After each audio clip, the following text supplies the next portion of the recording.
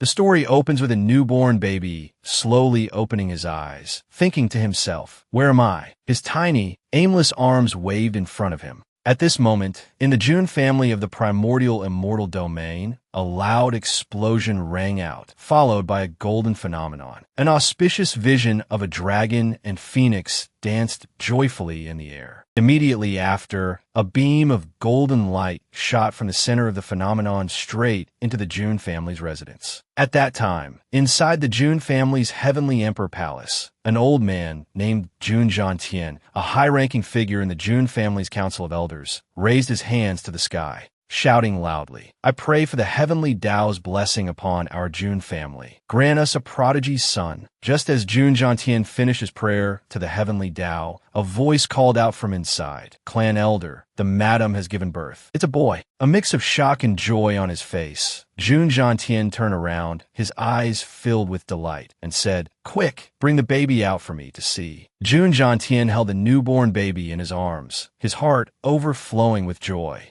The baby, however, was bewildered, thinking to himself, "Have I been transmigrated?" Jun Jiantian held up his grandson and said, "My dear grandson, I am your grandfather." At this moment, two figures appeared before Jun Jiantian. The two figures gradually became clear. They were two elders of the Jun family. One stroked his beard and said, "This child was in the womb for 10 years. Has he finally been born?" The other white-haired elder reached out his hand and said, "Jiantian, quick, let me hold the baby." As he got closer, a phantom of a mystical dragon appeared before the newborn. Both elders exclaimed in utter shock, "Is that the ancient desolate sacred body?" After confirming, he said with great regret, "It's true, it is the ancient desolate sacred body." What a pity. In nature, there are countless opportunities that can help a fetus connect with heaven and earth, giving birth to various special physiques. Among the 3,000 special physiques, the ancient desolate sacred body ranks in the top 5, comparable to supreme physiques like the eternal immortal body, the chaos body, and the firmament tyrant body. A fully cultivated sacred body can even challenge the great emperors of old. But in the current era, the rules of heaven and earth have changed, and it is no longer suitable for the ancient desolate sacred body to cultivate. The heavenly Tao even cast down 10 shackles to bind the sacred body's development. Afterwards, this elder patted Jiantian's shoulder and said, "Although it will be difficult for this child to cultivate, with our Jun family status in the immortal domain, it won't be difficult to let him live a life of luxury like a mortal emperor." Jun Jiantian's eyes were filled with sorrow as he looked at his grandson. The newborn baby, however, suddenly had a strange feeling. Immediately after, a strange voice sounded, "Congratulations, host. The system has detected the check-in location as the Heavenly Emperor Palace. Do you wish to check in now?" System reminder. The host's first check-in can trigger a random multiplier, granting a reward of 5 stars or higher. Seeing the system window, the newborn baby fell into thought. Then, he chose to accept the check-in. The system immediately displayed a notification. "Congratulations, host, for a successful check-in. You have received a rare 8-star reward, a complete ancient desolate sacred body." After the system's notification appeared, a brilliant golden light suddenly erupted from the newborn's eyes. The two elders were stunned by this sight. The golden light grew stronger, enveloping the baby's body. At this moment, 10 shackles of the heavenly Tao appeared around the baby's body. In less than the blink of an eye, the first golden shackle shattered. With a bang, an incredibly terrifying surge of vital energy erupted. Then, the second, third, and fourth golden shackles shattered in succession. Finally, all 10 shackles shattered at once. Jun Jiantian broke out in a sweat from this sudden change, his hands still holding his beloved grandson tightly. Immediately after, the entire Heavenly Emperor Palace trembled, radiating a brilliant aura. In the 9 heavens, the clouds and winds changed color, and lightning surged. Countless phantom images of saints appeared in the sky, densely packed, numbering over 10,000, all kneeling in worship towards the Jun family. This phenomenon alarmed the entire desolate heaven immortal domain. Jun Jiantian was stunned by this series of unexpected joys, standing dumbfounded for 5 seconds. The elders also stared in amazement at the phenomenon of the myriad saints' worship. After calming down, Jun Jiantian finally managed to close his mouth. Then he joyfully held up his prodigy grandson, cheering loudly. A phenomenon of the sacred body. This is the myriad saints' worship. Ha ha ha. My grandson has the aptitude of a great emperor. A complete, ancient, desolate sacred body is said to possess 6 types of phenomena. Once all are awakened, the 6 phenomena will form the 6 paths of reincarnation, making one invincible in the immortal realm. At this moment, the newborn thought to himself, "What the hell is this? Why are these people so dramatic?" The 2 Jun family elders also chimed in. An innate, ancient, desolate sacred body that has broken the heavenly Tao's shackles. This is truly unprecedented. That primordial dragon clan was so smug just because they produced a long out yin. This time, our Jun family must give them a good slap in the face. Haha. The newborn was even more speechless, thinking, they're hyping me up as if I'm already invincible. It seems I should be a little more low-key in the future. At this moment, Jun Jiantian stroked his chin in thought. I still haven't named my precious grandson. What do you all think of the name Jun Changshan? The 2 elders pointed at Jun Jiantian with disdainful expressions and said, if you give him that name, he definitely won't acknowledge you as his grandfather when he grows up. The name is too common, too rustic, it has no class at all. Suddenly, our protagonist's birth mother appeared. She was an orange-haired woman named Jiang Ro. This woman said, how about we just call him Jun Xiaoyao? Becoming an immortal is easy, but being carefree is hard. I only hope my son can be free and at ease in the future and enjoy his life. Faced with Jiang Ro's suggestion, the 3 Jun family elders had to take it seriously. Because Jiang Ro's identity was also extraordinary. She was the divine maiden of the Jiang family, one of the ancient aristocratic families. Jun Jiantian pondered for a moment and also agreed. Then let's call him Jun Xiaoyao.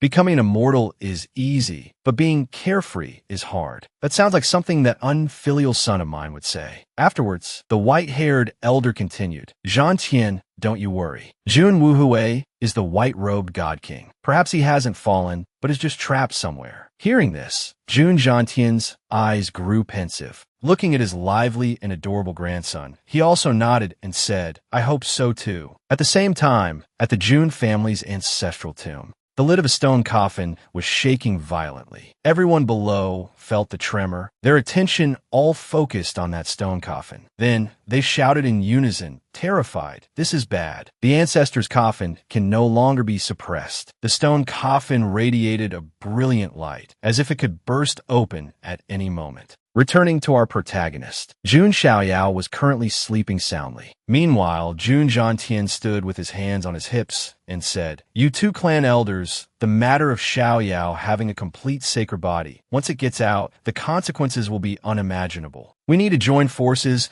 and cast a spell to conceal the unstable sacred body aura on Xiaoyao. The 2 clan elders also nodded in agreement. That's right, there are many forces in the immortal domain eyeing our Jun family. Indeed, a tall tree catches the wind. Jun Xiaoyao can be said to be the treasure of the Jun family now. No mistakes can be allowed. Jun Xiaoyao understood everything, gave an okay sign with his hand, and thought, old sirs, I get it. I'll act discreetly. You can all rest assured. Jun Jiantian turned to Jiang Ro and said, quick, bring the child over. Jiang Ro replied happily, then I'll have to trouble father and the clan elders. Afterwards, the 3 of them formed hand seals together, casting a seal to conceal Xiaoyao's sacred body. An orange gold beam of light shot straight at Xiaoyao. Xiaoyao, now within that beam of light, looked at his hands and said, floating in mid-air, this zero-gravity feeling is strange. Suddenly, an ice-cold voice echoed from the sky. You fools, what in the world are you doing? Abruptly, a yellow wall of spiritual power blocked the beam of light heading toward Xiaoyao. The white-haired elder was utterly shocked. Then a loud explosion rang out, splitting the heavenly emperor palace in 2.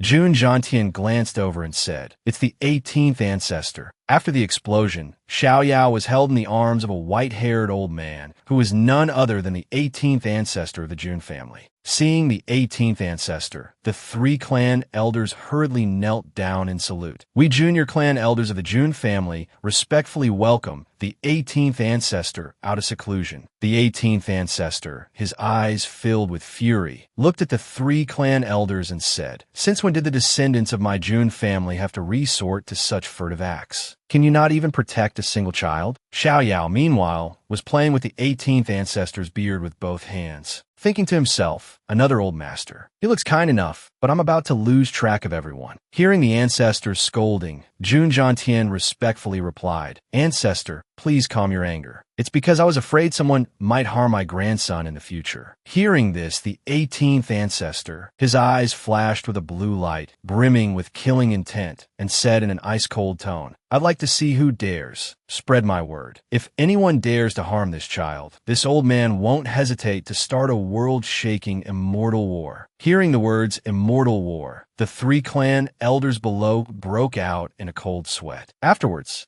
the other two clan elders communicated via voice transmission. An immortal war. That's a world-ending great war initiated by an immortal lineage. It would shatter the heavens and earth and plunge all life into misery. The ancestor is actually willing to go this far for a child. Zhantian then looked up and said to the ancestor, You mean you want to come out of death's seclusion to protect this child? The ancestor's eyes were extremely resolute as he said coldly, Why not? Death's seclusion is the most extreme cultivation method discovered by the peak cultivators of the immortal domain. Sealing oneself in a coffin, cut off from the outside world. Success means breaking out of the coffin. Failure means being eternally sealed within, body and soul perishing. The 18th ancestor then playfully teased Xiaoyao with his hand, laughing as he said, An innate, complete, ancient, desolate sacred body. This is a child of great fortune bestowed upon our Jun family by the heavens. From now on, all of the Jun family's resources must be devoted to this child. Furthermore, I will grant this child a succession slot. Hearing the ancestor mention a succession slot, the three clan elders all exclaimed in shock. What? This child is being granted a succession slot? As for Xiaoyao, he didn't understand at all, thinking to himself, what the heck is a succession slot? There's too much exposition at the start, and no one is explaining anything to me. A succession slot means that among the tens of thousands of Jun family members, only 10 people on a special list are qualified to be granted one by the ancestors. Possessing this slot means having the qualification to compete for the position of the next family head. Throughout history, only one person has ever been able to stand at the top of these 10 special existences. And that was the first generation head of our Jun family. And the person who topped the previous generation succession list was none other than Jun Xiaoyao's father, the white-robed God King Jun Wuhui. At this point, Zhantian said to the ancestor, Such an arrangement, this junior fears it is somewhat inappropriate, because everyone with a succession qualification must go through countless trials. This child has obtained a succession slot right after birth. How are we supposed to convince everyone? The ancestor's gaze darkened, and he said, If they're not convinced, they can come and snatch this slot later. I won't care then. Hearing this, Xiaoyao was stunned. Is this old man trying to set me up? Making me a target for everyone? I'm just a baby. Can't you just let me lie here and enjoy life? The ancestor, unaware of Xiaoyao's thoughts, happily teased his precious Xiaoyao. Zhantian, on the other hand, had a pensive look in his eyes. Wuhui, your son has been born. As for Xiaoyao, he was currently naked and on the verge of tears, thinking, Can you please stop playing with me? Can someone put some clothes on me? My little brother is about to freeze. Suddenly, a system window appeared before Jun Xiaoyao, on which was written, Check-in location has been updated. Please proceed to the Mount Tai Ancient Steel to check in. Xiaoyao's gaze shifted to the system window as he thought, Where is the Mount Tai Ancient Steel? In a flash, 3 years had passed. In front of the Jun family's Heavenly Emperor Palace, a female disciple was hawking hot news. The Jun family's divine child, who caused the 18th ancestor to come out of seclusion, is now 3 years old. Anyone who wants the latest news about the divine child, come find me. Discounts for bulk purchases, folks. At the same time, in the Jun family's garden. At this moment, Jun Zhantian was lecturing Xiaoyao, saying, Xiaoyao, next I will explain the essentials. You must listen carefully. The beginning of cultivation is the body-tempering realm, which has a total of 5 major stages. As long as you are nurtured with heavenly treasures, you can reach completion. Next is the divine treasury realm, which also has 5 major stages, corresponding to the 5 viscera: heart, liver, spleen, lungs, and kidneys. Once the 5 stages of the divine treasury are completed, one can condense a spirit sea, form a divine core, and transform into a true spirit. Xiao Yao rested his chin on his hands and asked casually, "Grandpa, so how long does it take to break through the divine treasury realm?" Zhang Tian stroked his beard and replied calmly with his eyes closed. "An ordinary person needs 5 years, while a prodigy from a major family only needs 3. As for you, perhaps 1 to 2 years will be enough." Xiao Yao touched his dantian with his hand and said, "Does it really take 1 or 2 years? But I feel like I can break through at any time." Zhang Tian looked at Xiao Yao and said, "Then circulate your energy for me to see." Afterwards, Xiao Yao closed his eyes and sat cross-legged in meditation. The surrounding spiritual energy was gradually drawn in. Seeing the spiritual energy being drawn in so quickly, Zhang Tian was also very surprised, thinking, as expected of my grandson, he entered a meditative state so quickly. His talent and aptitude are just too monstrous. But wait a minute, pause for 5 seconds. Unexpectedly, Xiao Yao directly broke through 2 realms without any difficulty. Then, Zhang Tian was even more shocked to see Xiao Yao successively break through the 5 realms of body tempering. A large amount of violent spiritual energy was absorbed with ease. Afterwards, Xiao Yao let out a breath, then happily said to his grandfather, "Grandpa, I seem to have successfully broken through to the divine treasury realm, right?" But immediately after, Xiao Yao was utterly shocked, his eyes nearly popping out, because he saw his grandfather was so happy he was about to ascend to heaven. Then, Xiao Yao helped Zhang Tian up and said, "Grandpa, are you all right?" But Zhang Tian was so happy he started to cry, saying, "I'm fine. I'm just too moved, too happy." "Xiao Yao, to celebrate your breakthrough to the divine treasury realm, I want to give you a gift. What do you want?" Xiao Yao broke out in a sweat, thinking, even if Grandpa asks what I want, I don't know anything about this world yet. How would I know what I want? Suddenly, Xiao Yao remembered the system mission from 3 years ago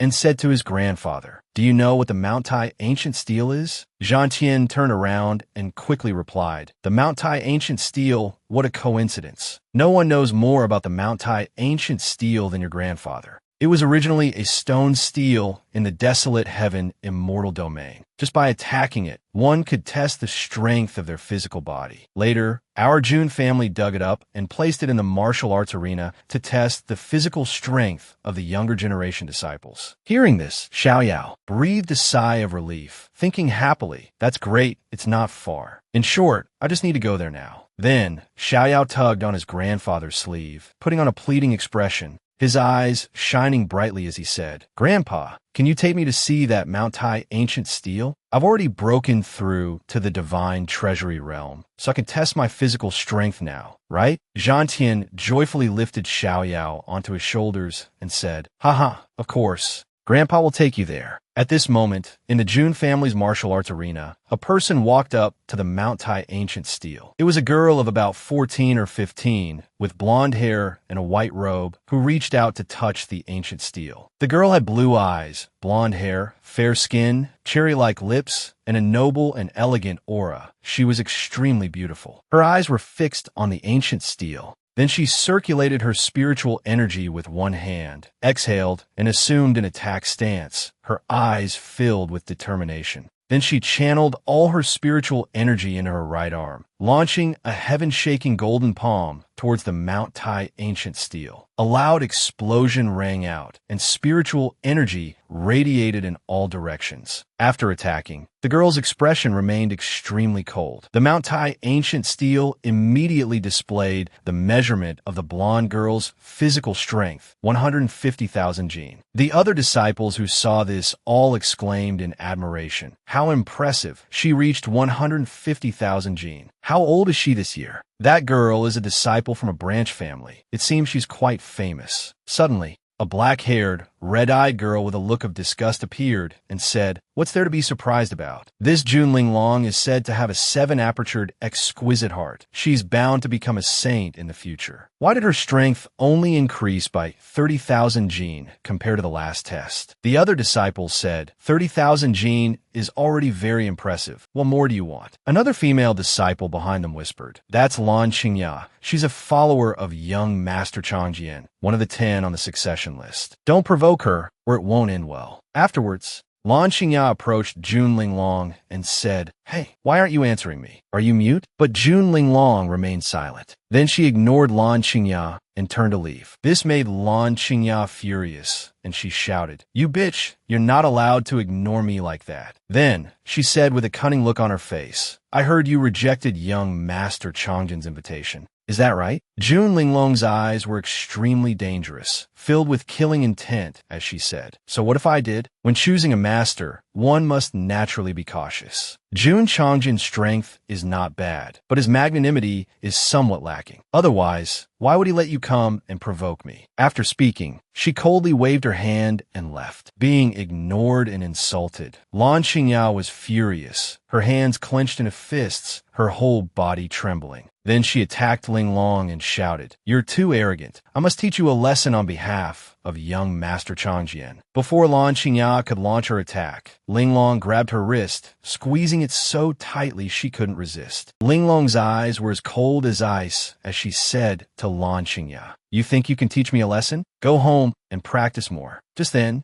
Xiaoyao appeared and said, "Is this the place?" This made both Linglong and Qingyao look at Xiaoyao in utter shock. Linglong's eyes were filled with surprise, thinking, "Who is that child? When did he appear there? I didn't sense him at all." When Xiaoyao touched the Mount Tai ancient steel, the system immediately displayed a notification. "Congratulations, host, for a successful check-in at the Mount Tai ancient steel. Congratulations, host, for receiving a 6-star reward. The hell-suppressing divine elephant's strength." The system is now issuing the reward to the host. The hell-suppressing divine elephant's strength. The divine elephant suppresses hell, guiding spirit with chi, and forming an elephant with spirit. Every move and gesture carries the power of a divine elephant. At completion, there are 100,000 particles in the body, each particle comparable to the strength of a divine elephant. Awakening 100,000 particles means being imbued with the power of 100,000 divine elephants. A single punch can shatter mountains and part seas, crush stars, and a single thought can destroy the sun and moon.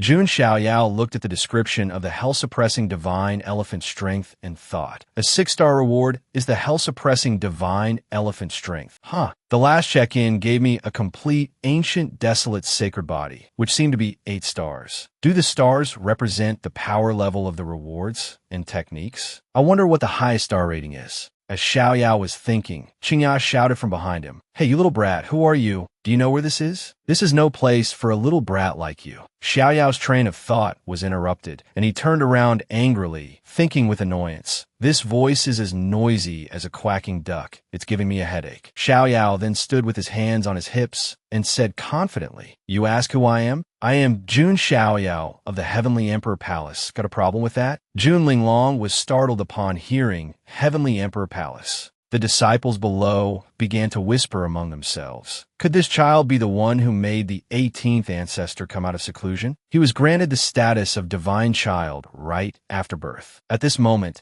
Qingyao was extremely tense, on edge, thinking, "What? Why is everyone so agitated?" Jun Linglong, however, was pensive and silent. She pushed Qingyao's head to the ground and immediately knelt in salute. Jun family disciple pays respects to the divine child. Qingya, whose head was roughly pushed to the ground, thought resentfully, "That damn Linglong, she definitely did that on purpose." Then she also knelt in salute, paying respects to the divine child. "I was rude just now. I beg for the divine child's forgiveness." The disciples below now came to their senses, and they all knelt respectfully, paying their respects to the divine child. Xiaoyao was expressionless, feeling speechless at this group of people, thinking, what's going on? She shouldn't have jumped out to question someone, only to end up humiliating herself. Is she trying to establish her authority in front of everyone? Then, Xiaoyao turned to face the ancient steel, thinking, the Mount Tai ancient steel can measure physical strength. Since I'm here, I might as well give it a try.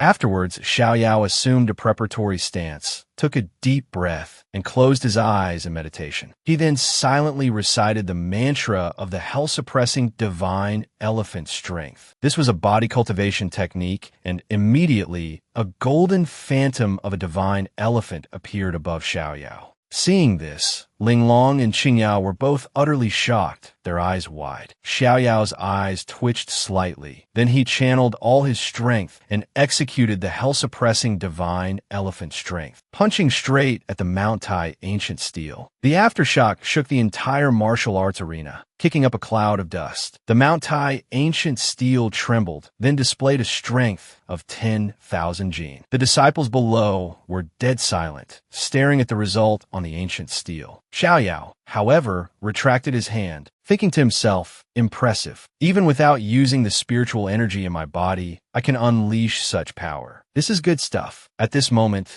the disciples below started whispering again. I remember he's only 3 years old, right? He's received the best resources since birth. Another person said, he's impressive, but you can't expect too much from a 3-year-old. But he's still not worthy of the title of divine child. Hearing this, Xiaoyao glanced at the group of disciples, a slight smile playing on his lips as he thought, haha, so they're not convinced. Good, that makes things more interesting. Xiaoyao directed all his spiritual energy and pressure towards the disciples below, including Linglong and Qingyao. Linglong and Qingyao were sweating under the pressure. Qingyao was terrified, gritting her teeth as she thought, what is this powerful aura? Even young Master Changjian can't produce such a terrifying pressure. Then, Xiaoyao turned around and said, if you feel I am unworthy, then I will show you my full strength. Afterwards, Xiaoyao channeled all his spiritual energy into his fist, along with the hell-suppressing divine elephant strength, and punched straight at the Mount Tai ancient steel. At this moment, Xiaoyao's grandfather, Jun Zhantian, who was flying by, saw Xiaoyao's all-out stance and laughed heartily. Xiaoyao's fist struck the Mount Tai ancient steel directly. Then, thousands of cracks appeared on the surface of the Mount Tai ancient steel. In an instant, with a cracking sound, it immediately shattered into thousands of pieces. In the end, only a pile of rubble remained. Xiaoyao stood still, saying nothing. The disciples below were stunned, amazed by Xiaoyao's power. Xiaoyao saw the Mount Tai ancient steel shattered into 1,000 pieces, clenched his fist, and thought to himself, damn it, no way, one punch shattered it? Jun Xiaoyao's expression was extremely unsightly at this moment. This stone steel must be some kind of treasure, right? How am I going to explain this to the family? Suddenly, from within the fragments of the Mount Tai ancient steel, a golden mist rose and condensed above. The words of the heavenly Tao reward appeared again, unlocking the eternal extreme realm. Jun Xiaoyao stood below, reading those words. Suddenly, the golden mist shot straight into Jun Xiaoyao's dantian, finishing in just an instant. Jun Zhantian laughed and said, the so-called eternal extreme realm means that in the countless eons that have passed, no one at your age has possessed such formidable power. You just broke in through to the divine treasury realm, and you're already touching the threshold of the spirit sea realm. I really don't know where the limit of you, little Brad, is. By the way, what was that move just now? Where did you secretly learn it from? Zhantian sat down, patting Jun Xiaoyao's head, praising him smugly. Jun Xiaoyao, with a guilty look, said, Grandpa, I broke the Jun family's Mount Tai ancient steel.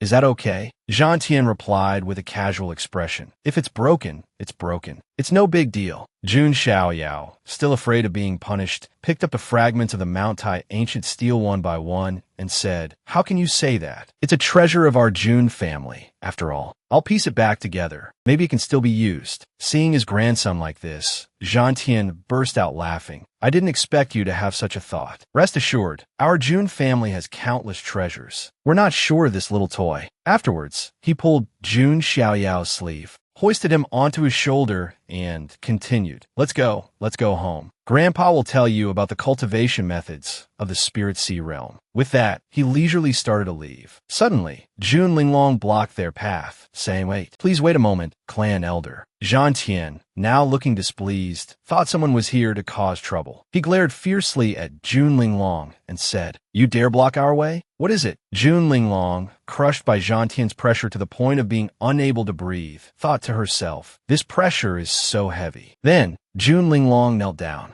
and said respectfully with clasped hands, Disciple Jun Linglong is willing to go through life and death for the divine child. Please allow me to become the divine child's follower. Jun Xiaoyao was bewildered, not understanding what was happening. The disciples below were utterly astonished by Jun Linglong's action, not expecting Jun Linglong to choose Jun Xiaoyao. As for Lan Qingya, she was seething with rage, thinking to herself, Jun Linglong, you bitch, young Master Changjian clearly humbled himself to recruit you. Is she doing this to throw all of young Master Changjian's face to the ground for Jun Xiaoyao to trample on? Jun Xiaoyao closed his eyes, thinking about how to choose. Then, he jumped down from his grandfather's shoulder, walked up to Jun Linglong, and asked, You want to follow me? Why do you want to become my follower? The Jun family has a total of 10 successors, and behind each successor is a group of followers of no small influence. One type is talented disciples from within the Jun family. The other type is recruited from the outside. In general, every follower will be nurtured to become a capable right-hand man for the successors in the future. Even his father, Jun Wuhui, once had a group of followers, known to the world as the 8 Legions of the God King. Each of them could stand on their own, true invincible heroes. It's not that Jun Xiaoyao had never thought about it, but he was only 3 years old now and in no hurry to recruit followers, so he paid it no mind. Jun Xiaoyao continued, When you knelt down just now, I heard whispers from below. They whispered that you are very arrogant,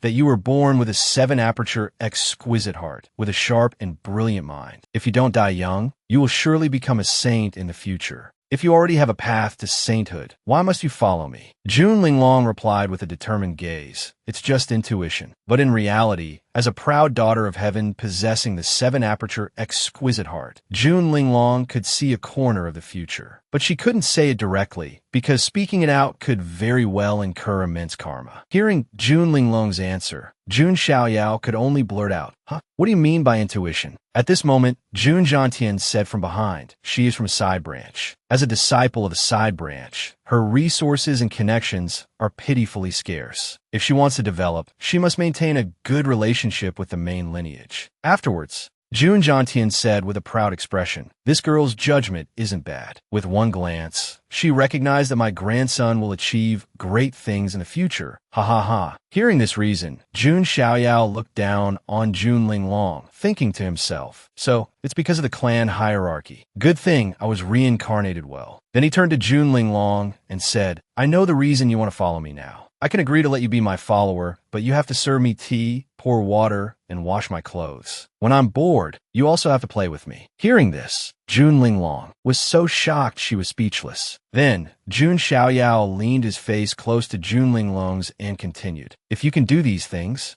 I will give you all the resources you want. Hearing this, Jun Linglong was overjoyed and agreed. Linglong is willing to follow the divine child through life and death without hesitation. Afterwards, Jun Xiaoyao gave his first order. All right, let's go back to the Heavenly Emperor Palace now. As soon as the order was given, Jun Xiaoyao jumped straight onto Jun Linglong's shoulder, pointing towards the Heavenly Emperor Palace. Jun Linglong was stunned, not understanding what this posture was. Meanwhile, his grandfather Jun Zhantian said furiously, Wait, Xiaoyao, isn't this posture Grandpa's exclusive privilege? Jun Xiaoyao calmly replied, No, Grandpa, stop joking. Compared to your muscular shoulders, this big sister's fragrant, soft, and fair shoulders are obviously much more comfortable. Jun Zhantian was so devastated by his grandson, who forgot his grandpa at the sight of a beauty, that he was mentally crushed, petrified on the spot, then curled up in a corner feeling sorry for himself, looking extremely pathetic. As for Jun Xiaoyao, he sat happily on Jun Linglong's shoulder and said, Grandpa, I'm fine. Let's hurry up. Don't worry, I'll show you the way. He said that, but Jun Xiaoyao thought to himself, I won't get kicked out of the Jun family tomorrow for stepping out the door with my left foot first, will I? At this moment, in a certain forest, Lan Qingya was moving hastily at an extremely fast speed, thinking to herself, I must quickly report to young Master Changjian. After a while of rushing,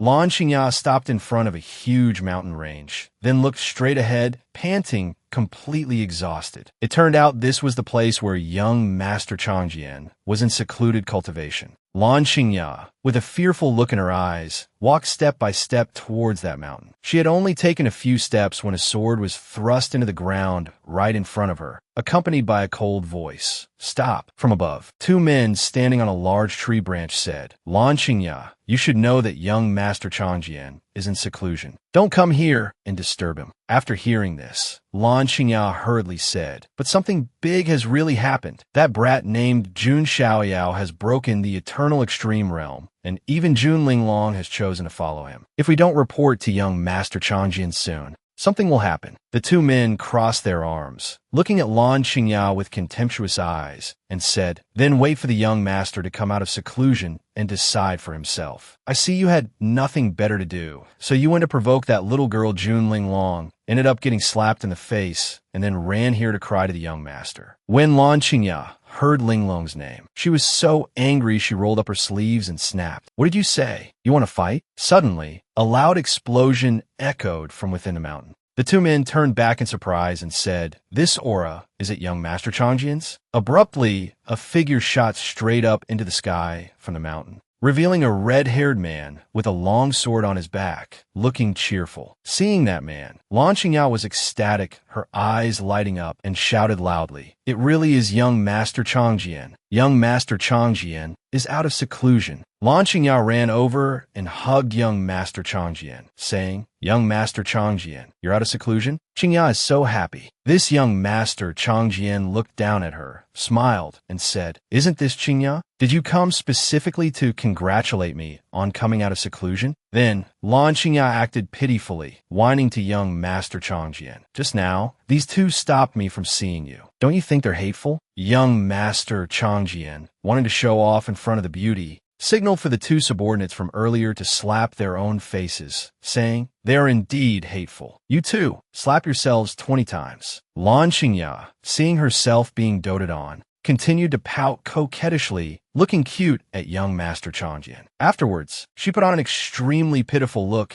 and said, "It's all because of that little girl Linglong. You don't know yet, but Jun Linglong has followed a very arrogant brat. I think his name is Jun Xiaoyao. She just wants your face to be trampled on." When Lan Qingya mentioned Jun Xiaoyao's name, young Master Changjian's eyes darkened. Suddenly, a loud explosion startled the two subordinates who were slapping themselves 20 times, and they looked in that direction. It turned out that young Master Changjian had mercilessly sent Lan Qingya flying several tens of meters with a palm strike. Young Master Changjian, his face full of anger, said, "You didn't shout my name in front of Jun Xiaoyao, did you?" Lan Qingya was slammed into a cliff by young Master Changjian's palm strike, her soul nearly leaving her body, still not understanding why she had to suffer this sudden blow. Lan Qingya, now bruised and battered, thought with a dazed and vacant look in her eyes. This young Master Changjian, after striking Lan Qingya, looked at his palm and thought to himself, "This Jun Xiaoyao is the son of the white-robed God King Jun Wuwei and the divine maiden Jiang Ro of the ancient Jiang family, and he is also valued by the 18th ancestor. What bad luck! This bitch Lan Qingya dare to implicate me. I must go and plead for forgiveness immediately, or I might lose my position as the 10th successor." At the same time, Jun Jiantian, his face full of anger, stared at Jun Xiaoyao with eyes full of killing intent. Jun Xiaoyao deliberately looked away, puckered his lips to whistle, and pretended that nothing had happened. Jun Jiantian sat on a chair, looking at Jun Xiaoyao kneeling below, and said, "You little brat, you're something else. Our Xiaoyao is still so young. How does he already know how to flirt with girls like this? Now that you have a big sister, you don't need grandpa anymore, right?" Hearing this, Jun Xiaoyao went closer to Jun Jiantian, knowing his grandpa doted on him, and pouted coquettishly. "How could that be? I'll forever be grandpa's most precious treasure." Then, Jun Jiantian grabbed Jun Xiaoyao's head with his hand and pushed him away bluntly, saying, "All right, you little brat, stop with the sweet talk. Let me ask you, what move did you use at the Mount Tai Ancient Steel today?" Seeing his grandpa ask about the God Elephant prison suppressing force that the system had rewarded him, Jun Xiaoyao pointed to the sky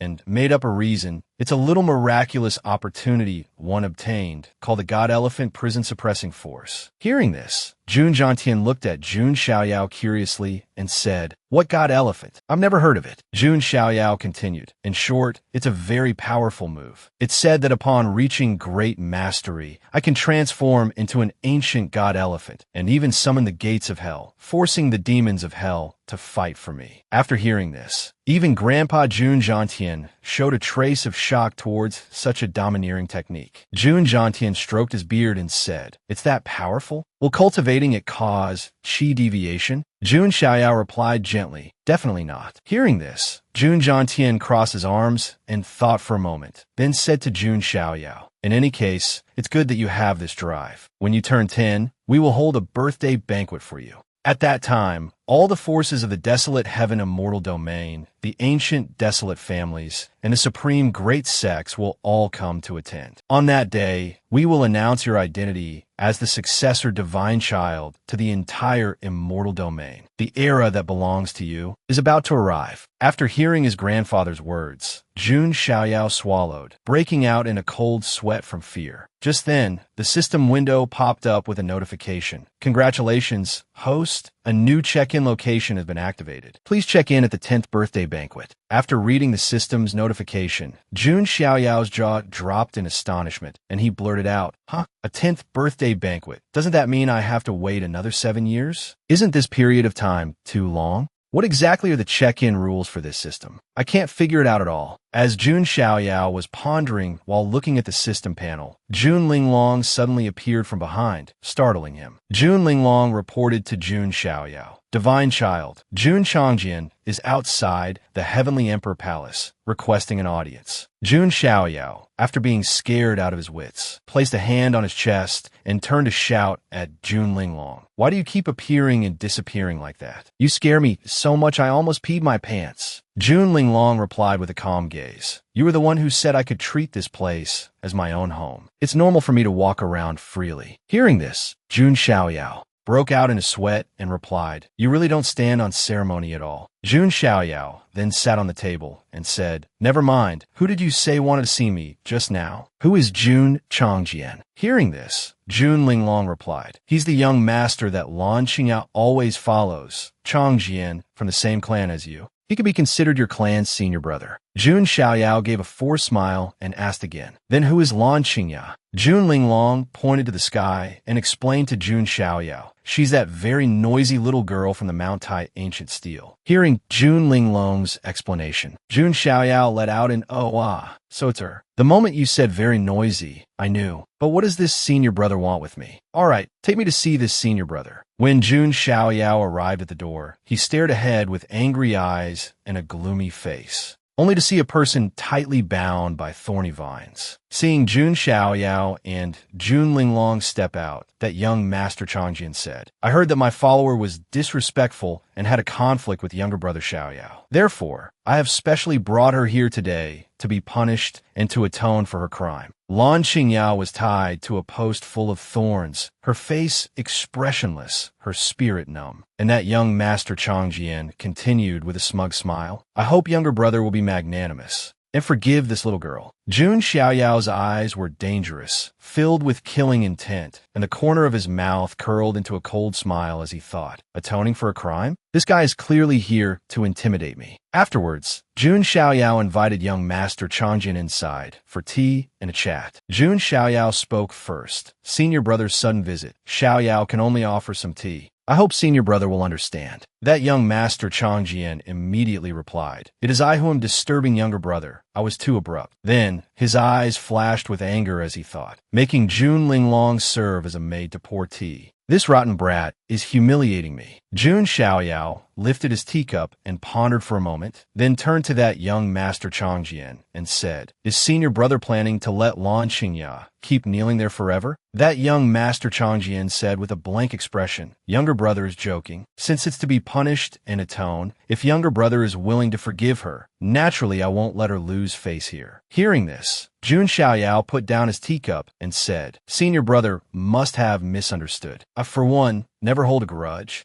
because I take my revenge on the spot. So senior brother doesn't need to use the excuse of atoning for a crime to satisfy his special hobby." Jun Linglong saw Jun Xiaoyao pointing his finger at the other party, exposing that young Master Changjian to his face, and couldn't help but cover her face to laugh. Then Jun Linglong said, "Ahem, my apologies. Don't mind me. You two please continue talking." That young Master Changjian was now red-faced with anger, but couldn't say a word. After calming down, he sneered. It seems younger brother is not satisfied with my apology. In that case, I have no need to keep such a fool. Afterwards, he unleashed a streak of sword chi, aiming straight for the pained Lan Qingya, who was kneeling to one side. The attack flashed before Lan Qingya's face. Then, with a loud bang, the main gate of the Heavenly Emperor Palace was shattered, leaving a long trail of destruction on the ground. Fortunately, Jun Linglong had acted swiftly, saving Lan Qingya from that young Master Changjian's lightning-fast attack. Jun Linglong glanced at Lan Qingya and scolded, "That's the young Master Changjian you've been longing for day and night of." Lan Qingya's eyes were filled with both anger and sadness, and she bit her lip without replying. That young Master Changjian, seeing his attack succeed, glared at Jun Linglong. Jun Xiaoyao at this moment picked up the teacup in front of him,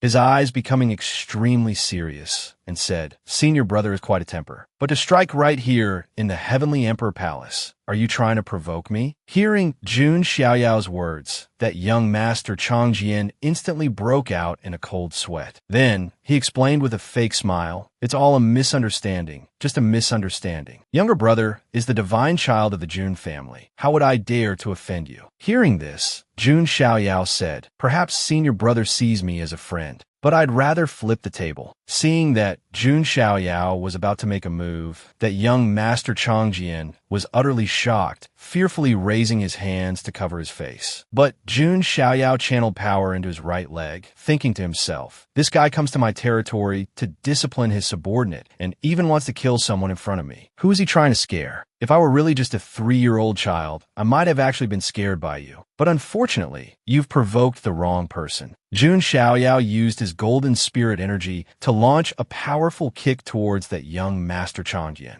knocking him back. After blocking one of Jun Xiaoyao's blows, that young Master Changjian, his face filled with horror, thought while drenched in sweat, "Damn it, what the hell is going on? Why does a 3-year-old child have such divine power?" Jun Xiaoyao stood coldly at a distance and said, "Senior brother Changjian, I didn't lie to you, did I? Those who offend me, I take my revenge on the spot." Then, Jun Xiaoyao made a provocative gesture towards that young Master Changjian, the corner of his mouth curling up, his eyes filled with contemptuous provocation. "The weather is nice today. How about we have a match to deepen our brotherly bond? What do you think, brother Changjian? Or could it be that brother Changjian doesn't dare to accept the challenge?" This young Master Changjian, a proper 17 or 18-year-old youth, being provoked to this extent by a 3-year-old brat, was driven mad with anger, his eyes full of killing intent, gritting his teeth, furiously thinking, "This rotten brat has gone too far." Then he comforted himself, "Breathe, calm down, calm down. Don't let a 3-year-old child provoke you like this." Then he said, "If younger brother wants to spar, as the senior brother, I will naturally oblige." Afterwards, that young Master Changjian took out an Origin Heaven token and said, "But no matter what, I am much older than you, so I will only use 30% of my strength. If younger brother Xiaoyao can defeat me, I will offer this Origin Heaven Supreme token with both hands. But on the contrary, if you lose, you'd better apologize for your rudeness." Hearing about the Origin Heaven Supreme token, Jun Xiaoyao's eyes showed curiosity, not knowing what it was. Suddenly, a voice transmission entered Jun Xiaoyao's ear. That's a good thing. It turned out to be Jun Linglong, who, while taking care of Lan Qingya, had sent a voice transmission to Jun Xiaoyao. "Little divine child, since he's delivering himself to your doorstep, don't be polite. Give him a good beating and take that token. It will be useful later. That token might be related to the legendary Supreme Treasure Trove." Hearing this, Jun Xiaoyao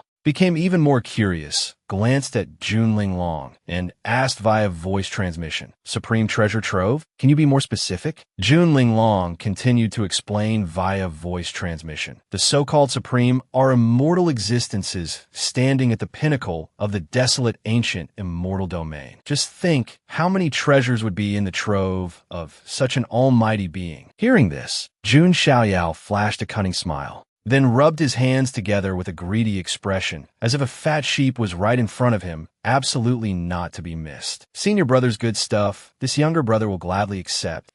That young Master Changjian, looked at Jun Xiaoyao's actions and expression and shivered all over, thinking in fear, "The divine child of our Jun family is actually a money grubber." Not long after, that young Master Changjian was panting heavily drenched in sweat, thinking, how can this be? What on earth happened? I am a top 10 successor of the Jun family, a recognized genius. Why am I being suppressed to this extent by a 3-year-old child? And he's even wiggling around, looking so detestable, it makes me want to cough up blood. Jun Xiaoyao, however, completely disregarded his opponent, making extremely provocative gestures, looking at that young master Changjian with a contemptuous expression. Jun Xiaoyao, with a confident look, even opened his mouth to say, "Senior brother Changjian, keep it up." That young master Changjian was both scared and angry, thinking to himself, I really want to beat this guy to death. Not long after, the Jun family's martial arena was already surrounded by many other disciples who came to watch the excitement, saying, "It's so lively. What's going on?" The 10th successor, young master Changjian, and the divine child Jun Xiaoyao are having a match? Heavens, the divine child is only 3 years old, right? Isn't this bullying a child? But you can't say that from the beginning until now, young master Changjian has been constantly suppressed by the divine child. Afterwards, that young master Changjian took a deep breath, regained his composure, and thought to himself, I can't let him lead me by the nose. If this Jun Xiaoyao is the divine child recognized by the 18th ancestor, he naturally has his superior points. I was just too careless just now.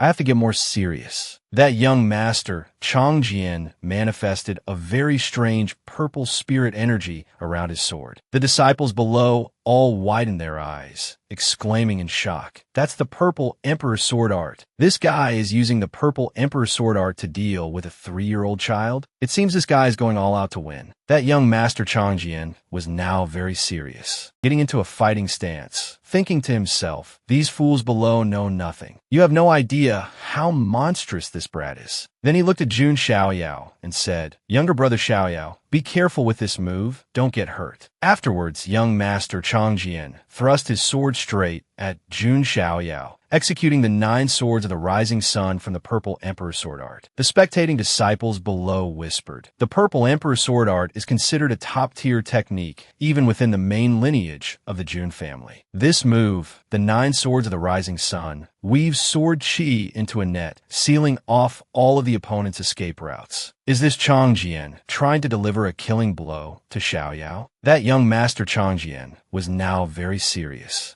gritting his teeth, using all his spirit energy, pushing his purple emperor sword art to its limit. But Jun Linglong said with a calm face, "But for my little divine child, this is not a problem." Jun Xiaoyao smiled confidently, raised his hand and struck, hitting that young master Changjian's wrist, causing him to weakly let go of the sword in his hand. When his sword was snatched away, that young master Changjian was utterly shocked, gritting his teeth tightly. Then his face turned pale, and he broke out in a horrified cold sweat. Jun Xiaoyao looked calmly at that young master Changjian and said, "How should I put this? I just feel that you're much weaker than I thought." With that, Jun Xiaoyao leaped up and delivered a kick to that young master Changjian's face. With a smack, a loud bang, dust flew everywhere, accompanied by a sparkling white tooth flying in the wind, and the blood of that young master Changjian. Jun Changjian, having taken a heavy blow, looked in utter astonishment at his own tooth flying in the air, wondering, why is my tooth flying in the air? What happened? Then,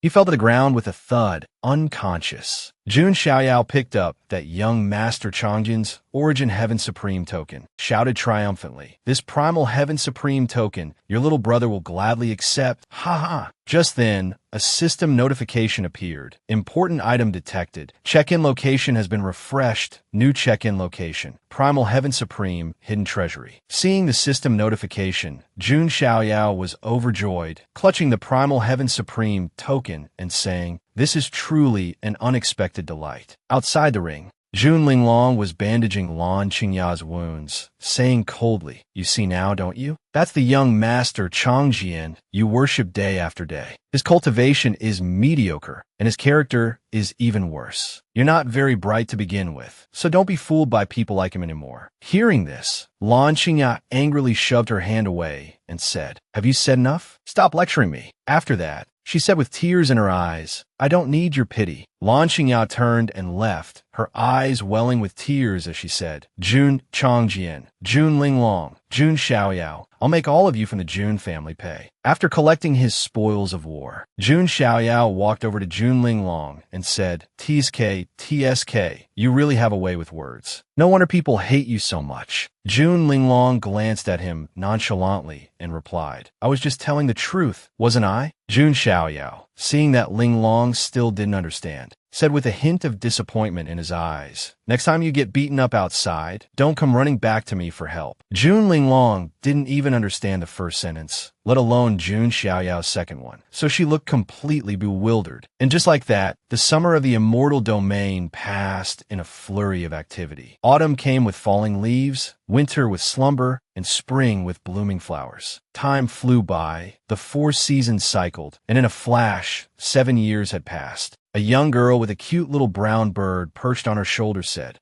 I'm finally here. At this moment, the scene was a bustling one on the Jun family's floating island, with streets full of people and lively stalls. A very cute girl appeared and said, So this is the Jun family's divine island? It's so lively. It would be great if I could meet that cute little boy. Not long after, 2 magnificent and majestic phoenixes appeared in the sky, flying over. An announcement came from below. The Tao Extreme Heavenly Sect has arrived with congratulatory gifts, congratulating the Divine Child on his 9 scrolls of Taoist scriptures. Jun Xiaoyao's 10th birthday had finally arrived. A continuous stream of announcements rang out from within. The Great Sun Holy Land has arrived, presenting the Divine Child with a congratulatory gift, a portion of Divine Gathering Jade Marrow, 100 blocks of supreme-grade Divine Source. The Princess of the Great Shang Dynasty has arrived, presenting the Divine Child with a congratulatory gift, a painting of mountains and rivers.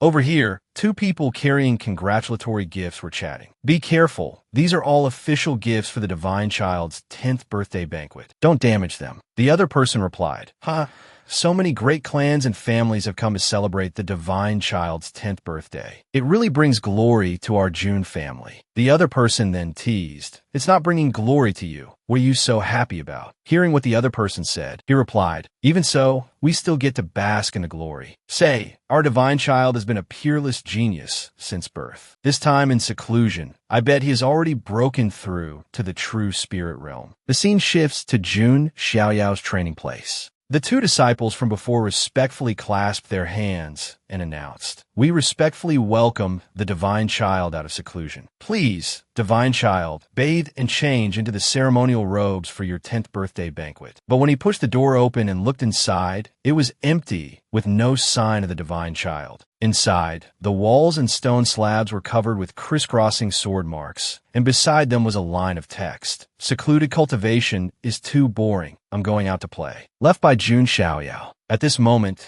the 2 disciples panicked and shouted, The Divine Child. The Divine Child has skipped seclusion to go play. Everyone. At the same time, Jun Xiaoyao was on some street, munching on an apple and saying, It's been a full 3 years. I haven't eaten anything for 3 years. If I can't eat, what's the point of cultivating? If I ever go into seclusion again in this life, I'll no longer be surnamed Jun Linglong appeared behind him, thinking to herself, This guy's biggest pet peeve is not being able to enjoy delicacies. Then she raised her hand, closed her eyes in thought, and said, Speaking of pet peeves, not being able to bathe for 10 days or half a month during seclusion is what I hate the most. Jun Xiaoyao, hearing an ally with the same view, agreed wholeheartedly, raising his hand and shouting, Exactly, that's the main point. But then, Jun Xiaoyao froze, looked at Linglong and said, But, wait a minute, why are you here? Jun Linglong looked at Jun Xiaoyao and said, I am here on the family head's orders to find a certain Divine Child and bring him back to the palace. Hearing this, Jun Xiaoyao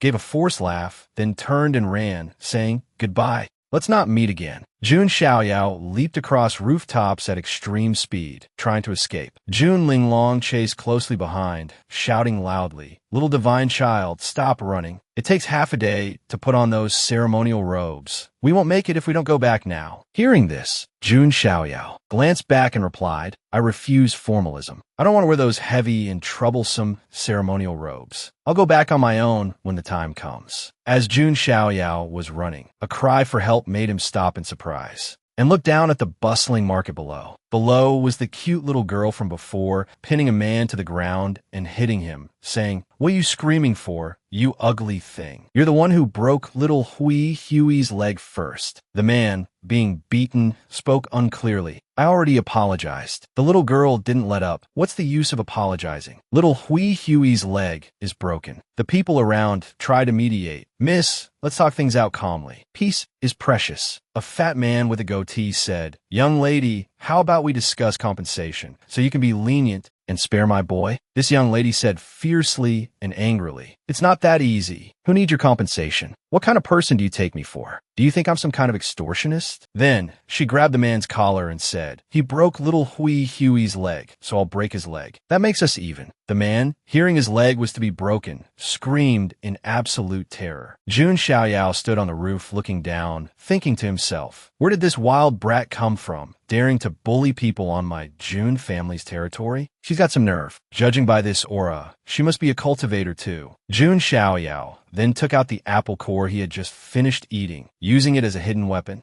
and flicked it towards the girl, thinking to himself, "Then let me teach you a lesson." This girl was also very sharp, noticing Xiaoyao's attack, and used her hand to catch the apple core flying towards her, shouting loudly, "Who dares to sneak attack me?" Then she looked at her hand in utter shock, thinking to herself, "Wait a minute, this feeling, could it be?" Then she flung away the apple core covered in Xiaoyao's saliva, exclaiming in disgust, "What kind of weird hidden weapon is this? It's all wet, so gross." Jun Xiaoyao laughed loudly from above.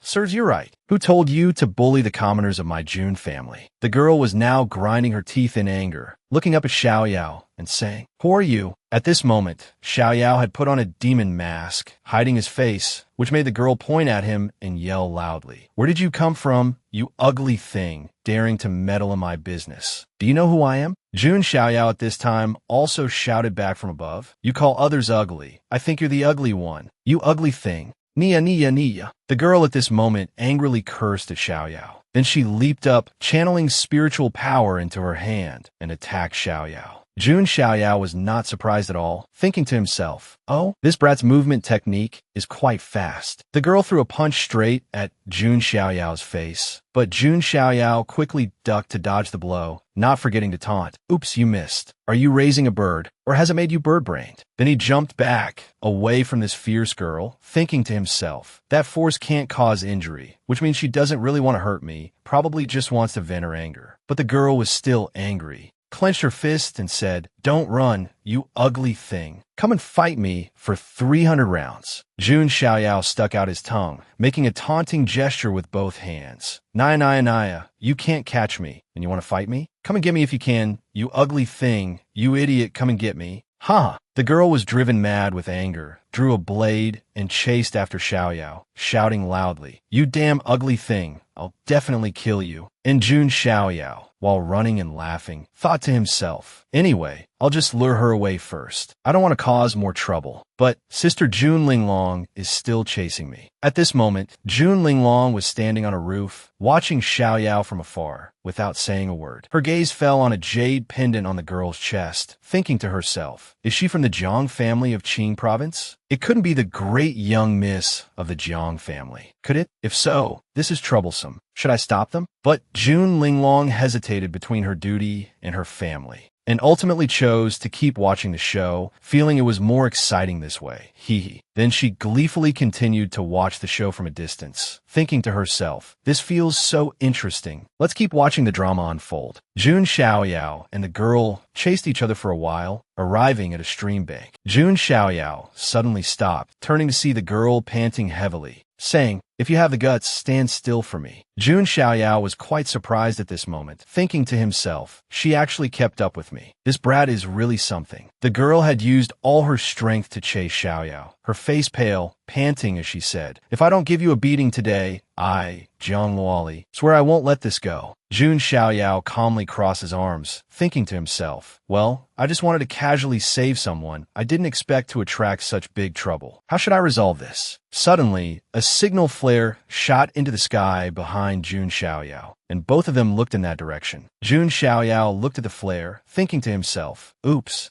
My 10th birthday banquet is about to start. Jun Xiaoyao immediately held out his hand towards Jiang Luoli and said, "Sorry, little girl, I have something urgent to attend to now. I can't play with you anymore." Jiang Luoli was stunned at this moment, not understanding the meaning behind Xiaoyao's words. Jun Xiaoyao then gathered power in his hand, his eyes becoming extremely dangerous and with extreme speed. He struck at Jiang Luoli. Jiang Luoli was hit, unable to react, and stood stunned for 5 seconds, utterly shocked. And then, there was no and then. At this moment, at the Heavenly Emperor Palace, fireworks filled the sky, illuminating the bright, moonlit night. Inside, another announcement rang out. The Jiang family of Qing province has arrived, presenting the Divine Child, a set of ancient, immortal holy weapons, 3 10,000-year-old top-grade holy medicines, and 1,000 supreme-grade divine sources. The people below heard this, and were all wide-eyed and slack-jawed, astonished by the Jiang family's gifts, saying, "So many gifts." After all, the Jiang and Jun families have been connected by marriage for generations. Their relationship is extraordinary. The Jiang family is also considered the Divine Child's maternal relatives. Everyone look,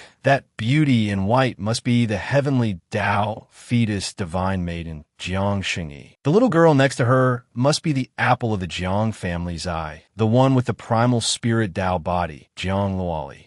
But why does that precious young miss look like she's sulking? I heard she and the Jun family's divine child have a marriage contract. Another person said, she's still young, probably just throwing a tantrum. Young people these days value freedom and love too much. Jiang Xingyi at this moment turned her head and said quietly to Jiang Luoli, "You've caused trouble, haven't you? Let's see if you dare to run out and cause a ruckus again." Jiang Luoli, being scolded by her sister, said angrily, "Don't let me see that ugly thing again, or I'll definitely beat him to a pulp." Jiang Xingyi then said, "Are you sure you can beat him? If that young hero hadn't been benevolent, I'm afraid you wouldn't be able to attend the Jun family divine child's 10th birthday banquet in one piece." Luoli at this moment stubbornly shouted, "Sister, you're so annoying. Why are you siding with an outsider?" Just then, a young man slowly walked up to the two talking sisters and said, "Miss Luoli, hello, long time no see. Have you been well?" Luoli looked bewildered and said, May I ask who you are?" This young man replied, "Has Miss Luoli forgotten? We met once in the Fallen Moon Secret Realm." Hearing this, Luoli replied, "Oh, I remember now. You're that person surnamed Mo. Who was it again?" Seeing this, the young man clasped his hands respectfully and introduced himself. "I am Yi Xingyun of the ancient Yi family." Jiang Luoli, seeing this, casually waved her hand and said, right, hello. Goodbye." Then she walked past Yi Xingyun without a second glance. Jiang Xingyi, seeing this, worriedly turned and said quietly to Luoli, "That was too rude of you." Luoli said, "I really can't remember his name. What can I do?" "Sister, you know I'm face blind.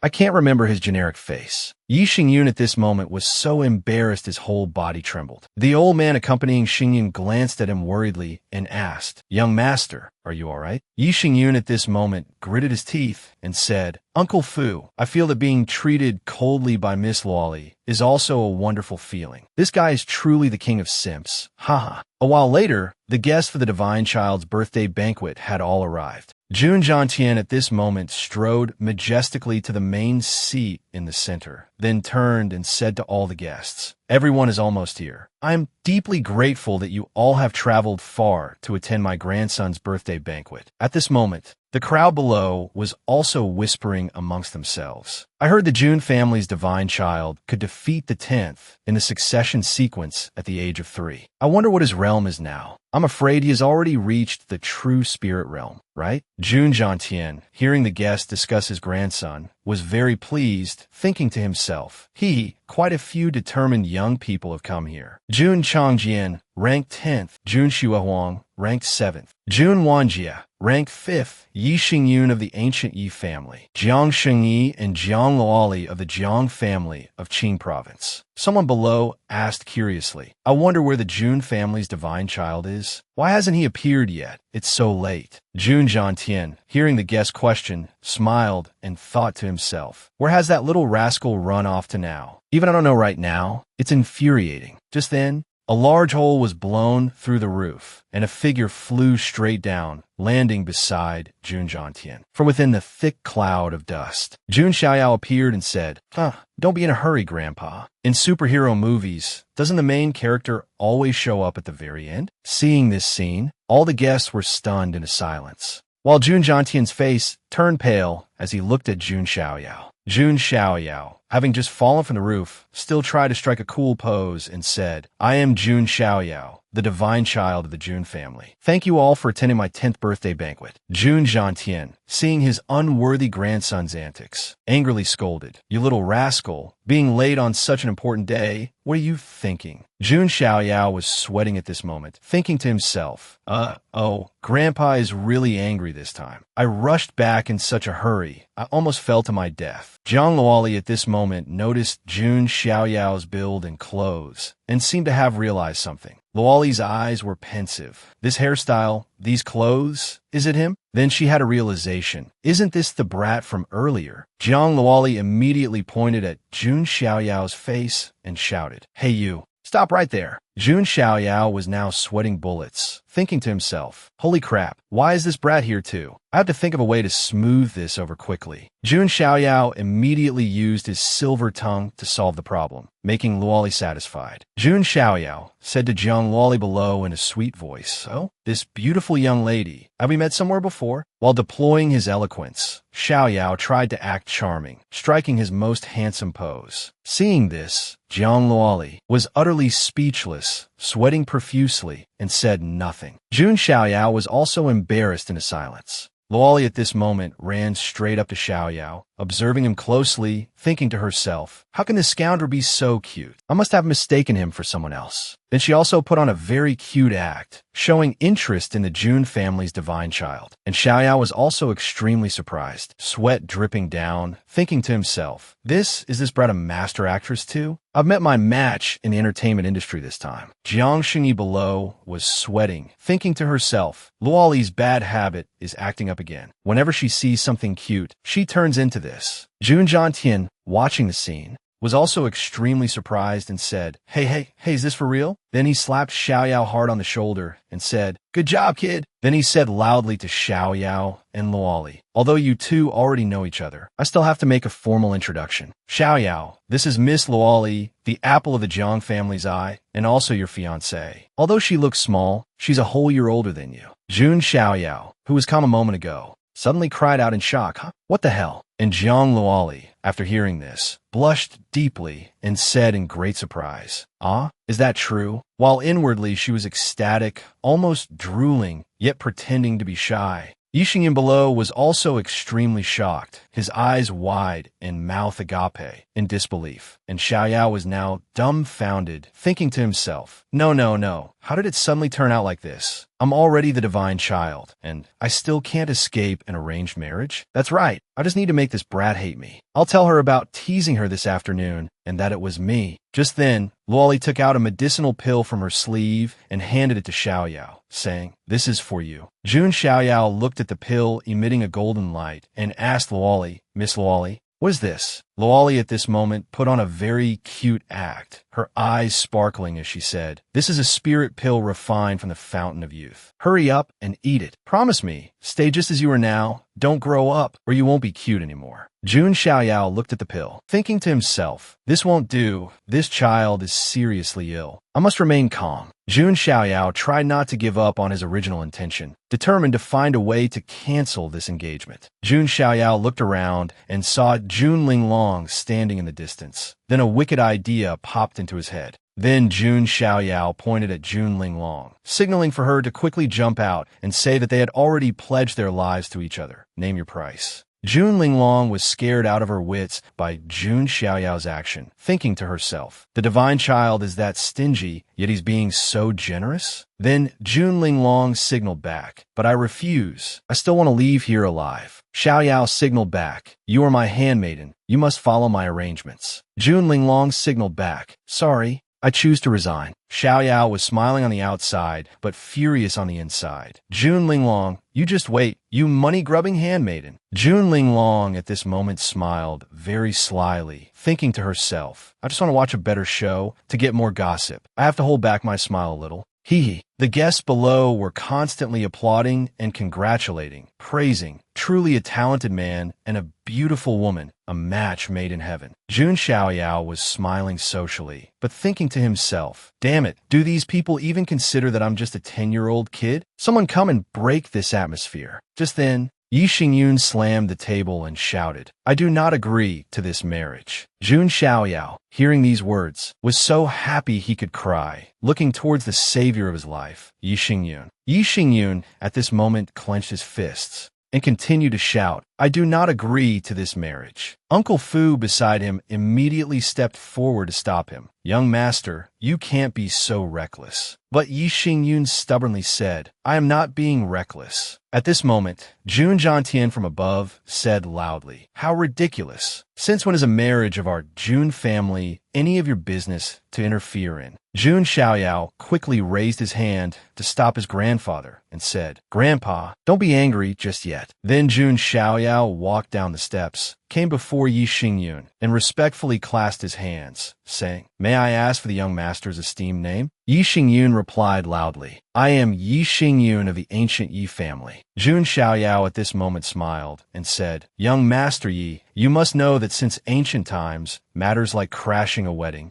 are all settled with strength. Yi Xingyun also replied very calmly, So what? Does the Jun family's divine child wish to have a match with me? Jun Xiaoyao at this moment gave a friendly smile and said, Why not? The crowd below was once again in an uproar. Hey, is this for real? The Jun family's divine child and the Yi family's young master are about to fight? There's a good show to watch now. At the same time, Jun Xiaohuang was enjoying a fine glass of wine in her hand when Jun Changjian walked over and said, I heard you deliberately came out of seclusion early this time just to attend little brother Xiaoyao's 10th birthday banquet. Is that right? Jun Xiaohuang placed her wine glass down with a blank expression and replied, After all, little brother Xiaoyao was able to defeat you at just 3 years old. It's a bit strange. Jun Changjian, having his sore spot poked, gritted his teeth and lowered his head, unable to refute. Then he looked towards Jun Wanjia, thinking to himself, but compared to her, this one is even stranger. With his personality, why would he attend a banquet like this? A moment later, outside the banquet hall, Jun Xiaoyao and Yi Xingyun prepared for their wedding crashing battle. Uncle Fu, who was with Yi Xingyun, stood outside and sighed, Alas, why must the two young masters fight to this extent? Yi Xingyun at this moment gathered spiritual power into his two right fingers and said, Uncle Fu, rest assured, I know my limits. I won't harm the Jun family's divine child. Then he rushed towards Xiaoyao, shouting, Jun family's divine child, take this. Then he unleashed his ultimate move, the chaotic star finger, striking straight at Xiaoyao. Jun Xiaoyao, seeing this move, also widened his eyes slightly, a little surprised. The surrounding guests watching the show were discussing animatedly. The Yi family's Star King body truly lives up to its reputation. I wonder how the Jun family's divine child will deal with it. Seeing Yi Xingyun's attack, Xiaoyao's surprised expression from before turned out to be surprise at how weak it was. Then he gently waved his hand, knocking away Yi Xingyun's right hand, causing Yi Xingyun's chaotic star finger attack to be neutralized. But immediately after, Yi Xingyun's eyes were firm, and he channeled his power to execute the chaotic star finger with his left hand, pointing it straight at Jun Xiaoyao. Jun Xiaoyao, seeing that Yi Xingyun could attack with both hands, was extremely surprised and hurriedly dodged. Yi Xingyun continued to attack Jun Xiaoyao fiercely. Jun Xiaoyao dodged backwards, then shifted to the left, his expression at this moment as if saying, Holy crap, this attack is so strong. After a storm of attacks, Yi Xingyun stopped due to excessive consumption of spiritual power. Jun Xiaoyao, after dodging countless attacks just now, had yet to steady himself. Yi Xingyun was panting heavily at this moment, thinking to himself that Jun Xiaoyao actually dodged all of my attacks? This is too unreal. Jun Xiaoyao had stabilized his body, his expression extremely calm. Yi Xingyun looked at Jun Xiaoyao's feigned calm expression, thinking to himself, to outsiders, it looks like he's struggling to withstand my attacks, but in reality, I couldn't touch him at all. As he was thinking,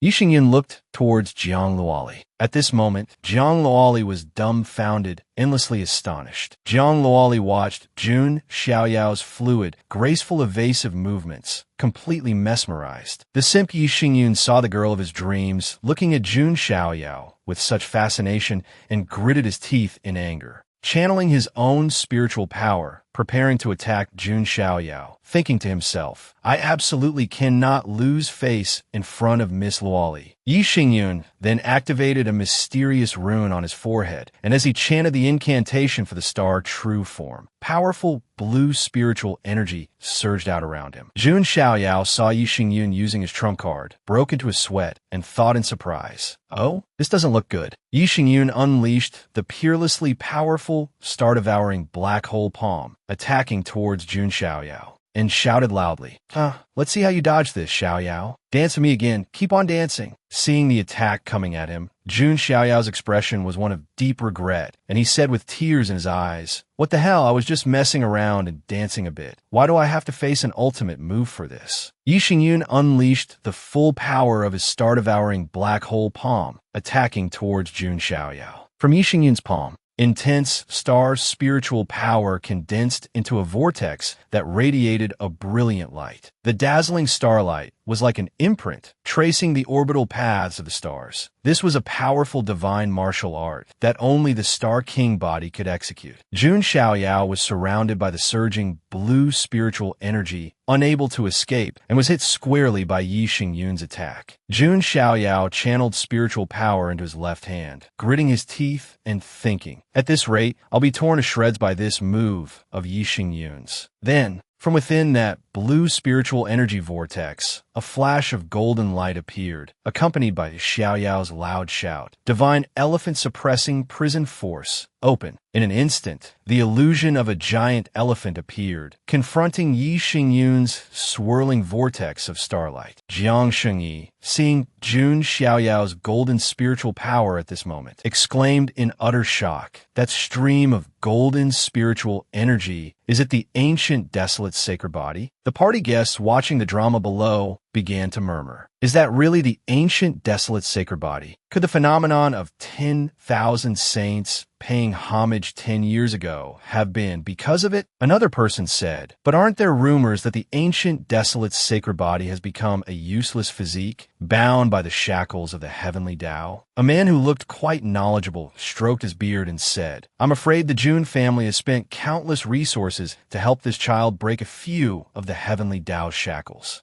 But even so, the cultivation path of the ancient desolate sacred body cannot go far. Yi Xingyun and Jun Xiaoyao clashed palms. The scene was incredibly intense, the victor yet to be decided. Both of their eyes were extremely determined, having used their full strength. Not long after, the illusion of the divine elephant gradually dissipated, dispersed by the star-devouring black hole palm, which then struck Jun Xiaoyao's body directly. Yi Xingyun, at this moment, seemed to have lost his senses from overusing his Star King body and was unable to stop the attack. Jun Xiaoyao was sent flying into the air in pain. At this time, Yi Xingyun had still not regained consciousness, only having a vague sensation. Jun Jiantian was horrified when he saw Yi Xingyun sent flying, so scared he was stunned. Jun Xiaoyao then crashed to the ground with a thud, seemingly having lost all combat strength. Yi Xingyun had regained his senses and looked toward Xiaoyao. The guests below were also extremely surprised by this result. Jun Linglong broke into a fragrant sweat, not understanding what had happened. This little divine child was usually so meticulous, his calculations extremely cunning. How did he end up in this state today? Jun Xiaoyao was now unconscious on the ground, his face bruised and battered, his mouth full of fresh blood, his injuries looking extremely severe. Seeing this, Uncle Fu angrily shouted Yi Xingyun's name. Young master, how could you be so heavy-handed with a 10-year-old child? Yi Xingyun hurriedly explained, that's not it, Uncle Fu. I wasn't that heavy-handed. Yi Xingyun at this moment recalled the scene of their palm clash. At the most critical moment, Jun Xiaoyao had smiled at him and even winked. At that time, Yi Xingyun still didn't understand the meaning of that look. Immediately after, Jun Xiaoyao withdrew the spiritual power of his divine elephant-suppressing prison force, which was why Yi Xingyun's star-devouring black hole palm struck him directly. Jun Xiaoyao even added some acting to supplement it, screaming in pain, "Ah!" From a distance, Yi Xingyun saw Jun Xiaoyao lying in Uncle Fu's arms and cursed inwardly. "This bastard, you set me up. You did it on purpose, didn't you?" Jun Xiaoyao now grabbed Uncle Fu's sleeve, his voice extremely strained. "Cough, cough. Old sir,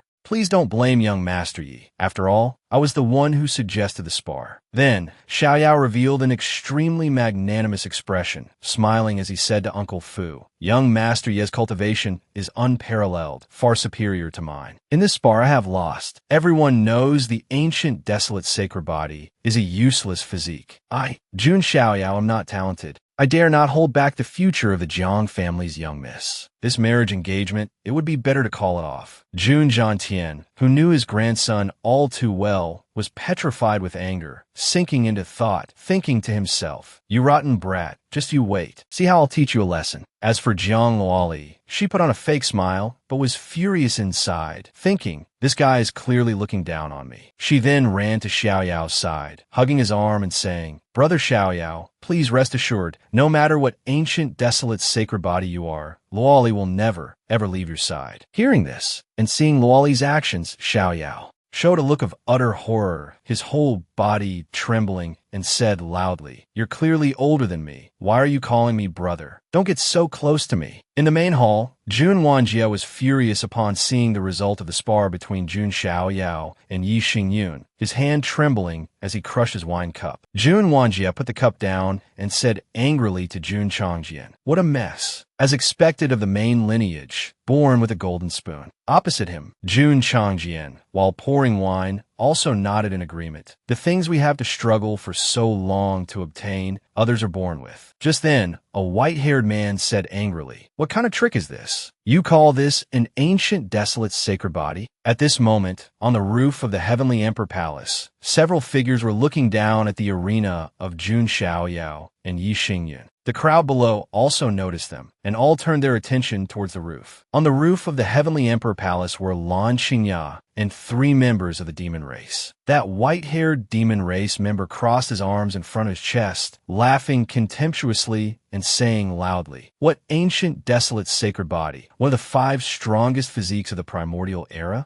can't even beat the light of a firefly." Jun Xiaoyao looked up with a blank expression, thinking to himself, "Which brat is this? Can't even pick the right time to cause trouble. What kind of cat or dog is this white-haired kid to speak so arrogantly?" From a distance, Jun Zhantian sensed the aura of that white-haired man and thought, "Is that someone from the ancient dragon clan?" At this moment, on the roof, that white-haired dragon clan member called out Lan Qingya's name in an icy voice. Lan Qingya, being called out, was so scared her face lost all color, and a cold sweat broke out. Then, that dragon clan member kicked Lan Qingya down and said angrily, "Are you kidding me? I came all this way because you said there was an ancient desolate sacred body who broke the heavenly Tao's shackles at birth." Jun Xiaoyao frowned at this moment, his eyes fixed on that dragon clan member, not saying a word, recalling the events of a few months ago. At the ancestral dragon nest, one of the ancient royal clans of the demon race. The ancient royal clans are among the top factions in the desolate heaven immortal domain, on par with top-tier human forces like the ancient families, supreme great sects, and immortal divine dynasties, which includes Jun Xiaoyao's Jun family. The ancient emperors of the ancient royal clans were powerful enough to rival the great emperors of the human race, and in some eras, ancient emperors even dominated the immortal domain, standing above all living beings. The ancestral dragon nest is a peak force among the ancient royal clans, on par with other top royal clans like the 10,000 Phoenix Spirit Mountain and the Chilan Ancient Cave. At this time, a banquet was being held in the ancestral dragon nest, the atmosphere incredibly joyous. 5 demon race members raised their cups to toast, shouting loudly, "Cheers, fellow Taoists." The banquet was crowded with guests, who took turns cheering and praising. Congratulations to the dragon son of the ancestral dragon nest for successfully fusing with the first drop of dragon origin. The dragon son is truly formidable. To absorb the dragon origin, haha. If it were an ordinary demon, their body would have long since exploded and died. Only a dragon son with such innate talent could refine it so easily. A young man in ornate golden robes,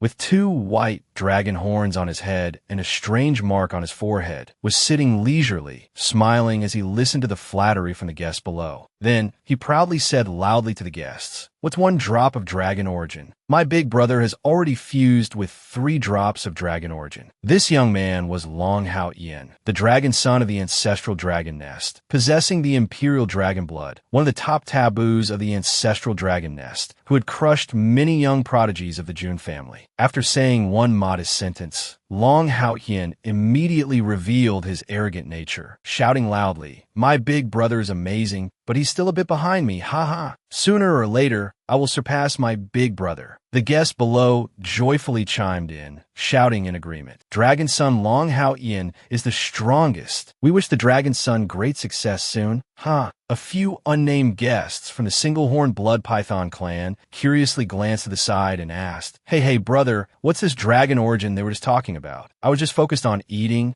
I still don't quite get it." The one from the False Phoenix clan, which is to say, the Rooster clan, pouted, giving the fool from the single-horn blood python clan a disdainful look and replying, "Are you even from the demon race? Or are you a human who snuck in? You don't even know this?" Then, the Rooster clan member explained with an air of wisdom, "Dragon origin is the bloodline essence left behind by a supreme being of the dragon clan after their fall, containing various innate divine abilities and rune imprints, a one-of-a-kind treasure in the world." The single-horn blood python clan member, hearing this, widened his eyes in excitement and said, "Is it that magical, old brother? Can we use it too?" The Rooster clan member, seeing this guy acting as if he was high, broke into a sweat and said, "Use my ass. 1 drop is enough to make you explode and die." Just then, a woman's voice came from behind. "Just for successfully fusing 1 drop of dragon origin, you're already so smug, throwing such a grand banquet here." It turned out to be Lan Qingya, wearing a cloak that covered her completely to hide her human identity. Lan Qingya raised her wine cup, her eyes deep, and continued, "You people still don't know that in one of the ancient families, the Jun family, a divine child has appeared whose talent is so astonishing it triggered the phenomenon of 10,000 saints paying homage. Looking at you all, it's truly laughable." One of Long Hao Yin's subordinates heard this, stood up angrily, and shouted, "Who just insulted the dragon's son?" This person was a young expert from the Bull Demon Mountain of the ancient King clan, Neo Dingtian. It's rumored he once fought 10 alone, stopping 10 chosen ones of the human race, a renowned prodigy of the ancient King clan. Not long after, Lan Qingya was captured, pushed into the main hall, and fell flat on her face. It turned out Lan Qingya was discovered to be human by a golden-haired female demon and was thrown out of the main hall. The golden-haired woman said, "I was wondering who had such a big mouth. A mere human dares to come to the ancestral dragon nest and cause trouble, spouting nonsense?" This golden-haired female demon was also one of Long Hao Yin's powerful subordinates. She was a chosen daughter of the winged human clan from the ancient King clan. Nioding Tian then said to Dragon's son Long Hao Yin, "Dragon's son, how about we cook this bitch and serve her with wine for the brothers?" Long Hao Yin, however, rested his hand on his thigh, thinking for a moment. Then,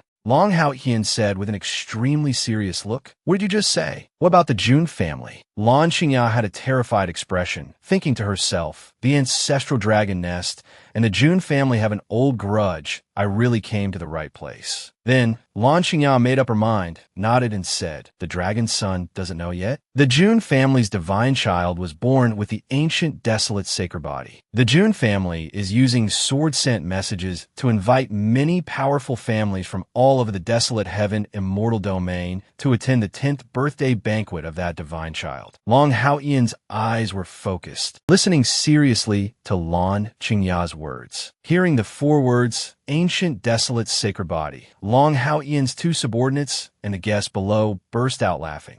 Ancient desolate sacred body? Don't make us laugh. A few thousand years ago, it might have been considered a supreme physique, but now it's just a useless one. And for this, they're inviting powerful families from all over. Long Hao Yin, hearing these words, was extremely calm, shouting loudly, "All of you be quiet." Then, He ordered Lan Qingya in a low voice. Continue. A useless physique. Why would the Jun family value it so much? Lan Qingya knelt below, glancing up at Dragon's son, Long Haotian, secretly pleased. Then, she said with a determined and resolute look, the ancient desolate sacred body is called a useless physique because it is now born with 10 shackles of the heavenly Tao. But what if that divine child of the Jun family was born having already broken the shackles? Back to the present. On the roof of the Heavenly Emperor Palace, the scene of Long Haotian kicking Lan Qingya away earlier, he said angrily, "What kind of show is this in front of me? This is what you call an ancient desolate sacred body born, having broken the 10 shackles of the heavenly Tao. Are you kidding me? I came all this way because you said there was an ancient desolate sacred body who broke the heavenly Tao's shackles at birth." Lan Qingya, kicked in the stomach, was in extreme pain, clutching her stomach and gritting her teeth, thinking, damn it, this hateful little dragon. Just as Lan Qingya was about to fall to the ground, a woman's arm reached out from behind and caught her. It was Jun Linglong who caught Lan Qingya from behind, without saying a word. The two landed safely behind Jun Xiaoyao. Jun Xiaoyao calmly stepped forward, his hands on his hips, and said with a disdainful look, Hey, little bro over there, you are currently on my Jun family's territory, yet you openly beat up a disciple of my Jun family? Isn't that going a bit too far?" Hearing Jun Xiaoyao's words, Long Haotian smiled slyly, pointed at Lan Qingya, and said smugly, "Jun family disciple? What are you talking about? That girl is my maidservant. Of course, I can treat her however I want. That's my business." Hearing this, Lan Qingya was terrified, her eyes vacant and full of fear. Then, she gritted her teeth, forced a smile, and closed her eyes, saying, "That's right, I am the maidservant of the great dragon, son Long Haotian." Jun Linglong, hearing this, gave Lan Qingya a surprised glance and said, Hey,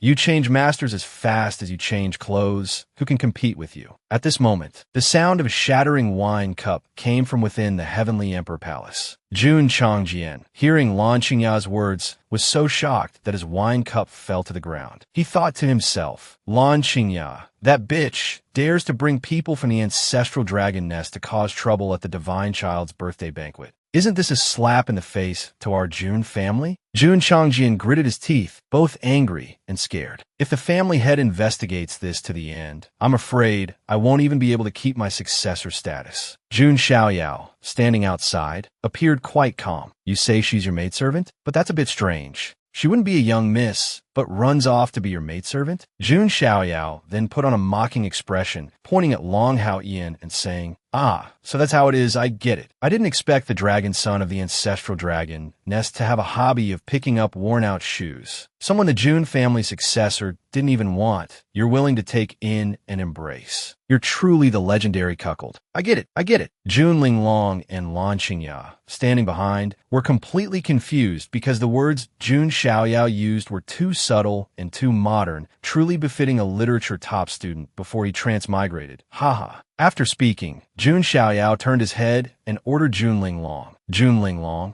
take her away. But he thought to himself, isn't this too boring? He's not having any dramatic reaction. It's really making me lose face. But with just a few simple sentences, Jun Xiaoyao had immediately turned the situation of a Jun family disciple's betrayal into the dragon son of the ancestral dragon nest magnanimously taking in the trash the Jun family threw away, truly turning the tables with his words. Jun Xiaoyao then cleaned his ear with his pinky finger, saying disdainfully, "My grandfather, Jun Zhantian, once told me that the relationship between our Jun family and the Dragon Clan has never been good. Especially my father, the white-robed God King Jun Wuhui, who at the Saint Realm once tore apart a quasi-supreme being of the ancestral dragon nest with his bare hands, making the ancestral dragon nest a laughingstock in the desolate heaven immortal domain. Since then, the ancestral dragon nest has considered our Jun family an irreconcilable enemy." Jun Xiaoyao blew away a large piece of earwax, casually continuing, "Little bro, if you still want to hold a grudge, determined to avenge the past, you should clash with me directly. Just bullying a weak, unarmed woman, using such a disgusting method to deal with my June family is truly too low and despicable. It doesn't look imposing at all, but rather like the style of a good-for-nothing, right, little bro? Long Hao Ian, being verbally attacked repeatedly by a 10-year-old child, found the words a bit absurd but extremely convincing, to the point where he couldn't think of a rebuttal. He could only grit his teeth and endure, his anger building up, veins popping on his face. Jun Xiaoyao used his glib tongue again, casually saying, "No wonder the ancestral dragon nest has been ridiculed and looked down upon by the desolate heaven immortal domain these past few years." As soon as Jun Xiaoyao said this, Long Hao Ian's two subordinates, Niu Dingtian and that chosen daughter of the winged human clan, could no longer contain their anger. Leaping down from the roof, attacking Jun Xiaoyao, and shouting, "Arrogant brat, how dare you insult the great dragon's son like that?" Jun Xiaoyao was extremely calm, and from his cool and unrestrained eyes, one could see. He said, "You're the arrogant ones." In an instant, Niu Dingtian was beaten until his mouth gushed blood, while the winged human clan woman was pierced in the chest by an ice pillar, spitting fresh blood, then sent flying back to their original positions behind Long Hao Ian. It turned out that Jun Changjian and Jun Xuehuang had appeared in front of Jun Xiaoyao, beating Long Hao Ian's two subordinates to a pulp. Jun Xiaoyao stood behind, displaying the might of the Jun family's divine child. Dealing with such minions didn't even require him to act. Jun Xiaoyao, with a majestic and incredibly handsome expression, said loudly, "This is the ancient Jun family. How dare you loaches cause trouble here?" Long Hao Ian's two subordinates, Niu Dingtian and that chosen daughter of the winged human clan, unable to contain their anger, leaped down from the roof of the heavenly emperor palace, attacking Jun Xiaoyao and shouting, "Arrogant brat, how dare you insult the great dragon's son like that?" Jun Changjian at this moment stomped on the ground, using the force to leap forward, blocking in front of Jun Xiaoyao, his eyes extremely serious, thinking to himself, "I was the one who invited Lan Qingya to the Jun family. I must resolve this matter properly, otherwise I will definitely be punished by the family head and the elders." Arriving in front of Jun Xiaoyao, a blood-red light flashed in Jun Changjian's eyes, filled with killing intent. Jun Changjian possessed the clear sword heart, allowing him to cultivate any sword technique to its peak. He unleashed the move 9 Swords of the Rising Sun. 10,000 swords returned to one, striking Niu Dingtian with a single blow. As for the chosen daughter of the ancient King clan's winged human clan, transparent ice crystals appeared. From behind these ice crystals, Jun Xuehuang also stepped out gracefully. In front of her, a dense ice blue light flashed, as if a cold aura was spreading around. She casually waved her hand, unleashing the icebound heavenly snow lotus. With a soft shout, the lotus petals from the icebound heavenly snow lotus attacked the winged human clan woman at high speed, colliding with her body, shattering into countless fragments, raining down. Long Hao Ian's two subordinates were instantly struck by Jun Changjian's and Jun Xuehuang's moves, sent flying behind Long Hao Ian. Jun Xuehuang's eyes were indifferent, and she said disdainfully in a cold tone, "In my Jun family's heavenly emperor palace, a bunch of stray cats and dogs dare to come and challenge us?" The surrounding guests were also stunned, murmuring among themselves, "That's the Jun family's 10th successor, Jun Changjian. That's the Jun family's 7th successor, Jun Xuehuang." The subordinates of the ancestral dragon nest dragon son are from the ancient King clan. Yet in front of the Jun family successor disciples, they can't even block a single move. Jun Changjian and Jun Xuehuang are so strong, yet they still haven't entered the top 5 successors. I can't imagine what kind of monstrous freaks the top 5 successors are. This is the astonishing foundation of an ancient family, truly worthy of being a peak ancient family, glorious to the extreme, immortal and indestructible. At this moment, the chosen daughter of the ancient King clan's winged human clan, after being hit by Jun Xuehuang's icebound heavenly snow lotus, lay motionless on the ground, half of her face also frozen by the cold qi. As for Niu Dingtian, after being hit by the strongest move of the purple ring sword art, 9 swords of the rising sun, 10,000 swords returned to 1. A huge gash was cut across his chest, his entire body covered in blood. This wasn't Niu Dingtian's fault, as this move was the fruit of Jun Changjian's 7 years of crazed, bitter training after his crushing defeat to Jun Xiaoyao. Long Hao Ian looked at his 2 blood-soaked subordinates. They were, after all, prodigies of the ancient Qing clan.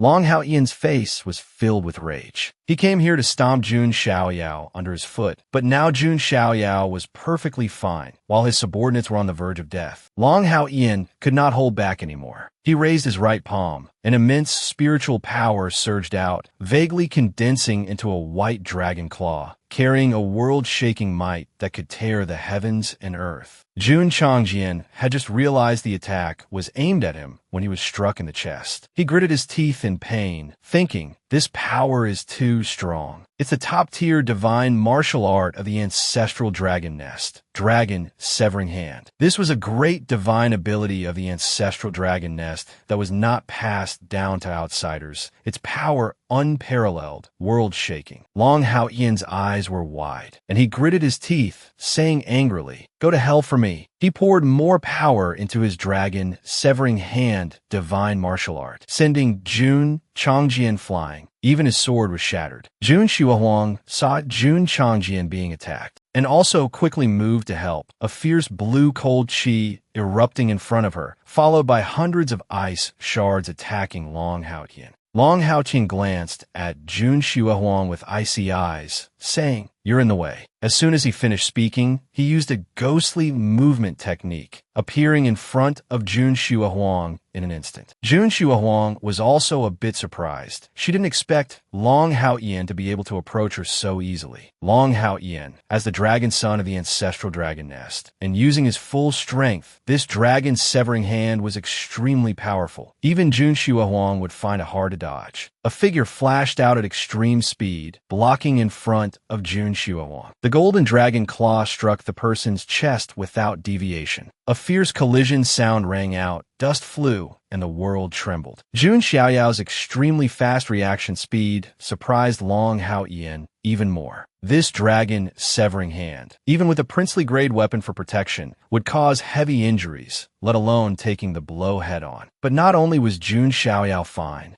he even reached out and grabbed Long Hao Ian's dragon severing hand. Jun Xiaohuang's face quickly turned pale, losing all color, and she stammered, "Divine child." If Jun Xiaoyao were seriously injured or something happened to him, because of her, Jun Xiaohuang couldn't atone for it even with 10,000 deaths. Logically speaking, being hit by Long Hao Ian's dragon's severing hand, if not having one's body shattered, one should at least be sent flying while coughing up blood. But Jun Xiaoyao didn't even budge, with not a single expression on his face, only a pair of eyes as deep as an ancient well, carrying an extreme indifference. Jun Xiaoyao's reaction was too calm. His body didn't even move. Jun Xiaoyao squeezed, crushing the 2 golden bracelets on Long Hao Ian's wrists. Long Hao Ian's face was now pale, cold sweat broke out, and he gritted his teeth in pain. Before he could react, a slap flew straight into his face. Jun Xiaoyao sent Long Hao Ian flying with a slap, but he still managed to keep his balance. Dragon blood trickled from the corner of Long Hao Ian's mouth. He stood stunned for a few seconds, then laughed lightly. "Ha ha ha, this is what I wanted to see. Is this the innate ancient sacramental body that has broken 10 heavenly Tao shackles?" Jun Xiaoyao's eyes darkened at this moment, and he said with an extremely serious expression, "Clan brother, clan sister, you two should step back. This loach came looking for me." Jun Zhangjian and Jun Xiaohuang were both worried about Jun Xiaoyao and firmly objected. But Jun Zhangtian calmly said from behind, "It's fine. If he tells you to retreat, then retreat. Make way for them to fight." After saying that, a happy smile appeared on Jun Zhangtian's face, and he said, "Today is this kid's 10th birthday. Just let him provide some entertainment for the clans from all 4 directions." Jun Xiaoyao now faced Long Hao Ian, his hands clasped, relaxed as if inviting his opponent to make the first move. And Long Hao Ian also gave a smug, enigmatic smile, then took a stance and rushed towards Jun Xiaoyao. With a whoosh, both of them disappeared, leaving only a streak of blue light and a streak of golden light in their place.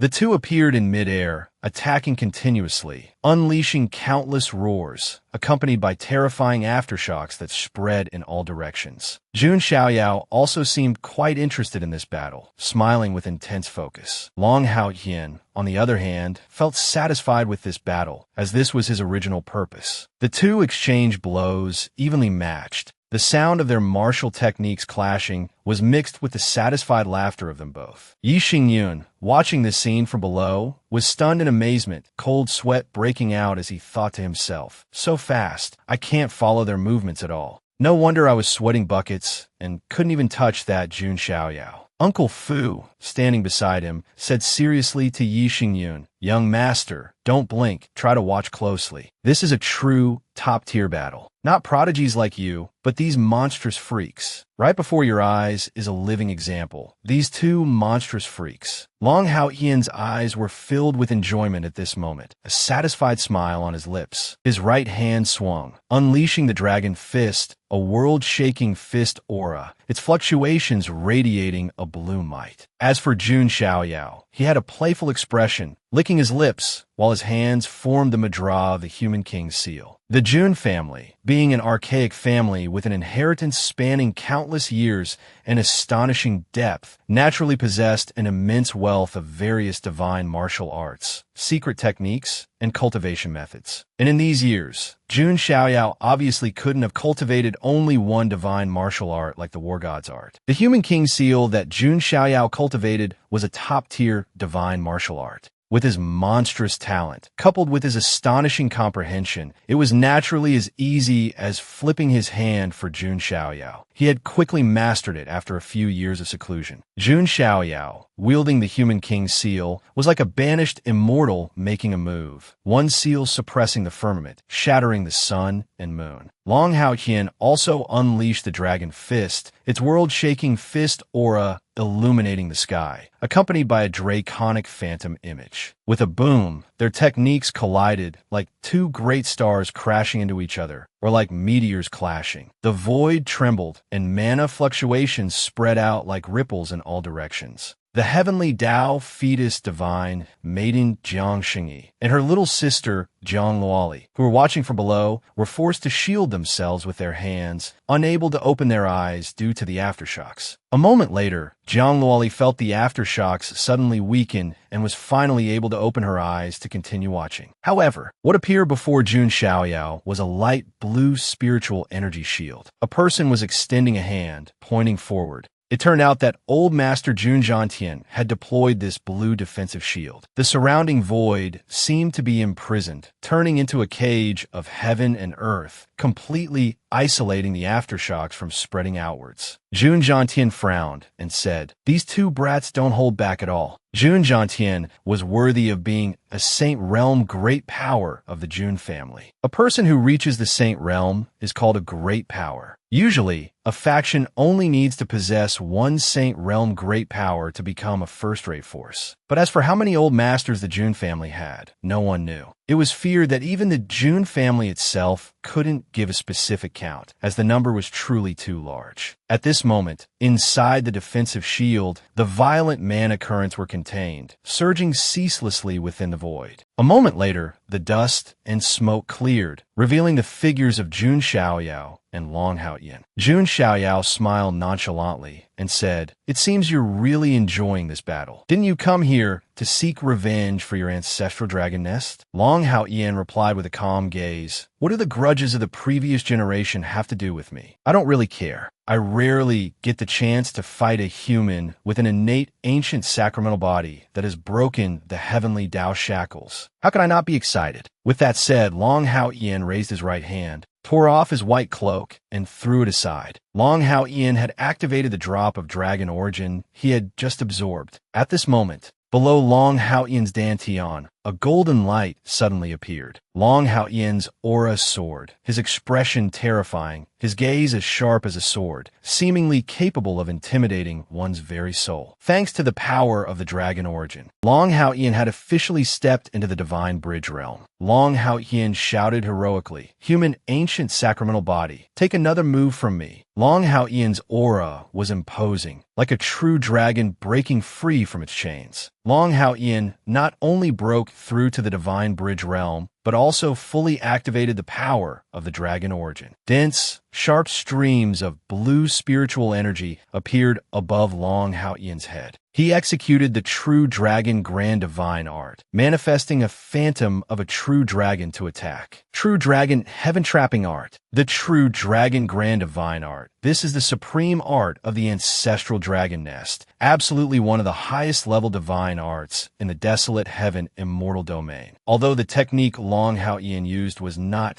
the true dragon grand divine art, it was a divine art of the same level derived from it, and its power was also extremely formidable. The violent blue spiritual energy gradually converged, forming a phantom of a true dragon that coiled around Long Hao-Ian, then soared into the sky. With dense scales, sharp dragon horns, it raised a giant dragon claw and crushed down towards Jun Xiaoyao. Wherever the dragon claw passed, space rippled like waves. Jun Xiaoyao looked up at the true dragon phantom and said, "Facing an opponent like this, I should get a little serious. It's the least I can do out of courtesy." Jun Xiaoyao's hands quickly formed seals, like a ninja from Naruto, his gaze gradually turning solemn. He clasped his hands and pointed forward, saying, "I will show you the ancient sacramental body that you traveled so far to witness." Jun Zhantian's eyes widened at this moment, utterly astonished by the divine art Jun Xiaoyao was about to unleash. Jun Xiaoyao formed hand seals, chanting an incantation, devour and merge the profound, endless chaos of the 9 celestial phenomena, yin and yang unified by the one yang, all tangible things from the high heavens. Following each line of Jun Xiaoyao's incantation, profound swords appeared one by one in the sky. This is the Tai Xian scripture, the supreme secret art of the archaic Jun family, which uses Tai Xian spiritual energy to condense tens of thousands of divine weapons and sharp swords. In just a few breaths, countless profound sword divine weapons appeared hovering in the sky, seemingly ready to attack in unison at any moment. Jun Xiaoyao now erupted with his own pure and intense spiritual energy, surrounded by thousands upon thousands of gleaming, profound sword divine weapons. The guests of the other young masters watching from below were stunned by this scene and began to buzz with discussion. Is this the Jun family's war god's art? It is said that after mastering this art, one's spiritual energy can condense into tens of thousands of divine weapons, and a single strike can cleave the heavens and extinguish the earth. Jun Xiaoyao looked at Long Hao-Ian with a steady gaze, urged the command, and shouted, "Cleave." Long Hao-Ian was extremely confident in his true dragon heaven-trapping art at this moment, and sneered, "Come on, ancient sacramental body." Thousands upon thousands of profound, sword divine weapons confronted the incomparably violent true dragon phantom. Each profound sword divine weapon, though with some difficulty, pierced deep into the body of the white dragon phantom one after another. After a moment of clashing, cracks gradually appeared on the white dragon phantom's body, and it finally began to shatter with cracking sounds. Long Hao-Ian's true dragon phantom gradually turned into countless fragments and dissipated. Long Hao-Ian could only watch helplessly, powerless to do anything. He was now drenched in sweat, sighing with great emotion. Haha, is this the human race's ancient sacramental body? Seeing that the true dragon phantom had dissipated, Jun Xiaoyao pressed his advantage, pouring more spiritual energy into the war god's art, unleashing it with full force, and attacking Long Hao-Ian. Dragon slay, Long Hao-Ian had no strength left to resist, and could only silently endure this powerful blow from Jun Xiaoyao. After the attack, although Long Hao-Ian could still stand, his body and clothes were tattered and covered in wounds. Finally, Long Haoyan could no longer hold on, and the supreme knees of the dragon clan knelt on the ground. Long Haoyan's eyes were empty, devoid of any vitality. He lowered his head and thought to himself, "One day, can I also achieve such power?" After the dust and smoke cleared, the battlefield of the two gradually became visible. The thousands upon thousands of slashes from the profound swords and the pressure of the true dragon phantom left the ground riddled with intersecting cuts and a long trail of destruction. Jun Xiaoyao, at this moment, was completely unscathed, without even a speck of dust on him. Jun Xiaoyao turned towards his grandfather, Jun Zhantian,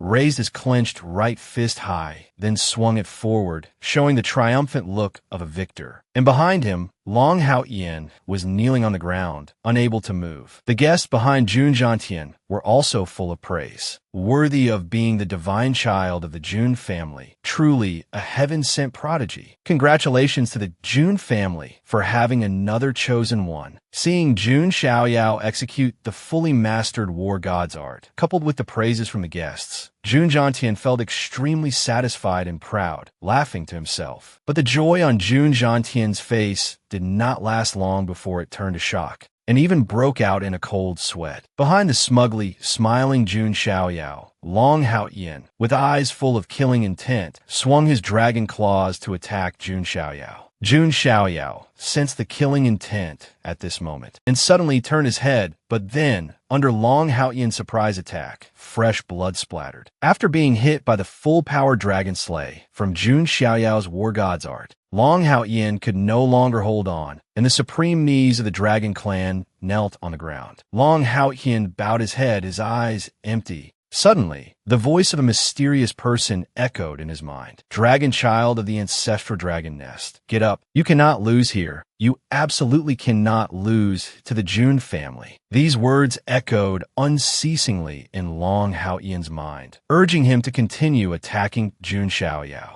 Jun Xiaoyao was smiling smugly at this moment, thinking that Long Haoyan had lost all will to fight. As for Long Haoyan, spurred on by those mysterious words, his eyes filled with killing intent, and he swung his dragon claws to attack Jun Xiaoyao. Long Haoyan's claws struck Jun Xiaoyao's back. Jun Xiaoyao, ambushed by Long Haoyan, merely glanced back coldly, feeling no pain at all. Long Haoyan's dragon claws had actually failed to cause any damage to Jun Xiaoyao's body. Long Haoyan's dragon claws attacked Jun Xiaoyao's body, not only failing to cause any damage, but his own dragon clan claws also shattered one by one. Jun Xiaoyao gritted his teeth, turned to Long Haoyan, and said with some anger, "What kind of trick are you playing?" Then he jumped up and delivered a hook kick straight to Long Haoyan's head. After landing the blow, Jun Xiaoyao also let out a surprised "oh." Veins bulged on Long Haoyan's face. He clenched his teeth so hard that saliva dripped out, but he was able to barely withstand this powerful blow from Jun Xiaoyao.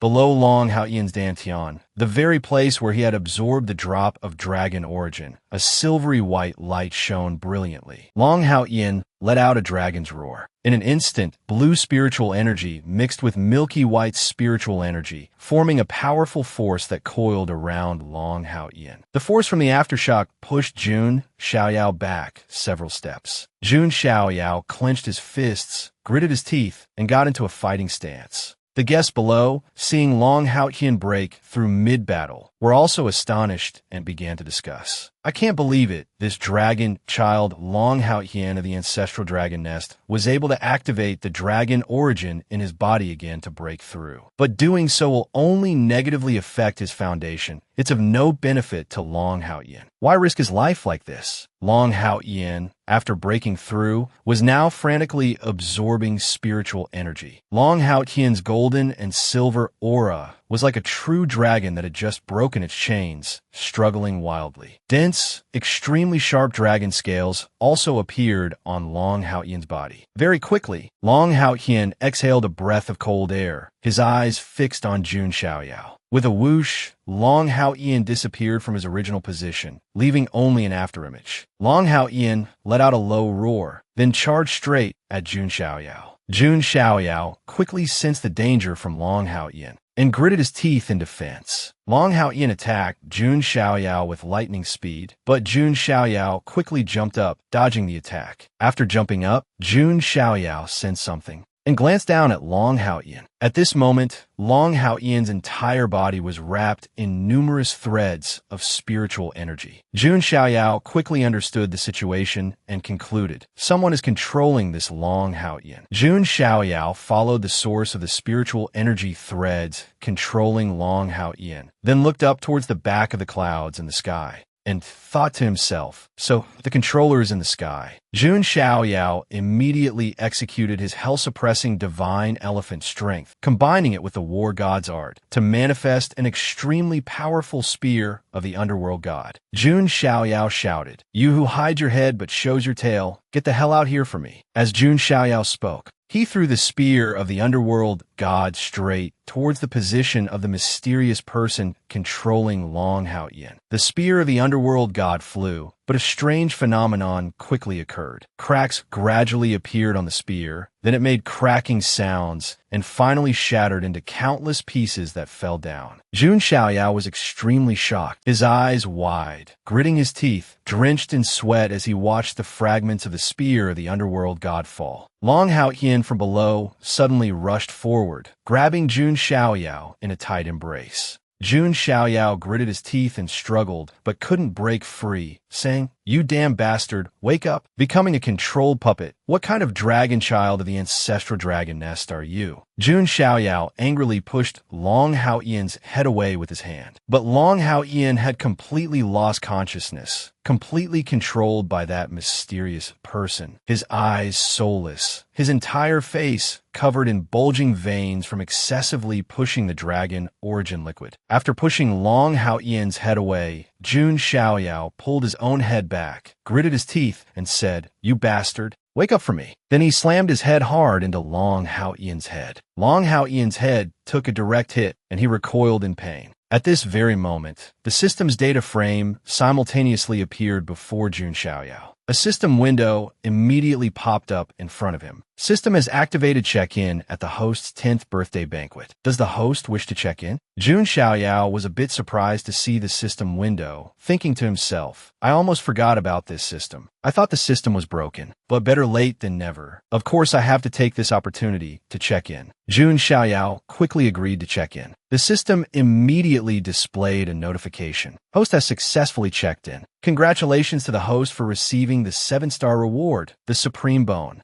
The Supreme Bone, ranked 30th among the 3,000 physiques, is also one of the most terrifying physiques. Its possessor can use supreme-level Grand Divine arts above their cultivation level. The host has successfully unlocked the supreme-level Grand Divine art, God's Tribulation Light. As soon as the system's notification ended, Jun Xiaoyao's chest suddenly lit up, shooting out a heaven and earth shaking, terrifyingly dreadful aura. A terrifying source of energy gathered in Jun Xiaoyao's chest, like a blazing sun within. A piece of crystal-clear bone, interwoven with countless complex Tao patterns, was crisply born. Among the 3,000 physiques, there are not only king physiques and saint physiques, but talents like the Supreme Bone, double pupils, innate Tao fetus, and 7-aperture exquisite heart can also be considered special physiques. Even if Jun Xiaoyao didn't have the ancient sacramental body, just possessing a piece of the Supreme Bone would be enough for him to suppress other top-tier prodigies, sweeping through the 8 desolates and 6 harmonies with one hand. The profound light generated when Jun Xiaoyao received the Supreme Bone was extremely dazzling, almost illuminating the entire Heavenly Emperor Palace. The guests were all extremely shocked, exclaiming in stunned amazement, "Heavens! Could this be the legendary Supreme Bone, ranked 30th? And it's an innate Supreme Bone. This divine child of the Jun family is truly a monster, too terrifying." Even Jun Xiaoyao's grandfather, Jun Zhantian, was so shocked his mouth hung open, thinking to himself, when did this kid get a Supreme Bone? Recalling the past, Jun Linglong had once explained to a young Jun Xiaoyao that the so-called Supremes refer to the peak existences standing at the pinnacle of the desolate ancient immortal domain, that is, immortal existences. As Jun Xiaoyao received the Supreme Bone,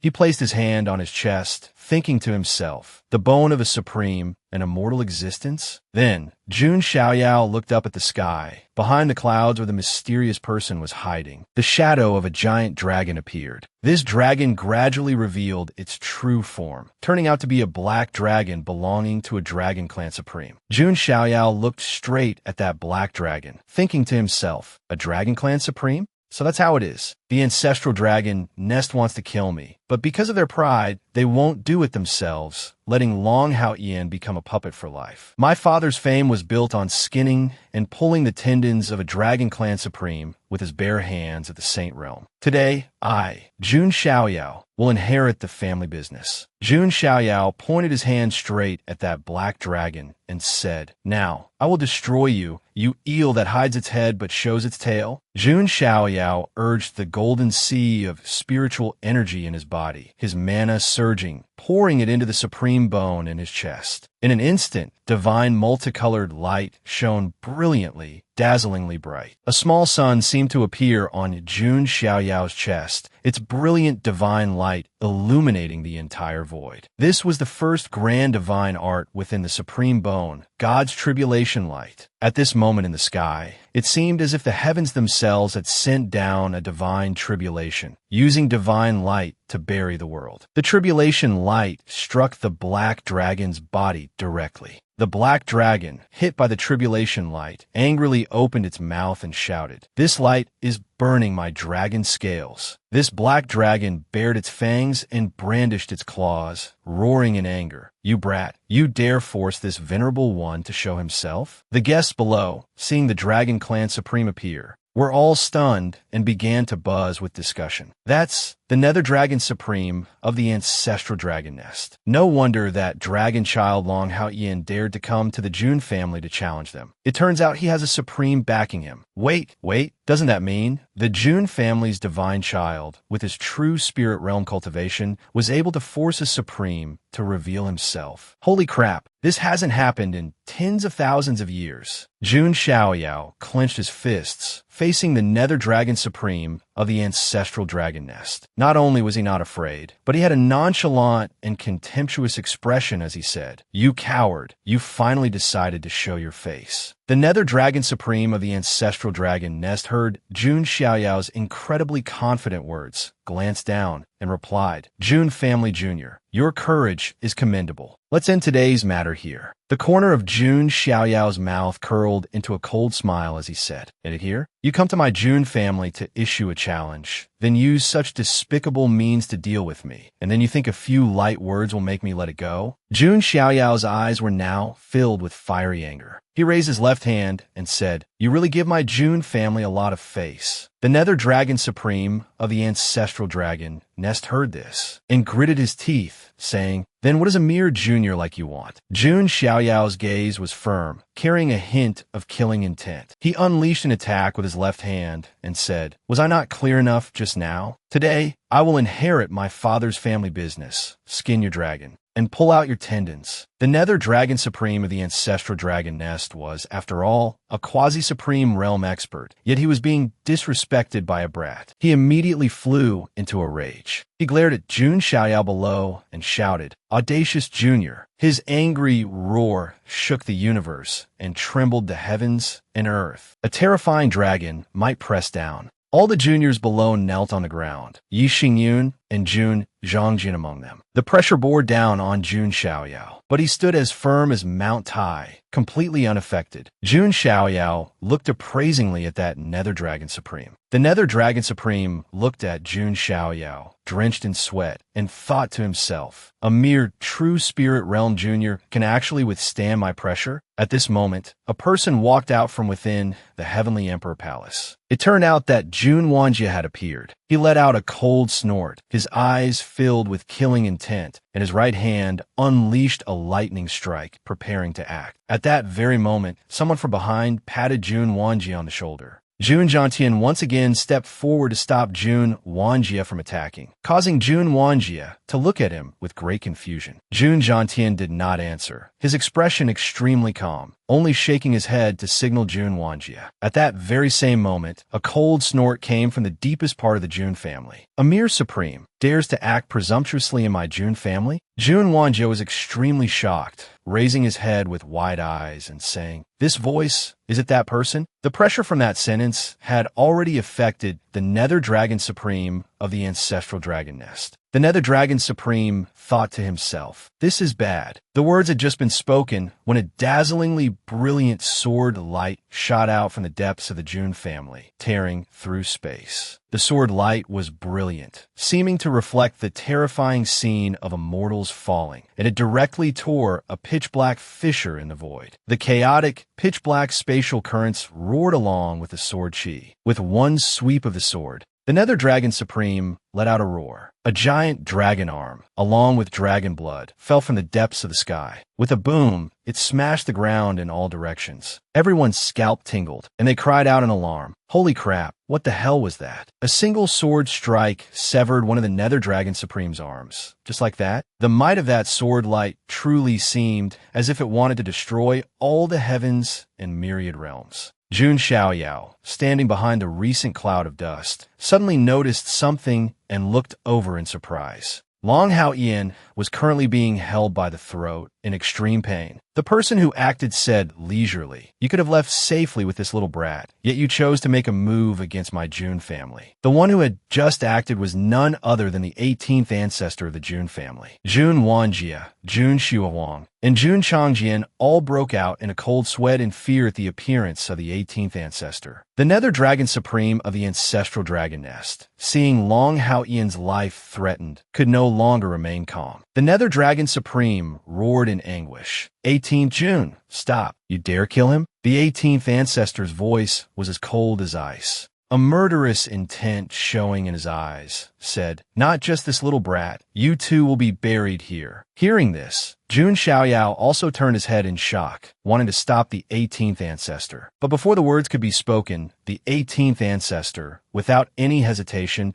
decisively crushed Long Hao Ian's neck, saying, "Since you two have come, then you might as well stay." From the void, the Nether Dragon Supreme's voice carried an unprecedented horror as he rushed towards the 18th ancestor, wanting to save Long Hao Ian, saying, "You madman, 18th Jun, do you really want to start an immortal war between the Jun family and the ancestral dragon nest? The entire desolate heaven immortal domain will fall into unprecedented chaos." The 18th ancestor casually waved his hand, pointed a finger, his infinitely domineering voice echoing, so noisy. "What about an immortal war? My Jun family has stood firm in the immortal domain for countless ages. Have we ever feared anyone?" In the sky, two successive sword lights swept across. Heaven and earth mourned together. The universe trembled. A colossal black dragon corpse fell from the distant sky like a lost deity. Heaven and earth fell silent. 10,000 people held their breath. That last sword strike was the Jun family's 6 immortal sword art, one of the 5 great divine arts. Hundreds of thousands of factions had come to attend Jun Xiaoyao's 10th birthday banquet, and at this moment, these factions all witnessed the fall of a quasi-supreme from the ancestral dragon nest. Moreover, this fallen one was not some nameless supreme, but a quasi-supreme, an existence that could once contend with an unsurpassed supreme of the human race. Such a powerful existence was slain by the Jun family's 18th ancestor in just 3 sword strikes.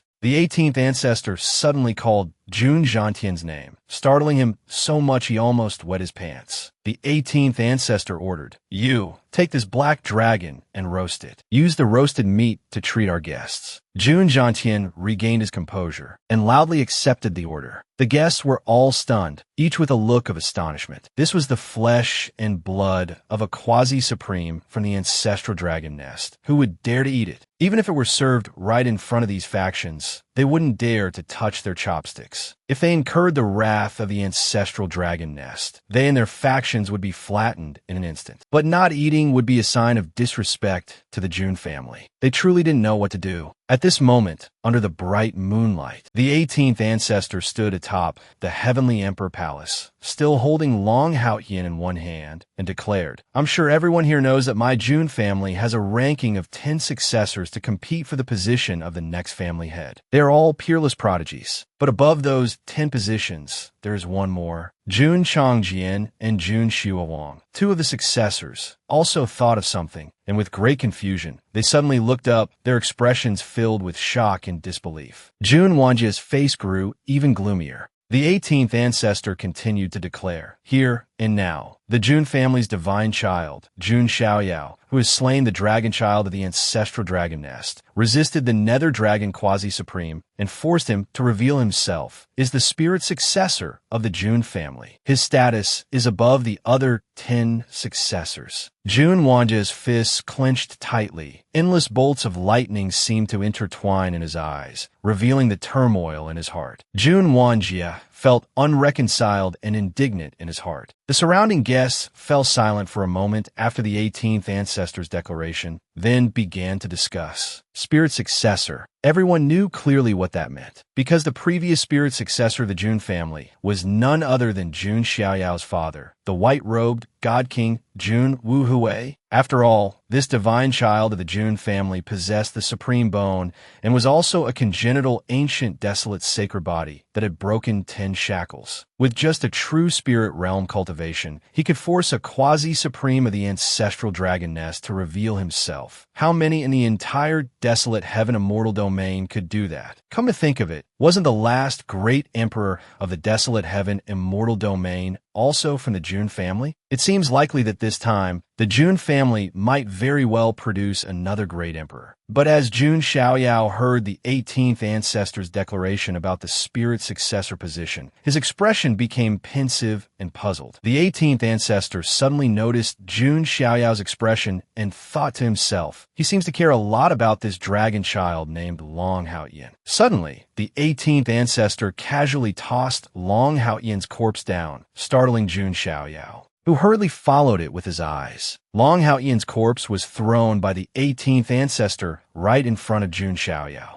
The 18th ancestor's eyes were as cold as ice as he said, "Inside this Long Haotian brat's body, there's a dragon origin that has not been fully refined. Take it out and refine and absorb it yourself. It will be of great benefit to you." Hearing this, Jun Xiaoyao's gaze fell upon Long Haotian's corpse, revealing a trace of pity. After giving his instructions, he turned to leave, saying, "After the banquet ends, come see me." Jun Xiaoyao stood before Long Haotian's corpse, his expression profound, not saying a word in response to the 18th ancestor. Jun Zhantian and a few clan elders directly carried the corpse of the nether dragon quasi-supreme into the courtyard. Using the ingredients on hand and refining it with Dao fire, they began to barbecue the black dragon meat. The people below were still buzzing with discussion, debating whether they dared to eat this roasted dragon meat. The heavenly Dao fetus divine, maiden Jiang Xingyi, holding a plate of roasted dragon meat, offered it to Jiang Luoli and asked, "Little sister Luoli, do you want to try this dragon meat?" Jiang Luoli frowned, her face full of disgust as she said repeatedly, "No, I don't want to eat it. It's too gamey." Even as the precious pearl of the Jiang family, she didn't have the chance to casually eat dragon meat, let alone the meat of a quasi-supreme level dragon. She wasn't afraid of retaliation from the ancestral dragon nest with the Jiang family backing her, but she still refused outright. Behind them,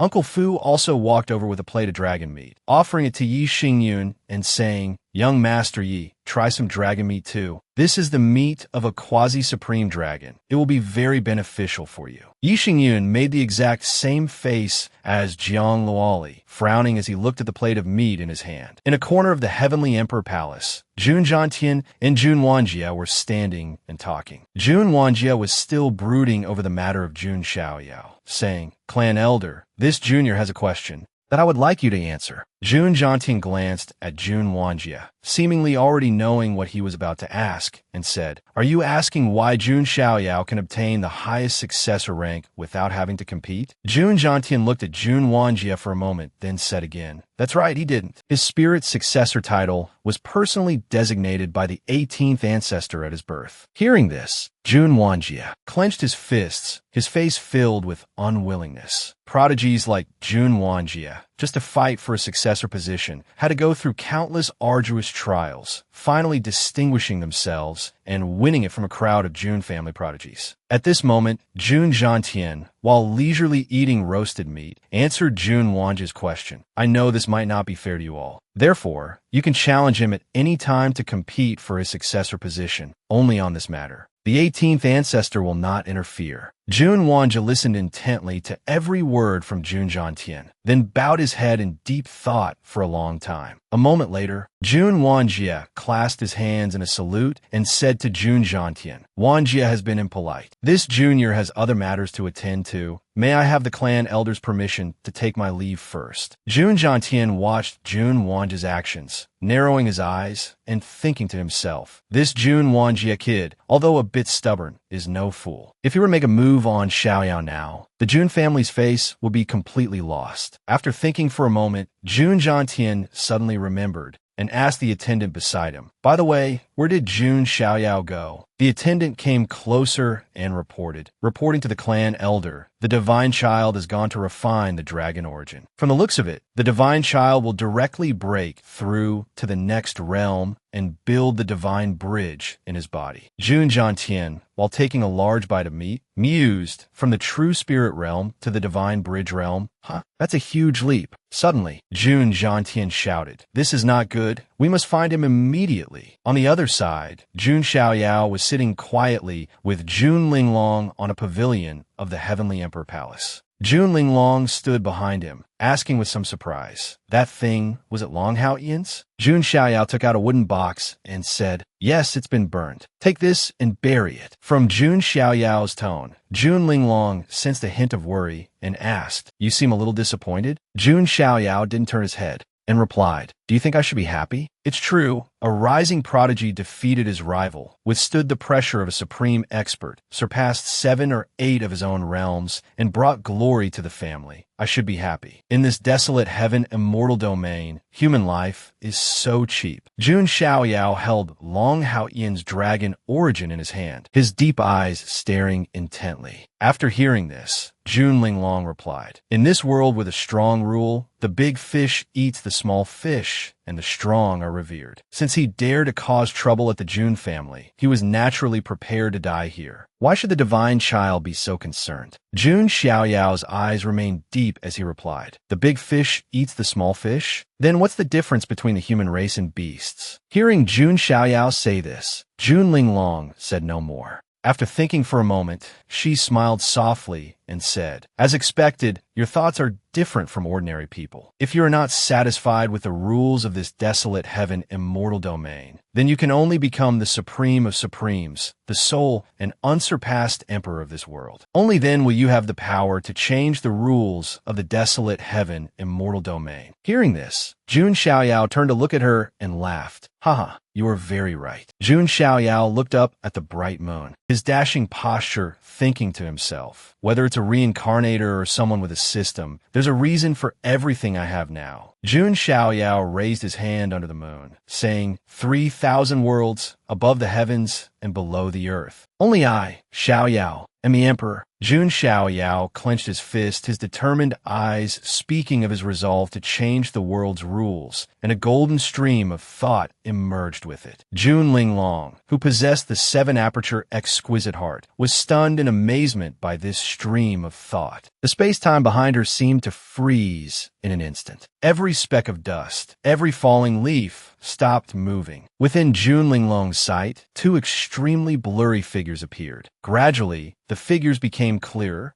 It was a man in white, and behind him was June Linglong herself. The face of the man in white was unclear, but his demeanor was calm, composed, and full of majesty. June Linglong at this moment seemed to receive the consciousness of the June Linglong behind him, feeling utterly astonished at the scene she was witnessing. June Linglong was brought back to her senses by the shouts from behind, and turned her head to see tens of thousands of people below kneeling and chanting, "Emperor June Tian! Emperor June Tian!" The crowd grew larger and larger, stretching to the end of June Linglong's sight, boundless and endless. Suddenly, June Linglong's right eye flashed with a green spiritual light, accompanied by a sharp pain. June Linglong painfully covered her eye, sweat pouring down like a stream, thinking to herself, "Is this another future scene by the seven-aperture exquisite heart? Will the divine child really?" June Xiaoyao saw June Linglong's action and asked with concern, "What's wrong with you? Why does your face suddenly look so bad?" June Linglong dared not reveal the heavenly secret, fearing a backlash from the karma of the laws of time, so she could only shake her head and say, "It's nothing, divine child." June Xiaoyao was also relieved and leaped down. He then took out the dragon origin from before and said, "After I finish absorbing this dragon origin, I should be able to break through to the divine bridge realm. The ancient desolate sacred body will attract a lightning tribulation every time it breaks through a major realm. You should leave first, lest you be affected by the lightning tribulation. Also, remember to prepare a new set of clothes for me." June Linglong closed her eyes, bowed her head to accept the order, and then took her leave.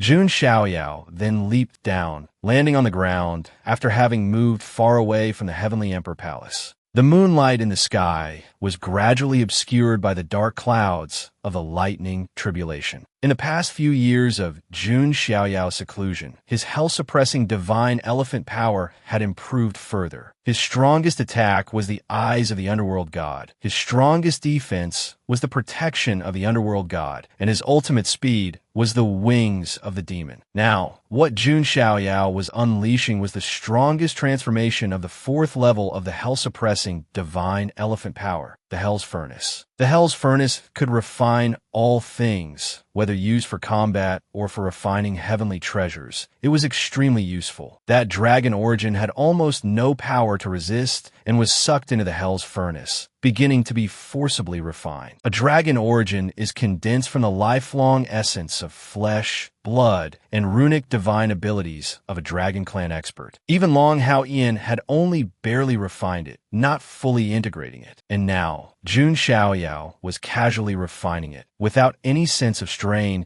nor could his body be shattered by the energy, because no energy could shatter the physical body of an ancient, desolate sacred body. June Xiaoyao's eyes were cold as he said decisively, "Let's begin." At this moment, tribulation clouds began to gather in the sky, and the sound of thunder rumbled. Seeing that aura arise again, all the guests were dumbfounded, their mouths agape. Even June Zhantian looked up at the roiling dark clouds in the sky, his brow tightly furrowed, and said worriedly, "Are those tribulation clouds? Is he the one undergoing the tribulation? This is not good. Why is it starting so early?" At this moment, the lightning tribulation finally transformed into a torrent of lightning that struck down, a terrifying pressure that made one's heart race, striking straight at June Xiaoyao's body. The lightning tribulation finally transformed into a torrent of lightning that struck down madly, its pressure incredibly terrifying, striking fear into people's hearts. June Xiaoyao raised one hand, and the Hell's Furnace appeared again. June Xiaoyao stepped on the void, his black hair like silk, flowing with divine splendor, flying lightly in the wind. The Hell's Furnace instantly grew 100 times larger, shielding the top of June Xiaoyao's head. The lightning, like a torrent, rumbled into the Hell's Furnace. In an instant, June Xiaoyao's body trembled, as if being pressed down by the immense force of 1,000,000 troops, causing the ground below to crack continuously, emitting a rumbling sound. June Xiaoyao was highly focused, forming a seal with his left hand, drenched in sweat, trying to resist the tribulation of the ancient, desolate, sacred body. Gradually, the pressure of the lightning tribulation also caused June Xiaoyao's body to tremble, and fresh blood flowed from the corner of his mouth. Jun Xiaoyao poured all his spiritual power into the hell's furnace, not only trying to overcome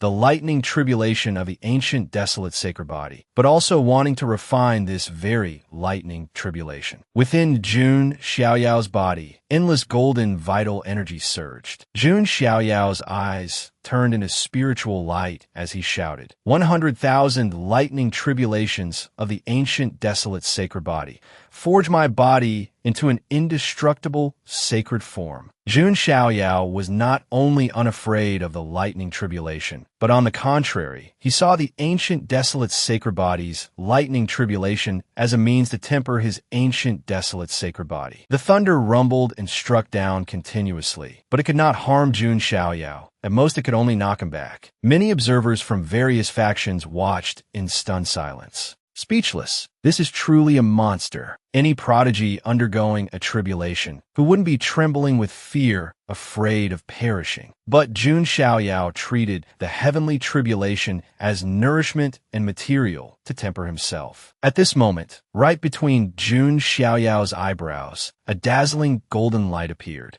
In the end, the lightning tribulation could do nothing to Jun Xiaoyao. Jun Xiaoyao placed his right hand on the supreme bone on his chest, then looked up at the high heavens, his eyes profound. Jun Xiaoyao raised his right hand, pointed towards the heavenly Tao, and shouted with extreme dominance, "Disperse for me." Within Jun Xiaoyao's body, endless golden vital energy surged. A phantom of a golden primordial divine elephant suddenly appeared, carrying a majestic might that suppressed the heavens and the universe. Its trunk pointed to the sky and took a deep breath. The roiling lightning all poured into Jun Xiaoyao's body. The guests below could only stare with their mouths agape, speechless, filled with utter admiration for the Jun family's divine child, Jun Xiaoyao. He actually dispersed it with a single palm. The phantom of the primordial divine elephant roared at the sky. The lightning rolled back into the heavens, and the dark tribulation clouds that filled the sky were all shattered. The sky and earth finally returned to brightness. The guests, after closing their mouths, all discussed Jun Xiaoyao. I feel that I will never be able to catch up to the Jun family's divine child in this lifetime. That's right, truly. This era of great contention seems to be the stage for the Jun family's divine child alone. Some of the top prodigies from major factions all uttered such words, and cracks began to appear in their Tao hearts, becoming unstable. And Jun Xiaoyao also felt extremely excited about his gains this time. First, his cultivation broke through to the divine bridge realm. Not only that, but he directly broke through to the late stage of the divine bridge realm. The divine bridge realm is divided into early, middle, late, and great perfection stages. At great perfection, the divine bridge in the body will be successfully built, followed by the unity realm, where the soul and body combine into one. Next is to find things like Tao seeds and immortal seeds and integrate them into oneself, which is called Tao integration. After Tao integration is the nirvana realm, where one seeks a fire seed to baptize the divine palace in the brain, allowing the true spirit to transform into a primordial spirit. After nirvana, one's strength soars, reaching the heaven-reaching realm. Finally, one ignites the divine fire, opening the path to the saint realm. This is the middle stage of cultivation realms, and beyond that are the saint realm tiers. And Jun Xiaoyao, at nearly 10 years old, had already reached the late stage of the divine bridge realm, an absolute monster. Other prodigies of the same age were still lingering in the divine palace realm and true spirit realm. Jun Xiaoyao discovered that the supreme bone in his chest had also grown by absorbing the power of the heavenly tribulation and the dragon origin. Jun Xiaoyao thought to himself, "It seems the light of heavenly tribulation is not a complete divine ability form. I'll have to think of more ways to nurture this bone in the future." Both the supreme bone and the ancient desolate sacred body have infinite potential and will always accompany Jun Xiaoyao on his long path in the future. But at the same time, these two special physiques also desperately need all kinds of heavenly treasures to be nurtured. They are truly two bottomless pits. Fortunately, Jun Xiaoyao was born in an ancient family. If he were born in a small family, resources would have been scarce, let alone for cultivation. Jun Xiaoyao was truly lucky to the extreme, born directly at the finish line. Being reincarnated is truly an art. Haha. At this moment, Jun Linglong appeared below, respectfully calling Jun Xiaoyao's name, and handed him the newly prepared clothes. Jun Xiaoyao broke from his thoughts, looked at Jun Linglong and said, "You've come at just the right time. After this birthday banquet, I will leave the Heavenly Emperor Palace to go out and train. Help me make a list of interesting places." Hearing this, Jun Linglong also nodded in acceptance. Jun Xiaoyao's eyes were deep in thought. Now is the time to go see the 18th ancestor. At the same time, in the distant land of Hong Province, the main headquarters of the ancestral dragon nest, suddenly, an angry dragon's roar echoed, shaking the universe and rattling the stars. All living beings in the entire Hong Province felt as if they were experiencing a vast, world-ending heavenly might. Some of the demon race beings in Hong Province turned pale and trembled, saying, "Is that the unsurpassed supreme of the ancestral dragon nest? Why is the unsurpassed supreme so angry?" In fact, because news from the Jun family's banquet took time to travel, they were unaware of this matter. Inside the ancestral dragon nest, many powerful divine senses were communicating. Suppress your rage for now. What's the use of being angry now? Do you want to kill your way to the Jun family? That vile beast, the Jun family's divine child, dared to kill the dragon child of my lineage. He deserves to die. And that 18th ancestor of the Jun family, daring to kill the nether dragon quasi-supreme. Does he really have no regard for my ancestral dragon nest? Does he really think my ancestral dragon nest is a stray dog on the street that anyone can bully? After that angry voice, a mysterious, cold voice rang out. The Jun family's 18th ancestor, he is a madman.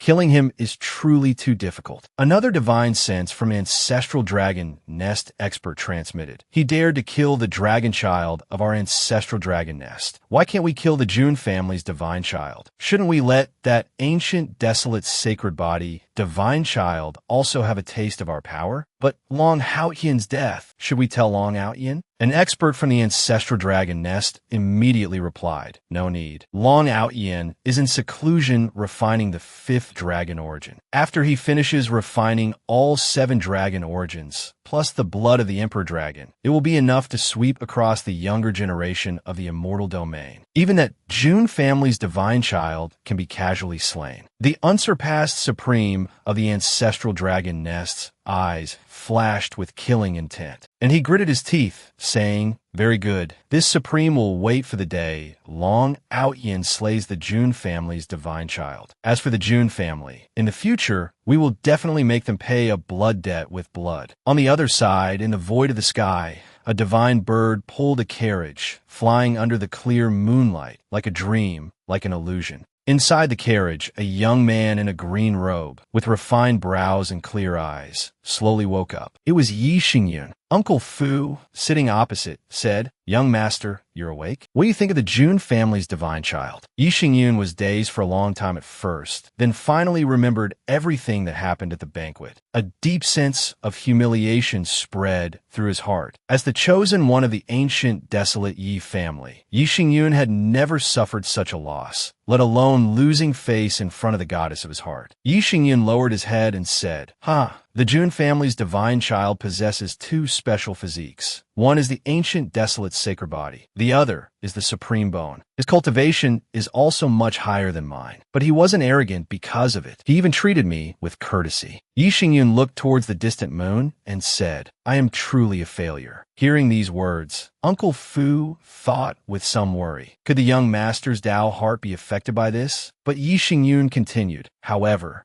I have no intention of giving up." Yi Xingyun placed his hand over his heart and said, "Although I am not qualified to obstruct Jun Xiaoyao's path to becoming a great emperor, there are some things I must strive to accomplish." Hearing this, Uncle Fu was relieved and smiled with satisfaction, then said to Yi Xingyun, "It is wonderful that the young master can think this way." At this time, at the Jun family's sacred ancestral land, with a 10,000-year foundation, Jun Xiaoyao had also arrived at the deepest part of the Jun family's ancestral land to have an audience with the 18th ancestor. Jun Xiaoyao respectfully clasped his hands in a salute to the 18th ancestor. The 18th ancestor was still wearing a gray robe, his hair white as snow, sitting cross-legged in the void. Around him, there seemed to be terrifying scenes of the sun and moon rotating, living beings perishing, the heavens collapsing, and the river of stars reversing. His aura aura so powerful it was hard to imagine. It made one feel as if they were facing the blue sky itself. No wonder he was capable of slaying a quasi-supreme of the ancestral dragon nest in 3 sword strikes. Jun Xiaoyao secretly marveled. None of the Jun family's ancestors were simple characters, let alone a formidable existence like the 18th ancestor. The Jun family seemed to have 17 more such ancestors. Jun Xiaoyao then spoke to the 18th ancestor. 18th ancestor, you summoned Xiaoyao here. What are your instructions? Seeing Jun Xiaoyao arrive, the 18th ancestor's stern face rarely showed a smile as he looked at him and said, "You little brat, you're quite good. Your bearing is magnificent. You truly have the makings of a heavenly emperor." Facing the 18th ancestor, even some of the clan elders would tremble a little, being extremely constrained. But Jun Xiaoyao was calm and at ease, unhurried and composed. This made the 18th ancestor feel even more satisfied. An ancient, desolate sacred body plus a supreme bone. His talent was absolutely impeccable. But what was even rarer was that Jun Xiaoyao's temperament was also so steady and composed, completely unlike a 10-year-old boy. After praising Jun Xiaoyao, the 18th ancestor smiled faintly and said, "Xiaoyao, let me ask you something. If you were the heavenly emperor in the future, what would you do?" Jun Xiaoyao was calm,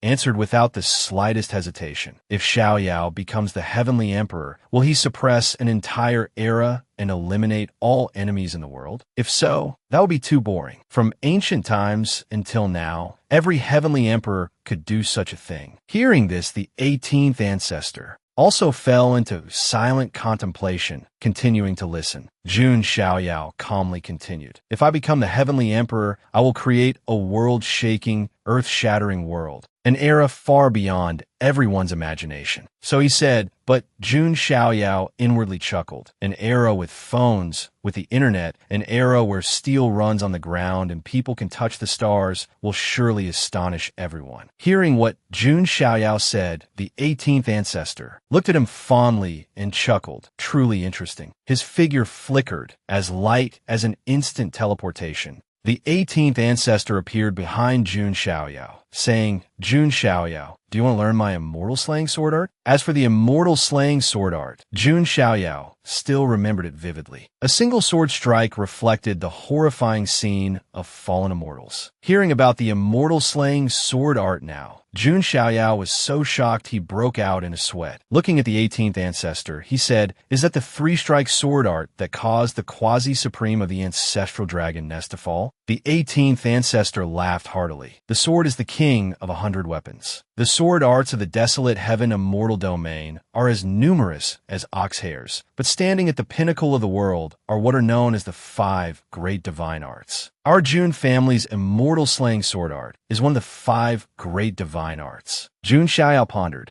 muttering, "The 5 great divine arts?" He then bowed his head in thought, while the 18th ancestor continued. "Unfortunately, as domineering as the power of this immortal slaying sword art is, that's how difficult it is to cultivate. Because the cultivation difficulty is too high, it is not suitable for ordinary prodigies, lest they waste too much time without even touching the threshold of the divine art. Now you're about to go out and roam the world, to experience the mortal realm. This is the trump card I wish to bestow upon you." Jun Xiaoyao respectfully clasped his hands in a salute, thanking the 18th ancestor, his heart filled with determination to master the divine art. Immediately after, the 18th ancestor imparted the immortal slaying sword art to Jun Xiaoyao. The immortal slaying sword art has a total of 3 forms. The first form, Immortal's Fall, is a sword of magic power, targeting the physical body. The second form, Immortal's Annihilation, is a sword of the soul, targeting the primordial spirit in the mind palace. And the final form is Immortal Slaying, a sword that unifies spirit and flesh, which was also the move the 18th ancestor used to slay the quasi-supreme of the ancestral dragon nest in 3 strikes. At this moment, the 18th ancestor turned to leave, saying, "In 3 years, once you have learned the first form, you can officially go out for your training. From now on, you must solve your own problems. You can't always have an old man behind your back solving them for you."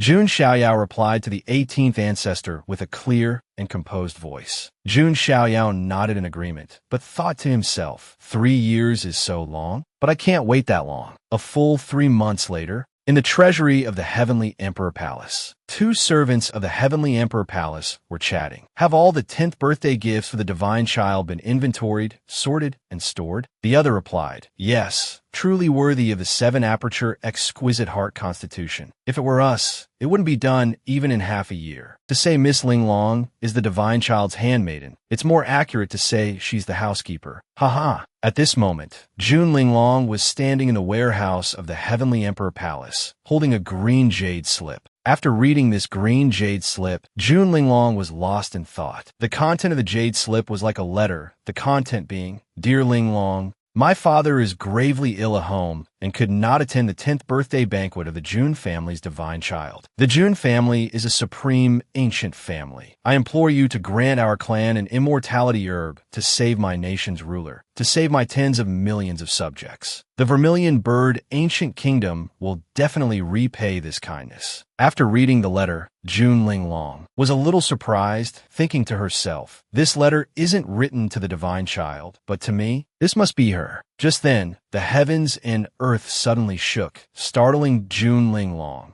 who turned and ran to the door, looking towards the distant pillar of light, and said, isn't that the direction of the June family's ancestral land? A dazzling sword light suddenly appeared, surrounded by what seemed to be phantoms of immortals and gods. The sword light swept across, seemingly wanting to slash down the stars from the sky. The void trembled, and the cloud layer at the horizon shattered. After the sword light swept past, a large patch of clouds was cut in two, leaving behind sword chi. The four directions erupted in turmoil, alarming the entire June family. June Linglong's eyes were filled with astonishment, cold sweat pouring down. She blurted out, this was done by the divine child? The sword light shot straight into the sky. A large patch of clouds was cut in two, leaving behind sword chi. The explosive aura that shook the four directions alarmed many clan elders and major figures of the June family. June Jiantian stared wide-eyed, saying in astonishment, that's the aura of the immortal slaying sword art. Could it be the 18th ancestor? A clan elder in a long brown robe appeared, clasping his hands as he watched, judging. This is a bit off. The power of this sword strike, though astonishing, has not yet reached the level of the 18th ancestor. This can only be the divine child. The three of them now had grim expressions, saying with a hint of jealousy, it's only been 3 months, and that brat has already learned the first form of the immortal slaying sword art. What kind of monster is this guy? Just then, deep within the June family's ancestral land, the 18th ancestor looked at June Xiaoyao, momentarily stunned, not knowing what expression to make. Then, he laughed triumphantly. Ha ha ha, you little brat, you really are. In the dome of the sky, the sword light also began to dissipate, leaving behind a clear sky. June Xiaoyao, now in a faint white mist, formed a seal with both hands, striking an extremely cool pose, and said to the 18th ancestor, this immortal's fall of Xiaoyao, is it up to standard, ancestor? Hearing this, the 18th ancestor covered his face with his hand and laughed loudly. Ha ha ha, it took this old man a whole year to comprehend this immortal's fall. You little brat, you really are. Ha ha ha. June Xiaoyao's eyes were somewhat contemplative, sweating as he didn't reply. It wasn't that June Xiaoyao was posturing, but that in the past, when he cultivated martial arts and divine abilities, he had never taken more than 7 days to learn them. In comparison, taking 3 months to cultivate the first form of the immortal slaying sword art was indeed considered slow. The 18th ancestor patted June Xiaoyao's back, saying affectionately, let's go, Xiaoyao. It's time to go and create the era that belongs to you. After resting for a few days in the Heavenly Emperor Palace, June Xiaoyao stretched, his physical strength having stabilized and recovered after 3 months of seclusion. June Xiaoyao had a refreshed expression, thinking to himself, I can finally leave the June family and go experience the mortal realm. I wonder what good place little Linglong has chosen for me. Oh, I also have to go find Grandpa June Jiantian first. June Jiantian suddenly appeared from behind June Xiaoyao, saying, are you looking for this old man? June Xiaoyao's face fell. He turned and said to his grandfather, Grandpa, why are you also appearing and disappearing like little Linglong now? June Jiantian gave him a slap, saying, "You little brat, you talk too much. You caused such a huge commotion in the ancestral land. How could I not see it? Have you mastered the immortal sword art?" Jun Xiaoyao smugly touched his nose, saying, "It's just so. It took me 3 months to learn the first form, Immortal's Calamity. Hee hee." Jun Jiantian was also amazed by this little monster, saying, "You little brat are quite good at hiding things. I've watched you grow up since you were little, yet I never discovered you were hiding a supreme bone." Hearing this, Jun Xiaoyao's heart skipped a beat. Afraid his check-in system would be exposed, he closed his eyes and bluffed, "Grandpa, I only just discovered it myself." "It seems your grandson becomes more courageous the more difficulties he faces." Jun Jiantian knew this grandson of his too well, but didn't press further, just turned and walked away, saying, "All right, I didn't come here to listen to you brag. Xiaoyao, you possess 2 types of peak physiques. Your cultivation also requires double the effort of ordinary people, especially the ancient desolate sacred body. When you were born, you awakened the first vision, Myriad Saints Pilgrimage. However, the ancient desolate sacred body has an estimated 6 great visions, and there are still 5 types that have not been awakened. These 5 visions require you to comprehend them yourself. But Grandpa knows a place that can help you comprehend the second vision of the sacred body." Jun Jiantian's words made Jun Xiaoyao fall into deep thought. This was absolutely right, because cultivating the ancient desolate sacred body was even harder than the supreme bone, and opening its visions was no easy feat even with his monstrous talent. Jun Xiaoyao still needed a process. After thinking for a moment, Jun Xiaoyao unleashed his unique move that had been tried and true since childhood, putting on an adorable and lovable face, pleading with his grandfather, "My dearest grandpa, please tell your grandson." Jun Jiantian pondered, thinking to himself, "Damn it, why does this feeling seem so familiar?" Then Jun Jiantian pushed Jun Xiaoyao's head away with his hand, saying, all right, stop with the sweet talk here." At this moment, Jun Jiantian's gaze became stern, saying, "Have you heard of the Panwu Divine Dynasty?" Hearing about the Panwu Divine Dynasty, Jun Xiaoyao was a little surprised, pouting his lips as he replied, "The Panwu Divine Dynasty. It seems to be a peak-level immortal divine dynasty." In his spare time, Jun Xiaoyao had read records about all the major forces in the desolate heaven immortal domain, so he had some understanding. Jun Jiantian explained with his hands on his hips. "That's right, the founder of the Panwu Divine Dynasty was the great Emperor Panwu. But that's not important. Our Jun family also had the great Emperor Qitian. What's important is, it's rumored that great Emperor Panwu also had an ancient desolate sacred body. There's a rumor that deep within the imperial palace of the Panwu Divine Dynasty, there's a Panwu mausoleum, which might be related to great Emperor Panwu." Jun Xiaoyao propped his chin on his hand, thought for a moment, and said, "But the Panwu Divine Dynasty won't easily let outsiders into their secret realm, right?" Jun Jiantian also closed his eyes and nodded in agreement, but then laughed triumphantly. "Ha ha ha, but it's not absolute. I'm just telling you this method. If it really doesn't work, for your future, it's not impossible for the Jun family to barge in." Hearing how spoiled he was, Jun Xiaoyao smiled and thought to himself, the Jun family's domineering spirit is really in their blood. Afterwards,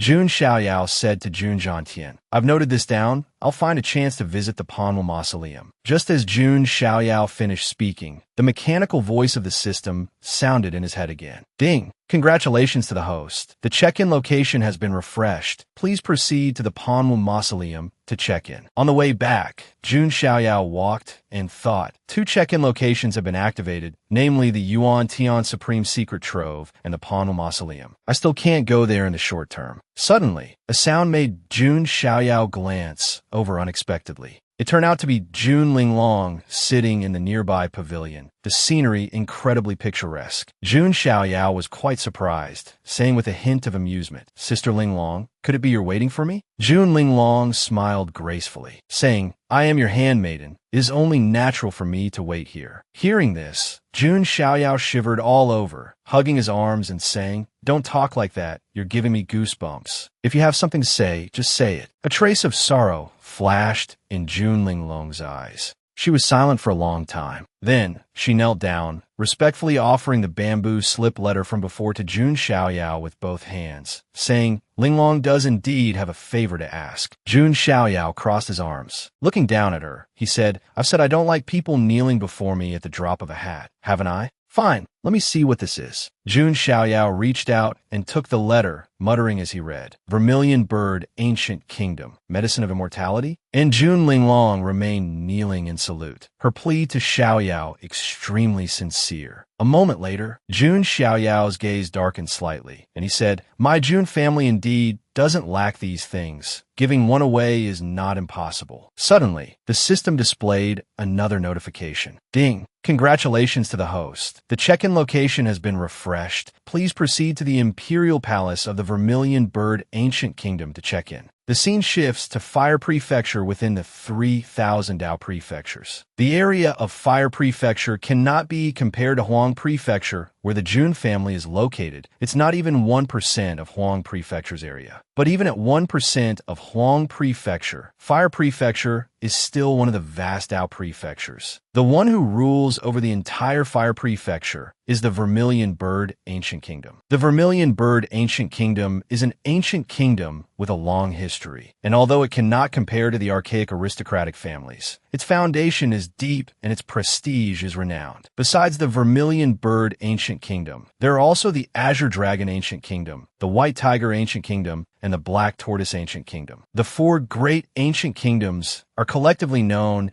as the Four Symbols Ancient Kingdoms. At this moment, in the Imperial Palace of the Vermilion Bird Ancient Kingdom, within a magnificent and splendid grand hall, a middle-aged man in a red-gold vermilion bird long robe was lying on a bed, the space between his brows dark, his entire aura weak, as if gravely ill, his life like a candle in the wind. He was the ruler of the Vermilion Bird Ancient Kingdom. Tending to him by the bedside was a beautiful woman. She wore a red feathered dress, her figure graceful, her legs long and slender, her skin as white as snow, her fiery red hair like a dancing flame. The Vermilion Bird ruler shook his head slightly, his voice extremely weak, and at the same time carrying a hint of despair said, Imperial daughter, you've worked hard. An immortality pill cannot be forced. Don't make things difficult for yourself. The ruler also knew how rare an immortality herb was. Even supreme orthodoxies and immortal forces couldn't have a few in reserve, let alone be kind enough to gift one to the Vermilion Bird Ancient Kingdom. Although the Vermilion Bird Ancient Kingdom had a strong foundation and possessed many top-grade holy medicines, it didn't have a single immortality herb. After all, looking outside, the appearance of a single immortality herb would cause a bloody storm. People would fight over it. Why would they sell it to others? The beautiful woman was silent for a long time, then took the ruler's hand to comfort him. Imperial father, please rest and recuperate. I already have a lead on the immortality pill. I will definitely cure your illness. At this moment, her beautiful eyes looked extremely captivating, her nose bridge high and straight, her red lips so luscious they looked like they were about to drip, making one intoxicated, especially the cinnabar mole between her brows. It made her look as gorgeous as a peach blossom, enchantingly beautiful. This woman was the imperial princess of the Vermilion Bird Ancient Kingdom, Bai Yuer. Hidden between Bai Yuer's brows was the Vermilion Bird Divine Fire. Her talent was extraordinary, not to mention her appearance was considered top tier in the desolate heaven immortal domain. Countless young prodigies from various forces were madly infatuated with Bai Yuer. At this time, a palace maid entered to report, Your Majesty, the Imperial Prince of the Azure Dragon Ancient Kingdom is waiting in the Grand Hall. Hearing the palace maid's report,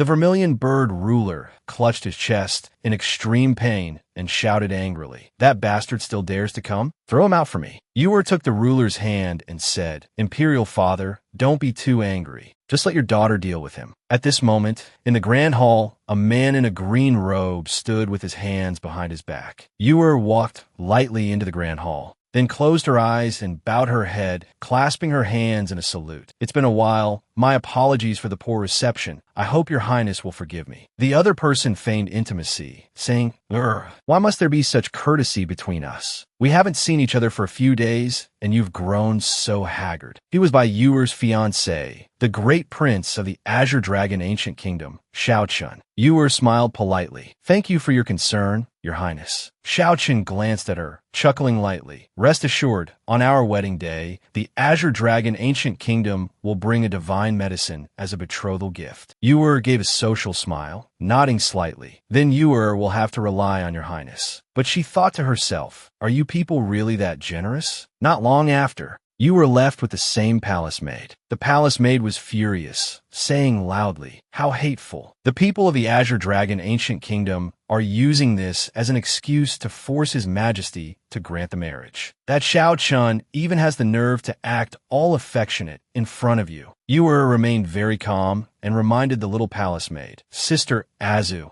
keep your voice down, walls have ears. Besides, the palace maid named Azu, having been reminded, unwillingly pouted and puffed her cheeks, saying, I'm just indignant on your highness's behalf. Faced with the current situation, Yor could only hold her forehead and sigh, blaming herself. If we really have to form a marriage alliance with the Azure Dragon Ancient Kingdom, the Vermilion Bird Ancient Kingdom will be completely passive. The foundation passed down by our ancestors will sooner or later be completely swallowed by the Azure Dragon Ancient Kingdom. Is there really no other way? The more Yor thought, the more confused she became, so worried she broke out in a sweat. Just then, a guard rushed in from outside to report, Your Highness, urgent news. He was panting, stammering, the June family. The June family has replied, Your Highness. Hearing this news, Yor was extremely surprised, stunned for a few seconds, then ordered the guard, quick, present it. The guard did not hesitate, offering the June family's reply with both hands. Yor opened the letter, overjoyed, as if she had found a lifeline in a desperate situation, saying, This is great, this is great. It's a reply from Ling Long. Imperial father is saved. Back at the June family's heavenly emperor palace,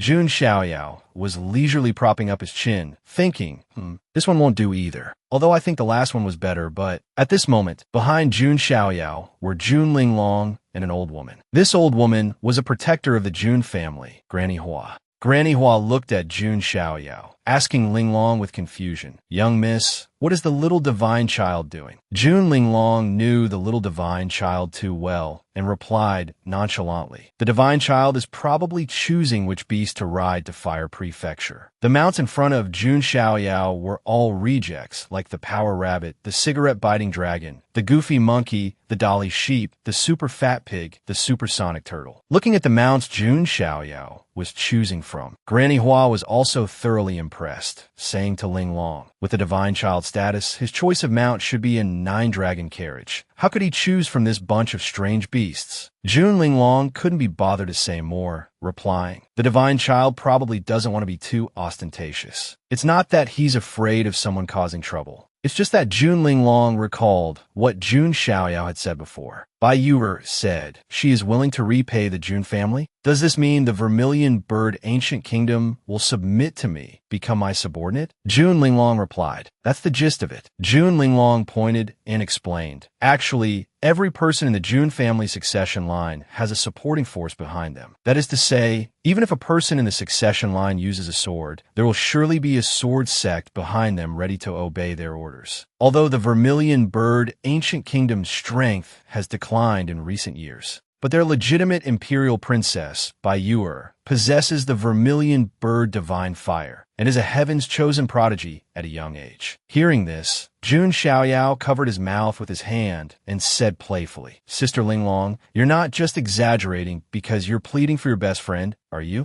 Jun Linglong also felt a little guilty, speechless, thinking there's probably a little bit of that. The divine child kept joking during a serious conversation, making Jun Linglong so frustrated she was about to fade. Then, Jun Linglong knelt on the ground, covering her mouth with her sleeve to act. How would Linglong dare? Linglong is wholeheartedly devoted to the divine child. How could I stand by and watch the divine child be deceived, giving a divine medicine to an outsider? Jun Xiaoyao saw Linglong's clumsy act, was also speechless, looking at her with a what the hell are you acting out gaze. Adversity reveals how easily people's hearts can change, right? Jun Xiaoyao was stunned for 5 seconds, then said, All right, stop acting, I was just joking. Jun Xiaoyao switched to a serious mode, saying, But I really don't want all the benefits to lean towards the Vermilion Bird Ancient Kingdom. Whether the Vermilion Bird Ancient Kingdom is worthy of receiving the divine medicine, I must also see for myself. Back to the present. At this moment, Jun Linglong smiled with satisfaction at Jun Xiaoyao's approach, thinking to herself, the divine child's way of doing things is truly different. It seems the future I saw before was correct. Linglong was lost in thought when she was interrupted by Xiaoyao. Little Linglong, let's ride this to Fire Prefecture. This one can serve as a divine beast mount. Jun Xiaoyao was hugging a large sheep with fur as white as snow, which was leisurely chewing on grass with satisfaction. Jun Linglong looked at the highly respected divine child whom she had just praised endlessly in her mind. So speechless, she became autistic. The white sheep glanced at Jun Linglong, contemptuously spitting a wad of saliva. Jun Linglong went from being autistic to being furious with this ill-mannered sheep, shouting loudly, I refuse. Also at the Jun family's Heavenly Emperor Palace, Jun Linglong suddenly remembered and said to Jun Xiaoyao, that's right, divine child. Before we set off for the Vermilion Bird Ancient Kingdom, there is one more matter that needs your attention. I wonder if you can spare some time? Jun Xiaoyao was currently riding on the back of the white sheep, looking like a dashing Batman, contentedly chewing on a blade of grass. Jun Xiaoyao pointed forward, gave an innocent smile, and asked Jun Linglong back, what is it, Sister Linglong? Linglong's eyes were now firm, her expression serious, as she said to Jun Xiaoyao, it's about Lan Qingya. I have temporarily locked Lan Qingya in the Jun family's ancient prison. The clan elders specifically instructed that this matter is to be handled by you, divine child. Hearing the name Lan Qingya, Jun Xiaoyao's expression also turned serious. He glanced at Linglong and said, Lan Qingya, that noisy woman from last time? So what does Sister Linglong think I should do with her? Being asked this by Xiaoyao, Linglong was so surprised her eyes went wide. A decisive and cold divine child is now asking for my, Linglong's, opinion? Jun Linglong immediately composed herself, saying, Lan Qingya colluded with outsiders to harm the Jun family. According to the Jun family's rules, she deserves to be executed by torture. Hearing executed by torture, Jun Xiaoyao gestured with his finger, asking, execution by torture means to kill. Jun Linglong explained, execution by torture is to nail the criminal's 4 limbs, then expose them to the sun until they die. After hearing the explanation of execution by torture, Jun Xiaoyao snorted coldly, thinking to himself, extreme punishment, it's merely a joke for the people of this world. Afterwards, Jun Xiaoyao extended his hand towards Linglong, ordering, Linglong, bring out a brush and paper. Jun Linglong had a what-the-hell expression, thinking to herself, is the divine child planning to use a brush and paper to think of a way to execute by torture? Then she suddenly broke into a cold sweat, telling herself, this is bad. Every time the divine child calls me by my full name, he's about to do something extraordinary. Jun Xiaoyao struck an extremely cool pose, hand on his forehead, saying confidently, with me in the Jun family, how can a great emperor not appear in the future? Sister Linglong, record the sayings of the future great emperor. In the future, all school-aged children must be made to memorize them. Jun Linglong focused intently, displaying her dragon and snake-like calligraphy skills, taking notes. Xiaoyao glanced over, saying, for someone who did something as foolish as Lan Qingya, Jun Heavenly Emperor's sayings, rule number 1, to kill without teaching is cruelty. A moment later, Jun Linglong's eyes widened in a sudden realization, understanding the profound meaning of the first rule in the Jun Heavenly Emperor's sayings. The scene shifts to the Jun family's dungeon. Lan Qingya was currently kneeling in her cell, her eyes lifeless, like a soulless corpse. As soon as Lan Qingya saw Jun Linglong arrive, she let out a sneer, saying, you're finally here? I only have one request. Give me a quick death. Jun Linglong stood outside and remained silent for a moment, then looked down at Lan Qingya and said, I am only here to convey the divine child's punishment for you. Lan Qingya, you colluded with outsiders to harm the Jun family. The divine child sentences you to kneel before the Heavenly Emperor Palace for 1 year to repent. During this year, no matter what happens, you're not allowed to leave. A year from now, all grievances will be cleared. You will be expelled from the Jun family, and the Jun family will no longer trouble you. If you still hold a grudge against the divine child, then come and challenge him yourself. He will not refuse any challenge. Hearing this, Lan Qingya was stunned, not understanding why Jun Xiaoyao would leave her a path to live. Jun Linglong continued, but if you remain unrepentant and continue to collude with outsiders to harm the Jun family, then he will eradicate all the forces you collude with. In the end, the divine child will kill you with his own hands. Meanwhile, somewhere around the heavenly emperor palace, Jun Zhongjian and Jun Xuehuang were sparring. Jun Zhongjian sat on a pile of rubble, sighed, and said, "The divine child, he won't make things difficult for me, will he?" Hearing Jun Zhongjian's words, Jun Xuehuang crossed his arms, thought for a moment, and then said, "The divine child didn't mind you offending him back then, so why do you keep worrying about it?" Jun Zhongjian fell into a long, pensive silence.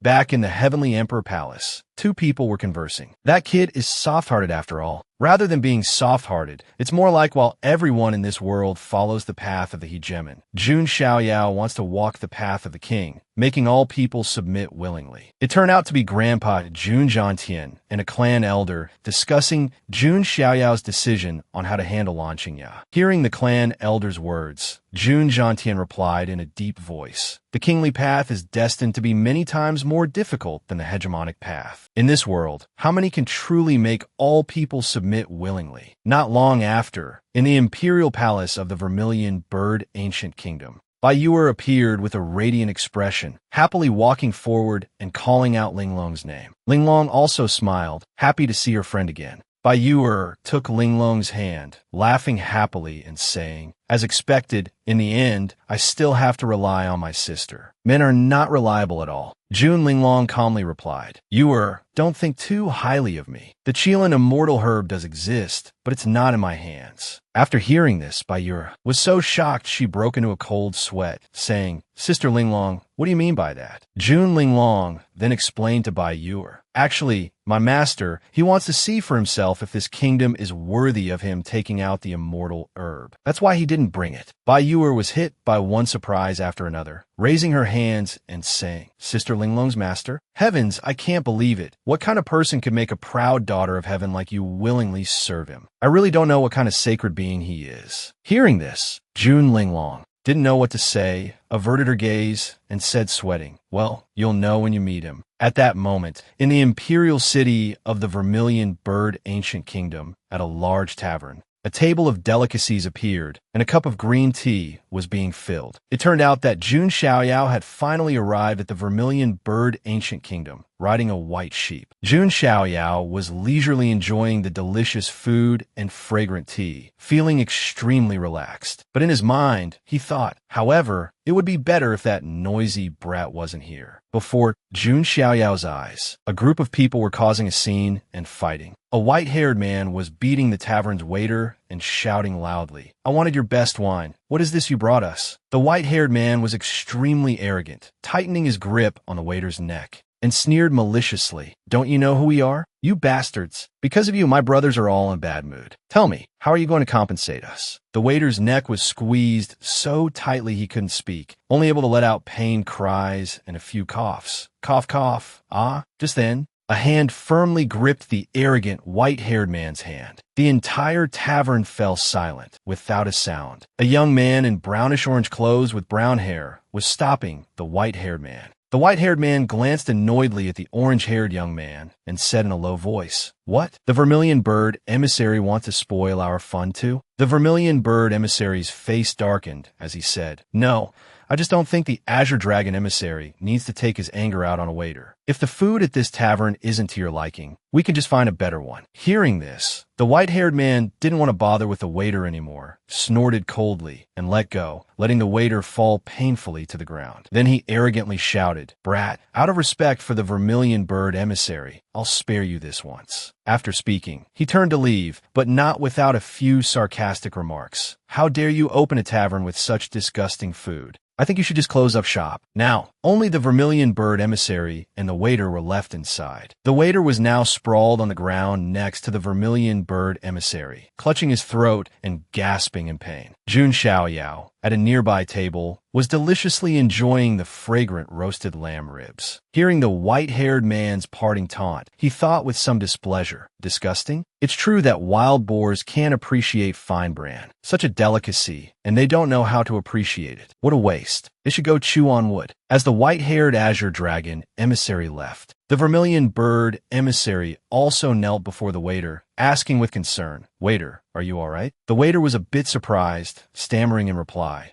I'm all right. Lord Vermilion Bird Emissary. Suddenly, the Vermilion Bird Emissary opened the waiter's calloused hand and placed 5 gold ingots in it, saying with a sad expression, "Take these. Endure it for a little while longer. This will all be over soon." The waiter looked at the gold ingots the Vermilion Bird Emissary placed in his hand, his eyes welling up with tears of grievance. Then he knelt, cupped his hands towards the Vermilion Bird Emissary, and said, "Yes, we subjects will try our best to endure." After witnessing this scene, Jun Xiaoyao also fell into deep thought. Not long after, the waiter brought out a plate of food, walked towards Jun Xiaoyao, and said, "Sir, here are the extra roasted lamb ribs you ordered." Jun Xiaoyao looked at the plate of roasted lamb ribs, his mouth watering. He rubbed his hands, licked his lips, and said greedily, "I've been waiting for so long, but doesn't everyone find it strange? Jun Xiaoyao chose a white sheep to ride here, and then he's deliciously eating roasted lamb ribs. So cruel. So this is the reason he chose the white sheep. Ha ha."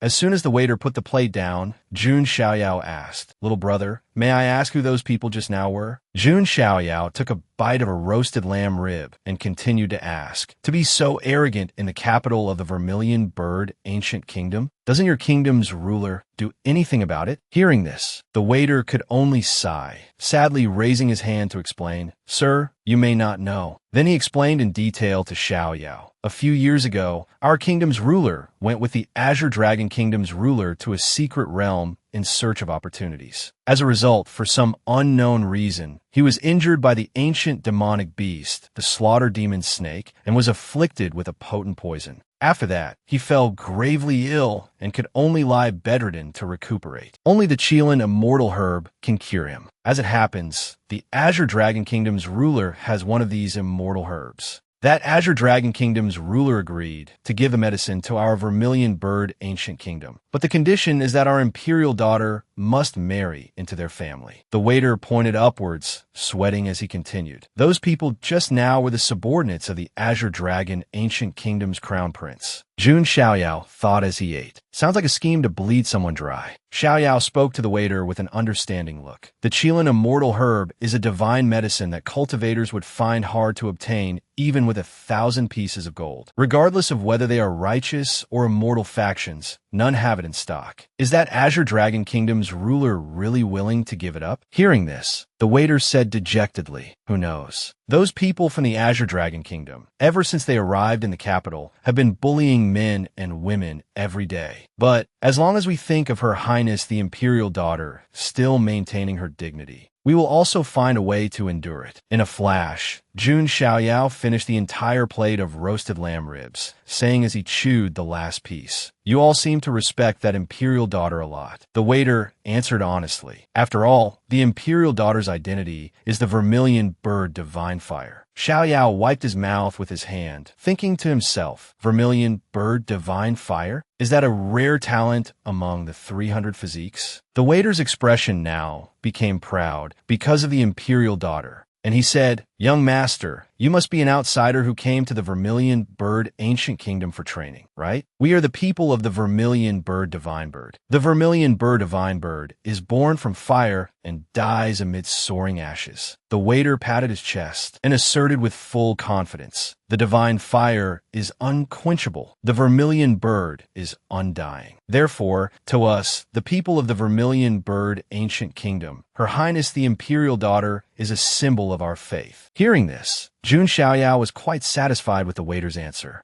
and smiled, saying, "So that's how it is." Not long after, at the Imperial Daughter's chambers in the Vermilion Bird Ancient Kingdom, Jun Xiaoyao, with his hands behind his back, walked into the chambers with a heroic and imposing air. As he approached, 2 guards discovered him. The 2 guards guarding the chambers were stunned and shouted, "Halt, who are you? Why have you appeared in the Imperial Daughter's chambers?" Jun Xiaoyao didn't rush to answer, just smiled faintly in the wind, looking incredibly cool. Then, his figure moved slightly, as if freezing time itself, effortlessly gliding past the two guards. The two guards were so terrified their eyes nearly bulged out, their teeth chattering as they clenched their jaws, and immediately shouted, "Guards, an assassin has infiltrated the imperial daughter's chambers." Very quickly, the sound of rushing footsteps came from all directions. Hundreds of guards surrounded Jun Xiaoyao, their sword tips pointed, ready to attack at any moment while shouting, "Who goes there? State your name." Jun Xiaoyao was not afraid at all,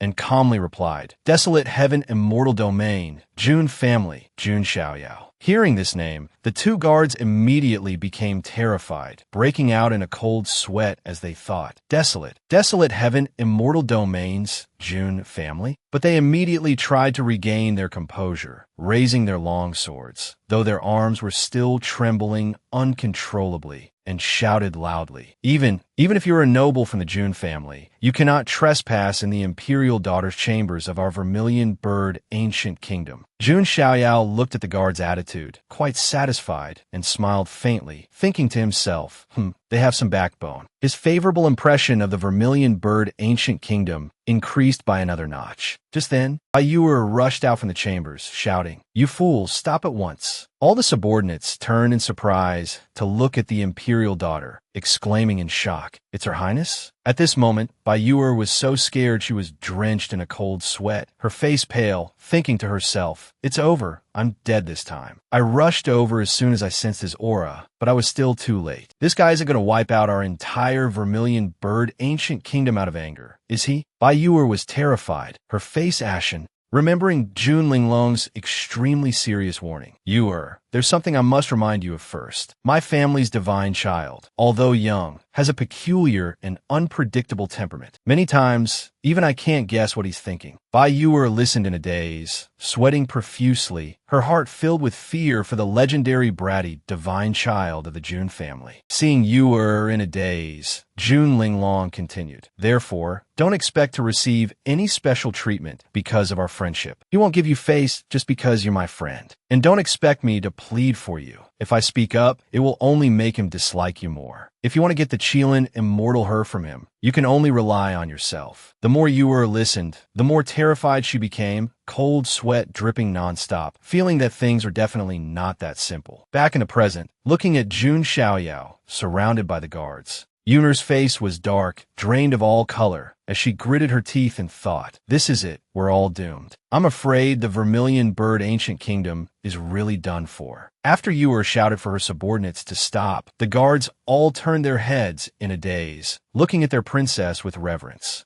As for Bai Yuer, her mind was racing at full speed, thinking of a way to salvage the current situation. After more than 14 million possibilities flashed through her mind, like some superhero sorcerer, Bai Yuer quickly walked up to Jun Xiaoyao, respectfully cupped her hands, and bowed. "This humble girl is the imperial daughter of the vermilion bird ancient kingdom, Bai Yuer. Yuer was unaware of the divine child's arrival and could not welcome you from afar, which was truly a discourtesy. My subordinates did not understand the situation and clashed with the divine child, which is also due to Yuer's poor discipline. I hope the young master will be magnanimous and forgive this humble girl and the vermilion bird ancient kingdom." That bratty divine child, oh no, the Jun family's divine child Jun Xiaoyao looked at Yuer and thought, "Oh, so she's Bai Yuer, Jun Linglong's friend." Jun Xiaoyao smiled faintly, looking pleased. Is she trying to take all the blame on herself? Immediately after, Jun Xiaoyao said to Yuer, "You are the princess of the vermilion bird ancient kingdom, right? Then you should know why I have appeared here." Jun Xiaoyao rested his chin on his hand, speculating. "However, you didn't inform your subordinates in advance. It seems you don't welcome me very much, do you?" As soon as he finished speaking,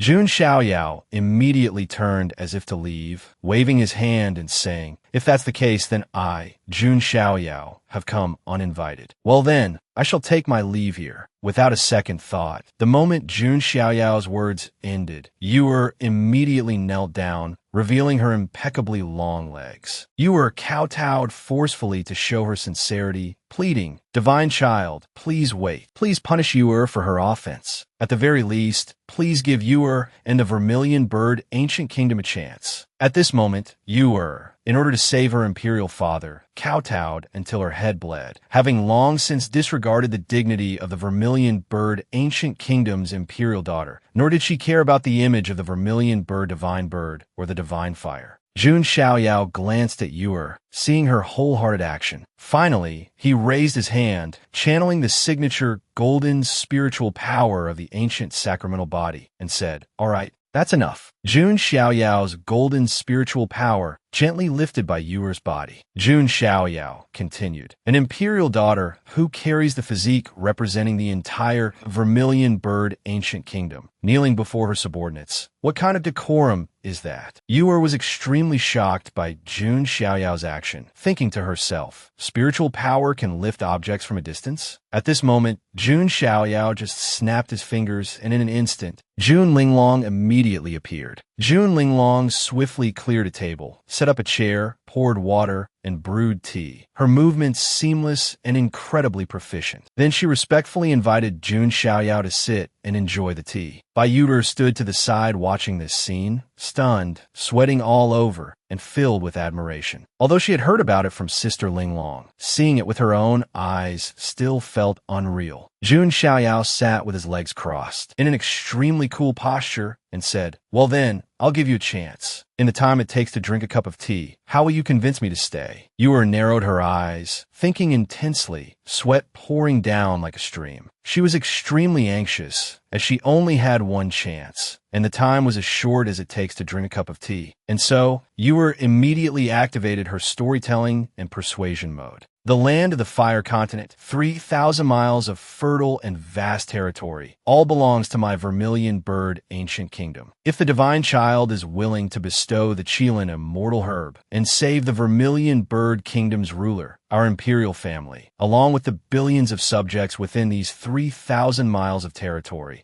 are all willing to serve the divine child with utmost loyalty, willing to die 10,000 deaths without regret. After hearing Yuder's words, Jun Xiaoyao let out a sigh and chuckled softly. "It seems you've misunderstood something. The desolate continent where my Jun family resides is 100 times larger than your Fire Continent. Moreover, the several continents surrounding the desolate continent are also under my Jun family's control. Why would I need this tiny, bean-sized Fire Continent of yours?" Hearing this, Yuer knew her method of persuasion seemed to be gravely mistaken. Yuer clenched her fists, her expression troubled, and said, "In that case, Yuer is willing to submit to the divine child and serve you as my master, only begging the divine child to show great mercy and bestow the divine medicine." Hearing the imperial daughter say such words, the surrounding subordinates were all extremely shocked, crying out in alarm. "What? Your Highness the Princess? Absolutely not." Jun Xiaoyao, however, pouted in dissatisfaction, then pointed at Jun Linglong behind him and said, "Do you see who is behind me? Her name is Jun Linglong. She has roamed the world for 23 years, proficient in pouring tea, washing dishes, doing laundry, folding blankets, killing, arson, and assassination. She's my handmaiden. Do you think you can replace her?" Hearing this, Yuer blushed with embarrassment and said in shock, "How can I compare to Sister Linglong? Naturally, I'm not as good." Jun Xiaoyao feigned anger and shouted, "Of course you're not as good. You young women don't think you can trade your own bodies for benefits. I'll show you a clear path. After all, I'm not some kind of demon. The people of this vermilion bird ancient kingdom seem to respect you, their princess, very much. But I'm not sure if you are worthy of that respect." Jun Xiaoyao pointed out to Yuer, "You may not know.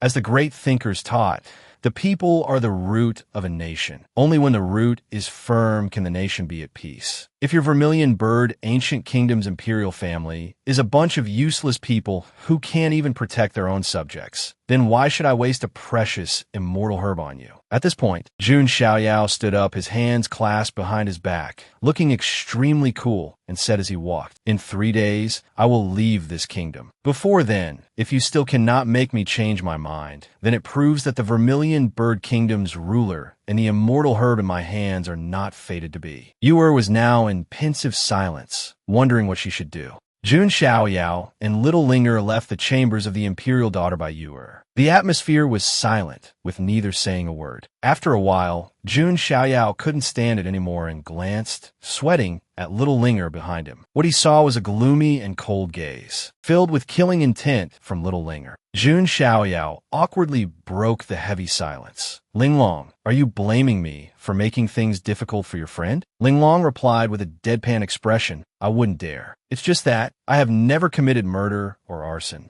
nor have I ever assassinated anyone. Jun Linglong's gaze, sharp as a dagger and mixed with terrifying killing intent, shot towards Xiaoyao from behind. Jun Xiaoyao suddenly remembered he had just been exaggerating and broke into a cold sweat, stammering, my bad. My bad. After Jun Xiaoyao and Jun Linglong left Bai Yuer's chambers, Bai Yuer went to the imperial palace where her father was. Her father was trying his best to resist the potent poison of the ancient demonic beast, the slaughter demon snake. Bai Yuer gently held her father's hand with both of hers, saying worriedly, Imperial Father, I really have to do something to save the situation, but I really don't know if it's the right decision. The gloomy atmosphere around the kingdom ruler's sickbed seemed to have a glimmer of hope with Bai Yuer's appearance. After a moment, Bai Yuer continued, The situation in our Vermilion Bird ancient kingdom is extremely tense right now. If this decision is not handled properly, it could plunge millions of the Vermilion Bird ancient kingdom subjects into a state of eternal damnation. The kingdom's ruler slowly opened his eyes, looked at his imperial daughter, and said with a pained yet affectionate voice, If you really want to do it, then just do it. Your father has complete faith in you. The divine fire is unquenchable. The Vermilion Bird is undying. Hearing her father's encouragement, Bai Yuer's eyes widened, filled with the confidence to make this momentous decision. At this time, at the inn where Jun Xiaoyao and Jun Linglong were staying, Jun Xiaoyao was holding a zither, happily playing music with his Bamboo Grove scholar friends. But what's a bit strange is he looks too cool.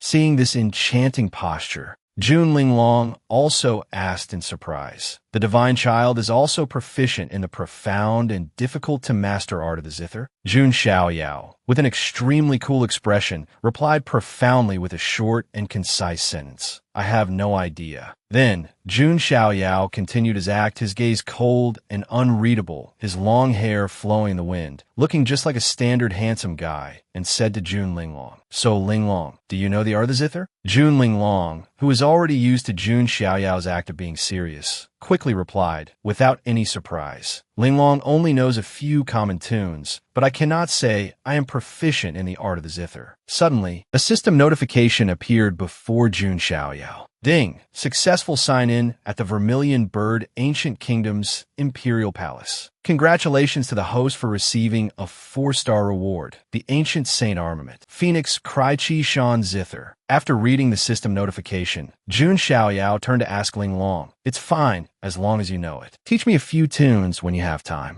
Only then did Jun Linglong ask, curiously, why is the divine child suddenly interested in learning the zither? Jun Xiaoyao once again switched to his profound and unfathomable mode, pointing to the sky and saying, It's boring to just rely on a golden finger to cheat and sweep through the world. Therefore, I not only want to learn the zither, but also zither, chess, calligraphy, painting, and even dancing. If I have the chance, I also want to become a super VIP carpenter and mechanic.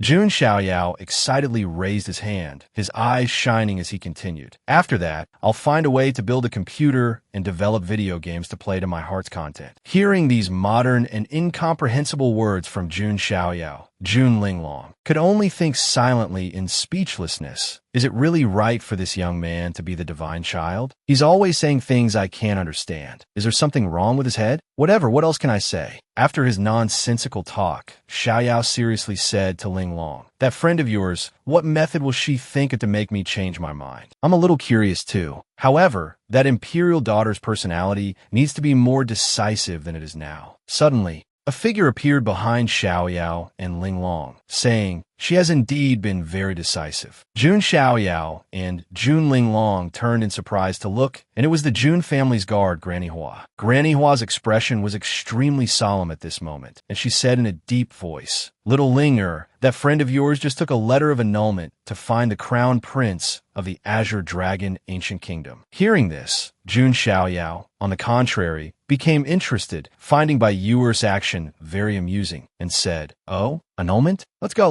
watch the fun. From within the hall came the voice of the Azure Dragon Ancient Kingdom's crown prince. Xiao Chun, What is the meaning of this? Xiao Chen's gaze was stern and cold as he said, "This joke of yours is not funny at all." Bai Yu stood before Xiao Chen and said, "Frankly, what I just said is exactly what it means. My vermilion bird ancient kingdom, from today onwards, annuls the marriage agreement with the Azure Dragon Ancient Kingdom. Your Highness also knows that the vermilion bird ancient kingdom has been busy with state affairs recently. I hope Your Highness can immediately lead your subordinates and quickly return to the Azure Dragon Ancient Kingdom. On another day, Yuer will personally visit to apologize to the Azure Dragon Ancient Kingdom." Hearing this, Xiao Chun frowned, his eyes filled with anger as he said, "Your vermilion bird ancient kingdom, are you trying to humiliate me and the Azure Dragon Ancient Kingdom?" Yuer replied without a trace of fear, "I, on the other hand, think it is Your Highness who has been humiliating me and the vermilion bird ancient kingdom all along.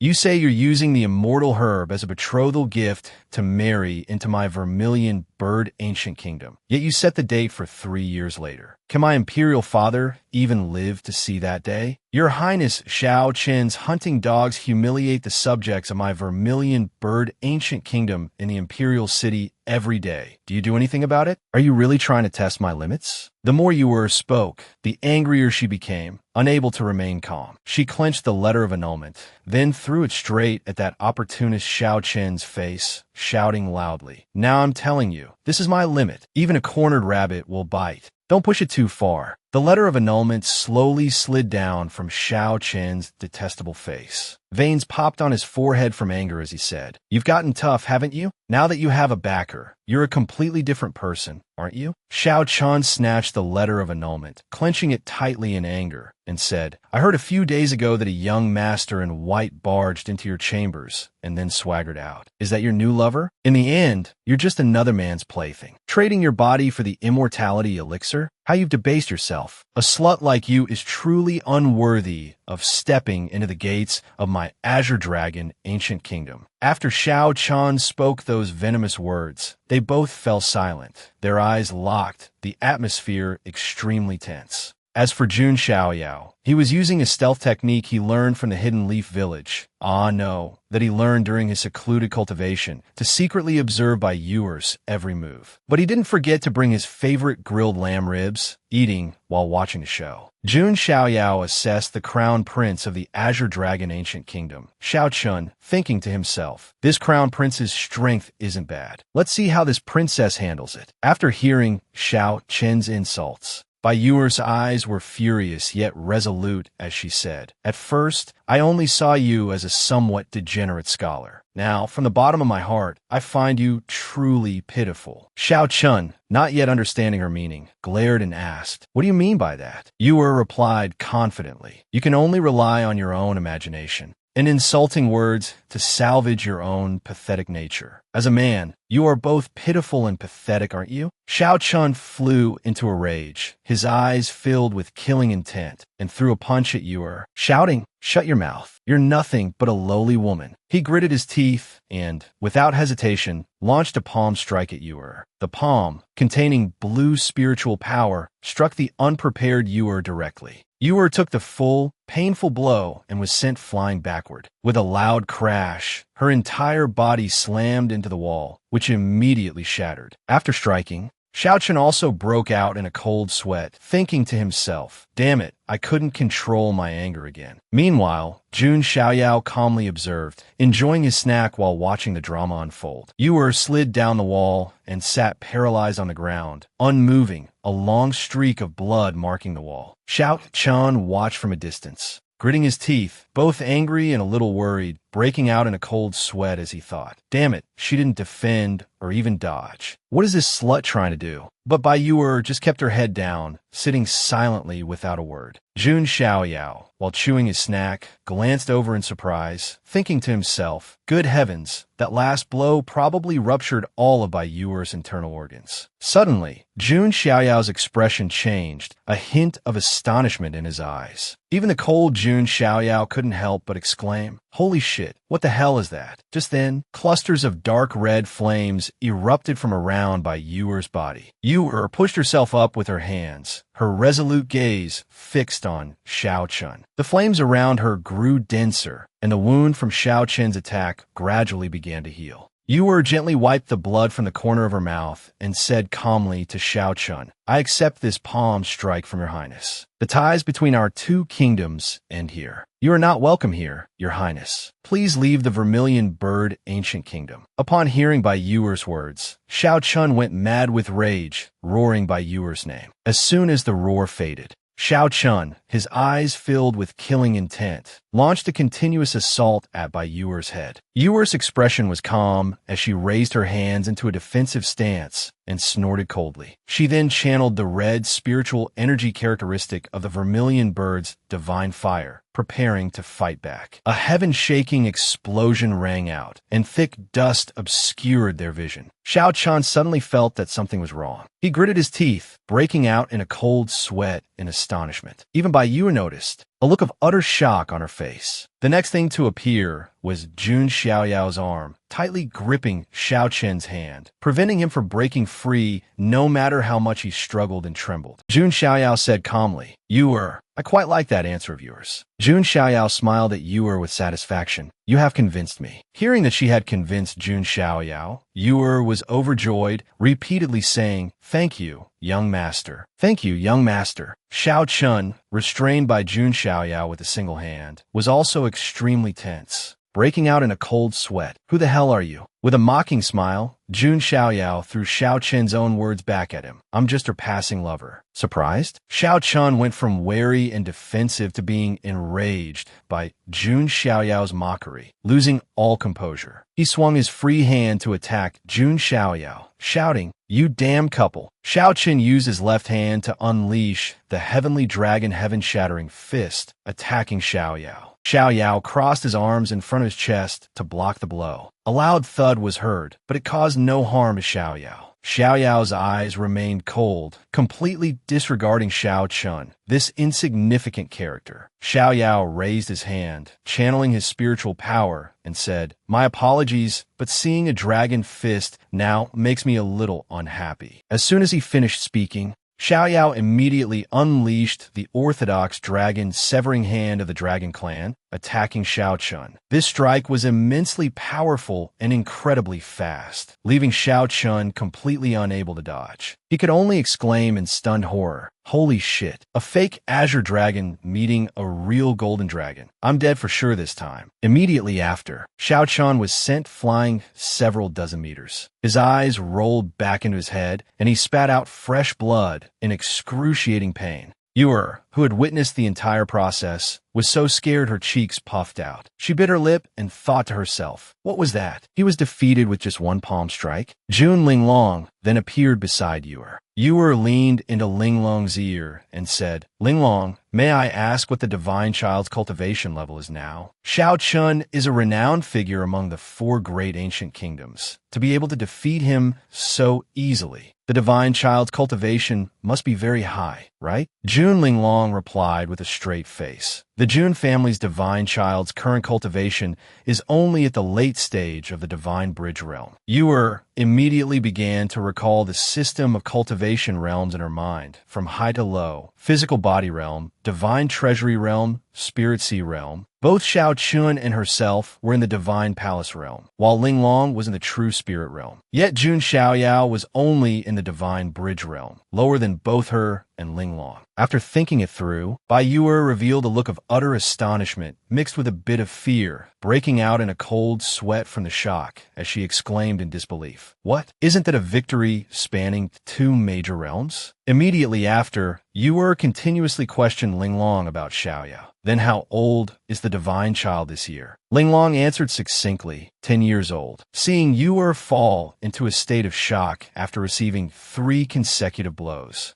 Ling Long added an explanation. Although the divine child is only 10, he just looks more mature. You were like a child who had just learned something new and strange, had a moment of realization, marveling in her heart. Heavens, that's so incredible. On the other side, Xiao Chun, after taking a blow from Xiao Yao, managed to push himself up from the ground, roaring in anger, "Bastard, don't you look down on me." As soon as he finished speaking, he took off his outer coat and threw it behind him. Xiao Chun placed his hands in front of his chest, gritted his teeth, his gaze darkening, and channeled his blue spiritual power to prepare for a breakthrough. Spiritual energy gradually gathered in the sky, and Xiao Chen's cultivation rapidly rose from the fourth heaven of the Divine Palace realm to the fifth, finally reaching the sixth heaven of the Divine Palace realm. Jun Xiaoyao, still with that contemptuous gaze, said nonchalantly, "Oh, replenishing your dragon chi? You still have a bit of a chance." Seeing Xiaoyao still looking at him with that same gaze, veins popped all over Xiao Chen's face from anger as he said, "You rotten brat. Just you wait." Xiao Chen immediately unleashed his trump card, the ultimate technique, the Azure Dragon Heavenly Throne Seal, pressing it straight down on Jun Xiaoyao's head. Xiao Chun, gloating, shouted, "Brat, kneel before me." Jun Xiaoyao was not afraid at all, merely laughing in contempt. "Are you even worthy?" Xiaoyao gently gathered his characteristic golden spiritual power into his left hand, then executed the true dragon heaven trapping art, launching a palm strike up to meet the descending Azure Dragon Heavenly Throne Seal. A majestic, glittering golden dragon phantom appeared, slamming straight into Xiao Chen's Azure Dragon Seal. The Azure Dragon Heavenly Throne Seal could not withstand the pressure of the Golden Dragon Phantom and was easily shattered into pieces. Then, the Golden Dragon Phantom did not stop, letting out a heaven-shaking dragon roar as it continued to charge toward Xiao Chun. Xiao Chun, who had been gloating just a moment ago, could only stand there like a soulless fool waiting for death. When his trump card was so easily crushed, he finally realized what a terrifying brat he had provoked. But it's too late for regrets now, sweetie. The Golden Dragon Phantom charged forward without mercy. The entire palace trembled, and the characteristic golden light enveloped the entire imperial city of the Vermilion Bird Ancient Kingdom. After taking the full blow of Jun Xiaoyao's true dragon heaven trapping art, Xiao Chen's eyes were dazed as he thought blankly. What just happened? Why am I lying here? Who is this? Where am I? Suddenly, the image of the incredibly ferocious golden dragon phantom appeared in Xiao Chen's mind. It seems this fake, Xiao Chun, after encountering the real deal once, has been planted with a lifelong inner demon. After coming to his senses and remembering everything, Xiao Chun gritted his teeth, his eyes filled with immense anger as he thought, "Fuck, so that's how it is." Then he struggled to lift his head, looking to be in extreme pain, looking toward Jun Xiaoyao, who stood with his hands behind his back, looking incomparably cool in the distance. Xiao Chun looked up at Jun Xiaoyao, who was superior to him in both aura and position, and thought to himself, "I was completely defeated by that brat. This brat is truly not simple." As for Jun Xiaoyao, he also looked down from above, contemptuously gazing at this weak little green earthworm. Seeing Jun Xiaoyao's contemptuous gaze, Xiao Chun gritted his teeth in anger, cursing in his heart. Damn it, what's with that brat's look?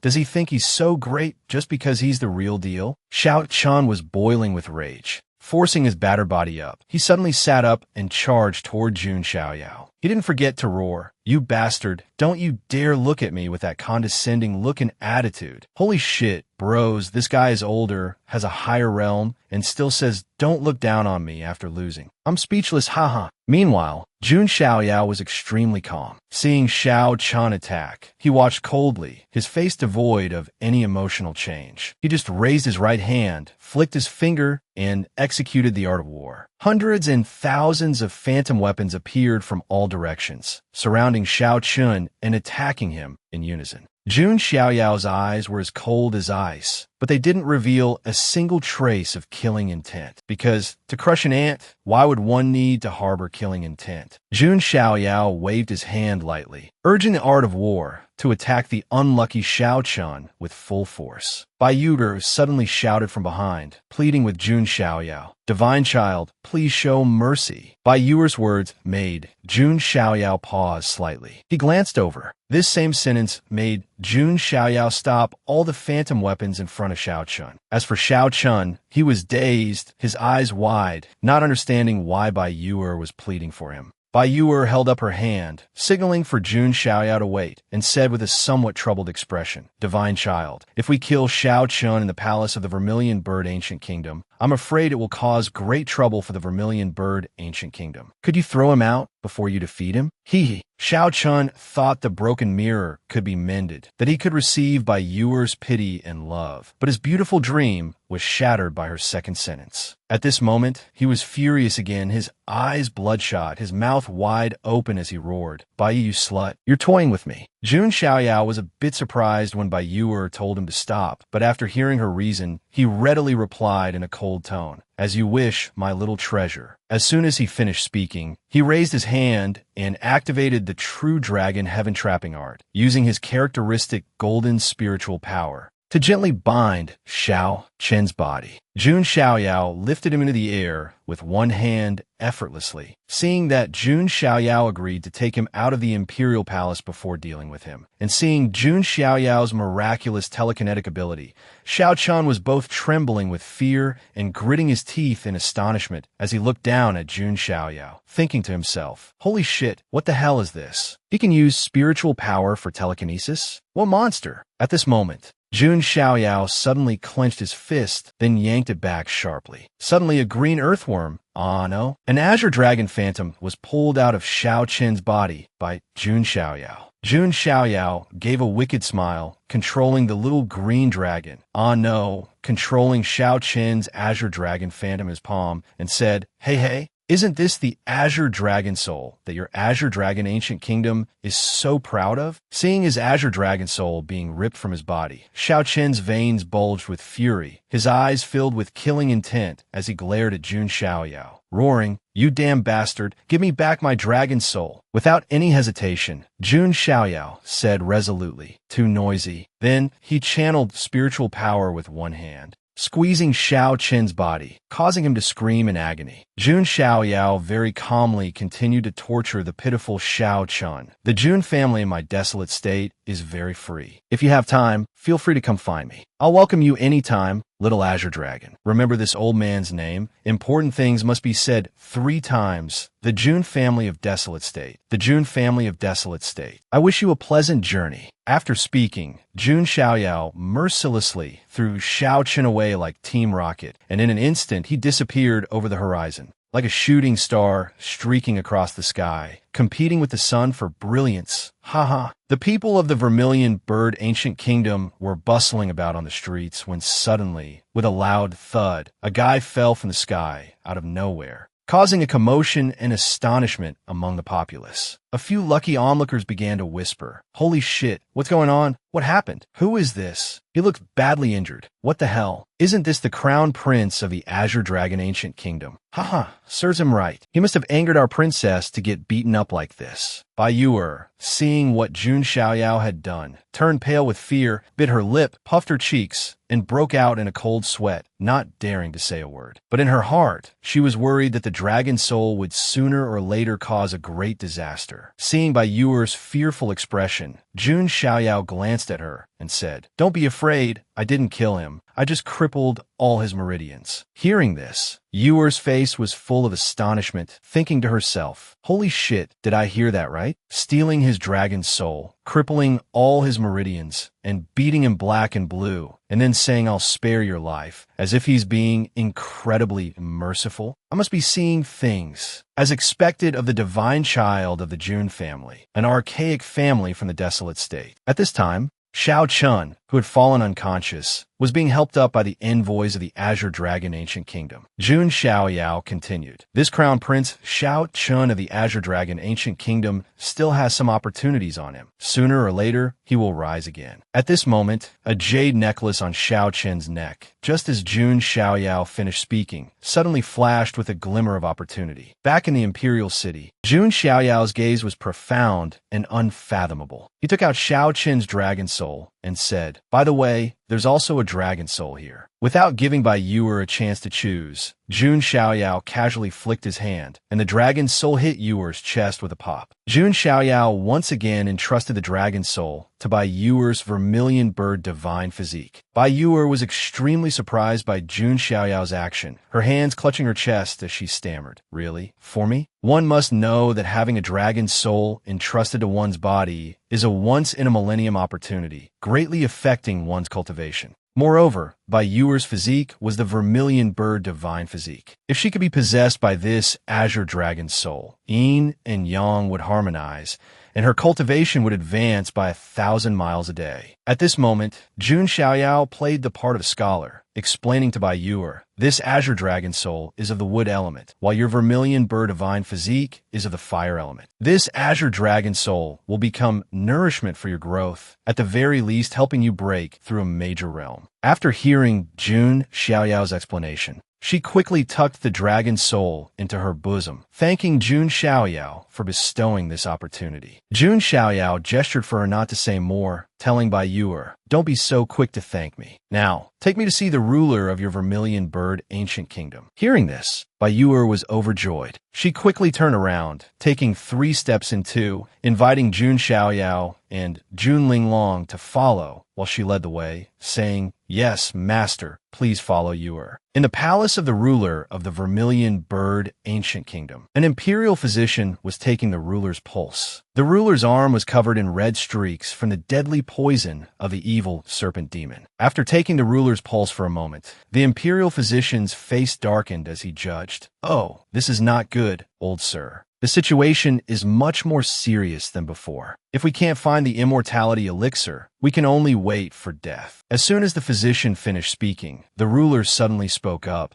as if he had long known his condition. My dear minister, quickly prepare an imperial edict and a brush and ink for me. I want to pass the throne to Yuer. A white-haired old minister standing by heard this and said with great sorrow, Your Majesty, is there really no other way? Suddenly, Yuer's voice came from outside the palace. Father, your daughter has returned. Bai Yuer, barefoot, rushed in hastily, saying urgently, Father, your illness can finally be cured. The white-haired old minister turned in surprise and asked, Your Highness Yuer, what do you mean by this? Can you explain further? The ruler, with difficulty, was helped up by the imperial physician, coughing painfully a few times, and said, Ahem, ahem, is that my Yuer? Suddenly, the ruler noticed someone behind Yuer. Behind Yuer's joyful face was none other than our Jun Xiaoyao. The ruler immediately asked Yuer, who is the young master behind you? Yuer quickly replied, Father, this is young Master Jun Xiaoyao from the Jun family, an archaic family from the desolate state. The ruler heard the 2 words archaic family and desolate state, and was immediately terrified, breaking out in a cold sweat, thinking to himself, this is the legendary divine child Jun Xiaoyao, the one who single-handedly defeated Long Haotian, the dragon child of the ancestral dragon nest, single-handedly withstood the pressure of a quasi-supreme of the dragon clan, and even forced the nether dragon supreme of the ancestral dragon nest to reveal himself? I never expected this lofty divine child to come here in person. The ruler of the vermilion bird ancient kingdom immediately said, Yuer, quickly help me up. With such a distinguished guest here, how can I be so rude as to lie in bed? Seeing the ruler's actions, Jun Xiaoyao also said politely, Your Majesty need not be so formal. Let's dispense with those cumbersome ceremonies. As soon as he finished speaking, Jun Xiaoyao channeled spiritual power in his right palm, and a golden light flashed, revealing 4 incredibly precious immortality elixirs. Jun Xiaoyao looked at the 4 immortality elixirs in his hand and said with a smile, Princess Bai Yuer of your esteemed kingdom has passed my test, so I will also keep my promise and gift the vermilion bird ancient kingdom 1 immortality elixir. Despite seeing it with his own eyes and hearing it with his own ears, the ruler still couldn't believe what was happening before him. He thought to himself, sweat pouring down, wondering what price his daughter had to pay. A father's love is like a mountain. As soon as he heard about some test, his mind went astray. Haha.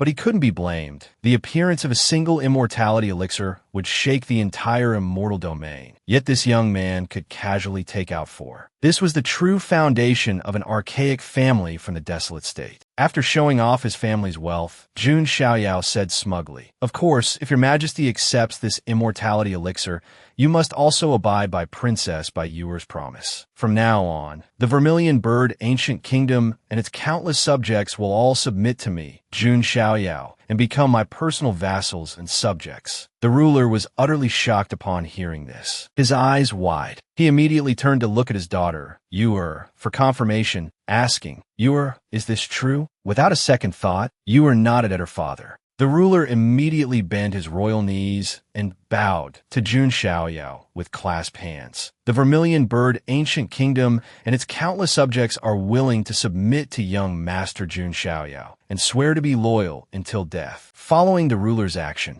Bai Yuer, the imperial physician, and the old minister all knelt down in unison, clasping their hands and shouting, "We will go through fire and water, never hesitating, and swear to be loyal to the divine child until death." Seeing the actions of the ruler and his ministers, Jun Xiaoyao smiled with satisfaction. Good, very good. At this very moment, outside the imperial palace of the Vermilion Bird Ancient Kingdom, Crown Prince Xiao Chun of the Azure Dragon Ancient Kingdom had struggled to his feet. Xiao Chun was covered in injuries, his clothes tattered, looking as if he had just joined the beggar's sect. He painfully clutched his left arm with his right hand, and under the gazes of hundreds of citizens of the Vermilion Bird Ancient Kingdom, he limped away step by step. The surrounding crowd easily recognized him, whispering amongst themselves, "Isn't that Crown Prince Xiao Chun of the Azure Dragon Ancient Kingdom? Why does he look like a stray dog now, huh? I heard he received a letter of annulment from our princess Bai Yuer of the Vermilion Bird Ancient Kingdom, and then got beaten to this state. Serves him right for being so arrogant towards our Vermilion Bird Ancient Kingdom before, letting his subordinates bully us everywhere. It's what he deserves." Faced with the ridicule and insults of the citizens of the Vermilion Bird Ancient Kingdom, Xiao Chun could only silently limp away step by step, returning to his Azure Dragon Ancient Kingdom. As he walked, he gritted his teeth in anger. After leaving the Vermilion Bird Ancient Kingdom, he finally exploded in anger, punching a large tree by the roadside and cursing loudly, "Bastard! I'll remember your face, Jun Xiaoyao. Jun Xiaoyao. I will definitely defeat you." After throwing hundreds of punches, nearly uprooting the ancient tree, he stood still for a moment, regaining his composure. Then he clenched his fist and said, "Damn it, what the hell am I doing? I'm like a crazy drug addict." Suddenly, a voice echoed in his mind. "Are all the descendants of my Azure Dragon Ancient Kingdom as weak and incompetent as you?" Xiao Chun was startled by the sudden voice. He thought Jun Xiaoyao had beaten his brain out, causing him to hallucinate. He spun around, looking for the source of the sound. At this moment, the cyan necklace on his neck suddenly emitted a dazzling light. Xiao Chun noticed it and raised his hand to examine the necklace closely. The green light from the necklace grew stronger. A plume of blue-white smoke openly appeared and gradually coalesced into the shape of a blue-haired man. Xiao Chun was stunned by the scene before him, his jaw dropping, unable to close his mouth. Appearing before him was a majestic-looking old man of the dragon clan, with two blue-white dragon horns on his head, his eyes unfathomably deep, staring straight at Xiao Chun. The old man snorted coldly and said, "You younger generations, have you already forgotten this old man?" Xiao Chun was still in extreme shock, his mouth agape, cold sweat trickling down his cheek as he stammered, you are. Then he suddenly remembered that in the center of the Azure Dragon Ancient Kingdom's imperial palace, there was a majestic statue identical to this person. At this moment, a detailed image of that statue appeared in Xiao Chun's mind. He exclaimed aloud, "Could it be the founding ancestor of the Azure Dragon Ancient Kingdom? You are the Azure Dragon Ancient Sage?" Then, Xiao Chun respectfully clasped his hands in a salute to the Azure Dragon Ancient Sage, saying, "The first prince of the Azure Dragon Ancient Kingdom, Xiao Chun, is fortunate to greet the ancestor." A myriad of thoughts raced through Xiao Chun's mind. The appearance of this old man was identical to the statue of the founding ancestor of the Azure Dragon Ancient Kingdom that stood tall in the imperial palace. If this person is truly the founding ancestor, the Azure Dragon Ancient Sage, according to historical records, he was a quasi-supreme of our Azure Dragon clan, just half a step away from truly entering the supreme realm. He never expected that the relic his mother left behind, this coiling dragon ring, would contain the remnant soul of the founding ancestor, the Azure Dragon Ancient Sage. Heaven never seals off all paths. The Azure Dragon Ancient Sage looked at Shao Chun and began to speak. This venerable one awakened several years ago and noticed that you were the one favored by the current fate of the Azure Dragon Ancient Kingdom. So I've been transferring magical power and various resources to you. I never expected you to be defeated by that divine child of the June family. The Azure Dragon Ancient Sage stroked his beard, his eyes profound as he said, "To think I placed all my hopes on someone like you." Hearing this, Shao Chun was both shocked and angry, shouting loudly, "Ancient Sage, you are the half-step supreme realm, a nearly supreme existence in this vermilion bird region. Why don't you go and kill that Jun Xiaoyao right now?" Hearing these words from his descendant, the Azure Dragon Ancient Sage was extremely disappointed, sneering and letting out a cold snort. This brat truly, let's not even mention that I am now just a wisp of a remnant soul with little power. Just speaking of that divine child of the June family, do you have any idea who he is? The Azure Dragon Ancient Sage had actually been quite satisfied with Shao Chen's performance, but now Shao Chen's mind was in utter chaos, which disappointed him to the extreme. Shao Chen was still unwilling to give up, holding out his hands and shouting, "Ancestor, you are a quasi-supreme after all.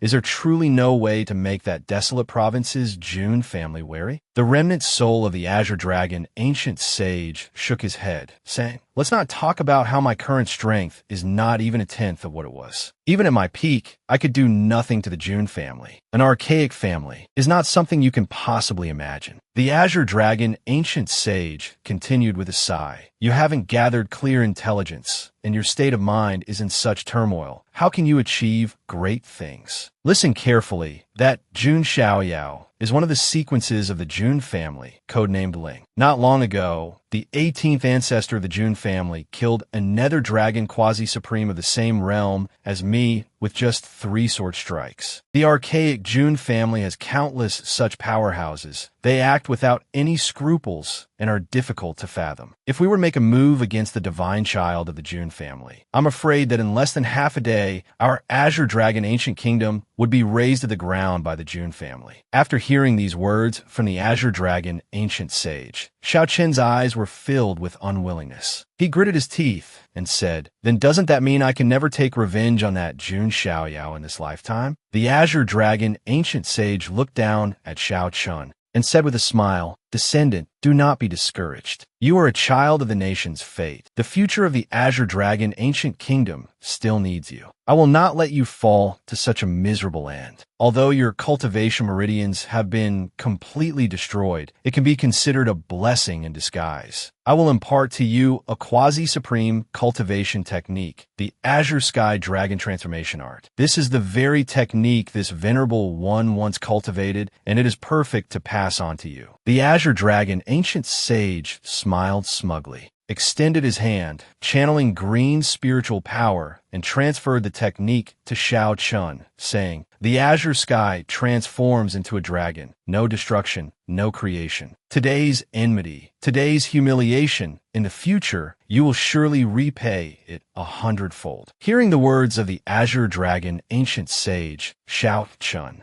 in his once despairing pupils, a flame of hope suddenly ignited. His entire being seemed to awaken in an instant, and his will to fight against adversity burned even more fiercely. Time flew by, and several months later, Jun Xiaoyao was sitting cross-legged, cultivating in his room. His entire body exuded a handsome and dashing aura. His dantian was frantically absorbing spiritual energy. The spiritual energy of heaven and earth was continuously being converted into the characteristic golden spiritual energy of the ancient desolate sacred body, pouring into Jun Xiaoyao's dantian. Bai Yuer and Jun Linglong stood nearby, looking at Jun Xiaoyao with admiration. In just a few short months, the divine child has already advanced to the peak of the divine bridge realm. This cultivation speed is truly too astonishing. Jun Linglong, standing beside them, had a calm expression, not at all surprised, and said, "This speed, for the divine child back in the Jun family, would have been considered slow." After Jun Linglong finished speaking, she fell into deep thought, thinking to herself, "I'm afraid the divine child has spent too much time cultivating the six immortal sword art, which is why his cultivation growth has been so slow." At this moment, Jun Xiaoyao also slowly awakened, opening his eyes to look at Jun Linglong and Bai Yu,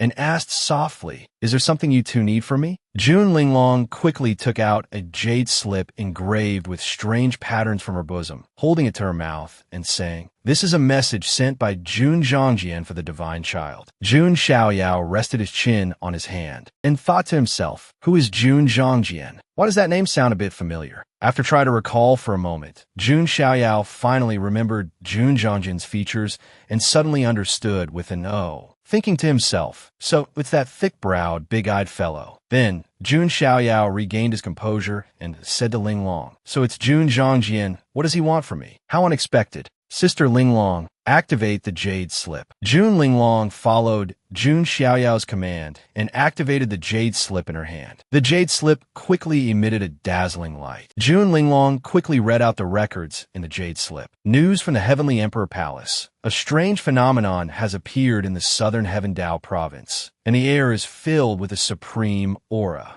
Such a phenomenon is definitely not a coincidence. A supreme treasure of the Heavenly Emperor Palace must be emerging. Jun Zhangjian specifically used this jade slip to transmit the information and send his regards to the divine child, Jun Xiaoyao. After hearing this, Jun Xiaoyao was quite surprised, resting his chin on his hand with a puzzled look, and said, "This Jun Zhangjian, why is he being so courteous to me? It feels a bit strange." Hearing this, Jun Linglong explained, "It seems that because of the matter with Lan Qingya, Jun Zhangjian feels that the divine child did him a great favor and wants to repay you." Jun Xiaoyao closed his eyes and smiled with satisfaction. "Since it's a kind gesture from Jun Zhangjian, I'll accept this piece of news. Sister Linglong, go and prepare the carriage quickly. I want to head there immediately. Strike while the iron is hot." Jun Linglong quickly accepted the order and went to prepare the carriage. At this moment, Jun Xiaoyao turned to Bai Yu and asked, "How is the ruler of the Vermilion Bird Ancient Kingdom?" Bai Yu, with a calm expression, quickly replied, reporting to the divine child, "After my father took the immortality elixir, his body is no longer in any danger and is gradually recovering. Currently, the ruler is using the medicinal power of the immortality elixir to both heal his injuries and break through the cultivation bottleneck that has troubled him for so long." Hearing Yuer's report, Jun Xiaoyao, although very surprised, still tried to maintain his cool image, glancing away and thinking to himself, "I didn't expect that sickly ruler to be a master. You really can't judge a book by its cover." Then, Jun Xiaoyao said to Yuer, "It seems you won't be able to go with me this time. You should handle the state affairs first. There will be many opportunities in the future." Next, Jun Xiaoyao pointed at Yuer and instructed, "Remember this well, as my subordinate, you must have true spirit. If there's any emergency, send a message to me immediately. I am someone who reveres freedom and ease. There is absolutely no reason for my subordinates to be bullied." Hearing these domineering words from Jun Xiaoyao, Bai Yu respectfully clasped her hands in a salute to him, bowed to accept the order, and thanked the divine child. Not long after, in Kuan Province. Kuan Province is one of the 3,000 Dao provinces of the desolate heaven immortal domain. This place is extremely desolate. The living environment is poor, and it's overrun with venomous insects and fierce beasts. Survival here is an incredibly cruel affair. Kuan Province is also not occupied by any major powers, clearly a barren land that no one cares about. But precisely because the environment of this province is so harsh, it has instead become a somewhat famous training ground. Many young disciples from various orthodoxies and powers like to come to this Kuan Province to train. At this moment, on a certain treacherous mountain in Kuan Province, a familiar figure appeared, staring straight at a flock of flying dragon-shaped demonic beasts in the distance. It was none other than the first prince of the Azure Dragon Ancient Kingdom, Shao Chun. He had come to this Kuan province to train, improve his cultivation, and practice the quasi-supreme technique, the Azure Sky Dragon Transformation Art. Shao Chun looked at the flock of demonic beasts without a word, then rotated his wrist, assuming an attack stance. Shao Chun's eyes were resolute as he charged straight towards the flock of demonic beasts. Dark green, spiritual power quickly gathered in his palm. Azure Dragon Heaven-Rending Hand. With just a piercing shout,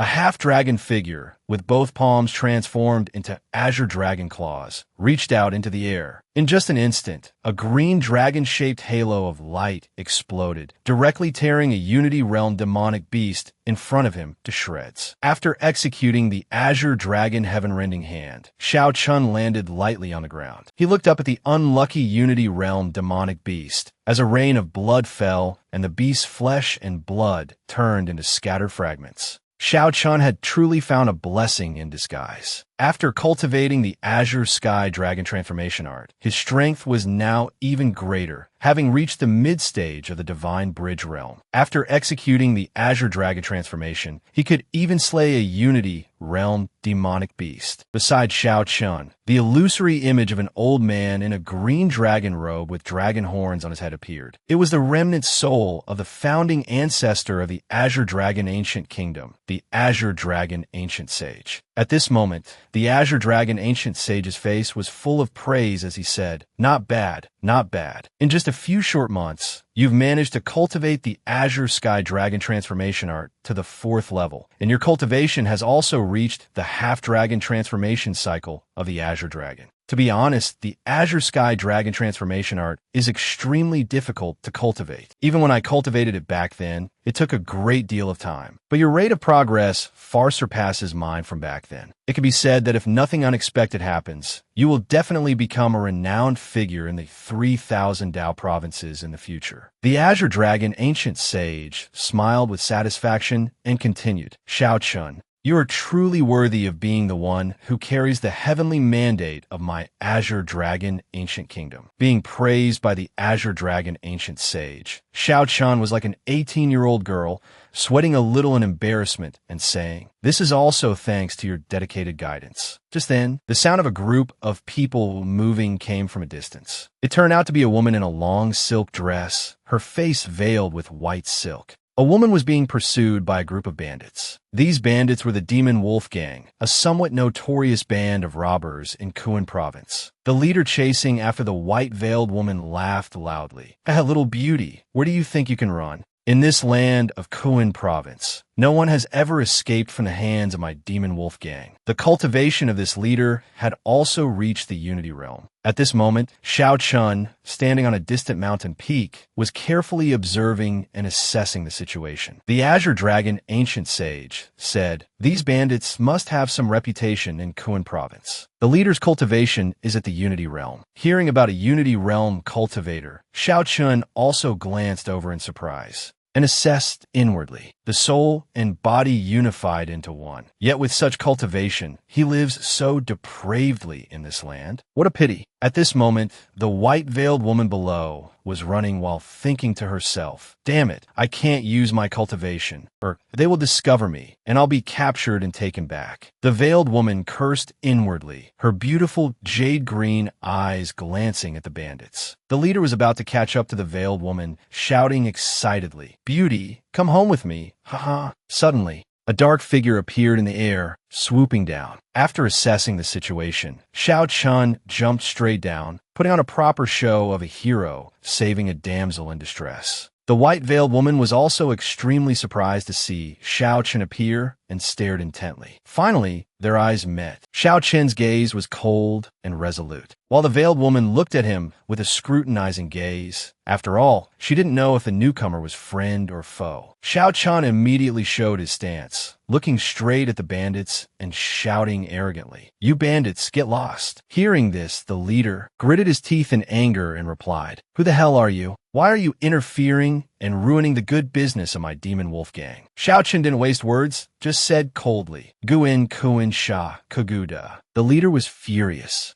Killing intent surged in his eyes, and he said, "You damn brat." Before he could finish his words, a large fist suddenly appeared before his eyes. With a thud, he was sent flying without even time to react. The punch knocked the leader off his horse, sending him flying about 10 meters before he fell to the ground with a thud. His underlings were all stunned into silence. Each of the underlings' eyes were wide and their mouths agape. About 5 seconds later, a bald man finally closed his mouth, pointed at Xiao Chun and shouted, You bastard, you dare attack our leader? Brothers, all of you charge. Chop him into mincemeat. In an instant, the whole gang of bandits quickly spurred their horses to attack Xiao Chun. Xiao Chun glanced at them and snorted coldly. He executed the Azure Dragon transformation, green dragon scales spreading across his body, Azure Dragon wings extending from his back, and threw a punch. Hundreds of green dragon-shaped light trails spread out with his fist's wind, aiming to annihilate these small fries. The bald man was sent flying and vomiting blood with just one move, collapsing to the ground. The entire gang of bandits fell like cut wheat around Xiao Chun, not a single one moving. A few of the dead even had a certain style, striking a solemn pose of eternal rest. As for the bald man, he unwillingly used his hand to write a will on the ground. Ha ha ha. After handsomely playing the hero, saving the damsel, Xiao Chun turned to look at the beauty he had just saved and said, Miss, are you all right? The beautiful, white-veiled woman also felt more at ease with Xiao Chun and opened her mouth to ask, I'm fine, thank you, young master. May I know the young master's name? After the beautiful, veiled woman greeted Xiao Chun, the Azure Dragon ancient sage appeared in his mindscape, transmitting a reminder. Xiao Chun, the origin of that woman is likely not simple. There is something unfathomably deep about her. It can even block my divine sense probing. She is definitely the favored daughter of some immortal lineage. Befriending her will be a great help for you in dealing with the divine child of the Jun family later on. The Azure Dragon ancient sage's words made Xiao Chen's heart stir. He asked himself, isn't using others the act of a despicable villain? But this was to deal with Jun Xiaoyao, to wash away the humiliation of the past. He would do anything. At this moment,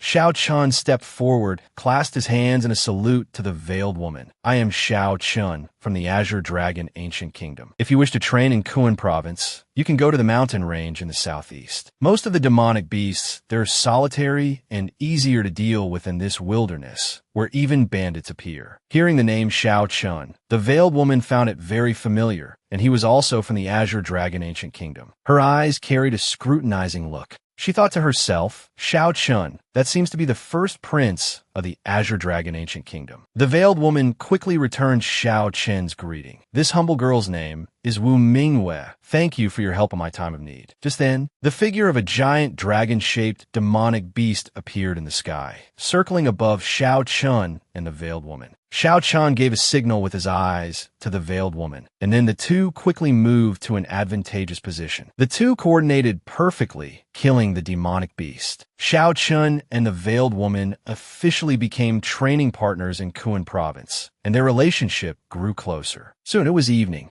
Under the bright moonlight and by the campfire, Xiao Chun was roasting meat, intending to Wu Mingwei. Xiao Chun handed a fragrant skewer of roasted meat to Wu Mingwei, saying, Mingwei, this is for you. Wu Mingwei also very politely extended her jade-like hand to receive it, replying, Thank you, young Master Xiao. Then, Mingwei removed the white silk veil from her head. Revealed before Xiao Chun was a beautiful face that was as dreamlike and ethereal as an illusion. Her eyes were as clear as autumn water, with a captivating jade-green hue. Her skin as white as jade, elegant and otherworldly. After removing her veil, Wu Mingwei said to Xiao Chun, I'm lucky to have had young Master Zhao's help along this journey. Seeing Mingwei's beauty, Xiao Chun blushed and was stunned for 5 seconds. He had truly never seen such a beautiful woman in his entire life. Seeing Xiao Chen's dazed look, Mingwei covered her mouth and giggled softly, saying, What is young Master Xiao looking at? The little white deer, however, looked at this lecherous Xiao Chun with contempt. Xiao Chun was brought back to his senses by Mingwei's voice and silently admonished himself. Although that bitch by Yuer abandoned me, it led me to meet an even better woman. This must be my destiny, Xiao Chun thought to himself. He became even more determined to win over Wu Mingwe. Then, he deliberately let out a sigh, his expression rarely looking downcast. Xiao Chun took a deep breath and said, "It's nothing. I just remember the matter of being betrayed by my fiancée." He seemed to be playing the role of someone betrayed by a deep love. Then, Xiao Chun embellished the story and began to recount his tale. He was devoted to Bai Yuer, but she betrayed him and fell into the arms of his enemy. He went to the Vermilion Bird Ancient Kingdom to seek a cure for the ruler of the Azure Dragon Ancient Kingdom, but was suppressed by his enemy's power, and in the end, even had all his cultivation meridians destroyed. Then he was alone, gritting his teeth to cultivate, looking for a chance to take revenge. This is truly the script of a Son of Heaven's mandate from a novel. It's simply miraculous. Hearing Xiao Chun boast all night, Wu Mingwe couldn't help but feel a trace of heartache for his plight, saying, "I never expected young Master Xiao to have such a past. Who is young Master Zhao's enemy? He is truly detestable. What power does he belong to? Does young Master Xiao need Mingwe's help? Tell me, and I will seek justice for you." Xiao Chun was secretly delighted. Wasn't this the effect he wanted? But he continued to act deeply like a talented actor, putting on a resolute expression and saying, "There's no need. My revenge is something I must take myself. How can I rely on others?" Xiao Chen's acting made Wu Mingwe admire him even more, and she became even more determined to help him. Mingwe immediately stood up and said loudly, "Young Master Xiao, say no more. No matter what status or background your enemy has, I, Wu Mingwe, am not afraid of him. If he dares to bully others with his power, I, Wu Mingwe, will definitely let him know what regret is." Wu Mingwe's voice exuded a noble and domineering aura.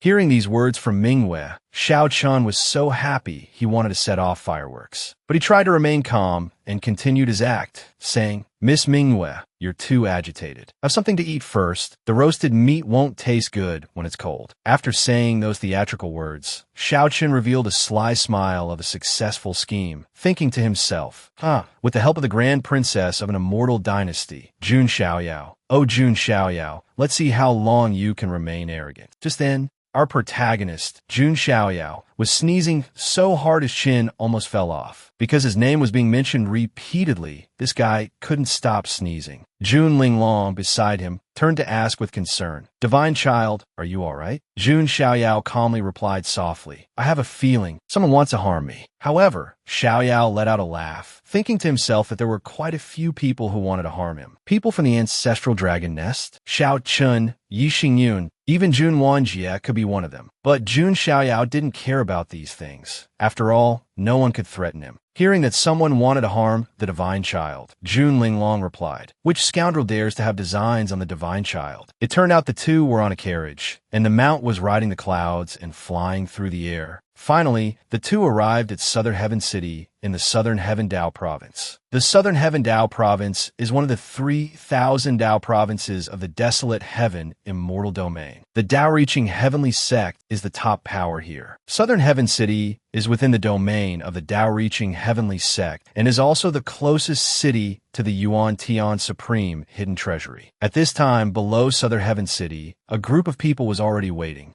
The ones who came to welcome them were Jun Zhangjian and Jun Xuehuang of the Jun family. Both looked extremely serious and respectful, welcoming the Divine Child of the Jun family. Jun Xiaoyao stepped out of the carriage with excitement, his demeanor impeccable, and said, "Oh, it's so lively." Jun Zhangjian quickly clasped his hands in a salute to Jun Xiaoyao. All the members of the Jun family followed Jun Zhangjian in a respectful salute and said in unison, "Disciples of the Jun family pay our respects to the Divine Child." Jun Xiaoyao thought to himself, so this is that thick-browed, big-eyed Jun Zhangjian. Now that I see him, I remember his face. Jun Xiaoyao then replied, "Clan brother, there is no need for such ceremony. We are all disciples of the Jun family. There's no need to be so formal." Hearing Jun Xiaoyao's words, which were polite and showed a maximum level of social grace, Jun Zhangjian's admiration for this divine child grew even stronger, his eyes sparkling, as if he were meeting his idol up close. Jun Zhongjian thought to himself. The divine child is indeed supremely noble, magnanimous, and doesn't hold grudges. Jun Xiaoyao extended his hand forward and asked frankly, "May I ask who this senior is?" The white-haired and white-bearded old man quickly spoke up. This old man is an elder of the Tao-reaching heavenly sect. The arrival of the Jun family's divine child is truly a great honor for our Tao-reaching heavenly sect. Jun Xiaoyao's scrutinizing gaze thought to himself, so this is an elder of the Tao-reaching heavenly sect. I heard his status is even above the sect masters. Jun Xiaoyao then also quickly saluted the elder, saying, "Junior Jun Xiaoyao, to have troubled senior to personally welcome me, Xiaoyao truly does not dare to accept." Seeing the Jun family's divine child adhering to etiquette, the elder was also very pleased and said, "The Jun family's divine child need not be so polite. This old man has already prepared a place to stay. Divine child, this way, please." Jun Xiaoyao walked leisurely through the streets of southern Heaven City. Dressed in white robes as pure as snow, his figure was as slender as a green bamboo in the wind, and his aura was extraordinary. His skin was as translucent as jade. Every strand of his hair glowed, and his entire body was shrouded in a faint mist of immortal light. A peerlessly handsome face was veiled by the mist of immortal light. This was not Jun Xiaoyao deliberately concealing himself, but because his physique, combined with the supreme bone, caused his entire body to be enveloped in Tao rhythm, naturally possessing a protective immortal light. The moment Jun Xiaoyao appeared, the entire southern Heaven City was shaken. Two male cultivators on the roadside whispered, Hey, did you see the face and grace of the Jun family's divine child? The divine child of the Jun family. At 10 years old, he could kill Long Hao Qian of the ancestral dragon nest. How can he be so ridiculously handsome? A male cultivator with a full beard stroked his chin, his cheeks blushing, and said shyly, Good heavens, if I were a woman, I'd probably marry him. My brother, the freckle-faced man beside him teased, No problem. Need me to give you a gentle hand? Hee. If gender reassignment surgery existed in this era, it would be total chaos, brothers. Ha ha ha. The female cultivators in South Heaven City were also head over heels for him, narcissistically gossiping. Oh my God, the divine child Xiaoyao just glanced at me. Hee. The blue-haired female cultivator behind her pointed at her and said, Dream on. He was clearly looking at my peerless face. Hee. It seems that tonight in South Heaven City, a crowd of female cultivators will be losing sleep. Although Jun Xiaoyao's face was shrouded in immortal mist, even a fleeting, hazy glimpse was breathtakingly beautiful, enough to leave those female cultivators dizzy. Faced with the gazes and bustling chatter, the older Jun Changjian and Jun Xuehuang understood the situation but didn't dare to comment. As for Jun Linglong, she coughed a few times, wanting to move past the topic. Only Jun Xiaoyao, who was actually just over 10 years old at this time, being pursued by a crowd of girls at 10, was something many single men in their 20s could only dream of. To break the quiet atmosphere, Jun Xiaoyao put on a cool expression and turned to ask Jun Changjian, Brother Changjian, I wonder who else from our Jun family is participating in the competition for the Primal Heaven Supreme secret trove this time? Jun Changjian calmly turned back and replied, Besides me and Jun Xuehuang here, this time our Jun family also has Jun Wanjia, who has arrived in South Heaven City. Currently, the three of us all possess a Primal Heaven Supreme token. When Jun Xiaoyao heard of Jun Wanjia, he also asked with some curiosity, Jun Wanjia of the Jun family? Have I met this elder brother before? Jun Changjian quickly replied, Jun Wanjia is ranked 5th on the succession list. At your 10th birthday banquet, Jun Wanjia also attended. Jun Changjian raised a finger and added, Jun Wanjia was born with the Thunder Tribulation battle physique. Jun Wanjia seems very dissatisfied with the divine child's top position. It's best for you to be wary of this person. Jun Xiaoyao closed his eyes at this moment and thought to himself, Well, it's not that I don't understand that Jun Wanjia's feelings, but I'm already in a whole different league. It's understandable to be envied by Jun Wanjia. Then, Jun Xiaoyao opened his mouth and said, No need to worry. We are all disciples of the Jun family. As long as Jun Wanjia doesn't secretly plot against me, I will be magnanimous. and won't make things difficult for him just because he's unconvinced. These radiant words from Jun Xiaoyao made Jun Changjian an even more ardent fan, his eyes sparkling as he thought to himself, "The divine child is so magnanimous and generous." At this very moment, in a guest room of the Tao-achieving heavenly sect, Jun Wanjie was sitting cross-legged, cultivating his thunder tribulation battle physique. Streams of terrifyingly powerful lightning emanated from Jun Wanjie's dantian. Shortly after, he suddenly opened his eyes, and a flash of blue electric light appeared before him. It turned out to be his subordinate who had come to report, kneeling on the ground in salute. Jun Wanjie opened his mouth coldly. "What business do you have with me?" This white-haired man with a red scarf turned out to be Jun Wanjie's follower, named He Tu, from the Black Cloud clan. He Tu cupped his hands and reporting to my lord, Jun Xiaoyao has arrived at the Tao-achieving heavenly sect. Jun Wanjie remained seated coldly and said, "Very good, completely within my expectations. I knew he had obtained the Primal Heaven Supreme token from Jun Changjian and guessed he would come here. But I never expected that Jun Changjian would actually suck up to that Jun Xiaoyao. What a disgrace for the 5th rank." Jun Wanjie's follower, He Tu, his face full of anger, gritted his teeth and said loudly, "These fools from the Tao-achieving heavenly sect are truly shameless. How can they compare a brat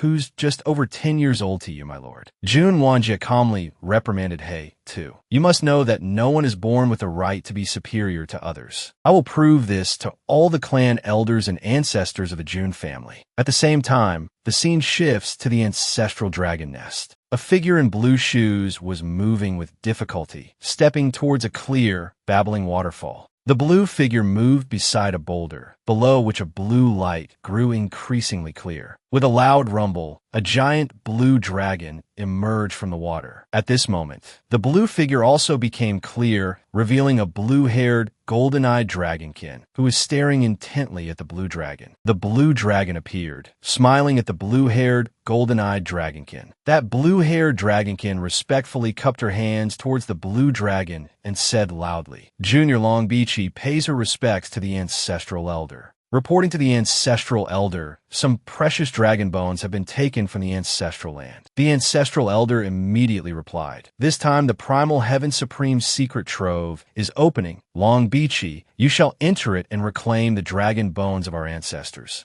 Be especially careful of the Jun family's divine child. With the opening of the Primal Heaven Supreme secret trove this time, it's very likely he will also enter." Longbeachy agreed to obey, saying, "Yes, this junior obeys the elder's command. I will definitely bring back the ancestors' dragon bones." Longbeachy's eyes then became distant, thinking to herself, "The Jun family's divine child, Jun Xiaoyao, is he really that strong?" This was the dragon maiden of the Azure Dragon lineage within the ancestral dragon nest, Longbeachy. Hearing Longbeachy's words, the blue dragon also broke into a cold sweat and said, "So what do you think of him? He easily defeated Long Haoyan." Longbeachy replied calmly that brat Long Haoyan only absorbed a single drop of dragon essence, whereas I am a dragon maiden who has completely refined 2 portions of dragon essence. Isn't my strength far beyond Long Haoyan's? How can we be compared?" The blue dragon elder was at a loss for words and could only say, "Well, you'd still better be a little careful." Beachy respectfully cupped her hands. Beachy obeys. Beachy takes her leave. As soon as Longbeachy left, the blue dragon elder thought to himself, "Come to think of it,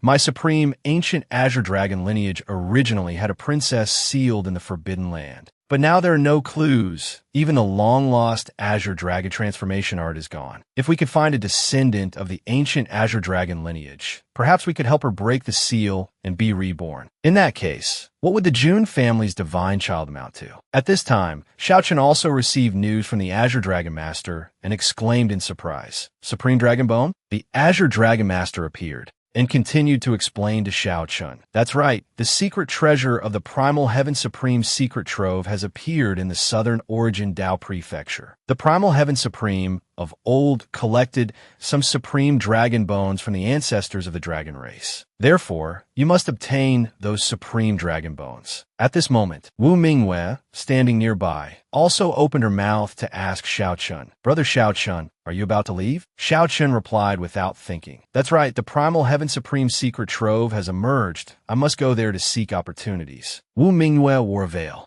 still captivatingly beautiful, and said, "Then be careful on your journey." Xiao Chun, a classic scumbag, didn't say another word, jumped straight onto the back of a great rock beast, and then started to show off. Xiao Chun shouted loudly, "Manhwa, one day I will come to the Panwu divine dynasty to marry you. I, Xiao Chun, swear to the heavens I will never forget this vow." Wu Mingyue was flirted with by this scumbag Xiao Chun until her face turned bright red, and pulled her hood down to cover her face, shyly thinking to herself, what are you saying? How could you say such things? We clearly have no future together." At this moment, our Jun Xiaoyao was yawning, one hand propping up his chin, the other holding a teacup, striking a relaxed pose as he said with boredom, "This is so boring. Why hasn't the Primal Heaven Supreme Secret Trove opened after so many days?" Jun Xiaohuang, sitting below, heard this and replied, "Divine Child, there's no need to be impatient. It will probably open in just a few more days." Jun Changjian, sitting opposite Jun Xiaohuang, also added, "This time, the opening of the Primal Heaven Supreme Secret Trove is being presided over by the elders of the Tao Achieving Heavenly Sect and many other prominent families and sects. They intend to turn this opening of the Primal Heaven Supreme Secret Trove into a trial ground for the younger generation, so they need some time to prepare thoroughly." After hearing this, Jun Xiaoyao became even more bored, took another sip of tea, and thought to himself, "So, is there really nothing to do?" Seeing Jun Xiaoyao's boredom, Jun Linglong didn't know what to do, sweating as she stood by and thought. After a moment, she said to Jun Xiaoyao, "Divine Child, didn't you say before that you wanted to learn the zither art? Now that Lady Jun Xiaohuang is here, why don't you ask her for some guidance?" Jun Xiaoyao, who was bored out of his mind, heard this topic, looked up at the speed of light, and said to the seated Jun Xiaohuang, "Oh, Sister Xiaohuang is an expert in the zither art? I really didn't know that." Jun Xiaohuang was a bit surprised by Jun Xiaoyao's sudden question, and at the same time felt a little shy being called an expert by Xiaoyao. Xiaohuang glanced at Jun Xiaoyao and replied, "Compared to the proud daughters of heaven from the Qin family in the immortal domain, I'm not worth mentioning. I just have a slight interest and practiced on my own." Jun Xiaoyao unleashed his ultimate, shameless, cute acting move, pouting with sparkling eyes, and leaned his head on Jun Xiaohuang's shoulder, pleading, it's okay, Sister Xiaohuang is already much better than many people. My dear cousin will teach me, right?" Jun Xiaohuang was utterly speechless at this pestering divine child, sweating profusely. Struck by Jun Xiaoyao's ultimate, shameless, cute acting attack, Jun Xiaohuang could no longer resist and finally had to agree with Jun Xiaoyao.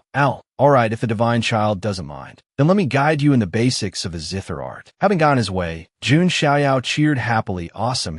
Jun Changjian, standing behind, saw this ultimate move from Jun Xiaoyao and said in utter astonishment, "The divine child has moments like this? I can't believe my eyes." As for Jun Linglong beside him, she looked away and explained, "Actually, the divine child is only serious when he needs to be." Suddenly, Jun Linglong noticed the object beside her. It was the teacup Jun Xiaoyao was drinking from. As Jun Xiaoyao's capable handmaiden, Jun Linglong paid attention to the smallest details, and seeing the teacup reminded her of something. Not long after, in the bustling market of South Heaven City, a shopkeeper replied, "Miss, are you asking about tea? Then you've asked the right person at the right place. Our South Heaven City specialty is this very clear heart spirit tea. Its fragrance is gentle, and its sweetness is unforgettable. Our shop currently has only one box of 10,000-year-old clear heart spirit tea left. It's our shop's treasure, so the price is a bit." After the introduction, a box of green tea with a sparkling gold label appeared. Without waiting for the shopkeeper to state the price, even knowing it wouldn't be cheap, Jun Linglong didn't mind at all, like a true rich lady who never looks at the price when shopping, and said, "No need for more explanations, I'll buy it." Suddenly, an arm wrapped in a red bandage snatched the box of 1,000-year-old clear heart spirit tea. It was Jun Wanjia's follower, Hey Tuesday. He clutched the box of clear heart spirit tea tightly and stared at the shopkeeper, saying, "Hey, shopkeeper, this box of 10,000-year-old clear heart spirit tea. I'm taking it." The shopkeeper was so scared by his glare that he broke out in a cold sweat. After deliberately causing trouble, Hey Tu shot a sly, triumphant glance at Jun Linglong. Jun Linglong remained extremely calm, glanced at him, and then couldn't be bothered with this kind of troublemaking side character.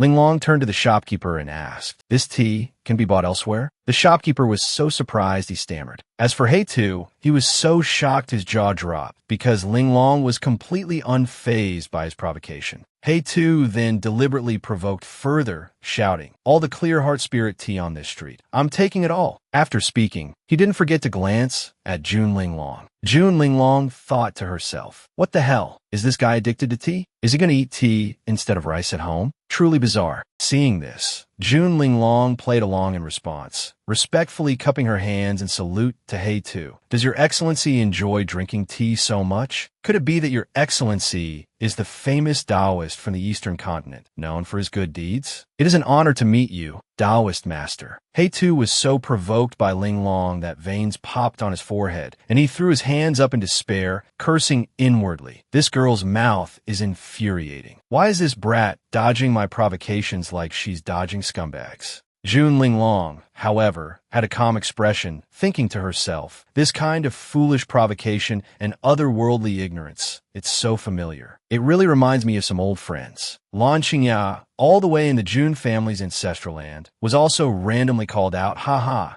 Not far away, a figure appeared, cradling his sword. It was Jun Changjian, the 10th ranked on the succession list. Jun Changjian appeared behind Hei-tu and said in a deep voice, "You dare to provoke the follower of the Jun family's divine child? Are you tired of living?" Hearing these words in this tone, he hurriedly turned to look. When he recognized Jun Changjian, he quickly jumped back a great distance. To be honest, facing Jun Changjian, he still felt a bit guilty and scared. Only then did Jun Changjian turn to June Linglong and say, "This guy is a follower of Jun Wanjie. He's here to cause trouble and provoke you." June Linglong calmly replied, "I had a vague guess from the moment I met him." Hei-tu, now standing at a distance, muttered, "Jun Changjian, 10th on the succession list. Hearing about him is not the same as seeing him." Then he continued to loudly provoke Jun Changjian. "So you're the Jun Changjian who's 10th on the succession list. I heard you were beaten into a pig's head by Jun Xiaoyao over some woman named Lan Qingxiao or Lan Qingya. I didn't expect you to become a hunting dog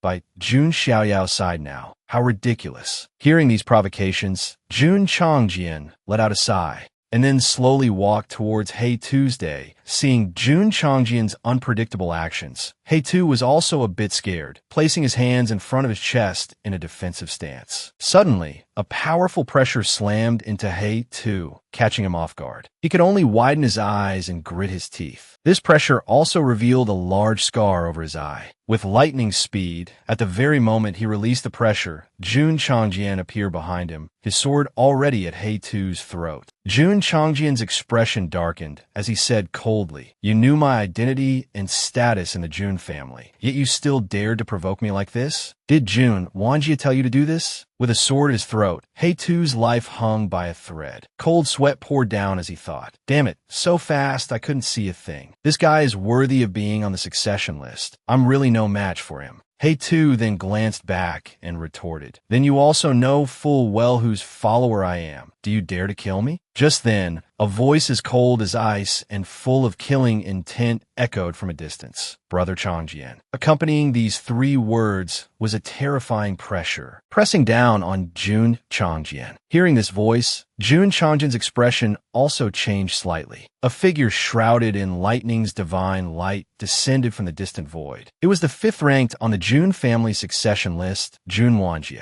His black hair fluttered, and his pupils shot out 3-foot-long bolts of lightning. His entire body was covered in lightning runes, like a god of thunder. Jun Wanjie continued, "Jun Changjian, you are a figure in the top 10 of the succession list, yet you are willing to become Jun Xiaoyao's follower? What charm does he have that makes all of you willing to submit to him?" Jun Changjian frowned deeply and asked loudly, "Jun Wanjie, what exactly do you want? Do you want to start an internal conflict before the Primal Heaven Supreme's secret trove opens?" Jun Wanjie's temperament was notoriously arrogant and domineering. Let alone outsiders, he had even disciplined quite a few members of the Jun family. Jun Wanjia's voice was cold and ruthless. A dignified member of the Jun family succession list has now fallen to being a follower. If you're truly so willing, then you should give up your sequential status soon. As soon as Jun Wanjia finished speaking, he attacked downwards. Jun Wanjia formed a lightning seal with his hands, and the divine light of lightning appeared. Jun Wanjia cultivated a supreme art, the tribulation crossing heavenly art,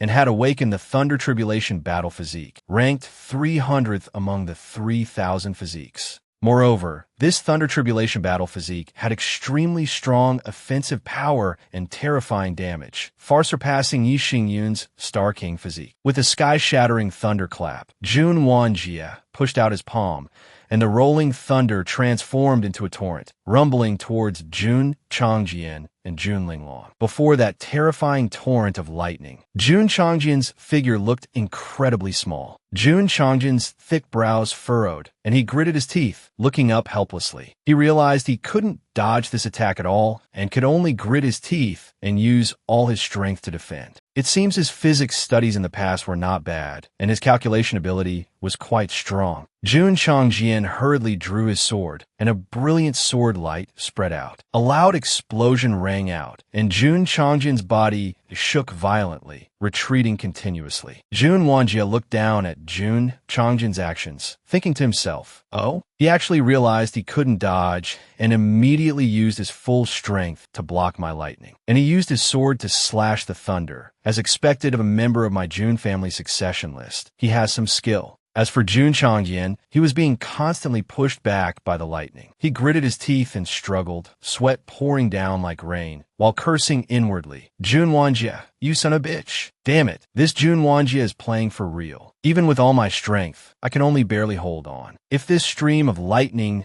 hits Jun Linglong behind me, I'm afraid she'll lose at least half her life. After a moment of struggle, the torrent of lightning finally stopped. Jun Changjian couldn't contain his anger and shouted at Jun Wanjia, Jun Wanjia, do you really want to start an internal conflict in broad daylight, right here in South Heaven City? And at such a crucial time before the Primal Heaven Supreme's secret trove opens. If word of this gets out, won't all the other prominent families laugh at us? Hearing Jun Changjian's accusation, Jun Wanjia's eyes flickered, and a bolt of lightning full of killing intent shot down as he said grimly, Jun family internal conflict? How can this be considered an internal conflict? I'm just giving a fellow clansman a warning and a small lesson. Are you questioning me? Consider today a piece of advice. Tell that Jun Xiaoyao to be a little more low-key in the future. As soon as he finished speaking, his follower He Tu also chimed in, jumping to Jun Wanjia's side and pointing at him, shouting, let me tell you, my master is the proud son of heaven of the Jun family, Lord Jun Wanjia. He is the one with the most potential to become the next head of the Jun family. Hey. Although Jun Wanjia was arrogant, he knew his limits. He knew this matter couldn't be settled with just words. He had to prove it with actions. And he also knew that the clan's old ancestors were always sending people to monitor the movements of those on the succession list. If he let a follower's foolish words ruin things, it wouldn't be worth it. He immediately cut He Tu off, saying sternly, shut your mouth. Let's go. With that, Jun Wanjia turned to leave. In any case, Jun Changjian and Jun Linglong were both from the Jun family. A little discipline and putting some pressure on Jun Xiaoyao was enough. Jun Wanjia didn't intend to seriously injure them with that one blow. After speaking, He Tu also followed Jun Wanjia and left. Jun Changjian, still clutching his chest, panted as he watched their departing figures. Jun Linglong, who had been shielded by Jun Changjian and avoided the attack, also let out a sigh and stepped forward to ask, Brother Changjian,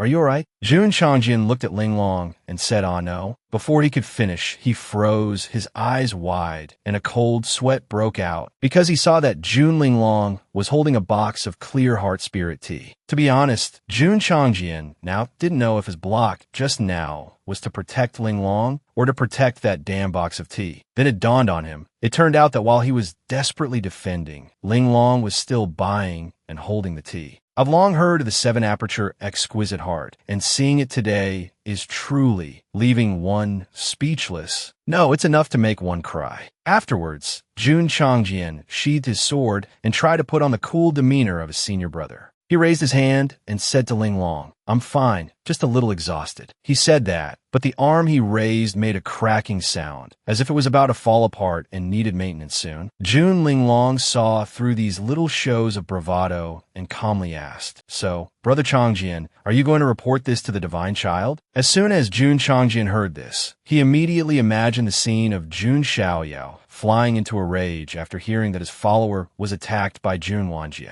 Jun Xiaoyao would just wave his hand and give the order to hunt him down. For a gentleman's revenge, even one day is too late. "Follow me. Let's send Jun Wanjie on his way." Thinking of that scene, Jun Changjian was so scared he broke out in a cold sweat and didn't dare to think further, hurriedly saying to Jun Ling Long, "Let's just drop it. I've already experienced the Divine Child's hot temper once. Now that the Primal Heaven Supreme's secret trove is about to appear, we can't let a small matter ruin the big picture." Hearing Jun Changjian's serious and mature words, Jun Ling Long looked at him with an incredulous gaze, thinking to herself, did this guy really turn over a new leaf after being beaten up by the Divine Child? How is he like a completely different person? Then, Jun Ling Long turned to leave, saying, "I didn't expect Brother Changjian to change so quickly." Jun Changjian was also a bit embarrassed. After all, he had been too young and naive before. Being told that was like having a sore spot poked. Ling Long and Changjian returned to the residence, only to hear a series of strange sounds coming from inside, mixed with noises that didn't sound human. The two of them stood there, petrified, speechless at this strange phenomenon. This matter could really make the front page of the Pingyang Strange Tales. Jun Changjian pointed inside and stammered to Ling Long, This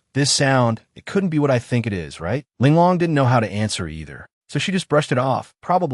Actually, inside was exactly as everyone thought. It was the Divine Child Jun Xiaoyao practicing the zither. Jun Xiaoyao just wanted to learn the basics. But Jun Xiaohuang, sitting behind him, felt like she was about to enter her grave, even faster than Jun Xiaoyao could enter the basics. Jun Changjian and Jun Ling Long finally mustered the courage to walk in. Seeing the scene, Jun Ling Long said to Changjian, "It's just as we guessed, a perfect prediction. Haha." Seeing Changjian and Ling Long return, Jun Xiaoyao also paused his torture of Xua Huang and asked, "Oh, you two are back? Where did you go? How come I didn't know anything?" Suddenly, Jun Xiaoyao's gaze sharpened, noticing something was off about the two of them. Jun Changjian still tried to hide it, turning and pointing to Jun Ling Long's box of tea, saying, "Ling Long and I went to buy tea for the Divine Child. This is a specialty of South Heaven City, the Clear Heart Spirit Tea." Before Jun Changjian could finish speaking, Jun Xiaoyao suddenly rushed forward and grabbed his wrist, then said, "Clan brother, who did you just fight with?" As Jun Xiaoyao said this, his eyes were filled with fury. Jun Changjian was still dazed, not understanding the situation, thinking to himself that he hadn't said anything. So how could Xiaoyao know?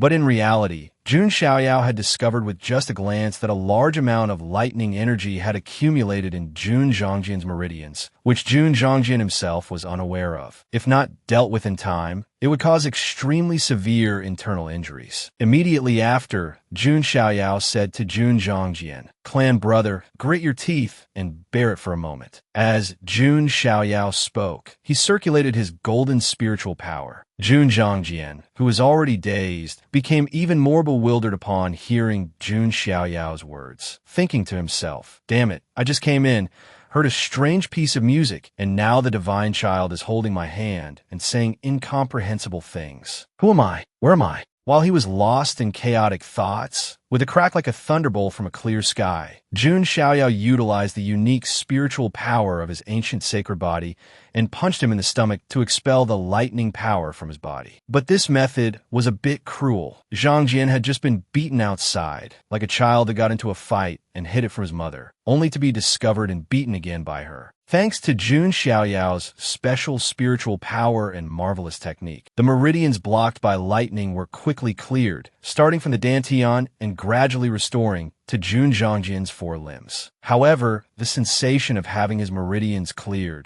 forced open, was excruciatingly painful. Jun Zhangjian gritted his teeth in pain, veins popping on his face, thinking to himself, "Damn it, I didn't even notice the remnant lightning power from Jun Wanjie in my body." Jun Wanjie, That bastard. His follow-up move was truly vicious. A moment later, his meridians were cleared, and his whole body lit up the room. Jun Jian, panting heavily, supported himself with his hands on the ground and slumped down, exhausted. Jun Xiaoyao also retracted his spiritual power. Jun Jian then slowly felt some changes, thinking to himself, how miraculous. Thanks to the divine child's spiritual power, my meridians have been cleared and all the remnant lightning power in my body has been eliminated. After helping Jun Jian resolve the immediate crisis, Jun Xiaoyao asked sternly, Brother Jian, I'll ask you one last time. Think carefully before you answer me. Who exactly did you fight with? The scene shifts to Jun Wanjia's residence. At this time, a discussion was taking place inside. My lord's strength is among the top tier of the prodigies. Why not go and put that Jun Xiaoyao in his place directly? Jun Xiaoyao has the ancient sacred body and the supreme bone. He cannot be underestimated. Moreover, the Primal Heaven Supreme's secret trove is about to open, and fighting him will affect my condition. I'm just afraid the other ancient families will reap the rewards while we fight, affecting our Jun family's ultimate interests. At this moment, Heitu stood up angrily with his arms crossed and said loudly,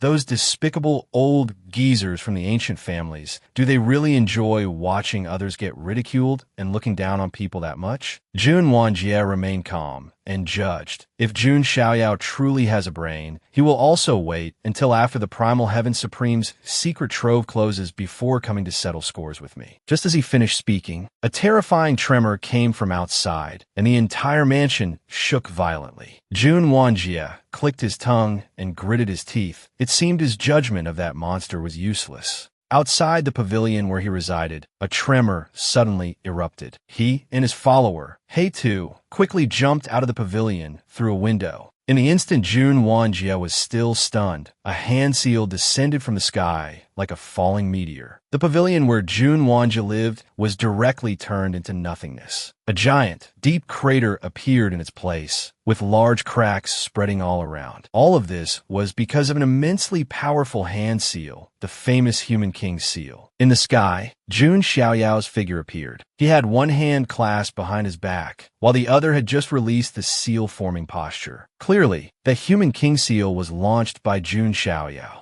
A gentleman's revenge is never too late, even after 10 years. As members of the Jun family, we should prioritize the bigger picture. To Jun Xiaoyao, those things simply didn't exist. He never lets a grudge last overnight. Since Jun Wanjie took the initiative to provoke him, Jun Xiaoyao didn't need to give him any face. Jun Xiaoyao arrogantly and domineeringly said, I am not one to hold a grudge until the next day. Whoever offends me, I will repay it on the spot. With a cold shout, accompanied by 10,000 bolts of lightning spreading out. It really is you, Jun Xiaoyao? A loud explosion rang out, and a figure wrapped in lightning shot up into the sky. It was Jun Wanjie. His eyes stared intently at Jun Xiaoyao, as if two pools of thunder were churning within them, with lightning flashing ceaselessly. He hadn't expected Jun Xiaoyao to actually make such a decisive move. He had just said that Jun Xiaoyao would absolutely not make a move on him before the Primal Heaven Supreme's secret trove event ended. The result was an immediate, on-the-spot face slap. Meanwhile, Jun Jian was laughing through his tears, thinking to himself, this is exactly why I didn't want to say anything. Jun Wanjie suppressed the anger in his heart, a cold glint appearing in his eyes as he said in a chilly voice, Jun Xiaoyao, what exactly do you want? Jun Xiaoyao's voice was indifferent,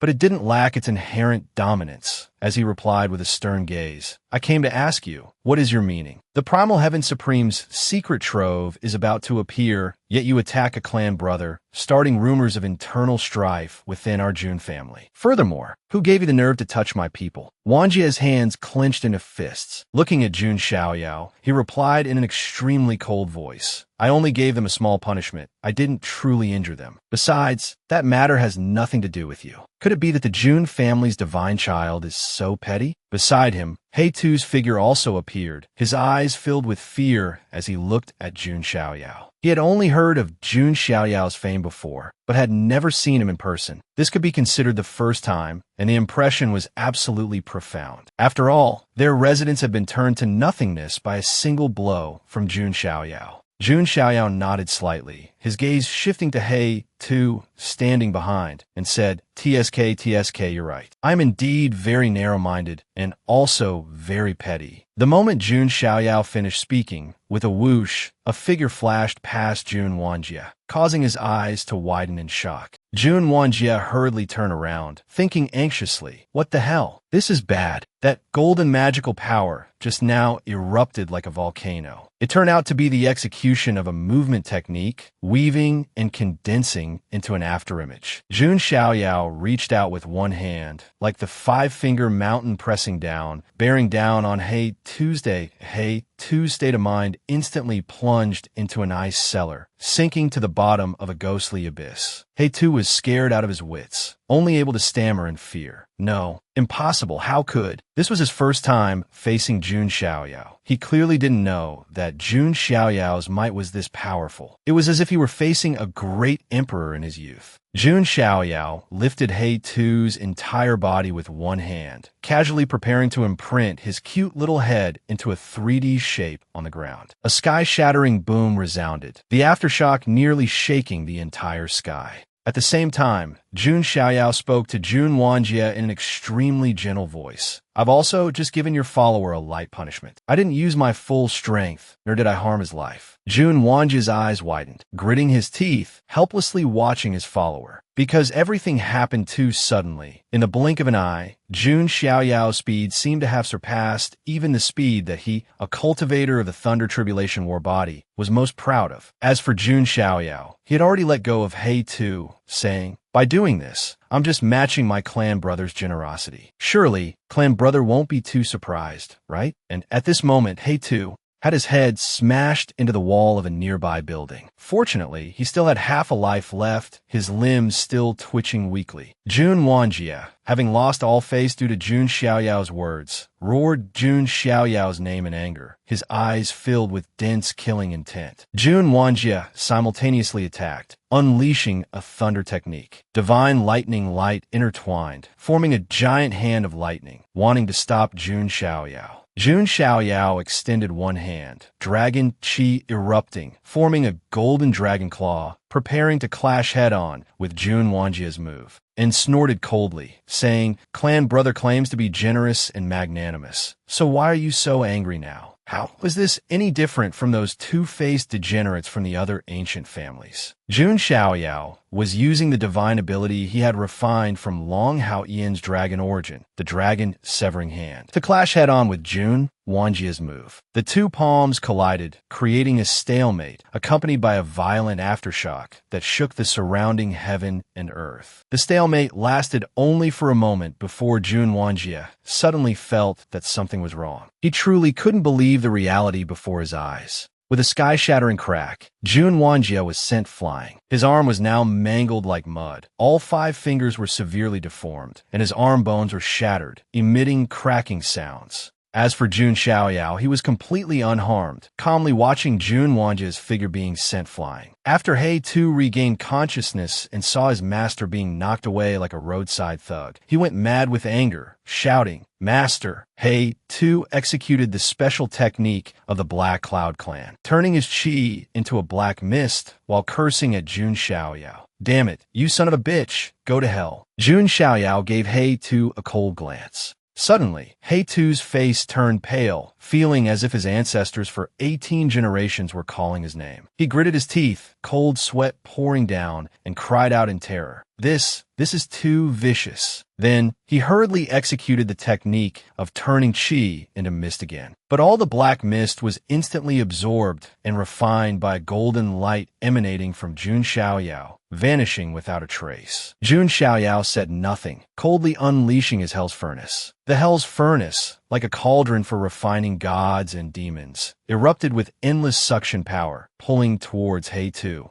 He Tu struggled in vain, reaching towards the light source of the hell's furnace, unleashing all of his abilities. But it was all useless. Within a few breaths, He Tu was officially sucked into the hell's furnace to be refined, and his miserable screams could be heard from within. After being knocked back by a palm strike, Jun Wonjia saw his follower being refined and could no longer maintain his usual composure. Jun Wonjia was so furious his hair stood on end, and lightning bolts 3 feet long shot from his eyes, showing that the rage in his heart had reached its peak. His follower being killed right in front of him was no different from losing all face before the world. Moreover, he was refined to the point of being unable to resist. He roared madly, "Stop!" Jun Wonjia said no more after that. He absolutely could not endure it any longer. As for the consequences, he would deal with them later. Right now, Jun Wonjia only wanted to suppress Jun Xiaoyao under his feet. Jun Wonjia raised his hand, grasping the resonance of thunder. The Thunder Tribulation War body ranked in the top 300 of the 3,000 physiques.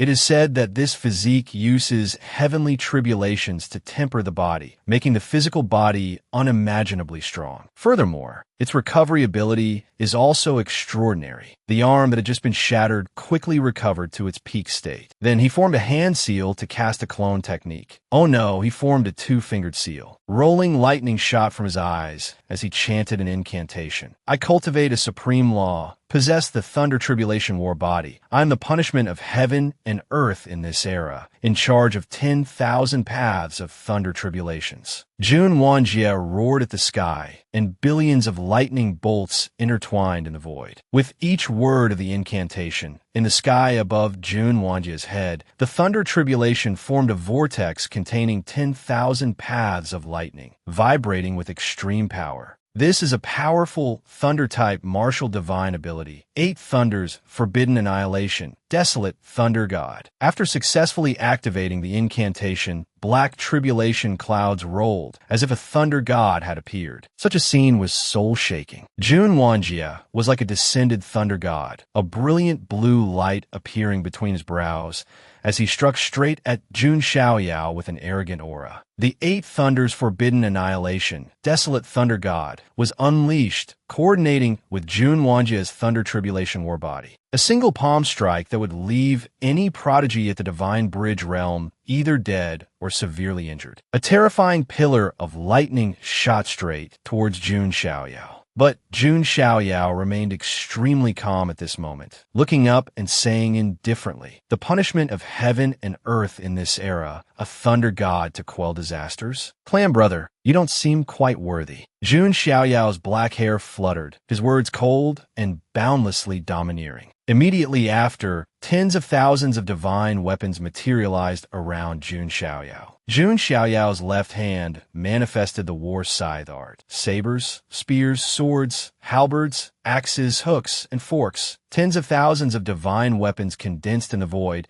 carrying a murderous sound that seemed to want to tear heaven and earth apart. Meanwhile, his right hand urged his dragon Qi, manifesting a lifelike phantom of a true dragon. It was the divine ability he had refined from the ancestral dragon nest, the true dragon heaven trapping art, combined with the Jun family's famous war scythe art, creating a soul-shaking and incredibly majestic scene. The power of the 2 divine abilities combined was enough to destroy the world. When unleashed, the resulting tremor seemed to want to sweep across 100,000 miles of blue sky, as terrifying magical power fluctuations spread out. It was like a small nuclear bomb exploding, shaking the entire South Heaven City 3 times over. Jun Xiaoyao waved his hand towards Jun Wonjia, launching a combo attack, and said coldly at the same time, "Those who bully others by relying on their power will not have a good end. What end awaits the strong who bully the weak? I will show you, clan brother." The 2 moves were launched simultaneously, advancing in unison. The true dragon phantom roared and soared into the sky,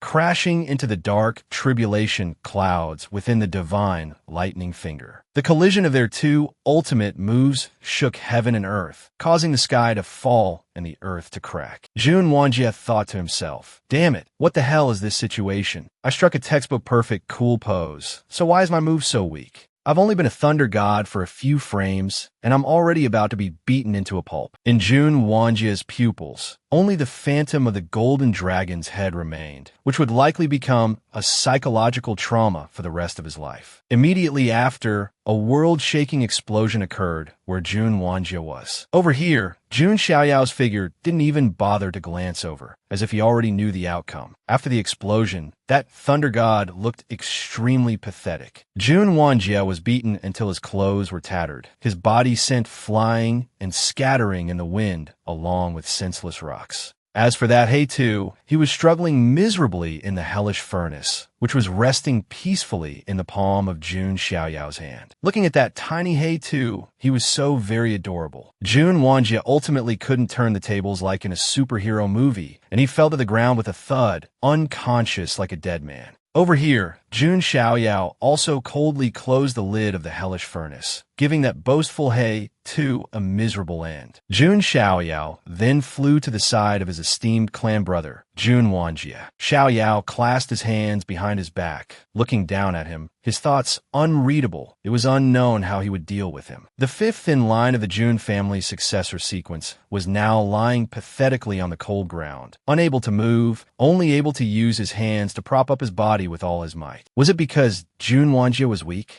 Absolutely not. Everyone had witnessed Jun Wanjia's might just now with their own eyes and were extremely impressed. But the result before them could only prove that Jun Xiaoyao was too strong. Moreover, perhaps you all didn't realize, Jun Xiaoyao hadn't used his full strength at all. He hadn't even used his supreme bone and sacred body's vision. Without using his two strongest talents, just by skillfully combining two basic ultimate techniques he had cultivated, he defeated Jun Wanjia below. Jun Wanjia struggled to get up, but in the end, no miracle occurred. He fell face first to the ground with another smack, which looked very painful. Jun Wanjia propped himself up with one trembling hand, the other clenched into a fist, gritting his teeth, his eyes filled with unwillingness as he cursed. Damn it, my body. How could I lose?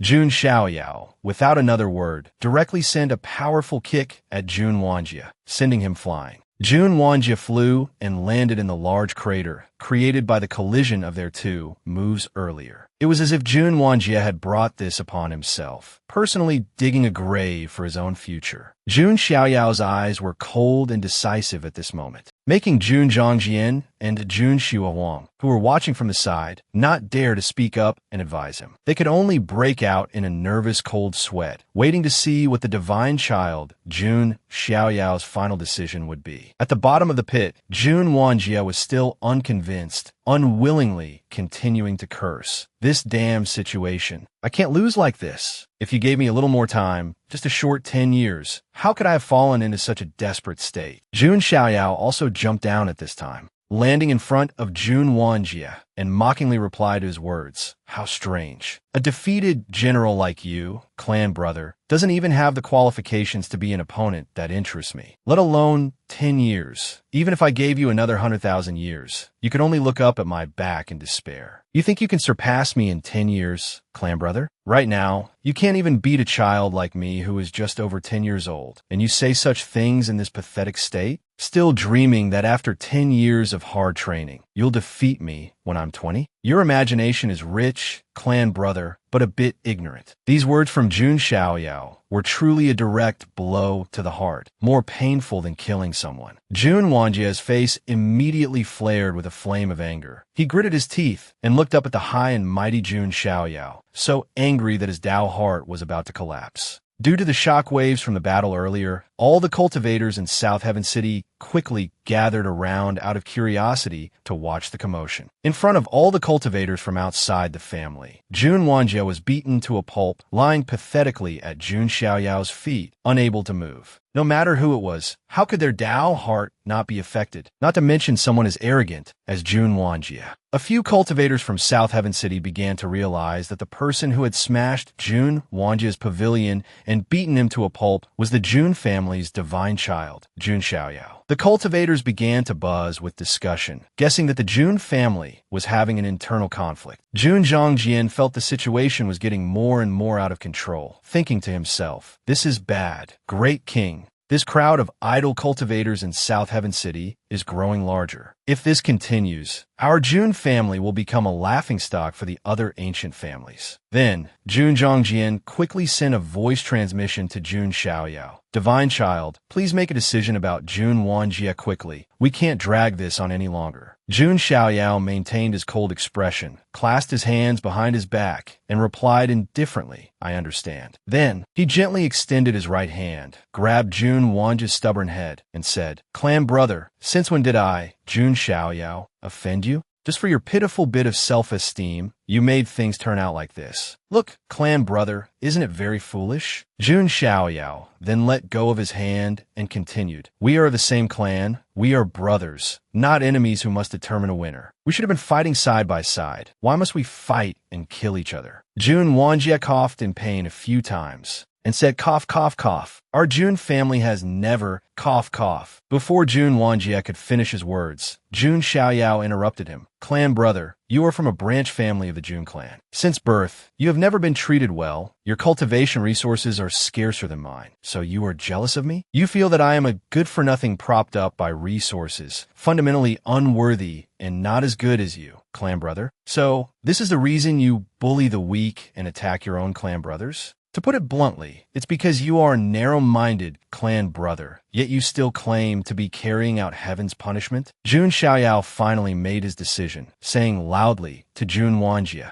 I'll give you two choices now. 1. Submit to me, have a slave seal planted, and become my servant. Or die. Jun Wanjie's face immediately turned deathly pale, and he gritted his teeth. Then, Jun Wanjie opened his mouth in horror. Jun Xiaoyao, you really want to kill me? Jun Xiaoyao replied indifferently, Why not? Even if I kill you, will the Jun family punish me? Jun Xiaoyao lowered his eyes slightly, looking coldly at Jun Wanjie, his words as cold as ice. After all, clan brother, you are just from a branch family of the Jun clan, and you even had intentions of harming your own clan brother. Hearing these words, Jun Wanjie could no longer remain calm and shot up to his feet. Jun Xiaoyao tilted his head up slightly and coldly said two words, kneel down. A terrifying pressure immediately pressed down on Jun Wanjie's entire body, causing his knees to go weak and buckle, forcing him to kneel on the ground. Immediately after, Jun Xiaoyao said, Jun Xiaoyao's patience is limited. I'll only give you 3 breaths to decide. Jun Xiaoyao began the countdown to death. The first count quickly rang out. 3. Jun Wanjie's body trembled violently, his head bowed, his mind in chaos. He knew very well that even if he died here today, no one would stand up to seek justice for him. But if he submitted to Jun Xiaoyao, his Tao heart would completely shatter, and from now on, he would only be Jun Xiaoyao's slave. But if he didn't submit, Jun Xiaoyao would really kill him. Jun Xiaoyao would not be punished for killing him, and he did not want to die in vain. In this world, how many people are not afraid of death? The second countdown rang out, too. At this moment, in Jun Wanjie's mindscape, the figure of a woman with orange hair, wearing red and white clothes, appeared. Her features were unclear. This was the unfulfilled obsession in his heart. The woman's figure gently called out towards Jun Wanjie, Brother Wanjie.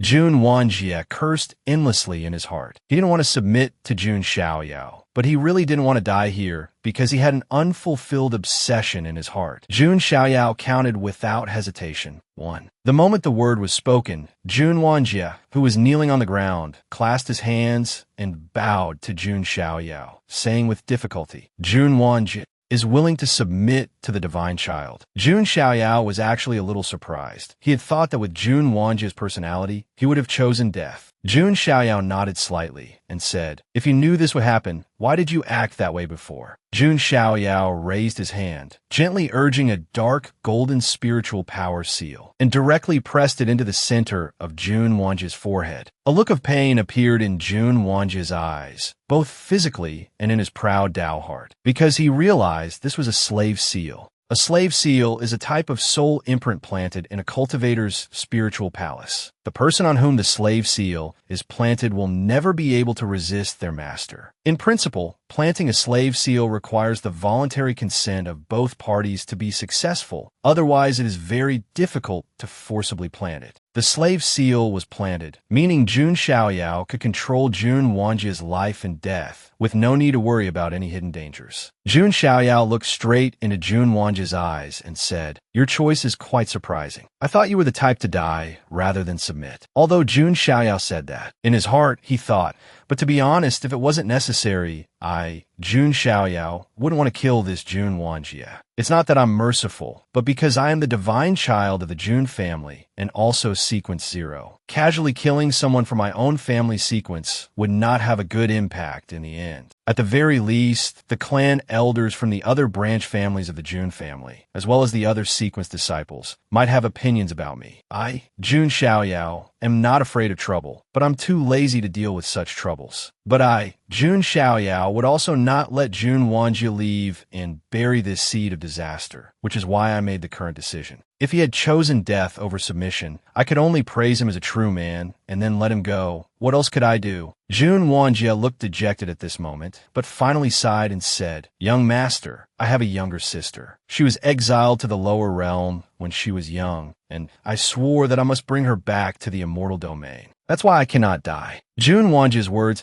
made Jun Xiaoyao raise an eyebrow. So that's how it is? So his sister was exiled, which is why he tried so hard to become strong, wanted to find his sister. However, the entire world is divided into the 9 heavens and 10 lands. The 9 heavens refer to the 9 great immortal domains, and the desolate heaven immortal domain is one of the 9 heavens. As for the 10 lands, they refer to 10 boundless continents in the lower realm. Normally, there's a spatial barrier between the 9 heavens and the 10 lands, which is very difficult to break. To teleport a person to the lower realm, one must pay a huge price, and there are also restrictions on cultivation realm. No wonder Jun Wanjia was so determined to cultivate to become strong and climb to a high position. It turns out it was to go down to the lower realm to find his sister. Jun Xiaoyao then pointed at Jun Wanjia and scolded, "Since you bear such a heavy responsibility, why did you have to come and provoke me to end up in this state over an unnecessary contest of pride? Wouldn't that disappoint your sister?" Jun Changjian and Jun Xuehuang, who were watching the show from the side, were speechless and broke into a cold sweat, thinking, good heavens, a 10-year-old geezer is lecturing a clan cousin in his 20s. Let's just quietly watch the show, lest we end up like him. Jun Xiaoyao continued his lecture. If you have time, you should be cultivating diligently. While you were tangling with us here, who knows what suffering your sister is enduring in the lower realm? Jun Wanjia's previously dejected face was now agitated, his whole body trembling. The unwillingness and resentment in his heart from before suddenly vanished into thin air at this moment. Compared to becoming a slave, reuniting with his sister was more important. He was no longer reluctantly submitting at the threshold of life and death, but sincerely and wholeheartedly submitting to Jun Xiaoyao.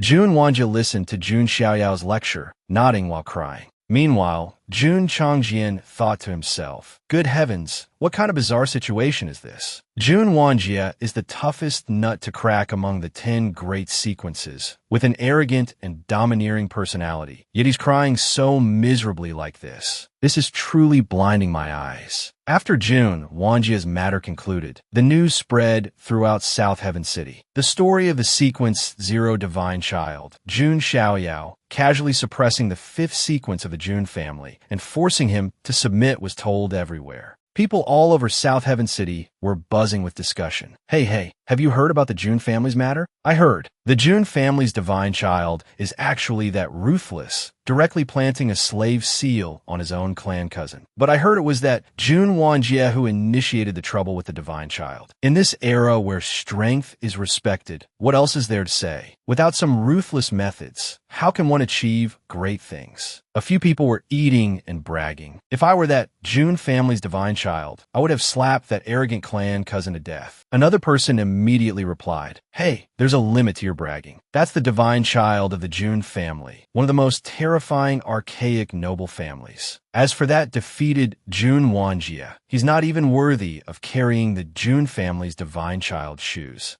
At this very moment, Jun Xiaoyao had returned to his pavilion. He was greeted by Jun Linglong's cold gaze, along with 4 words, "Lord Divine Child." Our cool Jun Xiaoyao also wiped his sweat and explained, Hey, why are you looking at me like that? I really didn't want to make a big deal out of it, and I try to put the family first. Besides, isn't this a pretty good outcome? I resolved this matter properly on behalf of Brother Changjian. Jun Changjian, standing nearby, heard this and was utterly astonished. Good heavens, what does this have to do with me? I've been sold out without even knowing it, my God. After hearing this, Jun Linglong replied, Actually, I'm not blaming you. I'm just worried about you. Whether it was Lan Qingya or Jun Wanjia, you were magnanimous enough to spare their lives. Why do you always have to face such things? Did those 2 survive because you hold them in high regard or because you look down on them? Jun Changjian saw Jun Linglong calmly state her opinion, as if she were lecturing Jun Xiaoyao, and couldn't help but marvel, thinking, oh wow, how amazing, Linglong actually dares to do this. Truly impressive. Before Jun Changjian could marvel for 5 seconds, Jun Xiaoyao replied, So, does Sister Linglong want me to kill that Jun Wanjia? After hearing this sentence, Jun Changjian also shivered. Jun Linglong lowered her head, looked down, and continued, Actually, the Divine Child's attitude towards Lan Qingya and Jun Wanjia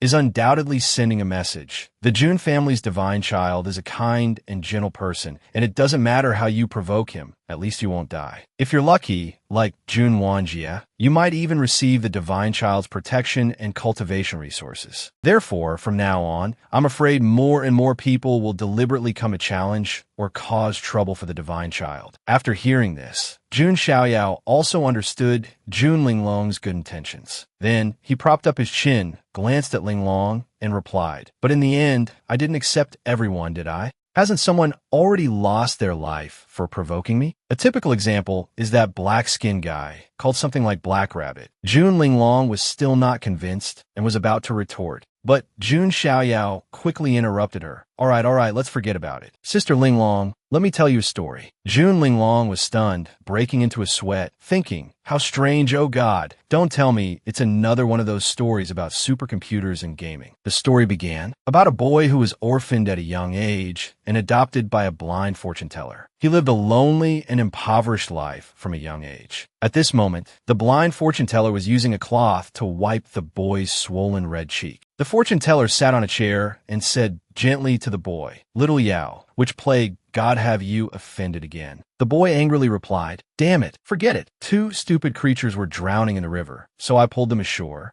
But they ended up hitting me and even demanded I push them back in. My face got hit like this, I'm so mad. The blind fortune teller heard this and asked him back, So, does this make you feel upset? The boy, covered in injuries, replied loudly, Master, how could I not be upset? Those 2 stupid creatures provoked me and did such a thing. The blind fortune teller rubbed the boy's hand and said, Then think about it. If you had a noble status, would those 2 little beasts not do that? The boy immediately answered, No, I think they would still do it, and they might even extort and bleed me dry. The blind fortune teller continued to ask, So, if what happened today were to happen again, would you continue to help little beasts like that? The boy scratched his head, thought for a moment, then answered, I think I probably still would. I don't actually care about the life or death of those little beasts. If one day these little beasts were beaten to death somewhere I couldn't see, it wouldn't matter at all. I'd even be happy for their fate. But if it happened right in front of me, I couldn't just ignore it, because I've discovered that when I do so, I feel free and at ease inside. The blind fortune teller heard the boy's words, smiled and said, It's very good that you can understand and say such words. Just do things and act according to your own will. I often call that being carefree. The boy sat there, pondering every word of the blind fortune teller's teaching.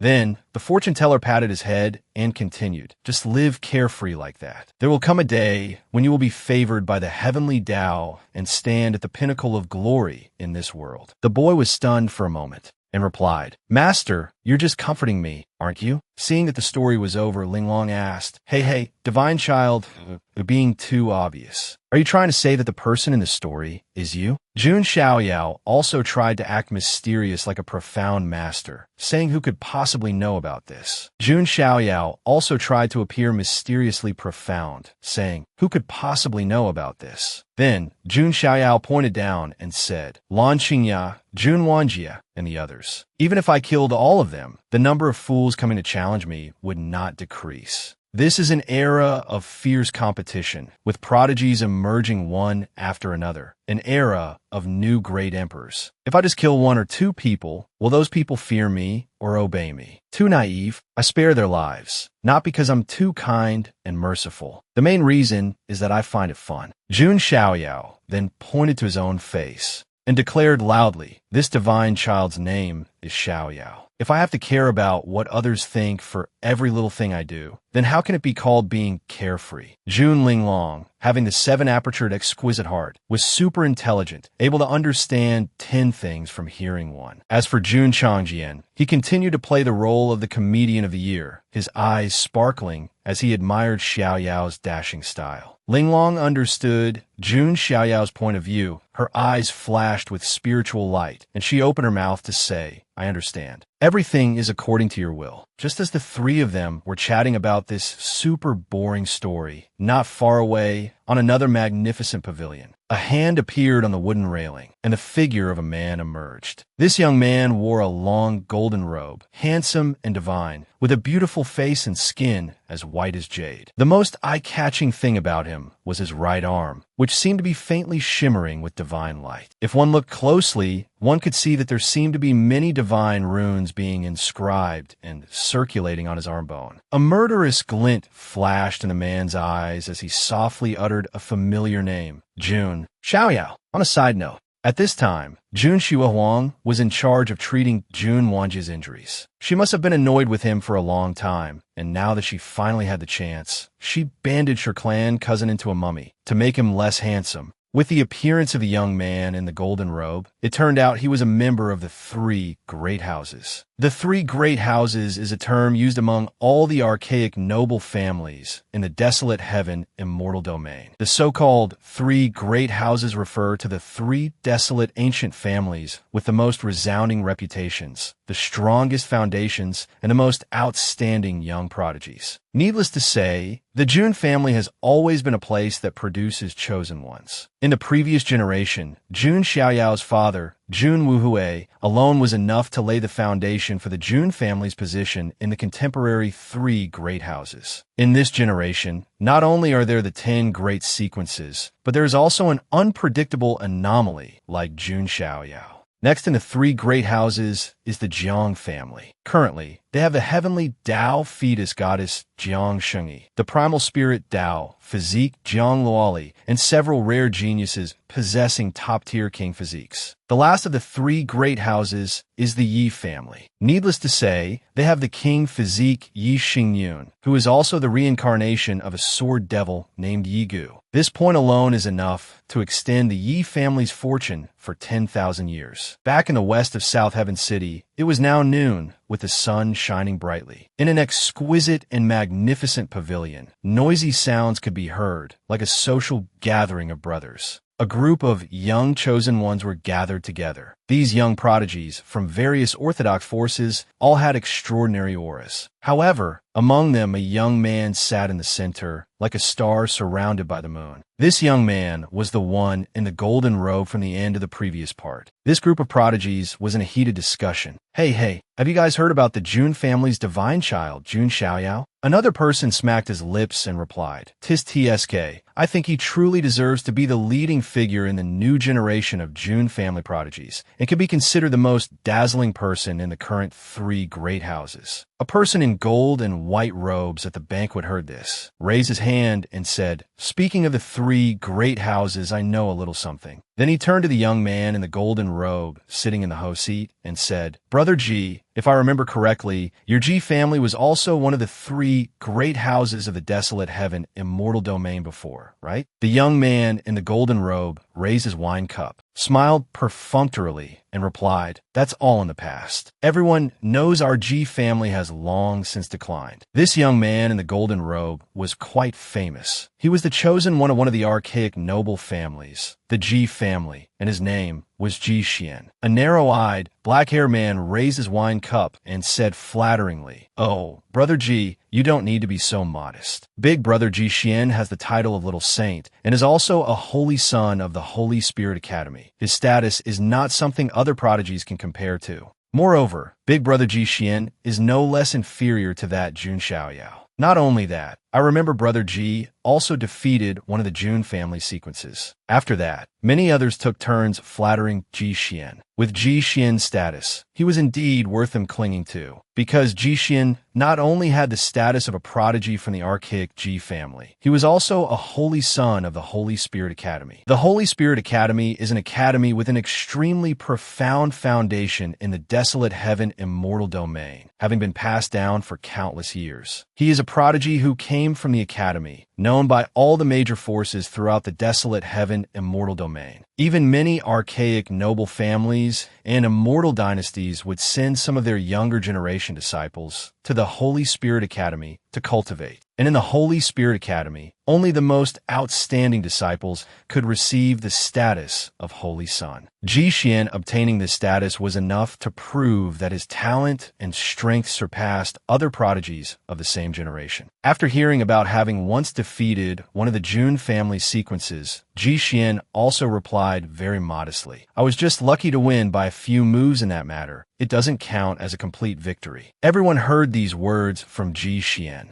and broke into another round of praise. Big Brother Ji Xian is truly the best of the best. So powerful yet with such a standard, gentlemanly demeanor, it seemed a lot of bootlicking will be needed tonight. Ji Xian then smiled and replied, You brothers praise me too much." After putting on a show in front of the sycophants, he also revealed his true nature. Ji Xian thought to himself, "You bunch of clinging fools, you dare to incite me to compete with that Jun Xiaoyao of the Jun family? Do you take me for an idiot? Besides, being called the little saint has nothing to do with my personality." At this moment, his right arm seemed to shimmer with divine light, as if countless divine runes were deeply inscribed and circulating on the bone, showing that his status as a holy son was thanks to this special right arm. It was rumored that Ji Xian's right arm had fused with a piece of Saint King's arm bone. In the saint realm, a Saint King is an existence stronger than a saint. A Saint King is powerful enough to look down on all directions, their fame echoing across the four seas. And Ji Xian, who is now only at the oneness realm, had already fused with a piece of a Saint King's arm bone. One could imagine how strong his power would be. Even though at his current realm, he still couldn't unleash even 1 or 2/10 of the Saint King's arm bone's power. It was enough for him to stand proudly among the prodigies of his generation. The image of Jun Xiaoyao appeared in his mind. He thought to himself, "Jun Xiaoyao, if possible, I will stay far away from you. You are not my main target on this trip to the Primal Heaven Supreme Secret Trove." He then looked at his special right arm and pondered for a moment. "If I can obtain the fated opportunities, secret treasures, and other supreme treasures in the Primal Heaven Supreme Secret Trove, then I can stand at the pinnacle of the new generation of prodigies. Why would I need to fight head-on with that anomaly Jun Xiaoyao?" In fact, this Ji Xian was extremely calculating. He did not come to participate in the Primal Heaven Supreme Secret Trove unprepared, because he once had a chance encounter in the scripture pavilion of the Holy Spirit Academy. He randomly flipped through an ancient text, which not only contained a Primal Heaven Supreme token, but also an ancient talisman. The ancient text vaguely recorded some deeds and secrets about the Primal Heaven Supreme. It seemed that a rare item was hidden inside the Primal Heaven Supreme Secret Trove, and as long as he obtained it, he could become an invincible Supreme in the future. At the same time, in the great desolate forest, 1,000 miles from South Heaven City, a tremor suddenly rang out. The sky began to turn as dark as ink, with dark clouds rolling ceaselessly. Deep in the distant mountain range, a black pillar of light shot straight into the sky, and the ancient pressure of a supreme spread out. At the same time, strange black mist began to spread from the deepest part of the great desolate forest, tearing a huge hole in the cloud layer, accompanied by a sky-shattering explosion. Wherever the gray mist went, various demonic beasts and pure-blooded creatures of archaic remnants all had their eyes turned blood red and began to roar as if they had gone berserk.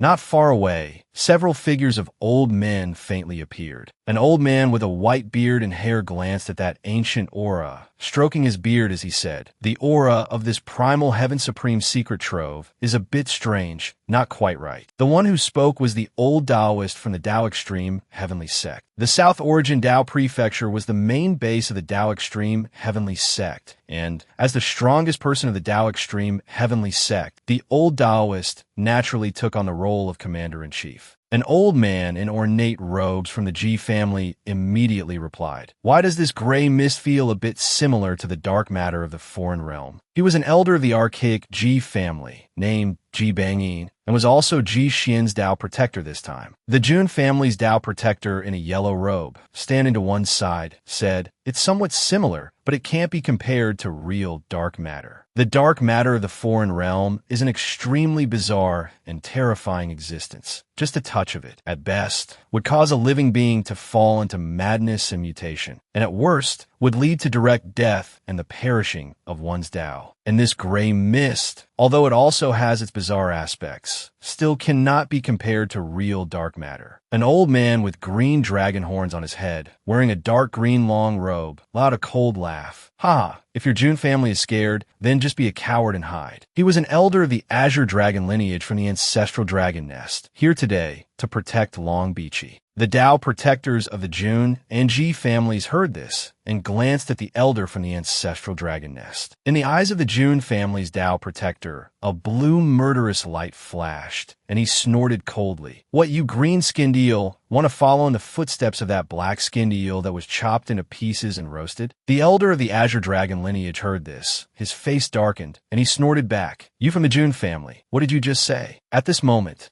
an old man in a green robe stepped forward to mediate. "Everyone, if this continues, do you still want the training of the younger generation to go on?" This old man was an elder of the archaic Jiang family, who had also brought the Jiang family's prodigies this time. Moreover, the person brought was none other than the Jiang family's goddess, Jiang Shengyi. Hearing this, the elder of the Azure Dragon lineage and the Jun family's Tao protector both snorted, turned their heads away, and dropped the grudge. Ji Bangyin said pretentiously, "Of course, it must continue. If they retreat at the slightest difficulty, then when the Emperor's Road opens in the future, these prodigies might as well not participate and waste their time." Back in South Heaven City, in Jun Xiaoyao's pavilion, Jun Xiaoyao and the others also felt the commotion coming from the great desolate forest. They were standing under the corridor, looking towards that terrifying aura. Jun Xiaoyao said seriously, "The Primal Heaven Supreme Secret Trove, is it finally about to appear?" At this very moment, in the very center of South Heaven City, a golden light shot up into the sky, then like a mirror, reflected a dazzling light. Jun Changjian, standing next to Jun Xiaoyao, recognized this supreme treasure and said, "That is my Jun family's ancient saint weapon, the heaven-gazing mirror. It can reflect the scenes of heaven and earth. With this ancient saint weapon, the elders can see our situation inside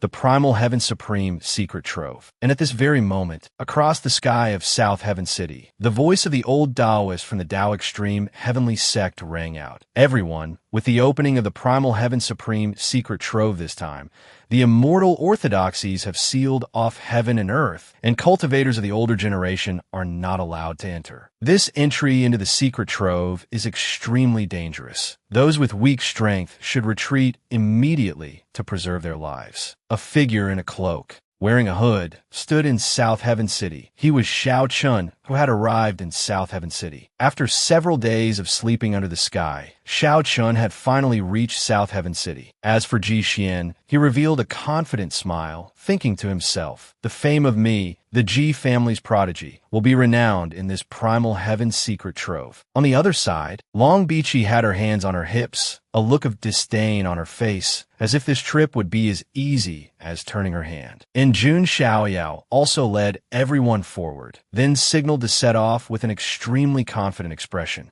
Linglong, Changjian, Xua Huang, and Wanjia, the four of them shouted in unison, "Yes, boss." Then, the 5 superheroes jumped down from the pavilion, even breaking the railing. The 5 superheroes, white, black, red, yellow, and blue, flew straight towards the Primal Heaven Supreme Secret Trove. The white-clad superhero, Jun Xiaoyao, led the way, shouting loudly, "Onward to the primal heaven's supreme secret trove. Let everyone see the power of my June family's young generation." After jumping down from the pavilion, the 5 superheroes of the June family flew straight into the great desolate forest. At the same time, the entire South Heaven City began to stir. Behind them were the noisy shouts of a motley crew wanting to take the opportunity to find some fortune in the Primal Heaven Supreme secret trove. They kept shouting as if going to a festival. "Let's go, brothers. Let's sneak in and find some fortune. First come, first served. If you're slow, you're out of luck.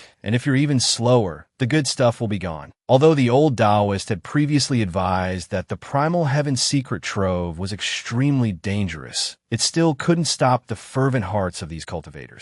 This was the secret trove of a supreme expert. Casually obtaining just one opportunity could help them rise. After all, these cultivators did not come from any major forces. All kinds of resources and opportunities had to be found by themselves. Just as everyone was charging forward headfirst, a violent tremor came from behind. The powerful aftershock made everyone turn their heads in astonishment, and 9 out of 10 people were so shocked their jaws dropped, unable to close their mouths at the sight before them. A huge flying ship was gliding through the air, heading straight for the entrance of the secret trove, bearing the symbol of an archaic noble family. The warship paid no mind to anyone, as if it were traveling on land. It knocked away the unlucky cultivators on their way back to South Heaven City to recuperate. These cultivators, eliminated right at the starting line, cursed in anger. "Damn it, what rotten luck. Isn't that the Jiang family's spirit boat? It's like we've seen a ghost." The other cultivators who were lucky enough not to be in the warship's path were also astonished, discussing among themselves, "Oh my God, these people are too much of a cheat. At this rate, the Jiang family will be the first group to enter the Origin Heaven Supreme secret trove." Then he took out a glittering golden object from his body, urged his right arm while his left hand formed a seal,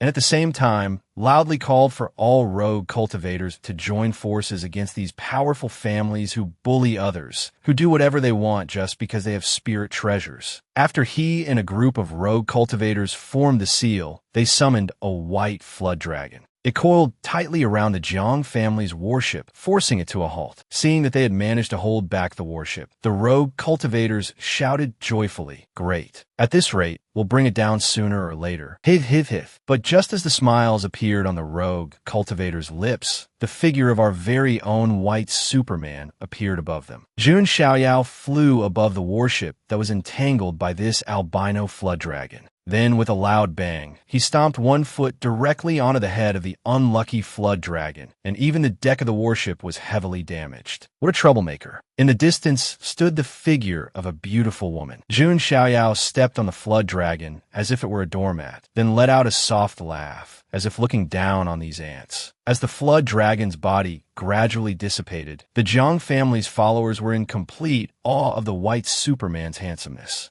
Jun Xiaoyao then looked directly at the female figure and said, "Isn't this Sister Jiang Xingyi?" Seeing this scene, Jiang Xingyi was quite surprised and blurted out, Are you little brother Xiaoyao?" It was understandable for Jiang Xingyi to react this way. Compared to their meeting at his 10th birthday celebration, the young man before her had changed so much. Jiang Xingyi was the wielder of the heavenly Tao fetus, one of the top prodigies of the Jiang family. She was born with the ability to harmonize with the Tao, making her celestial face radiant, as if it were glowing. Her brows were like distant mountains, her skin like congealed fat, her eyes held autumn waves, exceptionally beautiful, with a transcendent and otherworldly grace. At this moment, the 5 superheroes had gathered in the same frame. Jun Xiaoyao said to Jiang Xingyi, "Sister Xingyi, do you need help?" Then he turned his head to look at Jun Linglong and ordered, "Little Linglong, make your move." Jun Linglong bowed to accept the order, then quickly jumped down to the Jiang family's warship. As soon as she landed, little Linglong unleashed her move. 1, 2, 3, fall down. Did you miss a beat? She really didn't miss a beat. Only a few rogue cultivators fell down at her call. Jun Changjian, standing on the warship and looking down, didn't forget his comedic role. Changjian raised both hands, his eyes sparkling, and thought to himself, "My goodness, how refined and elegant, little sister Linglong." And Jun Xiaoyao, letting his followers show off in front of the Jiang family, also smiled with great satisfaction. Seeing this, and the fact that Jun Xiaoyao had subdued such formidable followers at only 10 years old, Jiang Xingyi was so shocked she broke out in a cold sweat. Then she looked at each of them, thinking to herself, Jun Changjian, the 10th successor of the Jun family. Jun Xiaohuang, the 7th successor of the Jun family. Jun Wanjia, the 5th successor of the Jun family. Jiang Xingyi then chuckled softly and thought, what a surprise. All three who were present at little brother Xiaoyao's 10th birthday celebration are here. This little brother of mine has truly succeeded beyond expectations. Suddenly, a loud explosion came from afar. Bang! A shock wave accompanied by a cloud of dust spread out. Jun Linglong was hit head-on by a blow and sent flying backward. A few ancient trees in the great desolate forest also collapsed along with it. Little Linglong was knocked back a distance before she finally stabilized her body. Little Linglong took a hit, and her right arm was not lightly injured. Linglong clutched her injured arm. Looking ahead, sweat dripped down as she assessed the situation.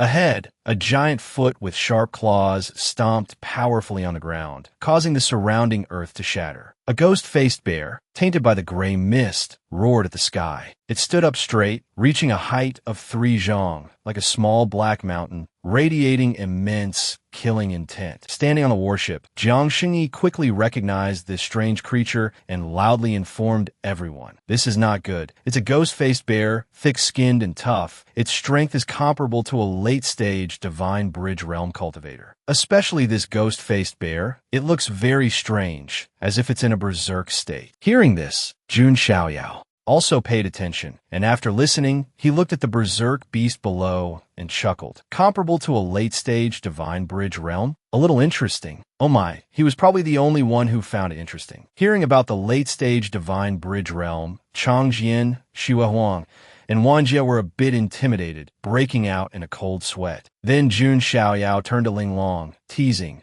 oh, my little Linglong needs some help? I'm always ready to come to the rescue, you know. Little Linglong, being teased, grimaced and replied, thank you for your kindness, divine child, but little Linglong doesn't need it. With that, Linglong charged straight towards the extremely berserk ghost-faced bear. The ghost-faced bear bared its fangs and brandished its claws, lunging at Jun Linglong as if it wanted to swallow her whole. It swung a blow full of killing intent at Jun Linglong, but thanks to her 7-aperture exquisite heart and extremely agile movement technique, Jun Linglong easily dodged the attack, quickly appearing behind the ghost-faced bear. Linglong gathered strength in her left fist, her eyes incredibly determined. Then she mercilessly punched the ugly bear in the face, dealing the ghost-faced bear a devastating blow, sending it flying far away, causing a huge explosion with dust filling the sky. The surrounding cultivators were stunned for a few seconds by Jun Linglong's performance. The rogue cultivators broke out in a sweat, buzzing with discussion. My God, who is that woman? She defeated the ghost-faced bear in just one blow. You don't recognize her? That's just a follower of the Jun family's divine child, Jun Linglong. Oh my God,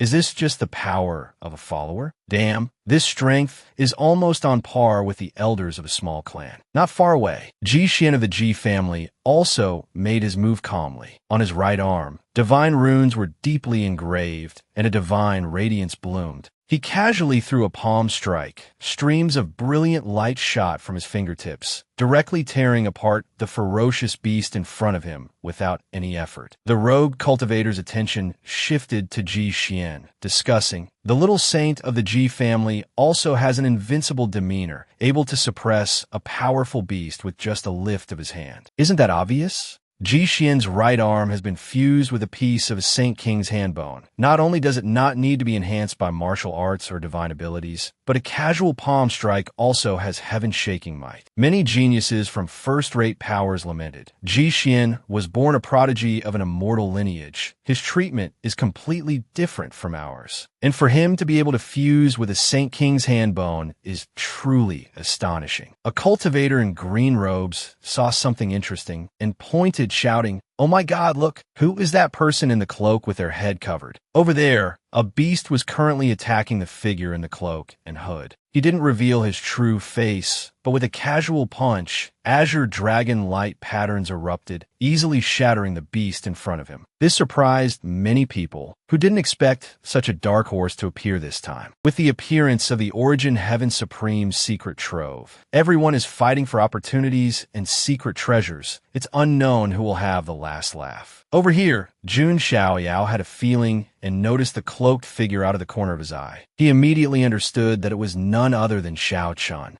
But Jun Xiaoyao made no move. Only his eyes turned a little cold as he said, "Oh ho, we have an acquaintance here." He, Xiaoyao, knew that Xiao Chun was deliberately hiding his tracks to avoid being discovered by him. Then he would pretend to be a pig to eat the tiger, seize the final opportunity in the secret realm, have his strength soar, and then defeat Jun Xiaoyao. However, imagination is beautiful, but reality is cruel, little Xiao Chun. The entire situation was already in his, Jun Xiaoyao's, grasp. The corner of Jun Xiaoyao's mouth curved into a faint arc, treating Xiao Chun as a bit of amusement. Give him hope, then extinguish it, making Xiao Chun lose all face. Just then, Jun Changjian noticed Xiaoyao's gaze and asked, "Divine child, do you know someone down there?" Jun Xiaoyao was also a little surprised and replied, "What's the matter?" Jun Changjian glanced, gritted his teeth, and looked down, saying angrily, reporting to the divine child, "I have some grievances with that man in the yellow robe down there." That man in the yellow robe is named Ji Xian. Ji Xian's right arm has been fused with a piece of a Saint King's hand bone, so everyone calls him the Little Saint. I once fought him, and he relied on his higher cultivation realm to defeat me by a few moves, then went around bragging that he had defeated a successor of the Jun family. What's more hateful is that he has a boastful personality and likes to belittle others. It's truly disgusting. Jun Changjian couldn't stand it, crossing his arms and tattling to Jun Xiaoyao, looking just like a child who got bullied outside and came home to tell his mother.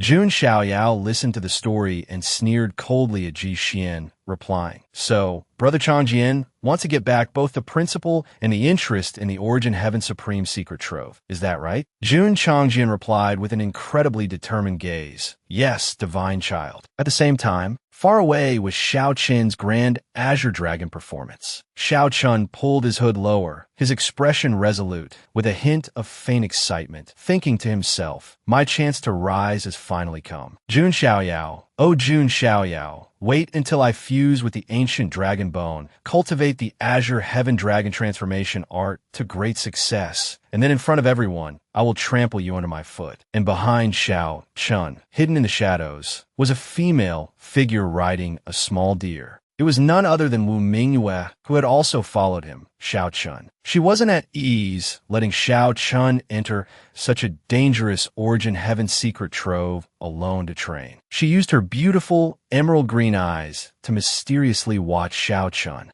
Not long after, Jun Xiaoyao's group had entered the deepest part of the great desolate forest. Looking into the distance, a huge, dark horizontal fissure appeared in the deepest part of the forest, like a great wound on the earth. A strange gray mist emanated from within, filled with danger. The incredibly knowledgeable Jiang Shengyi stood forward and judged. It seems that the Origin Heaven Supreme secret trove is located beneath this fissure in the ground. But it seems some strange transformation has occurred. I can't determine the specifics. Jun Xiaoyao and the others around him also nodded in agreement with Shengyi's point of view. Immediately after, the Jiang family's warship followed the command and quickly entered the fissure in the ground. Jun Changjian crossed his arms at this time, saying with a displeased expression, "Oh my, this strange black mist makes my body feel very uncomfortable. Something must have happened in the Origin Heaven Supreme secret trove. This black mist is suppressing all of our bodies." Jun Xiaohuang, standing nearby, also agreed. "Right now, we can only use our magic power to form a protective barrier and isolate this gray mist." As for our divine Jun Xiaoyao, he clasped his hands behind his back and said nonchalantly, "Oh, is that so? Why don't I feel any suppression or discomfort?" Hearing the Jun family's divine child say this, Jiang Shengyi glanced at him briefly, then broke out in a sweat and replied, "Little brother Xiaoyao, you are an exception. You don't need to use magic power for protection at all, because you are the ancient sacred body, supremely firm and yang, impervious to all evil. Even your blood is as golden as high-quality honey. The vital energy and blood of the sacred body alone, against all kinds of evil and yin qi, have extremely strong resistance. Jun Xiaoyao listened intently to Sister Xingyi's words and also nodded in agreement. The warship was slowly advancing when suddenly a roar that shook the heavens and earth was heard. Everyone now felt that something was wrong. Jun Xiaoyao calmly reminded everyone, "Be careful, something dangerous is approaching." What appeared was a giant foot, with toenails that hadn't been cut in years. A strange creature, completely black, with a single horn on its head and fleshy wings on its back. A terrifying black ape leaped forward. With a stomp of its 2 feet, it collapsed a cliff several tens of zhang high. The cultivators from all directions on the warship couldn't help but cry out in alarm. That's the archaic demonic ape. Protect the warship. Archaic vile breeds are species that possess a trace of bloodline passed down from the archaic era. Their strength is much greater than that of ordinary beasts. At this moment, facing the appearance of the archaic demonic ape, the several guardian elders who were observing through the heaven-observing mirror were in heated discussion. This archaic demonic ape is overflowing with killing intent. Its strength has reached the unity realm. Moreover, an archaic vile breed is much stronger than a human cultivator of the same realm. This demonic ape, even for the unity realm prodigies from immortal lineages, would be absolutely not simple to deal with. Ji Xian's guardian elder,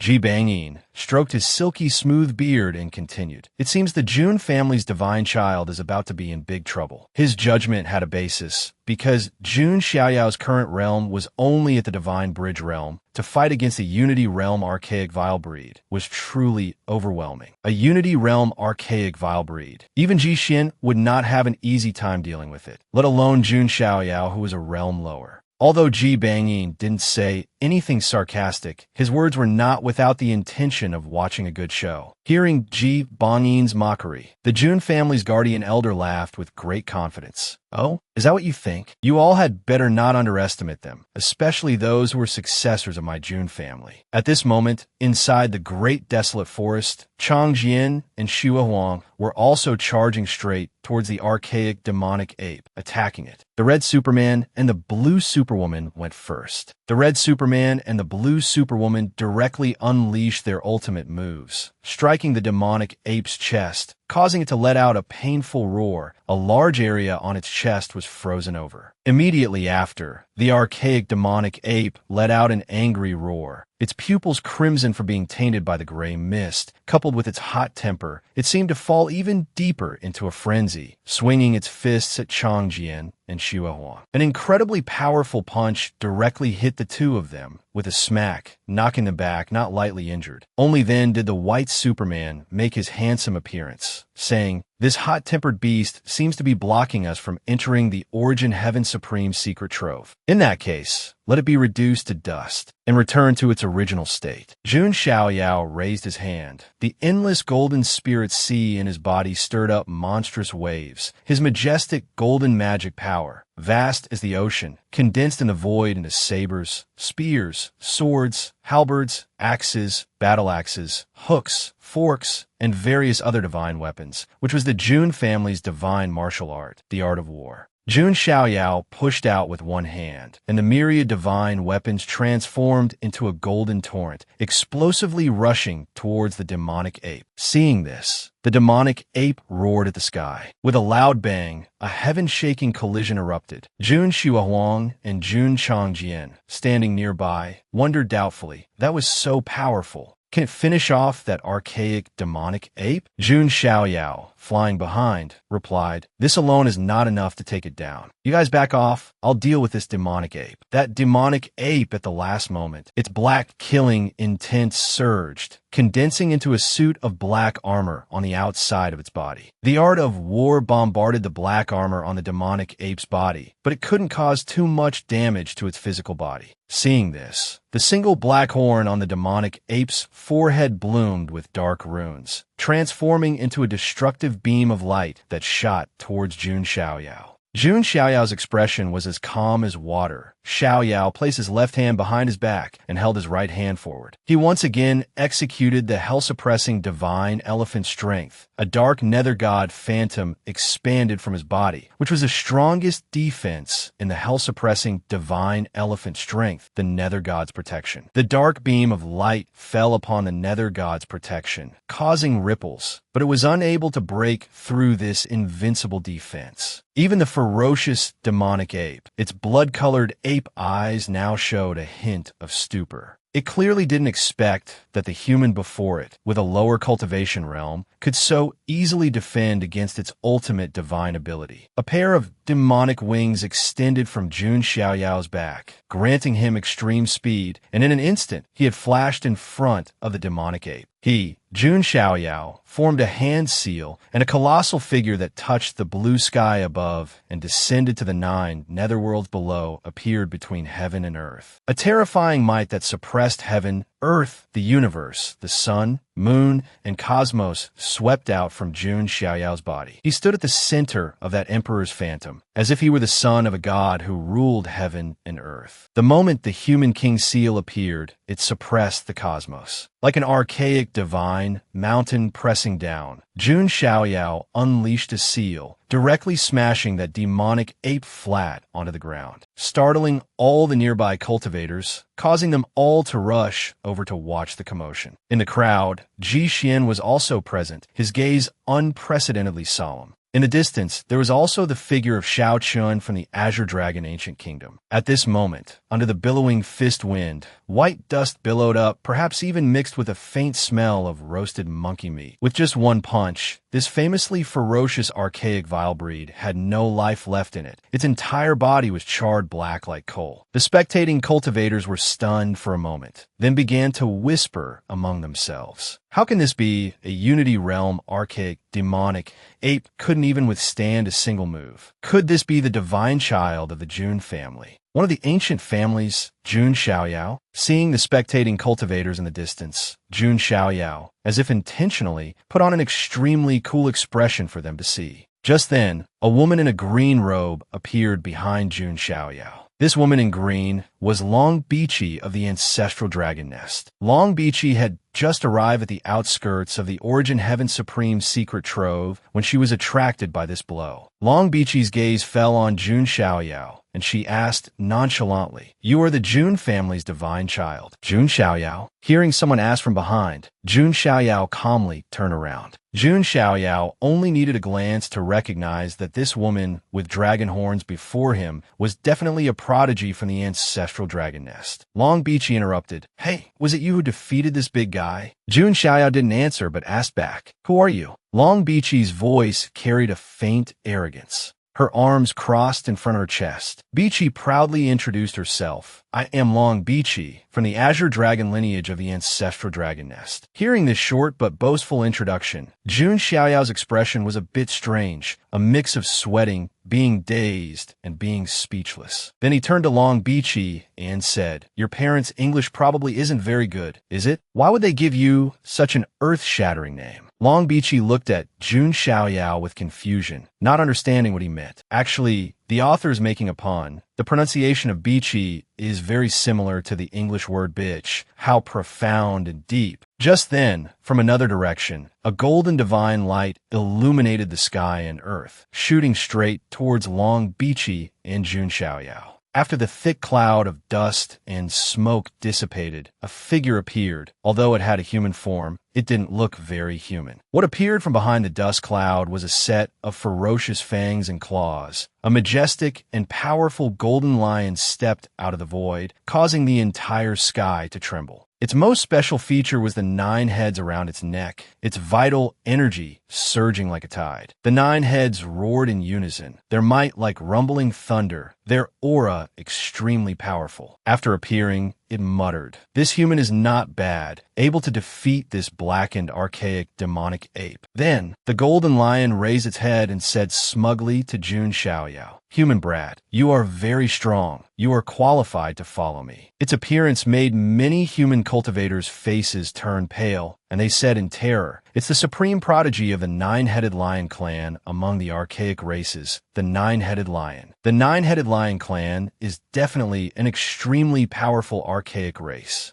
It is said that in the distant past, the nine-headed lion lineage caused great turmoil, unstoppable by anyone, until finally a great emperor of Buddhism had to take action to convert the nine-headed lion lineage, taking them as mounts and guardian deities. In recent ancient times, although the nine-headed lion clan was small in number, a supreme being appeared, known as the Nine Spirits Origin Saint, who glorified the prestige of this lineage. If not for the clan's extreme rarity, it would have surely been listed among the archaic royal clans. Hearing the nine-headed lion's words, Jun Xiaoyao and Long Bichi both had expressions that said, "What the hell? Where did this guy pop out from?" acting so seriously. And on the other side of the sky, a demonic wind suddenly rose fiercely. A giant black bird that blotted out the sky flew over, its wings like dark clouds obscuring the sun, looking down from above and saying, "That stupid cat, what right does a human have to follow us?" A pair of pupils appeared, like two floating blood moons. This black bird was from the heaven-swallowing sparrow clan, another notoriously ferocious archaic race. The heaven-swallowing sparrow opened its mouth, its eyes fixed on Jun Xiaoyao, a bloodthirsty glint in its pupils, and said, "They're only fit to be flesh and blood for us to devour. Ha ha ha." Suddenly, two boastful creatures appeared out of nowhere. Jun Xiaoyao tilted his head slightly, a look of confusion in his eyes, and said to Long Bichi, "Hey, why do I feel like all you archaic races are so foolish?" Hearing Jun Xiaoyao lump them all together, Long Bichi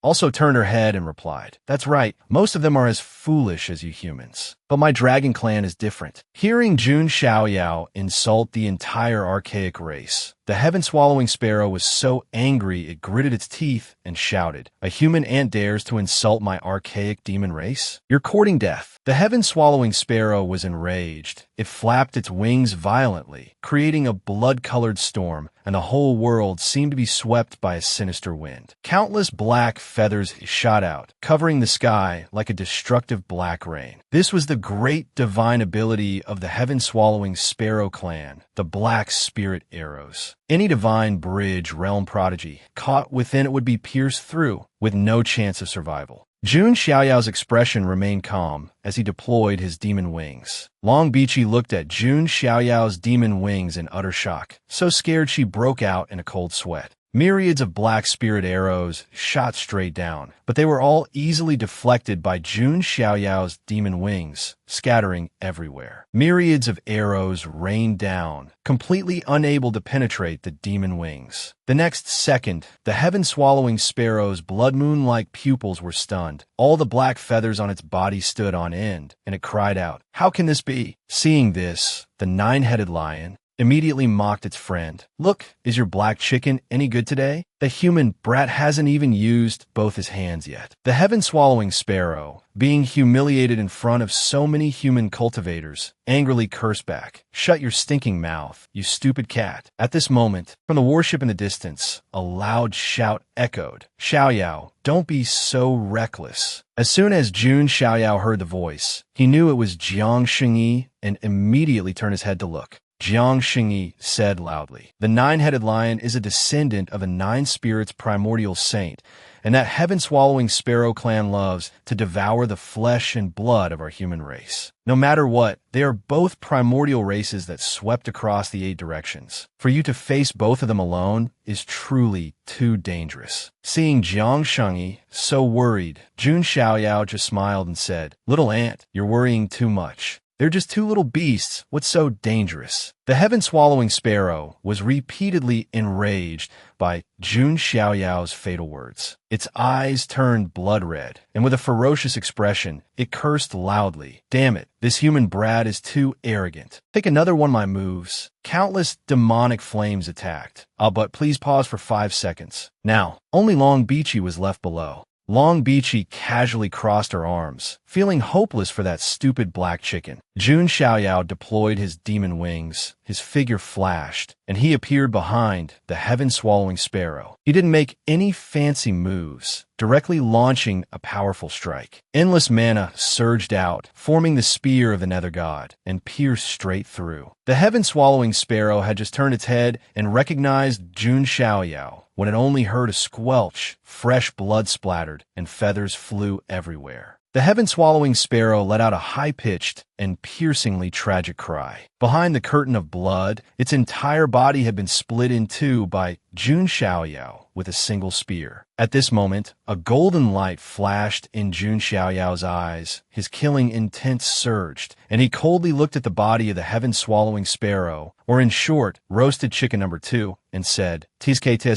why is the flesh of this chicken so foul? I wonder how much of our human race's flesh and blood it has absorbed." The upper half of the heaven-swallowing sparrow's body just then received the signal from its lower half, and it was stunned for a moment, letting out a cluck, its eyes gradually sinking into silence. The two halves of the heaven-swallowing sparrow's body fell in front of the nine-headed lion's feet. The foolish head of the nine-headed lion, whose intelligence was on par with the black chicken at its feet, took 5 seconds to process the information, frozen on the spot. Then, sweat poured down like rain, as if he were in a sauna, and he looked towards Jun Xiaoyao with an affectionate gaze. After Jun Xiaoyao split the heaven-swallowing sparrow in two with a single move of the spear of the nether god, he landed gently amidst the dust and smoke and said to the stunned, nine-headed lion in the distance, "Hey, you multi-headed lion, I see you're a bit stronger than this black chicken, barely qualified to be the divine child's mount. As long as you obediently lie down and become my mount, I will spare your life." After hearing this, the nine-headed lion turned its head and looked at Jun Xiaoyao with a strange expression. Its hand was now trembling uncontrollably, and it thought to itself, "Am I afraid? The dignity of my nine-headed lion lineage, trembling before a human brat?" In the eyes of the nine-headed lion, the spiritual power radiating from Jun Xiaoyao at this moment was mixed with a terrifying killing intent, like the beings that only existed in myths that the elders often spoke of. Jun Xiaoyao interrupted the nine-headed lion's train of thought, saying, "You're a bit different from that stinky black chicken. You look more valiant, and your flesh and blood are not entangled with the evil aura like that on the black chicken. You are not the type that relies on devouring human flesh and blood to increase your strength. Therefore, I will give you one last chance, become my mount. Submit to this divine child." The nine-headed lion gritted its teeth, looked at Jun Xiaoyao, and thought to itself, "Become a mount, ah?" For the nine-headed lion lineage, the thing they dreaded most was hearing the two words mount, because their ancestor was once converted by a great emperor of the Buddhist sect and taken as a mount. This was a great humiliation deeply engraved in their bloodline. For the honor of the entire clan, the nine-headed lion seemed unable to remain calm any longer. It circulated its spiritual power, took a deep breath, and prepared to make a move. Its 9 lion heads roared at the same time. The sound waves spread out, and the void in front of it seemed to be distorted. This was the great divine ability of the nine-headed lion clan, the lion's roar. A sky-shaking roar. The surrounding sky trembled and collapsed everywhere. However, Jun Xiaoyao remained as he was, his heart as calm as still water, and he sneered inwardly. Is this the unique great divine ability of a nine-headed lion clan, the lion's roar?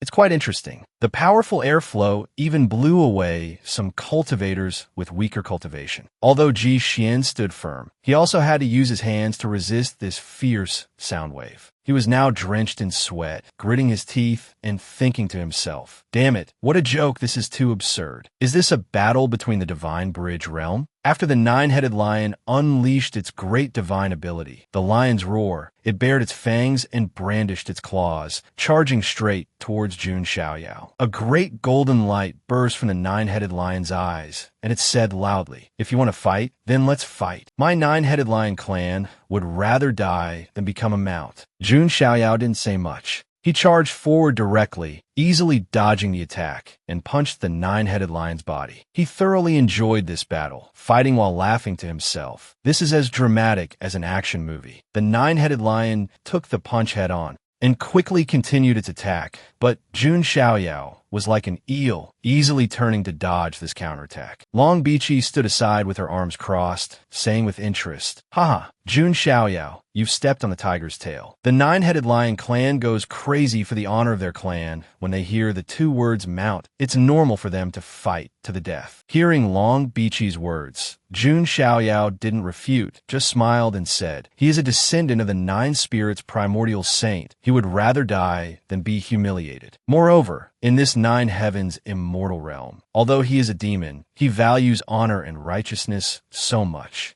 This is the reason I value him, not because I'm insulting him." Hearing these words, the nine-headed lion was startled, its thoughts wavering slightly. It gritted its teeth and thought to itself, "No, I can't be distracted." The nine-headed lion was now completely serious, directly unleashing its clan's great divine ability, the fearless lion seal. This was an extremely terrifying great divine ability, comparable to the great divine ability of a true dragon. The nine-headed lion's entire body surged with golden light. A golden ancient seal condensed, and endless runes appeared around its arm. Jun Xiaoyao's expression remained calm. Even when facing a renowned great divine ability, he was extremely composed, saying, "You're finally getting serious? This is exactly what I need." On Jun Xiaoyao's chest, a scorching light converged, like a small sun appearing. A brilliant divine light with terrifying power shot out, as if descending from the heavens, and fell upon Jun Xiaoyao. This was the great divine ability of the Supreme Bone, the Heaven's Tribulation Light. The most complete form of this divine ability is the Hand of the Heavens, which Jun Xiaoyao had successfully comprehended. It's just that in the current situation, there was no need to use the Hand of the Heavens yet. The Heaven's Tribulation Light was enough to deal with it. The Heaven's Tribulation Light officially clashed with the fearless lion seal. The two great moves collided, creating a dazzling golden light, followed by a world-shaking explosion of spiritual power. Jun Xiaoyao was pushed back more than 4 steps before he stood firm, looking towards the nine-headed lion. After the white dust and smoke, only 2 eyes gleaming with golden light and a huge black shadow could be seen. A giant lion's paw gradually appeared. The black shadow gradually became clear after the dust and smoke dissipated. The nine-headed lion had revealed its true form. Its body was incredibly large compared to Jun Xiaoyao. The nine-headed lion was forced to reveal its true form to confront Jun Xiaoyao. But Jun Xiaoyao spoke coldly, saying 3 words, "Execute, Art of War." The nine-headed lion's intuition told it, "It's over, I'm really done for, I haven't even had time to write my will. My apologies to my ancestors, I haven't even left behind any descendants." Jun Xiaoyao waved his right hand, and hundreds of divine weapons appeared around the 8 small lion heads. Following the word slash from Jun Xiaoyao's mouth, the nine-headed lion was mercilessly slashed by those divine weapons. Each head was cut in half, and finally its entire body was severely wounded. The nine-headed lion fell face down on the ground, its flesh and blood splattering everywhere. Jun Xiaoyao calmly walked forward step by step. With each of Jun Xiaoyao's steps, the nine-headed lion could seemingly feel its life counting down. However, Jun Xiaoyao approached with a cheerful expression and said, "I'll ask again, are you willing to become my mount?" After losing 8 heads, the nine-headed lion's thinking ability seemed to have declined. It gritted its teeth and thought for a long time, then looked at Jun Xiaoyao and stammered, "Treat, treat." Jun Xiaoyao was stunned and asked, "Treat what? I'm a great man. No, a true man." The nine-headed lion now obediently lay down, and with an affectionate gaze, said to Jun Xiaoyao, "What's the treatment, big brother?" Jun Xiaoyao now bowed his head, spread his 5 fingers, and held them out in front, looking as if he wanted to refuse the nine-headed lion. But that was not the case. Jun Xiaoyao said magnanimously, "Super high benefits, 5 meals a day, guaranteed meat with every meal." After hearing this, the nine-headed lion rolled around on the ground with joy, thinking to itself, "Heaven really knows how to play tricks. Why didn't it let me meet my master sooner?" On the Jiang family's warship, Jiang Shengyi burst out laughing, saying, "I can't believe it. It was resolved just like that. The little lion that would rather die than submit a few minutes ago is now playing like a house cat at its master's feet. The contrast is just too great." While the little lion was rejoicing over getting 5 meals a day, a mocking laugh echoed from a distance. "Ha ha ha. I never thought you, nine-headed lion, had this side to you. After hearing this, the nine-headed lion's face immediately fell in horror. Long Bichi, standing nearby, crossed her arms and gloated at its misfortune. As for the nine-headed lion, it awkwardly turned its face away and lamely justified itself. What do you understand? He who understands the times is a wise man. The times make the hero. Knowing when to bow your head is what makes a person smart. At the same time, Jun Xiaoyao turned to Long Bichi and said, "So next, Long Bichi of the ancestral dragon nest. Do you want to have a match with me?" Jun Xiaoyao clasped his hands behind his back and asked seriously, looking very cool. Long Bichi, however, very calmly said, then quickly replied, "Why should I fight you? I'm not some battle maniac." Actually, Long Bichi's original intention was to deal with Jun Xiaoyao, to show off the might of the ancestral dragon nest. But life is not a dream. After watching the previous battle, she decided to just forget it. It's better to just be a dragon. Now, she had to find a way to slip away, find the eternal dragon bone to report back to the elders. Staying any longer and her life would be over. But at this moment, Jun Xiaoyao said in a low voice, "Don't you want to avenge that Long Haotian?" Long Bichi muttered, "Long Haotian," then raised her hand to stroke her hair and said, "Looking at the color of my hair and his, you can easily tell we have no blood relation. But I heard he's a madman who dared to go to your ancient, desolate family to provoke you, right? He also has a very scary older brother, whose reputation is not much less than yours. You go find him a fight. I'm just a little dragon girl passing by." Jun Xiaoyao continued to question, "Then why did you appear here? And even jump right out in front of me?" Long Bichi spread her hands in denial.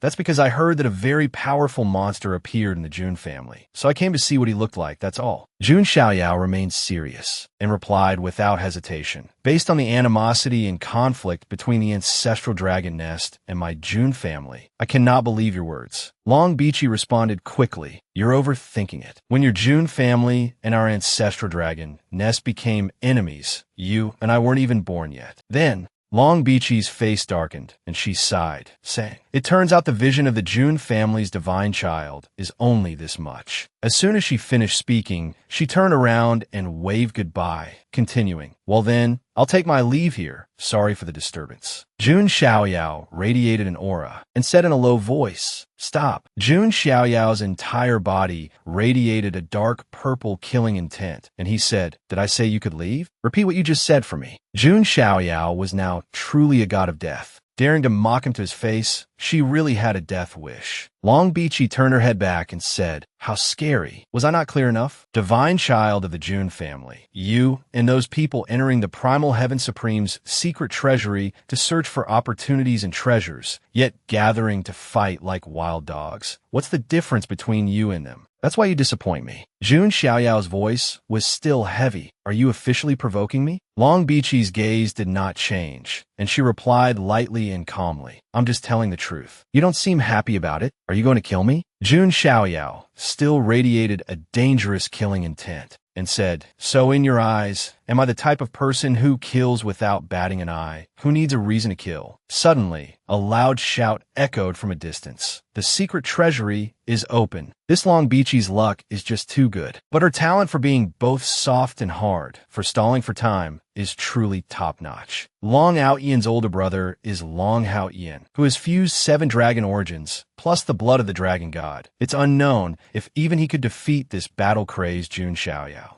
At this moment, the entrance to the Primal Heaven Supreme's secret treasury in the distance slowly opened, accompanied by a piercing, creaking sound, and a stream of pitch-black smoke spewed out. Seeing the entrance to the secret treasury open, Jun Xiaoyao turned to Long Bichi and said, "Now is indeed not the time to argue this matter with you." Then, Jun Xiaoyao raised his hand, thinking to himself, "The entrance to the secret treasury has opened, but the system hasn't announced a check-in at the Primal Heaven Supreme's secret treasury. It seems I have to go deep inside the secret treasury to be able to check in." Seeing the secret treasury open, everyone on the warship also began to jump down. Jun Wanjia, Jun Shuahuang, and Jun Zhangjian said, "Divine child, it's time to go in." Jun Xiaoyao led the way with the little lion, saying, "Everyone follow me inside. Linglong, you come too." Everyone obeyed and followed. As for Jiang Xingyi, she ordered her subordinates. "The secret realm has changed. This black mist is very strange. All Jiang family disciples are to remain outside the secret realm and await orders. At this moment, Jun Xiaoyao walked past Long Bichi without saying a word, leaving Long Bichi frozen on the spot, glancing at the back of that ridiculously strong opponent. Jun Zhongjian continued to be the comic relief, sticking his tongue out at Long Bichi, making her feel awkward. As for Long Bichi, she rolled her eyes and thought to herself, I'll tolerate you for now. You have numbers on your side. Otherwise, I'd solo. I can't even beat that guy in the lead in a solo fight. At this moment, Ji Xian had also reached the bottom of the valley, then quickly accelerated, rushing straight towards the entrance of the Primal Heaven Supreme's secret treasury ahead. In front of him, Xiao Chan was also quickly moving forward. All the cultivators were now frantically rushing towards the secret treasury, pushing and shoving, fighting over each other. Some even fought to the death over it. Long Bichi calmly flew in the air, observing the whole scene.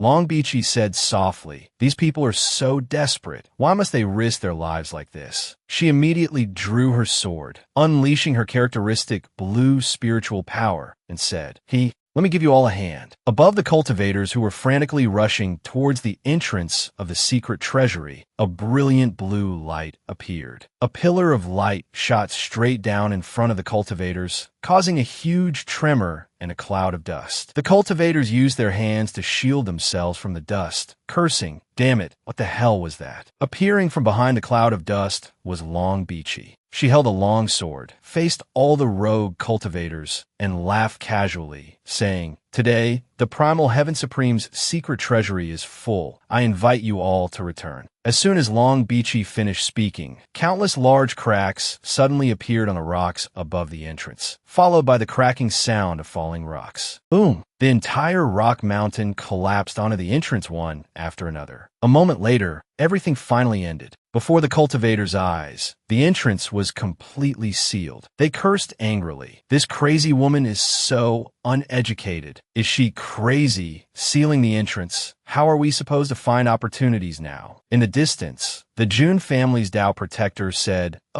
then said cheerfully, "Since when did the ancestral dragon nest have such an interesting dragon lady?" Although he warned all the cultivators that this secret treasury is very dangerous, those young ones were blinded by desire and didn't heed our warnings. At the same time, inside the Primal Heaven Supreme's secret treasury, the black mist was even thicker than outside, and it was still constantly gathering. The cultivators inside felt that something was wrong and were all discussing it. "Is this black mist? Why is it getting thicker and thicker? It's even getting harder to breathe." One of them suddenly grew fangs, revealed sharp claws, his eyes turned blood red, his face was covered in green veins, and he was even drooling. That person quickly lost his sanity, let out a roar, and black chi radiated from his body. The others still didn't know what was happening and were all extremely terrified. They stared at the mutated cultivator who looked like a demonic corpse and said, "Damn it, what the hell is happening?" These mutated demonic corpses were becoming more numerous and more ferocious. These demonic corpses were strange demonic corpses. Their eyes were cloudy. They had lost their sanity and only knew how to charge forward and kill crazily. Their fingernails and teeth were all extremely sharp and could easily tear a cultivator's body apart. Cultivators at the Divine Bridge realm basically couldn't resist these numerous and powerful demonic corpses. A rogue cultivator was careless and was bitten on the shoulder by his own brother-in-arms, who had been corrupted by the strange gray mist and turned into a demonic corpse. The sharp fangs and black claws bit as easily as eating tofu. The bitten cultivator cried out in shock, "Damn it, what are you doing?" A bald man with 2 tufts of hair pointed at them and exclaimed in horror, "Good heavens, what's happening? Have they all gone mad?" Another cultivator with a top knot frowned and shouted, "Damn it, they've been invaded by this strange gray mist. That's why they've gone crazy. They're no longer our fellow Taoists. The only way is to kill them." The demonic corpses became more and more numerous, swarming in, and among them seemed to be the demonic corpse Pan and the demonic corpse One-Eyed Dragon. Suddenly, from behind the demonic corpses, a flash of golden spiritual power appeared. With a smack, 5 streams of golden spiritual power easily smashed a group of demonic corpses into meat patties, which even gave off a rich roasted meat aroma.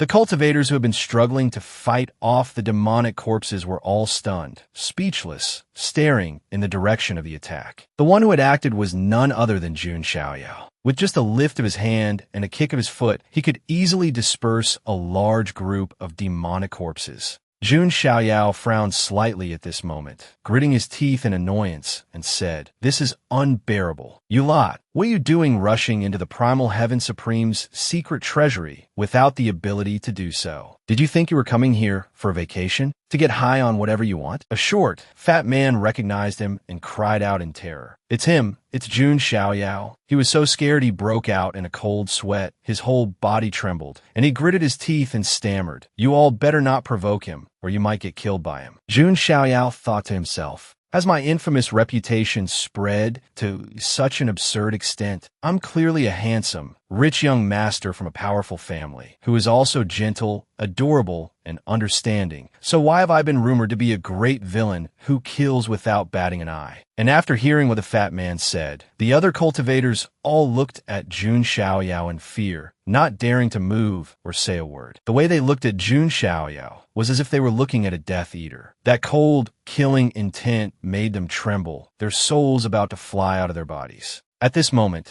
Jun Xiaoyao recalled Long Bichi's words. "Divine child of the Jun family, you and those cultivators, in essence, are no different." Then Jun Xiaoyao let out a sigh, thinking to himself, so this is what Long Bichi meant by that sentence. As long as I act a little fierce in the eyes of these people, I'm a madman who kills on sight, no different from them, the cultivators who slaughter each other for treasures. I've decided. Immediately, Jun Xiaoyao, carrying a terrifying pressure, said only 2 words, "Scram." As soon as the words were spoken, the group of cultivators, like small boats by the shore, quickly cleared a path, making way for the young man, Jun Xiaoyao. If they didn't make way, were they supposed to wait to get beaten? Jun Xiaoyao led everyone quickly through the crowd, thinking to himself, it really is more satisfying to be a bad guy. Firstly, Jun Xiaoyao let these cultivators fend for themselves. After all, entering here was their own choice. He was not the nanny of these cultivators, much less a righteous gentleman. Nor was he a superhero where with great power comes great responsibility. None of it had anything to do with him, Jun Xiaoyao. After going deep into the underground palace for a while, a rotten aura, a gloomy cold wind, and a strange black mist enveloped the entire passage. At the end of the passage, a majestic grand hall appeared, with a bagua pattern carved on its ceiling. Jun Zhongjian and Jun Xiaohuang scouted the surroundings and exclaimed in amazement, "I can't believe that after a dark tunnel, there's such a majestic grand hall. Moreover, it seems a bloody slaughter just happened here." At the left entrance, there was some residual blue spiritual power. This was easily caught by Jun Xiaoyao's eyes. Then, he glanced at the right entrance and also discovered some different traces of yellow spiritual power on the ground. Jun Xiaoyao's mind worked as fast as lightning, and he deduced, these 2 entrances have 2 special types of spiritual power left behind. From the characteristics of this spiritual power,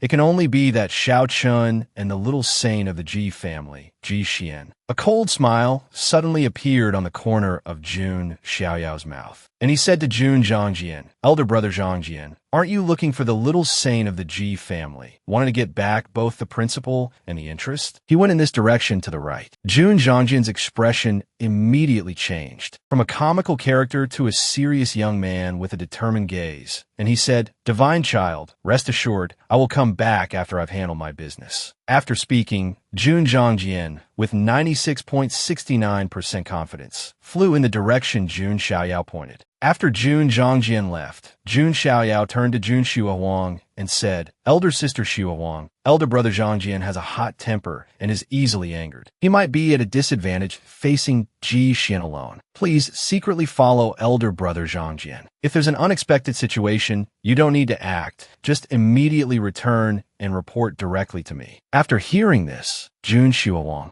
quickly replied, "As you command." Then her figure flashed and disappeared like a gust of wind. Jun Xiaoyao continued to assign tasks to Jun Wanjie. "Elder brother Wanjie, I have a matter I want to entrust to you." Jun Wanjie did not answer immediately, but silently looked at Jun Xiaoyao, then gathered all his courage and said loudly, "Divine child, why are you being so polite with me? I'm already your servant. You could just give me orders directly." Jun Xiaoyao was also a bit surprised by Jun Wanjie's words. and was stunned for a few seconds. Then, Jun Xiaoyao ordered, "You and Ling Long go into the left entrance together and track someone. Ling Long knows who that person is." Hearing this, Jun Ling Long also vaguely guessed who it was and said, "Ah, I understand. It's most likely him." As for Jun Xiaoyao, he showed a sly smile, saying, "That guy should contribute some of his Son of Fortune's luck to us." After all, Jun Xiaoyao is a transmigrator, so he knows very well that Xiao Chun carries the halo of a Son of Fortune, just like the protagonist in the novels he used to read. Therefore, Xiao Chun is bound to have a significant harvest in this secret treasury. Searching for it himself would be too troublesome. It's better to let Xiao Chun act as a treasure-hunting mouse, saving both time and effort. It was a perfect plan. Jun Ling Long listened to Jun Xiaoyao, confirmed her target, and took her leave. Although Jun Wanjie was unclear, he didn't ask much and agreed to set out immediately. At this moment, Jiang Xingyi's mind was on other things. Why so suddenly? Now it's just the two of us. What should I do? What should I do?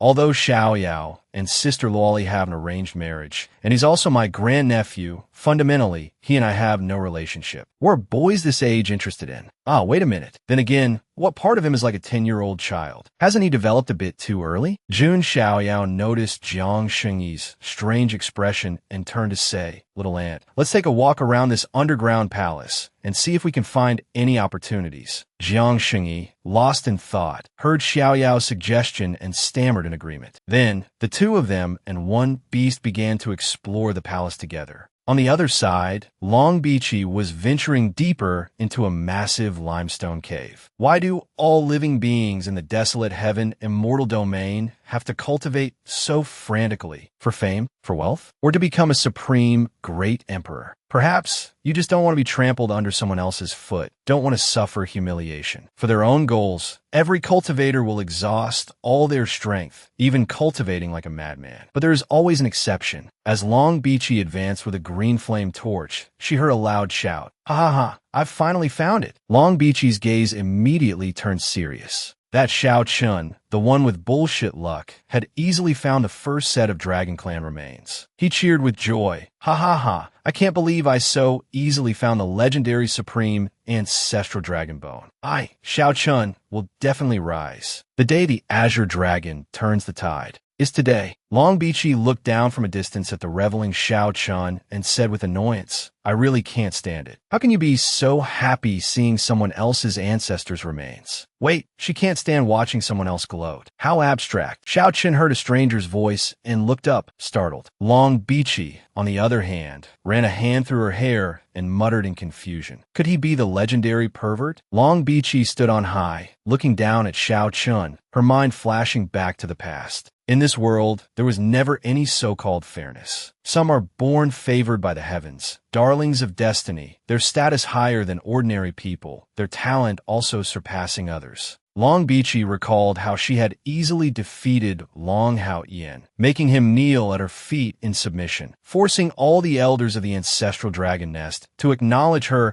as the favored daughter of heaven of the Azure Dragon lineage in the ancestral dragon nest. But because of this, most people lose themselves, thinking they are the protagonist of the world. Deep in Long Bichi's heart, a heaviness suddenly settled because since birth, she had always looked down on all living beings beneath her feet. But at this moment, Long Bichi couldn't help but admit one thing. To him, she was an exception. Long Bichi turned her head to look behind her, at a mountain so high its peak was invisible, piercing straight into the sky. The implication is that there are always higher mountains and more talented people. One shouldn't be complacent just by looking at what's under their feet, like a frog in a well. Long Bichi cast her gaze further, paying more attention to the peak of that sky-piercing mountain. A figure appeared in Long Bichi's imagination. Long Bichi was a favored daughter of heaven, but above her, there was an even more terrifying, monstrous freak from the ancestral dragon nest. He had white hair and a pair of distinctive golden dragon horns, his eyes full of majesty, looking down on the world. This was the gaze that looked down upon the entire desolate heaven, immortal domain. He was Long Haotian's older brother, Long Haotian of the ancestral dragon nest. Back to reality. Long Bichi looked down at Xiao Chun and asked, I really can't stand it. How can you be so happy seeing someone else's ancestors' remains? Are you some kind of pervert? Xiao Chun heard a stranger's voice and looked up, startled. Immediately after, Long Bichi jumped straight down without any hesitation. When Long Bichi landed, Xiao Chun stood stunned in amazement. Long Bichi slightly raised her head, looked at Xiao Chun, and said, My mission in coming to the Primal Heaven Supreme's secret treasury this time is to bring back the remains of several of my clan's ancestors. No matter who you are or what your intentions are, please leave quickly. All your actions are meaningless to me. Xiao Chun broke out in a cold sweat, looking at Long Bichi warily, thinking to himself, what shitty luck. How did someone from the ancestral dragon nest get here so fast? I only found this place by relying on the Azure Dragon Master's connection to the dragon bones. I didn't expect this female dragon's bloodline to have such a fast connection. She's not to be underestimated. Immediately, Xiao Chun tried to calm himself and said, Miss, aren't you being a bit too domineering? Don't you understand the principle of first come, first served? Long Bichi heard Xiao Chen's words and asked back, a little confused, Domineering? Are you talking about me? Then she scratched her head and said casually, I've already been very polite. How can you say I'm not respecting you? Suddenly,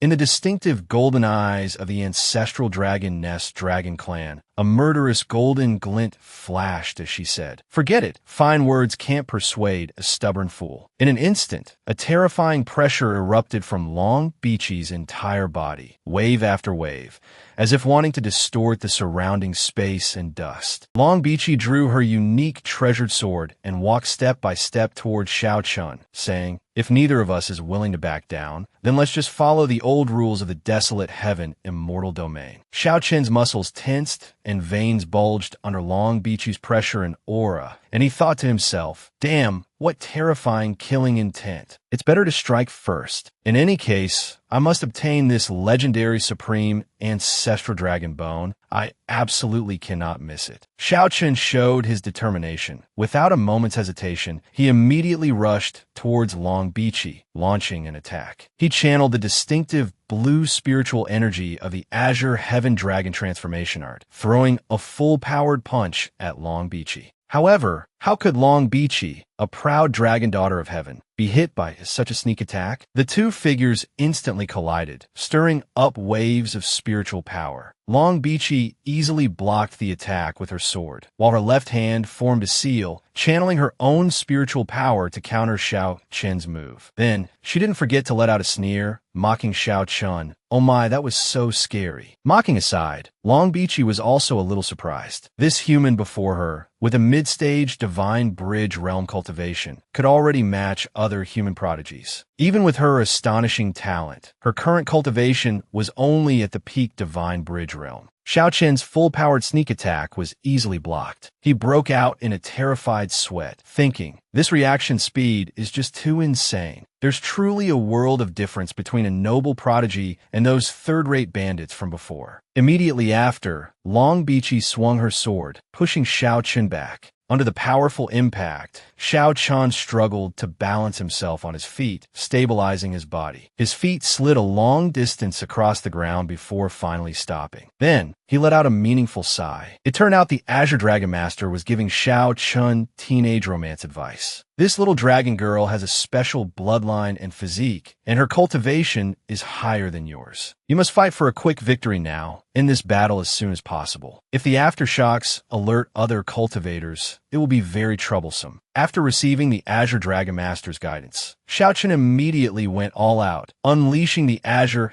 Heaven Dragon transformation art he had painstakingly cultivated. The blue light around his body exploded wildly, enveloping him in thick spiritual energy. Long Bichi, seeing this special spiritual energy from a distance, thought to herself in astonishment, what is this? This spiritual energy is... Xiao Chun followed the Azure Dragon Master's advice, aiming for a quick victory against Long Bichi. He was so fast he almost vanished from plain sight. However, Long Bichi remained calm and composed, as if nothing was happening. Xiao Chen appeared in front of Long Bichi, unleashing the ultimate move of the Azure Heaven Dragon transformation art, the Azure Dragon Heaven Shattering Fist, aiming straight for the little dragon girl's face. Oh my, is this child abuse? But wait, this girl is not a child. She once again easily caught Xiao Chen's fist with her hand, saying, "This is actually the ultimate technique of our Azure Dragon lineage, the Azure Heaven Dragon transformation art. Where did you learn it?" Xiao Chen said nothing, continuing with his next move towards Long Bichi, the Azure Dragon Heaven Shattering Claw.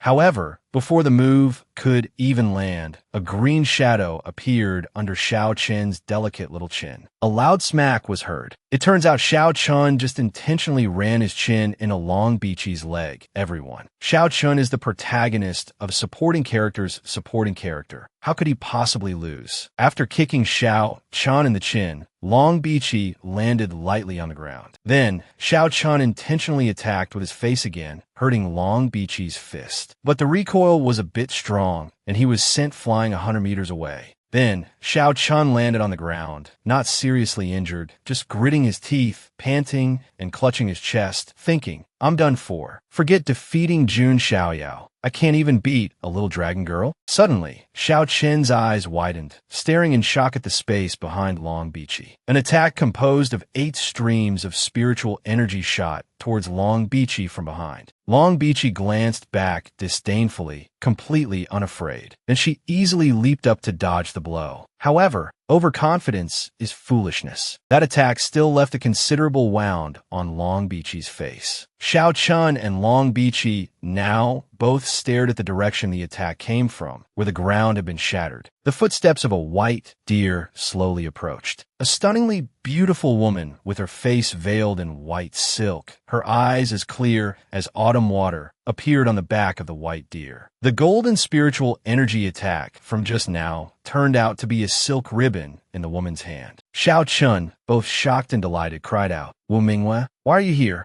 Mingyue's appearance was completely unexpected by Xiao Chen. Wu Mingyue deliberately concealed herself, guiltily averting her gaze, and pretended to answer. "I heard the Primal Heaven Supreme's secret treasury had opened, so I came to join the fun. I didn't expect Brother Xiao Chen to be here too." As for Long Bichi, after being wounded on the face, her disdain and indifference were gone. Her eyes were now extremely serious as she sized up this new opponent. This veiled woman is at the late-stage Divine Bridge realm? No, that's not right. She's suppressing her cultivation. This woman is at least at the Unity realm. She could feel that this woman veiled in white silk, regardless of her cultivation realm or background, was extremely unusual. After Wu Mingyue gave her fake explanation to Xiao Chen, she turned to Long Bichi and said, "You should leave. These things are not for you to meddle in." Wu Mingyue's voice was extremely cold, invisibly exuding the majesty of a divine dynasty's grand princess. Long Bichi heard Wu Mingyue's words and laughed loudly. "Ha ha ha, my ancestors' dragon bones. I'm not allowed to fight for them, and you get to monopolize them? You people have some nerve." Long Bichi erupted with an even more terrifying pressure. Her gaze darkened, golden light flashing, her killing intent soaring. The wound on her cheek caused by Wu Mingyue also healed quickly, as if it had never existed. "Oh, by the way, this kind of self-aggrandizement is really shameful. It seems I was too polite, so people easily look down on me." Wu Mingyue heard Long Bichi's words and fell silent in thought for a long time. But after 10 or 20 minutes, her mind was still a mess, unable to come up with a reasonable rebuttal, thinking to herself, "This little dragon girl makes too much sense. I want to refute her, but can't think of anything reasonable to say. AI, what a headache." Just then, Xiao Chen shouted from behind, "Mingyue, don't listen to that dragon's nonsense." Then he threw his cloak aside and continued, "These legendary Supreme Dragon Bones are in the Primal Heaven Supreme's secret treasury,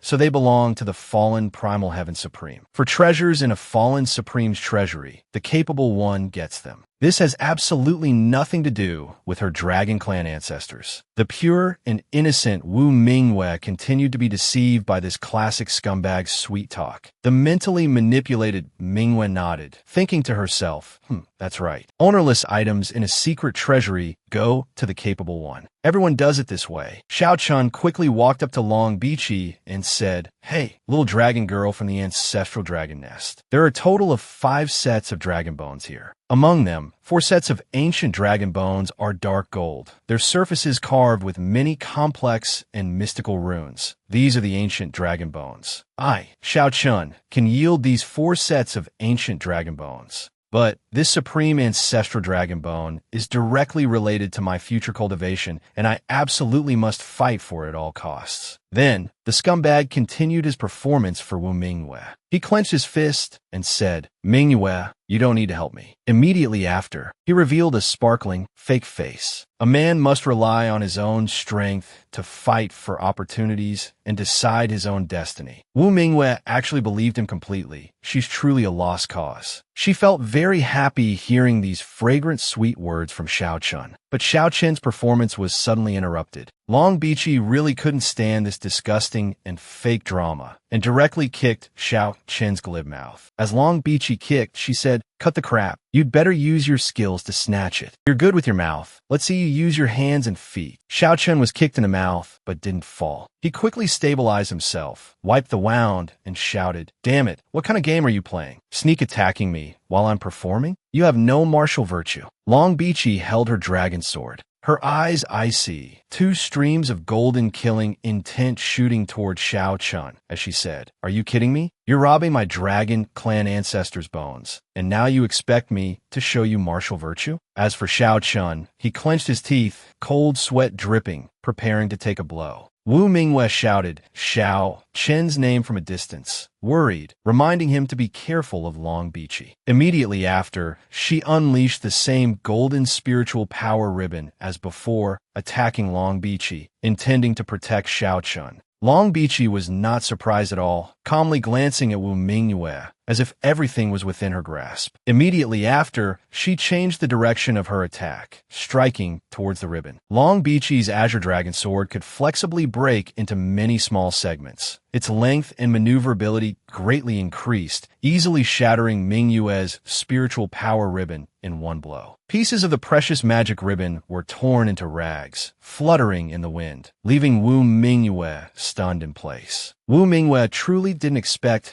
Long Bichi's Azure Dragon Sword to be a dragon chainlink sword. Long Bichi, seeing her feint succeed, said smugly, "This woman uses white silk to shield her divine sense to hide her identity. She must have some earth-shattering secret to hide. I don't care who you are or what your background is, but if you want to meddle in these muddy waters, you are my enemy." Wu Mingyue heard these words and was stunned for a moment, breaking out in a few drops of sweat. Because the ancestral dragon nest was also a major power, although not on par with the 3 great families of the desolate heaven immortal domain, if it became a direct enemy of her Panwu divine dynasty, the impact would be immense. Xiao Chun quickly interrupted, attacking Long Bichi and shouting, "Shut your mouth. Who do you think you are? How can you talk to Miss Mingyue like that?" Although this surprise attack looked powerful, in Long Bichi's eyes, it was like child's play. She tilted her head slightly to the right to dodge the blow, then swung her sword in a counterattack, sneering, "Haha, is this all you've got?" Since Xiao Chun wanted to act, he had to act to the end, because right now, fighting Long Bichi alone, he would only get beaten to a pulp. He had to pull in and entice Wu Mingyue to his side to have a chance to repel Long Bichi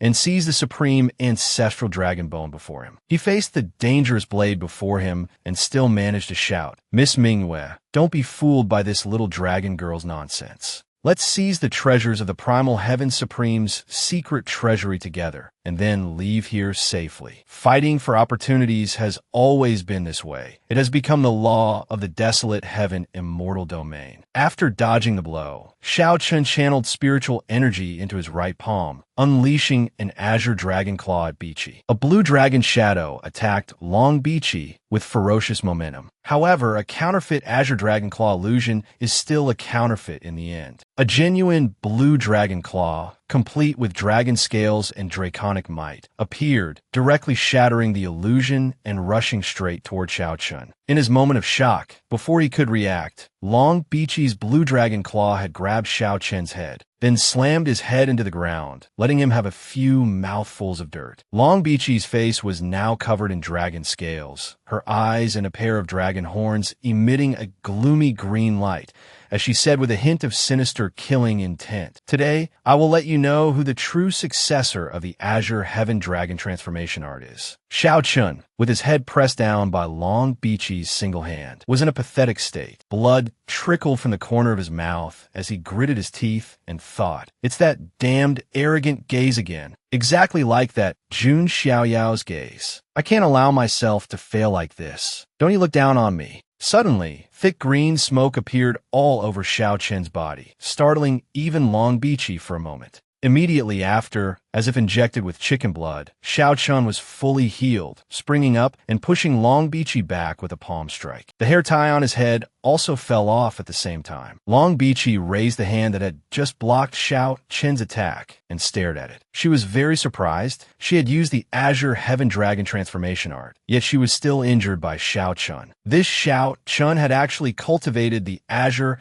Heaven Dragon transformation art to the Dragon transformation stage. 2 pairs of dragon horns appeared on top of his head, and at the same time, his ears and face also transformed into the appearance of the Dragon Clan. Xiao Chun, with a confident look of turning the tables, shouted at Long Bichi, "Then let's see who the true successor of the Azure Heaven Dragon transformation art is today." Wu Minghua saw Xiao Chun unleash his trump card and immediately ran over, shouting, "Brother Xiao Chun, please stay calm. Don't be too angry. If we fight the little dragon girl with all our might here, both sides will be grievously injured. The aftershocks of the battle will attract other cultivators in the Primal Heaven Supreme's secret treasury, and it will be very dangerous then." Wu Minghua, disregarding the danger, rushed straight towards Long Bichi, while simultaneously sending a voice transmission to Xiao Chun. "I have a secret treasure that can temporarily trap this female dragon. Brother Xiao Chun, you should use this time to take the supreme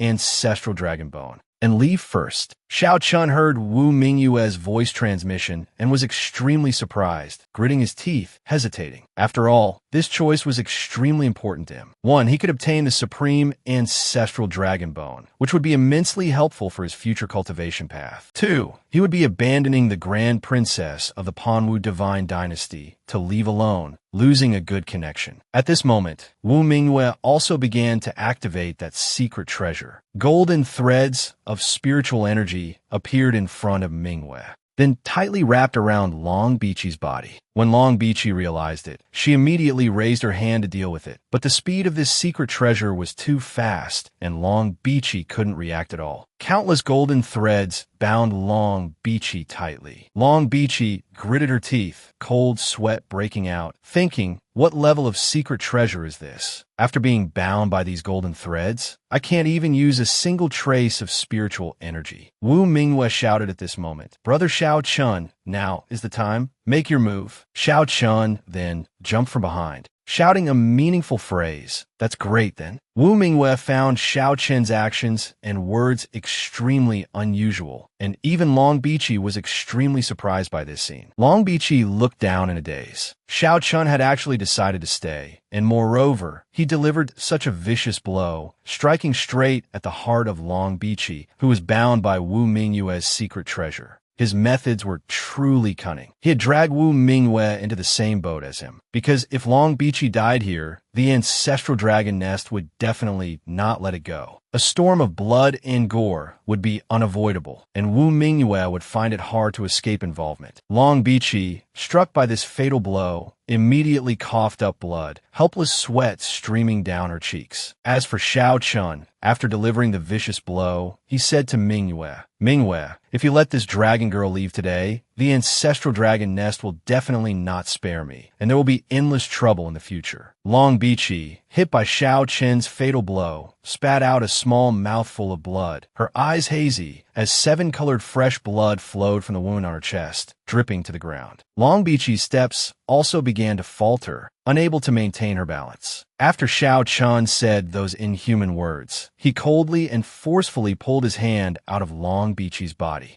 Under Wu Mingyue's astonished and helpless gaze, Long Bichi could no longer hold on and knelt down before Xiao Chun, while Wu Mingyue stammered, "Xiao Chun, brother, you really shouldn't have done that." Xiao Chun still responded indifferently to Mingyue. "Mingyue, please understand me. I really had no other choice." Wu Mingyue's heart was in turmoil at this moment. If this had truly been a contest of skill to seize an opportunity, perhaps the ancestral dragon nest would have found it difficult to pursue the matter. But Xiao Chun attacked when the little dragon girl was bound by someone else's secret treasure. This was truly hard to explain. Why does Brother Xiao Chun have such a cruel and sinister side? At this very moment, influenced by her thoughts, those golden threads also gradually loosened. Long Bichi, in her extremely tragic state, sensed it and thought, "This secret treasure seems to be loosening. Is its owner's mind unstable?" The moment the secret treasure loosened, the spiritual energy sealing effect disappeared, and Long Bichi immediately counterattacked toward Xiao Chun. Under his look of utter shock, Long Bichi's eyes flashed with green spiritual energy, and she threw a punch straight at Xiao Chun. Although he was shocked, he managed to raise his arm to block, stopping the attack. His blocking arm was now trembling uncontrollably from the aftershock of Long Bichi's recent punch. Xiao Chun gritted his teeth, thinking to himself, "What kind of monster is this little dragon girl? I've already pierced her heart, yet she can still move, and she can counterattack as soon as her spiritual energy recovers? Is there really no other way?" Immediately after, Xiao Chun revealed his cruel and tyrannical nature. He quickly flew in front of Long Bichi and spoke in human words. "In that case, I'll have to take your head." Hearing Xiao Chen's ice-cold words, Long Bichi let out a soft laugh, her mind suddenly flashing back to words from long ago. Hey, I'm talking to you.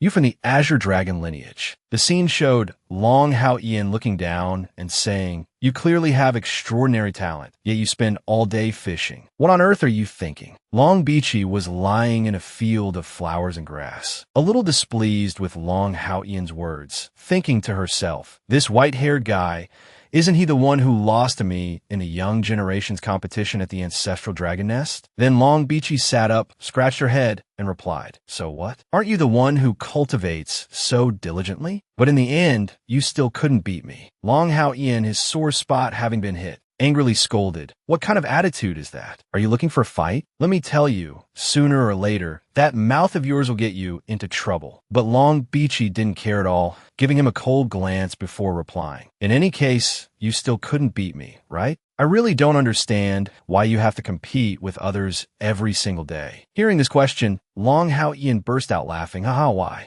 Then his expression changed to one of excitement as he said loudly, "Of course, it's to stand at the pinnacle of this desolate heaven immortal domain, to become a great emperor. Besides this reason, what other reason could there be? Don't you think that's perfectly reasonable?" Hearing Long Hao-Ian's words, Long Bichi was speechless, helplessly watching his excited appearance, like a child talking about his great dreams and ambitions. But in her mind, Long Bichi thought, "Haha, really, even a kid who can't beat me dreams of becoming a heavenly emperor. For millions of years, how many people in the nine heavens immortal domain have strived for this goal, holding sharp swords, risking their lives for it?" After a moment of contemplation, Long Bichi answered Long Hao-Ian, "That whole becoming a heavenly emperor thing, I'm not interested in that stuff." Hearing that someone from the Azure Dragon clan had no desire to become a heavenly emperor, he was surprised and pressed on, "Really? Then why do you cultivate?" Long Bichi answered nonchalantly, "Haha, of course, it's so I can travel all over the immortal domain." After showing indifference to Long Hao-Ian's dream of becoming a heavenly emperor, one might think she had some lofty dream, but who would have thought she would reveal a playful and excited expression, chattering on endlessly. Hey, do you know how big a 9 heavens and 10 earths are? There are crystal deserts, seas of lightning, 1,000-colored heavenly mountains. I really want to go to all those places. He. Faced with such an enthusiastic person, Long Hao-Ian didn't dare to argue. He could only sweat awkwardly, trying to get through the conversation. Then, under the brilliant sunlight, Long Beachy gently brushed her hair and said, "If I don't cultivate, do you think I could get to those places?" This small action actually made Long Haotian blush, almost turning him into a love-struck fool. Then he put his hands on his hips and asked, "So, since you have a goal, why are you so lazy in your cultivation? If one day you go out to train and someone wants to kill you, what will you do?" Long Beachy smiled softly again, gently replying, "Then that would be my fate. I would have to accept it." Returning to the present, Xiao Chen was still struggling to defend himself, gritting his teeth, sweat pouring down like rain as he dealt with Long Beachy's attacks. Long Beachy had now completely transformed into her true Azure Dragon form, and as fast as a flash of lightning, she bit down on Xiao Chen's waist, continuing her earlier words. "I will accept that fate. But before that, I will tear that person's body to shreds first." Bitten by Long Beachy, Xiao Chun was slammed hard against the limestone wall, causing a terrifying tremor. Xiao Chun spat out a mouthful of blood, his face showing a pained expression.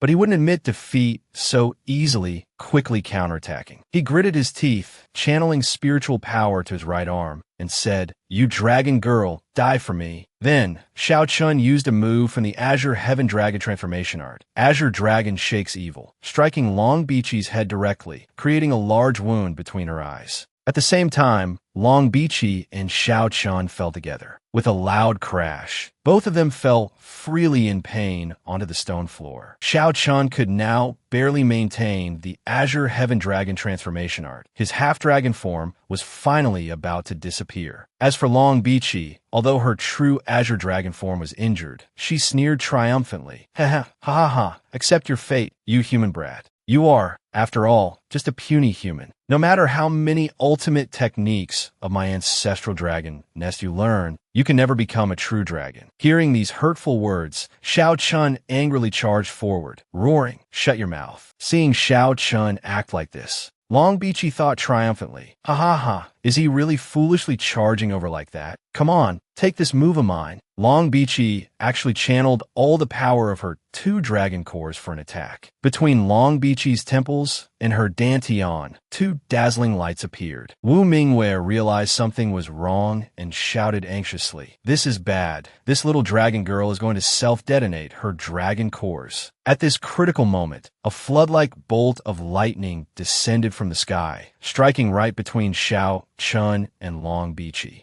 emitting powerful purple lightning bolts. Both of them instinctively raised their arms and turned their heads to defend themselves. Wu Mingwei was also completely caught off guard, a few drops of sweat trickling down her beautiful face. The stream of lightning gradually shrank, and within it, the figure of a man slowly appeared, his body surrounded by intertwining purple lightning bolts that emitted dangerous, crackling sounds. From a distance, Jun Linglong's familiar voice echoed, Hey, Brother Wanjie, isn't this a bit of pity?" Victory was about to be decided, wasn't it? Jun Wanjie stood in front of Long Beachy, shielding her, and said, "I really can't bear to watch anymore. This matter can be reported to the Divine Child. I will take responsibility for my actions." Long Beachy stood behind Jun Wanjie, still not understanding what had happened, a big question mark over her head. She didn't understand why Jun Wanjie would appear to protect her when the battle was about to end, instead of sitting back and reaping the benefits.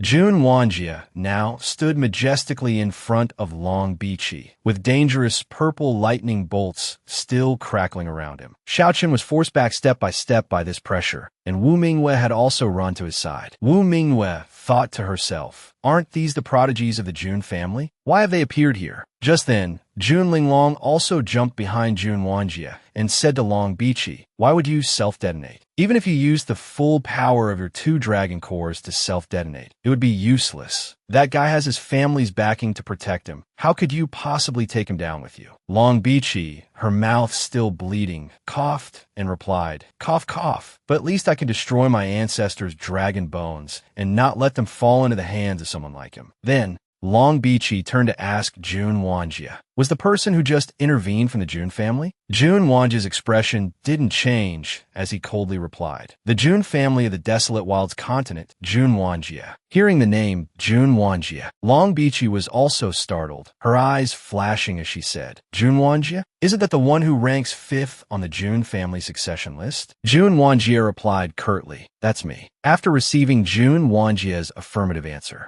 Long Beachy closed her eyes slightly, nodded lightly, and dispelled her true dragon state, saying, "In that case, is the June family also interested in the dragon bones of my ancestral dragon nest ancestors?" June Wanjie glanced at Long Beachy and replied, "We came here to find that brat standing over there." Hearing this, Wu Mingyue gritted her teeth and thought, the June family of the desolate wilds continent? Why are they looking for Xiao Chun? Long Beachy looked towards the 5 sets of dragon bones and said, "These dragon bones contain the innate Taoist techniques of our azure dragon lineage, and one of them even contains the ancestral dragon's bloodline. I think your June family's divine child is probably on his way, right? He couldn't possibly not be interested in this. Why must you all pretend to be uninterested?" Faced with Long Beachy's questioning, June Wanjie didn't hesitate at all. He frowned and said, "Who said we're not interested? The legendary supreme ancestral dragon bone is a supreme treasure. The two of us are naturally very tempted. But my June family has always acted openly and honorably. We wouldn't stoop to fishing in troubled waters and reaping the benefits. You could take these dragon bones now. But sooner or later, my June family will break through your ancestral dragon nest and settle the score with you. At that time, everything in your ancestral dragon nest will belong to my June family. Then,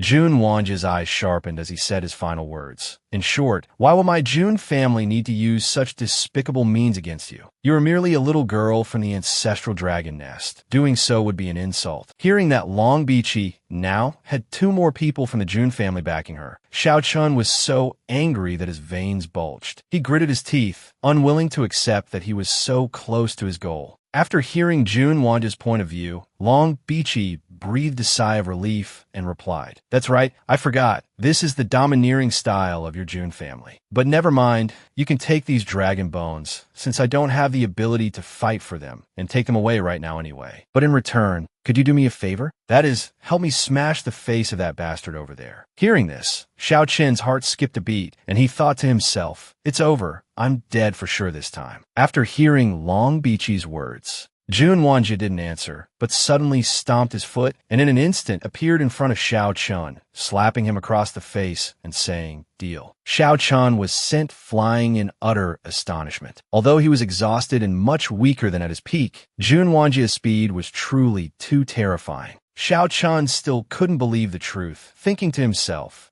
was knocked down by a single slap? I really had no strength to resist. And the opponent wasn't even Jun Xiaoyao, just his follower, June Wanjie. Xiao Chun was hit by a heaven-sent slap, spun a few times in the air before falling face-first to the ground. Wu Mingyue was still concerned about Xiao Chun, anxiously shouting his name and saying, "You people from the June family, what exactly do you want?" June Wanjie's eyes darkened, and he said coldly, "You're asking me what I want?" June Wanjie turned to Linglong with a blank look and asked, how should we deal with this guy now?" June Linglong replied with a deadpan expression, "You don't know who he is, right?" June Linglong raised her hand to explain. "He's the one who wanted to annex the Vermilion Bird Ancient Kingdom in the 3,000 Taoist continents. The Vermilion Bird Ancient Kingdom is one of the 4 symbols Ancient Kingdoms, and its princess, by Yu happens to be my friend, so the Divine Child stepped in to help the Vermilion Bird Ancient Kingdom." Unexpectedly, this guy slandered the Divine Child and by Yu,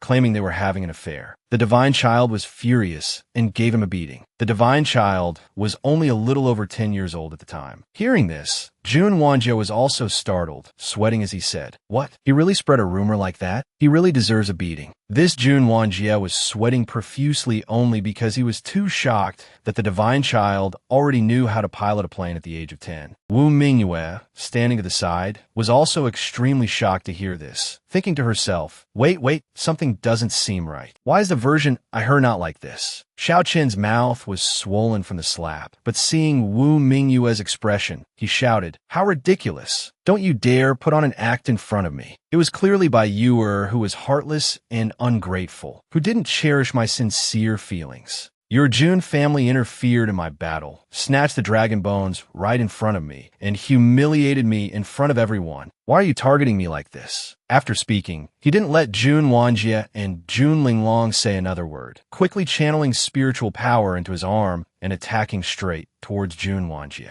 He shouted as he attacked, "This is all your fault. Take this." Azure Heaven Dragon Transformation Claw. Jun Wanjie couldn't even be bothered to lift a finger. He crossed his arms in front of his chest, summoned purple lightning, and easily blocked Xiao Chen's attack. Then he sneered and said, "All right, let me see what your moves are made of." At this moment, more and more streams of lightning appeared around Jun Wanjie's body, the crackling sound growing louder. Immediately after, Jun Wanjie unleashed countless lightning bolts, knocking Xiao Chen back. Next, Jun Wanjie executed an ultimate technique of the Thunder Tribulation Battle Physique, the Heavenly Thunder Descent from the Three Thunders Forbidden Annihilation. A waterfall of purple lightning instantly struck Xiao Chen. Xiao Chen's agonizing screams of pain echoed in the limestone cave. Although his half-dragonized body could weaken the power and effect of the lightning, Jun Wanjie's lightning arts were no ordinary thing. Not only were they executed by a Thunder Tribulation Battle Physique, but they were also one of the techniques from the Thunder Forbidden Annihilation. For Xiao Chen, this was an extreme pain,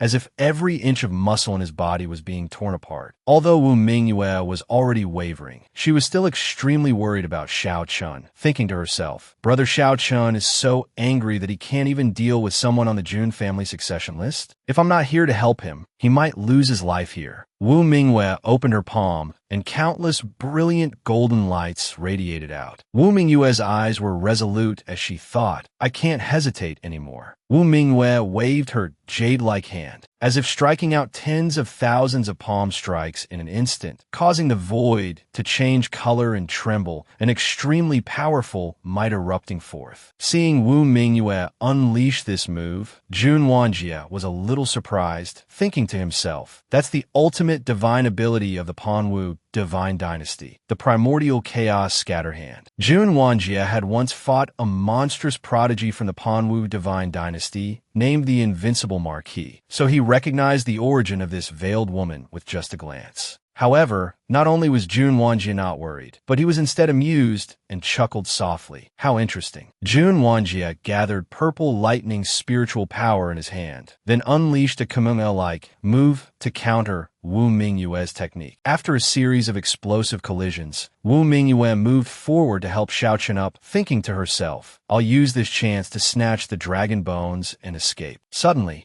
a voice rang out that startled Wu Mingyue, who thought anxiously, "This is bad." A lock of golden hair fluttered gently in the wind. Jun Linglong suddenly appeared in front of Wu Mingyue, coldly saying, "Didn't I say the two of us came here to find this little brat?" A cold glint flashed in Jun Linglong's eyes, spiritual power gathering on her arm as she sent a palm strike towards Wu Mingyue and Xiao Chen. With a loud smack, the palm force hit both of them. Wu Mingyue's white veiled hat slowly fell off. The scene shifted to a memory of Jun Linglong and Bai Yuer. Jun Xiaoyao held a piece of chalk, writing on a green board, and began his lecture. Professor Jun Xiaoyao's remedial class is now officially in session. The students below, please be seated and pay attention to the lecture. Bai Yuer was a new student and didn't quite understand the situation, while Jun Linglong wore a disdainful expression, knowing the divine child was up to his tricks again. Professor Jun Xiaoyao leaned on the lectern and began his lecture. Today's lesson is extremely important for all the female students present. Female students below, do you know that there's a very special disease in this world that specifically targets female cultivators? Linglong and Yuer looked bewildered, not knowing what trick Jun Xiaoyao was playing, and went along with him, asking, "What kind of disease is it?" Behind a pair of anachronistic glasses,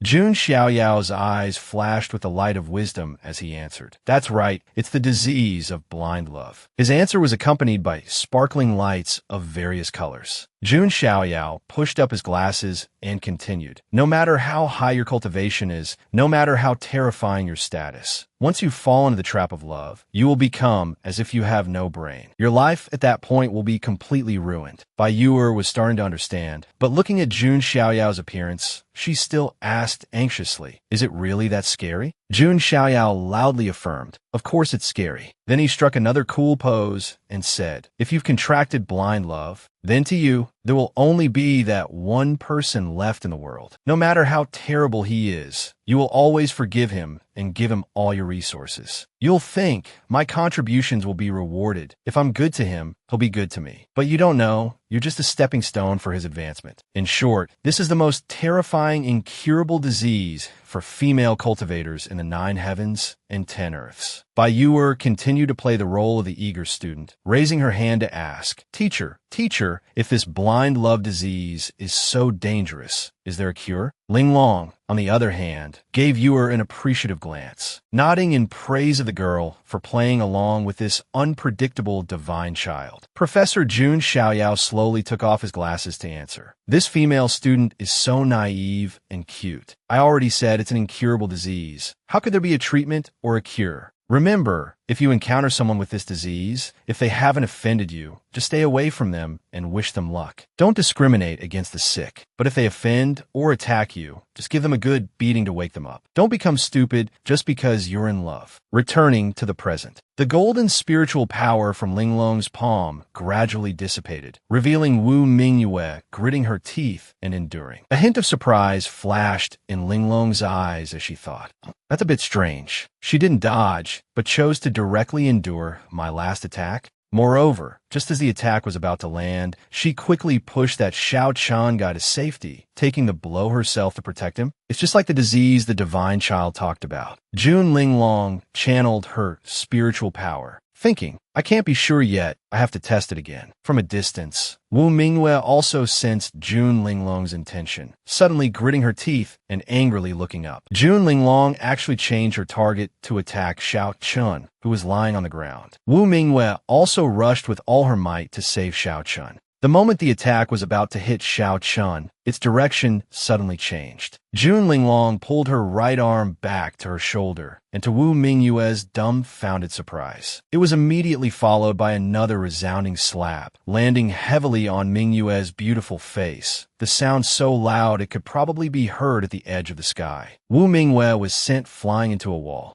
After confirming it again, Jun Linglong thought to herself, she didn't even look at my feint or my true intention. She's so concerned about that Xiao Chun guy that her mind is in complete chaos. Over here, Xiao Chun had also woken up, raising his head to sit up. Jun Linglong had now confirmed her thoughts, and then she chuckled softly and said, is she really that infatuated with Xiao Chun? Is there something wrong with your eyes? Hearing this, Wu Mingyue shouted angrily, what did you say? Suddenly, from a distance, Xiao Chun loudly called out Mingyue's name. Immediately after, he formed hand seals, gathering spiritual power for an attack, while saying, Miss Mingyue, get out of the way. Xiao Chen's hands formed a seal and swept across, and an illusion of an azure dragon appeared, its head and tail connected, spinning in place like an azure dragon mountain, pressing down towards Jun Linglong. This was one of the secret techniques of the Azure Heaven Dragon transformation art. Azure Dragon suppresses demons. Xiao Chun shouted triumphantly, die for me. Jun Linglong looked up at the Azure Dragon suppresses demons pressing down on her, sweating as she thought, crap, I can't block this move. But Jun Linglong was so calm, because this was a 2-on-2 battle from the start. Jun Wanjie's figure flashed, and he appeared in front of Jun Linglong. Jun Wanjie was like an electric porcupine, his entire body erupting with streams of purple lightning, step by step shattering the illusion of the Azure Dragon pressing down. Xiao Chen's jaw dropped, unable to believe his eyes, and he blurted out, how is this possible? Jun Wanjie at this moment was like a thunder god descended, his eyes shooting out purple lightning, staring at the sneak attacker Xiao Chun, and said, you really like to sneak attack and go for the kill, don't you? After speaking, Jun Wanjie's entire body was enhanced with purple lightning, an enhancement level that was basically preparing to send Xiao Chun to his grave. He lightly tapped his toes, pushing off with a kick, and the stone ground beneath his feet shattered. In the blink of an eye, giving Xiao Chun absolutely no chance to resist, Wanjie's hand had grabbed Xiao Chen's head, and amidst a shocked and terrified gaze, he dragged his face along the wall at high speed. Just thinking about it is painful. A light injury would be scraped skin, a heavy one would be a body full of wounds. Then, Jun Wanjie showed no more mercy, directly throwing Xiao Chun to the ground. Wu Mingyue, still not awakened by the slaps, continued to be infatuated and anxiously shouted Xiao Chen's name. Jun Linglong turned to Wu Mingwei and said, I saw you use the ultimate divine ability of the Panwu divine dynasty, the primordial chaos scatterhand. Are you a noble of the Panwu divine dynasty? No wonder that Xiao Qingai sticks to you. Wu Mingwei was now blindly infatuated to the extreme, and she retorted, Shut your mouth. You are not allowed to insult Xiao Chun anymore. Xiao Qin's feelings for me are absolutely not because of my status. Don't use your filthy thoughts to defile our relationship. Being yelled at by Wu Mingyue's angry tone,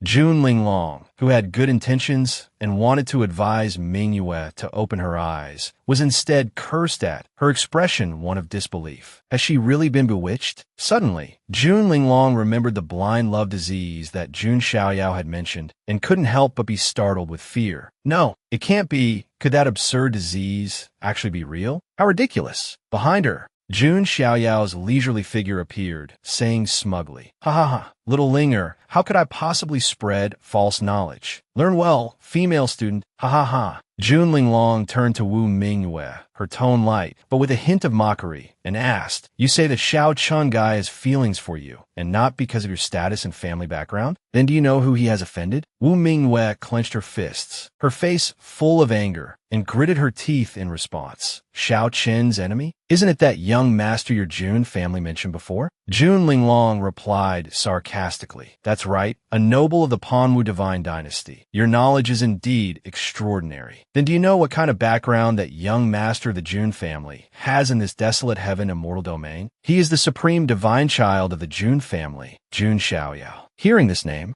Wu Mingyue immediately felt a chill run down her spine, her whole body trembling, and cold sweat broke out. In her mind, she imagined the ferocious and evil appearance of Jun Xiaoyao. This was understandable. After all, the reputation of this divine child of the Jun family was too terrifying. Born with the ancient, desolate sacred body, he broke through 10 layers of the heavenly Tao's shackles, causing the phenomenon of 10,000 saints paying homage. Moreover, at the mere age of 10, he easily defeated the prodigy Long Haotian of the ancestral dragon nest. With only a true spirit realm cultivation, he could single-handedly fight and force the quasi-supreme of the ancestral dragon nest to reveal himself. Now, he is even the top existence among the Jun family successors. To the chosen ones of the same generation, the Jun Xiaoyao of their imagination is truly a monster among prodigies, a freak among freaks. Immediately after, Jun Linglong continued her sharp-tongued assault on Wu Mingyue. Just think about it. That Xiao Chun, with his status as a mere prince of a small azure dragon ancient kingdom in the 3,000 Taoist prefectures, no matter how many opportunities he gets, how could he ever touch the shadow of our divine child? And you, with the background of the Panwu divine dynasty, and a noble at that,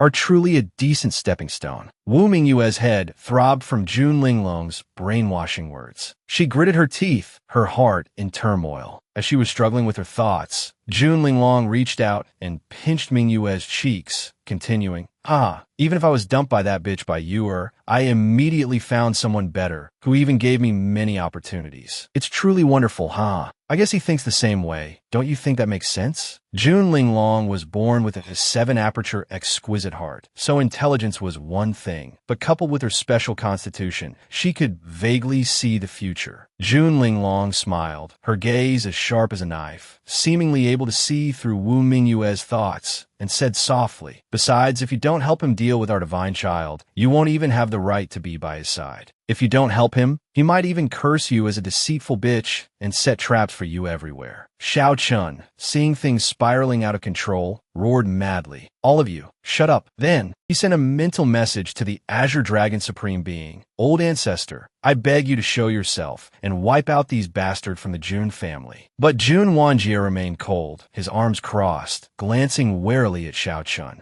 Unexpectedly, however, the Azure Dragon Supreme Being's eyes were grim, and he did not respond at all. Like a stone sinking to the bottom of the sea, his silence was terrifying. But on second thought, it was easy to understand. How would the Azure Dragon Supreme Being dare to show himself? If he were discovered by a Jun family elder, the consequences would be unimaginable. Even as a quasi-supreme primordial spirit, he would likely be thrown into the soul-refining pagoda to suffer a fate worse than death, tormented for 1,000,000 years. The Azure Dragon Supreme being looked up helplessly. It turned out he had sensed it from the beginning. In the Azure Dragon Supreme being's eyes was a dazzling golden light, and within that golden light was the elder of the Azure Dragon lineage from the ancestral dragon nest, who was also Long Beachy's Tao protector. The elder of the Azure Dragon lineage was furious to the extreme, his face ashen, veins bulging, his eyes filled with murderous intent, watching every move of everyone below without blinking, including what that Shao Chun had done to Long Beachy. Through the heaven-peaking mirror, the Jun family's secret treasure, all the Tao protectors were secretly observing everything inside the Yuan Tian Supreme secret trove. The Azure Dragon Supreme being understood in his heart, thinking to himself, with these Tao protector elders monitoring like this, I can't handle it. The moment I show my face, I'm done for. Then, the Azure Dragon Supreme being let out a long sigh, closed his eyes, turned away, and sent a mental message to Shao Chun. Alas, what a pity. If you hadn't been so arrogant and insisted on attacking the representative of the ancestral dragon nest, that little dragon girl, I could have helped you escape. Shao Chun, who was fantasizing about the old ancestor appearing to turn the tables and teach those bastards a lesson, ended up with his entire lineage being wiped out. Shao Chun was just stunned, blurting out, What are you talking about? Immediately after, Jun Wanjie grabbed Shao Chen's head with one hand, stopping him from continuing his crazed, nonsensical rambling like an addict. Jun Wanjie, holding Shao Chun by the head, said to Jun Linglong, This guy looks crazy and is really annoying. Can I kill him? Although Wu Mingwei had been brainwashed by Jun Linglong, she still stepped forward to intervene. No, you can't kill him. A flash of purple lightning sparked in Jun Wanjie's eyes. He turned his head and glanced at Wu Mingyue, and a zapping sound was heard. In less than the blink of an eye, a bolt of lightning struck Wu Mingyue directly. As pitiful as Wu Mingyue was, little Lingzi was 10 times more so, almost getting hit by a stray bullet from an ally, only managing to dodge thanks to her divine reflexes. Jun Wanjie looked down on her and said, Miss, watch what you say. The divine child might be magnanimous and merciful, but Jun Wanjie, have absolutely no concept of cherishing flowers and pitying jade. You're Panwu divine dynasty. Do you really want to become an enemy of our Jun family? Wu Mingwei was wearing many protective secret treasures, and with her Unity Realm cultivation, she was able to block Jun Wanjie's last attack. But Jun Wanjie's words had indeed made this Grand Princess of the Panwu Divine Dynasty grit her teeth, putting her in a difficult position. Along with the crackling of lightning were Mingyue's chaotic thoughts. One of the 3 imperial families, an archaic family, the divine child of such a family. Even my imperial father wouldn't dare to confront him. But what am I doing right now? Wu Mingwei truly couldn't make a decision. At this moment, Jun Linglong, standing beside her, glanced at Mingyue, raised her hand, and thought to herself, Ah, that's right. I remember the divine child seems to need to awaken the second phenomenon of his ancient desolate sacred body, right? The Panwu Divine Dynasty. That seems to be the place. Looks like a trip to the Panwu Divine Dynasty is in order. As the thought flashed through her mind, Jun Linglong immediately had a plan. She then walked towards Jun Wanjie, a cunning smile on her face, and waved her hand, saying, All right, brother Wanjie, don't be so angry. This is just a personal grudge between the divine child and this Shao Chun. It has nothing to do with the Panwu Divine Dynasty. As for Shao Chun, he was being held by the head like a toy by Jun Wanjie, struggling in pain. Jun Wanjie saw Jun Linglong's strange smile, still not fully understanding, and asked, What? I'm angry? Jun Linglong continued, But this Shao Chun must die. He provoked the one person he should never have provoked. Then she turned to Wu Mingyue and said, So, do you really want to protect him? Wu Mingwei was still very confused and asked back, What exactly do you want to let Shao Chun go? Jun Linglong coldly uttered, That depends on whether the Grand Princess of the Panwu Divine Dynasty is willing to humble herself in exchange for his departure. Shao Chun was still talking tough. but his strength couldn't back it up, shouting, Mingyue, don't listen to their nonsense. You should go. Jun Wanjie, probably annoyed by Xiao Chen's foul and constantly open mouth, quickly added a bit of barbecue flavor to freshen up, directly channeling lightning into Xiao Chen's mouth, causing him to let out a miserable scream. And then, there was no then. Xiao Chen's head was turned into a charred dragon fruit by the lightning, after which he fell to the ground unconscious. Wu Mingyue gritted her teeth, thinking to herself, at this rate, neither of us will be able to leave. Then, Wu Mingyue clenched her fists, took a step forward, and said boldly, just say it, what exactly do you want from me? Seeing that the fish had taken the bait, Jun Linglong was overjoyed, thinking to herself, oh my, love is so beautiful. Then she took out a blue pearl and handed it to Jun Wanjie, saying, Brother Wanjie, please hold this image pearl for me. Then she said to Mingyue, don't worry, we don't want anything of yours. What we need is just your cooperation. As soon as she finished speaking, to Wu Mingyue's shock and bewilderment, Jun Linglong swept her off her feet and held her face down in her lap. Jun Linglong took a deep breath, gathering all her strength, then raised her right hand, her fingers forming a strange seal. What kind of ultimate technique is this, brothers? Am I seeing things? The ultimate technique, divine butt-slapping palm, a strike aimed straight at the plump buttocks. A loud smack echoed, probably heard throughout the entire Yuan Tian Supreme secret trove. Wu Mingyue's face turned beet red. This move had only 1 point of physical damage, but 1,000 points of psychological damage. Wu Mingyue, like a helpless child, her eyes wide and brimming with tears, stammered, what are you doing? Immediately after, a series of smacking sounds rang out, accompanied by Wu Mingyue's miserable screams in the silence. Don't stop. Please stop hitting me. Meanwhile, Jun Wanjie played the role of a reluctant cameraman, holding the image pearl and filming with a blank expression, speechless at the devilish Jun Linglong, carefully thinking to himself, good heavens, did I ever offend Linglong in the past? From then on, Jun Wanjie officially developed a sense of reverence and fear towards Jun Linglong, falling into a subordinate position. He couldn't be blamed. Even the great divine child had to badmouth her in secret, let alone him. The Jun family's Dao protectors, watching everything through the heaven-peaking mirror, try to hold back their laughter, then smugly stroked their beards and said to the elders of other families, ahem, everyone, don't get the wrong idea. This is just how our family's children play with each other. The Azure Dragon elder of the ancestral dragon nest, however, laughed out loud in satisfaction. How satisfying. Serves you right. Who told you to hit our ancestral dragon nest's long beachy? After Wu Mingyue was happily punished,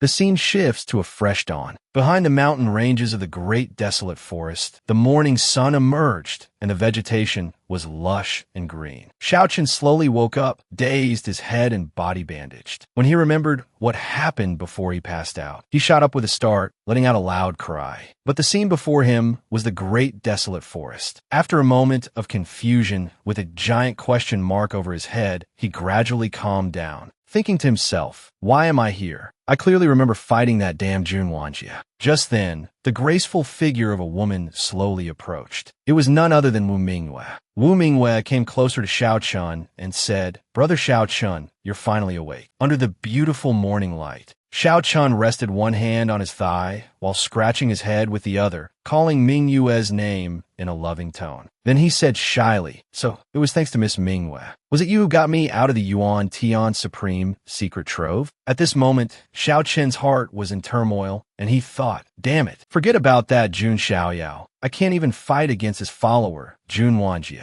If I had listened to Miss Mingyue back then and not attacked the little dragon girl from the ancestral dragon nest, just snatching the supreme ancestral dragon bone and running, I wouldn't be regretting it so much now. Then, Xiao Chan sat down cross-legged and said seriously to Wu Mingyue, by the way, Miss Mingyue, did the people from the Jun family give you any trouble? Hearing Xiao Chen's question, Wu Mingyue's body involuntarily remembered that happy nightmare and shivered. Then she pretended to be calm and replied, oh, it was nothing. But in Wu Mingyue's mind, that scene replayed vividly. The devilish smile of Jun Linglong appeared again, saying, ha ha ha, little princess, you surely don't want this image to be played on a loop everywhere in the Panwu Divine Dynasty, do you? June Linglong's cunning eyes, smirking as she held up the sparkling image pearl, made Wu Mingyue, who was clutching her buttocks and trembling, reply in fear. You're a devil. None of you in the June family are good people. Remembering that painful and humiliating scene, Mingyue subconsciously covered her mouth, cleared her throat, and pretended to tell Xiao Chun. They didn't really give me much trouble. I made my identity as the Grand Princess of the Panwu Divine Dynasty clear, so they showed some restraint. And let us go. Xiao Chun, sitting on the rock, listened and replied, "Oh, that's great. Awesome. You're the best." As soon as Wu Mingyue finished speaking, she fell back into thought, a hint of sadness in her beautiful eyes. Finally, she gathered her courage, made a decision, and looked directly at Xiao Chun, saying, "Brother Xiao Chun, from now on, I can no longer stay by your side." Hearing Wu Mingyue's words, Xiao Chun immediately understood the issue and said, "Has your Dao Protector arrived?" Mingyue's eyes darkened,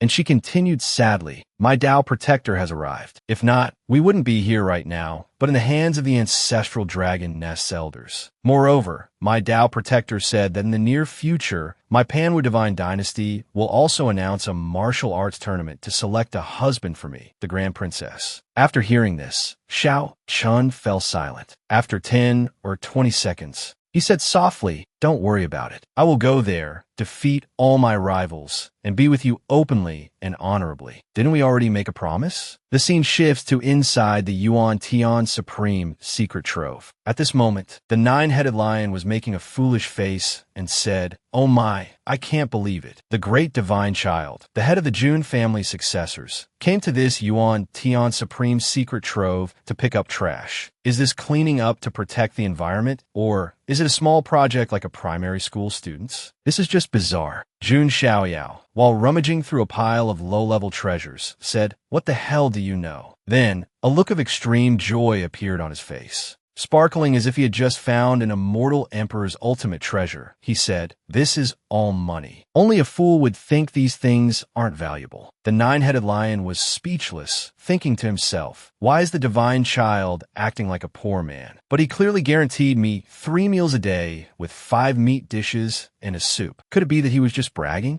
Jiang Shengyi, beside them, also put on a noble and cold demeanor, saying radiantly, "Brother Xiaoyao is at an age where it's very normal for him to enjoy collecting these little things. What's so strange about it?" The nine-headed lion pouted, glancing helplessly at Jiang Shengyi, and said, "Big sister, oh big sister, are you okay? Why aren't you done yet? This is already the 7th hairstyle you've braided for me." But Jiang Shengyi didn't seem to mind, continuing to focus on braiding super cute pigtails for the lion. Not long after, the figures of Jun Wanjie and little Lingzi appeared in the distance, walking this way. Jun Xiaoyao glanced in their direction and said, "Oh, Brother Wanjie and little Lingzi are back." Then, Jun Xiaoyao's gaze suddenly turned serious. He stared intently and said, "Who is that person? Why do they look so familiar?" Jun Wanjie was walking in front, followed by Jun Linglong, who was carrying Long Bichi. Long Bichi was still restrained by Wu Mingyue's golden thread secret treasure. As soon as Jun Xiaoyao saw his followers had rescued a detestable opponent, he shrugged, puffed out his cheeks in dissatisfaction, and thought to himself, of all people to save, they had to save that annoying girl from the ancestral dragon nest. Then, Jun Xiaoyao switched to his cold and handsome divine child mode, clasping his hands behind his back and asking, "What happened? Why did you bring back a heavily injured person from the ancestral dragon nest?" Seeing Brother Xiaoyao's face-changing speed, which was truly a heaven and earth great shift. To put it simply, faster than flipping a book, Xingyi, who was watching from the side, widened her eyes in admiration and prepared to watch the show. After that, Jun Wanjie and Linglong began to animatedly recount the whole story. Jun Xiaoyao took the red brocade storage pouch that Jun Wanjie handed over, looked at its contents, and praised. "Oh, 4 sets of ancient dragon bones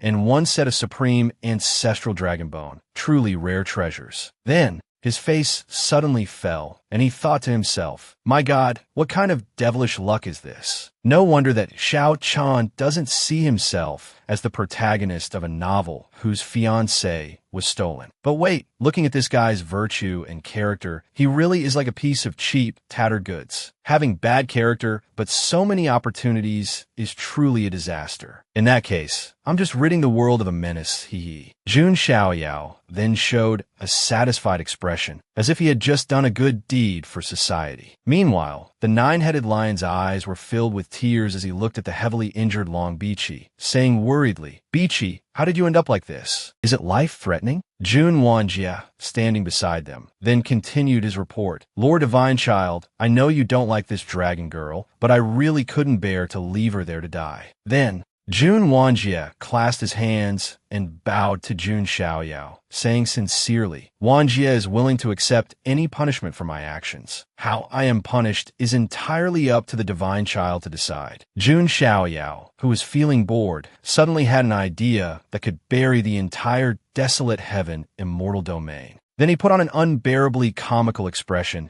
and said in a super sarcastic tone to the extremely serious Jun Wanjie, who was waiting for his punishment, Brother Wanjie, it seems this dragon girl is about the same age as your little sister, isn't she? They look quite similar too, right?" Jun Wanjie, who had been completely serious, was so angered by Jun Xiaoyao's taunt that he trembled, gritting his teeth to hold it in, thinking to himself, "What the hell is this? What an idiot with zero emotional intelligence. Why do I suddenly want to punch this guy? I'm so mad." Jun Wanjie was almost consumed by his anger, but he should get used to it. This ancestral divine child was always super sarcastic to others. Jun Xiaoyao's face switched back to a cold expression as he said, "Ahem, I don't want this Long Bichi to die either. Saving her probably has more benefits than harm. Besides, to be honest, I still owe the ancestral dragon Nest a small thank you." Then Jun Xiaoyao approached, looked at Long Bichi, and judged, but looking closely, "What is this golden thread with spiritual power?" Jun Linglong, standing beside him, immediately answered, "That seems to be a Dharma artifact that can seal the spiritual power in the body of the person it binds. This artifact was used on this dragon girl by the Grand Princess of the Panwu Divine Dynasty." As Jun Xiaoyao put the artifact into his storage pouch, he grinned cunningly.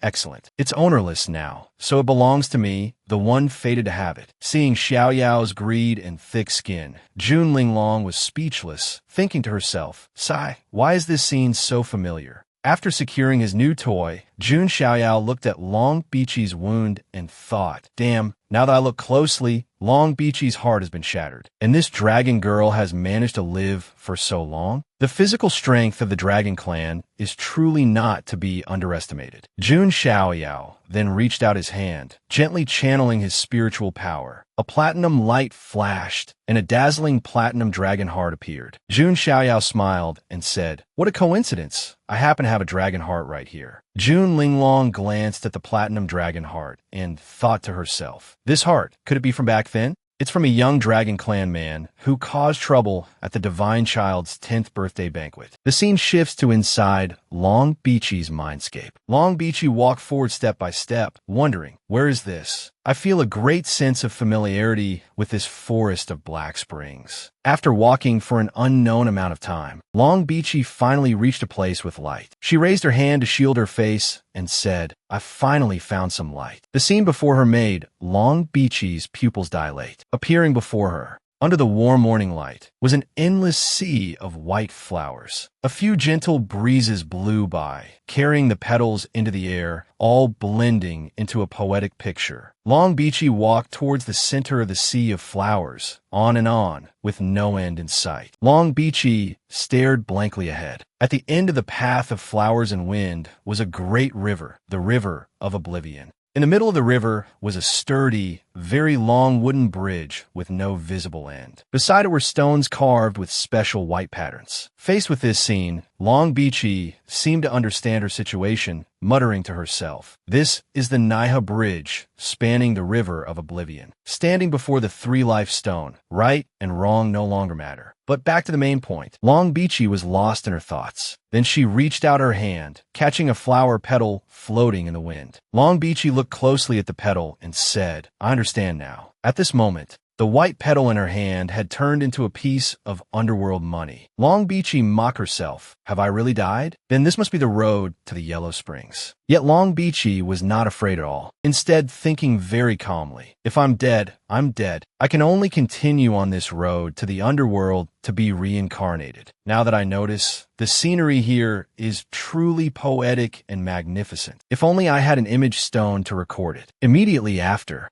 she shook her head and scolded herself. I'm about to die, and I'm not worried, still thinking about taking selfies. Damn it, what the hell am I thinking? Long Beachy then walked onto the Naiha Bridge without hesitation, her mind wandering again. Whatever, at least I get to see such beautiful underworld scenery before reincarnating. It's a small comfort. Beachy crossed her arms, a smug look on her face, and said, a person with good character like me, how could a single bowl of Meng Po's soup make me reincarnate as an idiot? Just as Long Beachy was lost in her self-admiration, a stream of light shot straight towards her face. By the time she suddenly realized it, she was stunned, speechless. Long Beachy was kicked in the face and sent flying straight off the Naiha Bridge. The one who did this was none other than the spirit of Long Haotian. Long Beachy was kicked back into the sea of flowers, sliding a long distance. Then she stabilized herself, wiped her wound, and said, damn it, can't even reincarnate in peace, getting my jaw kicked out of place for no reason. Which immoral person is so vicious? The spirit of Long Haotian replied softly, who allowed you to step onto this Naiha Bridge? You're not yet qualified. Then Long Haotian put his hands on his hips, laughed loudly, and continued, you mischievous little dragon girl, you didn't expect this, did you? Hey, hey, hey. Long Beachy, sweating profusely, looked at Long Haotian and said, why is it you Long Haotian, you jinx? But less than a few seconds later, Long Beachy raised her hand in contemplation and asked, wait a minute, if I'm seeing you here, does that mean I'm already dead? Without another word, Long Haotian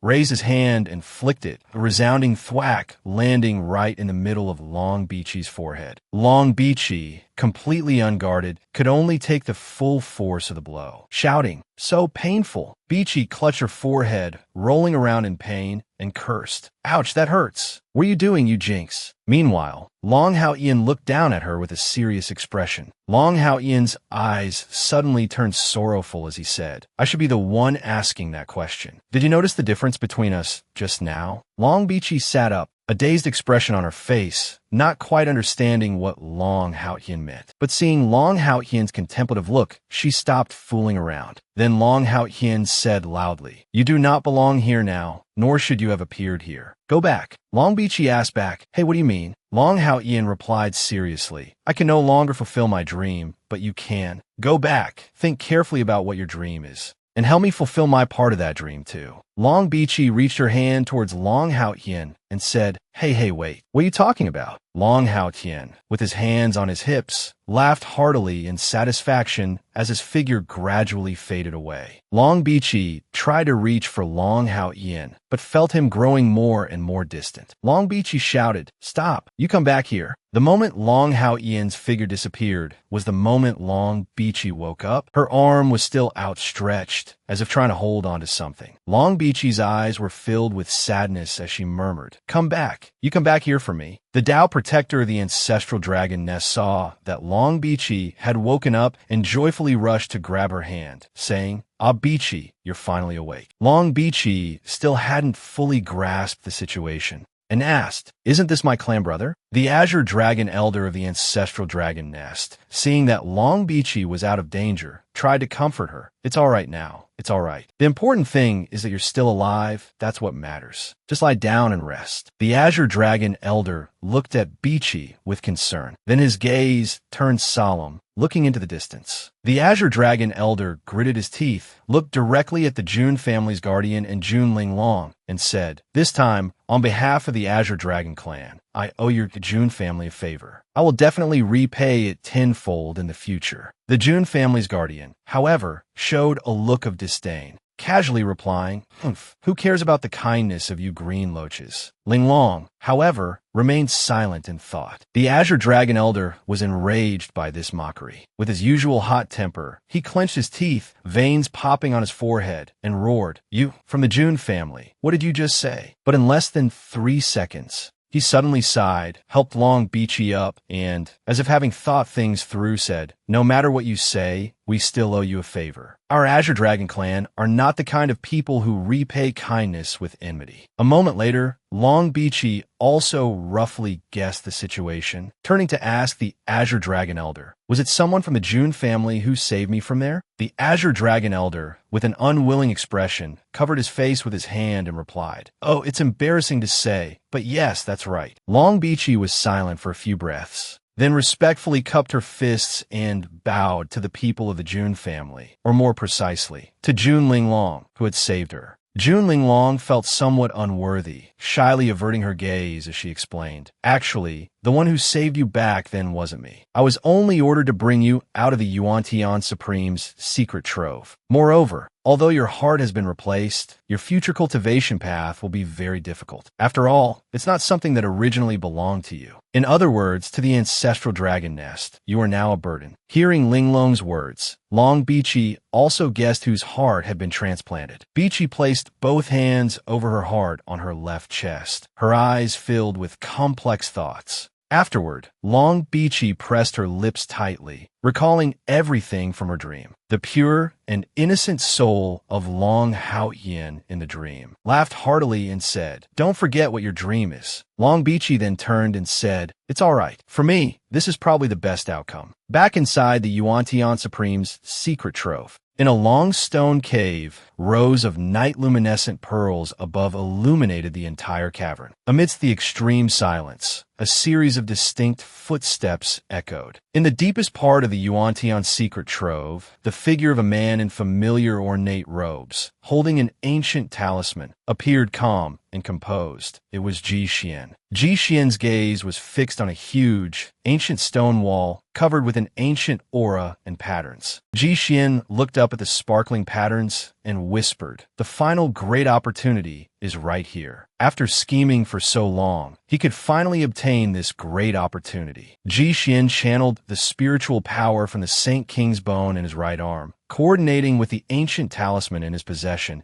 and easily activated the great opportunity on the ancient stone wall. The blue light and ancient patterns on the stone wall quickly emitted a dazzling golden light, which then converged into an entrance in the center of the ancient stone slab. Ji Xian's figure immediately disappeared into it. At this very moment, not far away, Jun Changjian appeared the moment Ji Xian entered the secret realm. Jun Changjian was holding the Yuan-Tian Supreme token, his eyes filled with scrutiny and judgment. The Yuan-Tian Supreme token has a strong reaction to the formation patterns here. So how did Ji Xian discover this secret realm? Recalling Ji Xian's memories. In the scripture pavilion of the Holy Spirit Academy, Ji Xian leaned against a long bookshelf, holding a light yellow ancient book, thinking to himself. The Yuan-Tian Supreme of old was incredibly powerful, rumored to have once wreaked havoc in the ancestral dragon nest, tearing apart a supreme being from the myriad phoenix spirit mountain with his bare hands, so almost no one dared to provoke him. But in the end, he gradually disappeared from the river of history in the desolate heaven immortal domain for unknown reasons. It is rumored that before his great calamity, the Yuan-Tian Supreme once traveled to the foreign realm and brought back a rare item. If one could obtain this treasure in the Yuan-Tian Supreme's secret trove, one could create an invincible supreme being of the new era. In this ancient book,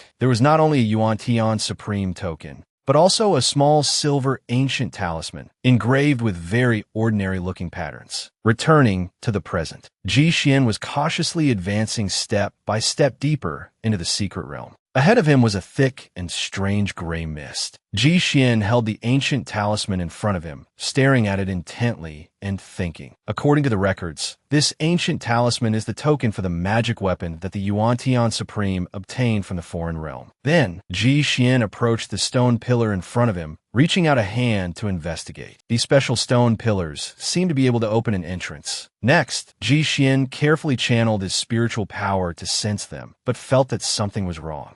Why they look like upright coffins? Ji Xian's eyes flickered. Glancing behind him, he pondered for a moment. Immediately after, he suddenly turned around, staring into the pitch-black void he had just passed through. Ji Xian said loudly with great confidence. Friend behind me, show yourself. You've been following this Ji for so long. Why must you be so sneaky? Gusts of wind blew, sweeping layers of thick gray mist past Ji Xian. Deep within the mist, the figure of a man gradually appeared. Jun Changjian walked forward with a slight smile and said, Little brother Ji Xian, you are truly capable. What did you discover me? Ji Xian's eyes held a hint of contempt, sizing up Jun Changjian before speaking. So it's you, a defeated foe. I had no intention of conflicting with your Jun family, but this act of yours, following me to kill and seize treasure, isn't it a bit too despicable? Jun Changjian, with his hot temper, quickly drew his sword and retorted, Damn you! Who said I wanted to ambush you and steal your treasure? Jun Changjian raised his greatsword, pointed it straight at Ji Xian, and continued aggressively. This young master came here to teach you a proper lesson. For me, there's no need to pretend to be a righteous gentleman. Ji Xian still looked down on the defeated foe before him, casually replying, Here? Are you serious? Jun Changjian was a perfect example of striking first gains the advantage, immediately ceasing his verbal attacks and switching to physical force, directly leaping up and swinging his sword, shouting, Enough nonsense, stop bragging. Take a strike from this young master.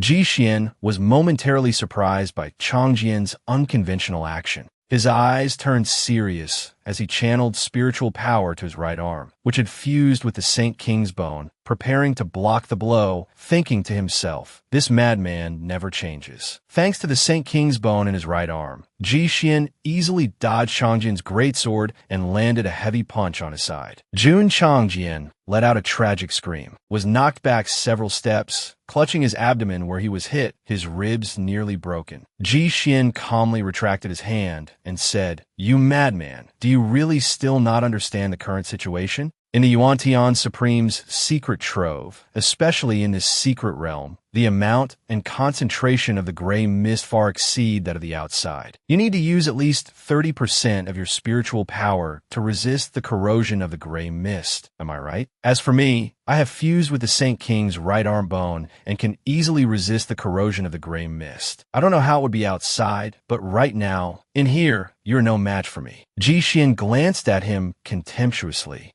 and said softly, I don't want to offend the Jun family, one of the 3 imperial families. Scram, I don't want to kill you. Jun Changjian completely ignored Ji Xian's words, gripping his greatsword with both hands and charging at Ji Xian. Ji Xian had wanted to resolve this peacefully, but faced with this madman, he was out of options. You are truly an extreme nuisance. Ji Xian raised his hands into a fighting stance, channeled spiritual power into them, and executed the Ji family's secret technique, the Fist of the King's Way. Jun Changjian's gaze was resolute as he faced Ji Xian's counterattack, then used his greatsword to deflect the attack. The Fist of the King's Way was deflected, crashing into a nearby stone pillar, causing a huge explosion that shook the entire secret realm. Jun Changjian, pleased with himself for blocking the counterattack, said, You want to defeat me with just a move of this caliber? At this moment, Ji Xian's expression suddenly became a little worried. A few drops of sweat trickled down his cheek as he gritted his teeth and cursed loudly. You imbecile, why did you do that? Just then, the outer shells of the surrounding stone pillars began to crack from the explosion, emitting a series of eerie, cracking sounds. Chunks of stone fell amidst the dust, and from within a crack, a bony hand emerged, gripping the stone lid and directly smashing through the stone door to rush out, revealing a demonic corpse with white hair and gray skin, with bizarre bone spikes growing on its head and back. Jun Changjian still hadn't realized the problem, gritting his teeth and looking at the demonic corpse in confusion, thinking, what is that thing? Who is that guy? I have a feeling this guy is not friendly at all. At this moment,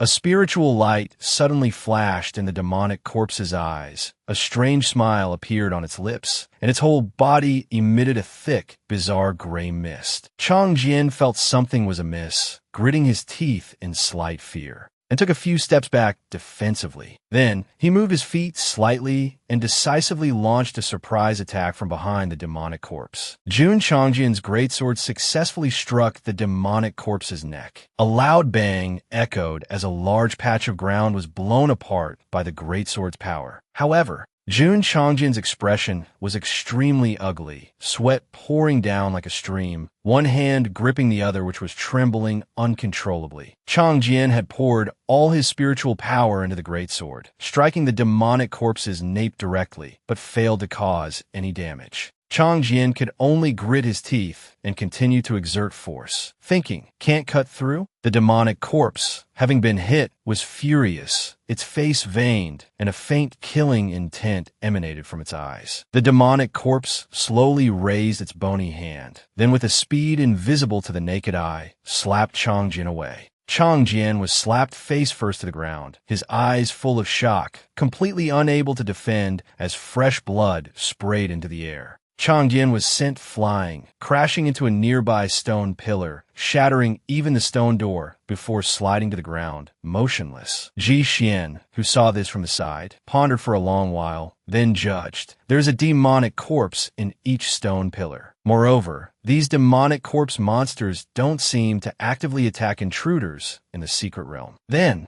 he looked towards Chongjin, who was clutching his chest and groaning in pain, and nodded slightly, saying, "Good luck, brother Chongjin. If you survive, I will accept a match with you." With that said, Ji Xian walked step by step deeper into the secret realm, leaving Chongjin to the two demonic corpses that were menacingly preparing to attack. Along with the aftershocks, the entire Yuan-Tian Supreme's secret trove shook violently as one demonic arm after another smashed through the stone coffins and crawled out. The gray mist seemed to turn into an extremely dense black smoke. An incredibly overwhelming scene appeared. A horde of demonic corpses, as numerous as a Mongol army, revived from their tombs, their bodies shrouded in a bizarre black smoke. They advanced step by step towards Jun Chongjin. Jun Chongjin, at this moment, planted his sword on top of a nearby stone tablet, squatting and panting heavily, thinking, damn it, what the hell are these things? Could they be the legendary demonic corpses? They're completely different from the ones outside. These ones are probably so tough because they've been corroded by the gray mist from the foreign realm for a long time. Seeing that he was about to die,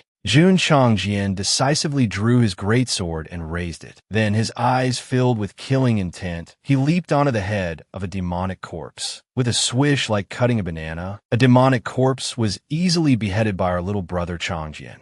Wait a minute. Didn't he just fail to cut its head off before? Did the game lower the difficulty because he was losing so badly? This is so surreal. A glimmer of hope flashed in Jun Chongjin's eyes, and he resolved in his heart, I can do this. However, successfully ambushing one demonic corpse attracted the attention of the others, making him their target. Behind Jun Chongjin, two fully equipped demonic corpses appeared, wielding two greatswords, and slashed straight at Chongjin. The glimmer of hope for victory that had just ignited in Chongjin turned into utter shock when he turned and saw this, thinking, where did their weapons come from? Could they be burial items from the coffins? Damn it, what am I supposed to defend with? Jun Chongjin gritted his teeth, preparing to receive the fatal blow. But just like in a Hong Kong martial arts film, those demonic corpses were suddenly corroded by a wave of cold chi. In less than a breath, half of their bodies were frozen solid. Jun Chongjin stood amidst a crowd of demonic corpses that were instantly frozen, exclaiming, "This sinister cold chi. Is it you, sister?" From a distance, the figure of a woman holding an ice sword, exhaling a terrifying cold chi, appeared. It was none other than Jun Xiaohuang. Her figure was graceful, as if she were dancing among the frozen demonic corpses. With a light swing of her long sword, she shattered their fragile bodies. Xue Huang then unleashed her cold chi, continuing to create a protective isolation zone around Chongjin, freezing all demonic corpses that tried to approach.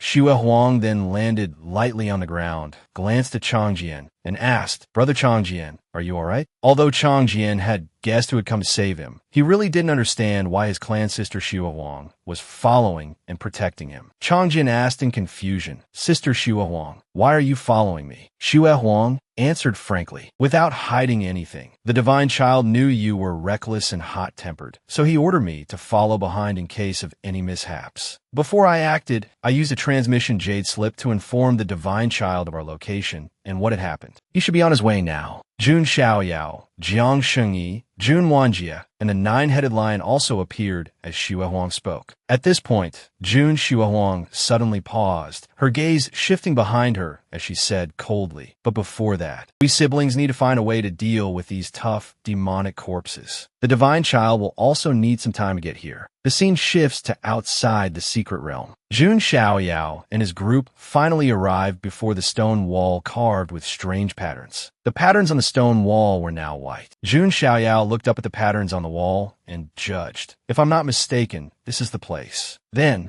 Jun Xiaoyao didn't waste a moment, raising the Yuan Tian Supreme token in his left hand, which was reacting to the patterns, and said, just as Xue Huang's transmission said, "This reaction can't be wrong." Sensing that each Yuan Tian Supreme token could only bring one person in, Xiaoyao turned to Jiang Xingyi and said, "Xingyi, do you have a Yuan Tian Supreme token?" Hearing this, Jiang Xingyi took out a Yuan Tian Supreme token from her person, held it up, and replied, "Of course I do. My clan decided to let me take this risk precisely because of this Supreme token." Jun Xiaoyao no longer hesitated, placing his hand on the patterns, channeling his spiritual power to connect the Yuan Tian Supreme token and the entrance to the secret realm. As Xiaoyao opened the secret realm, he said to everyone, "We must hurry. I'm afraid Changjian and Xue Huang are in danger." In an instant, under a dazzling golden light, Xiaoyao, Wanjie, and Xingyi all entered the secret realm.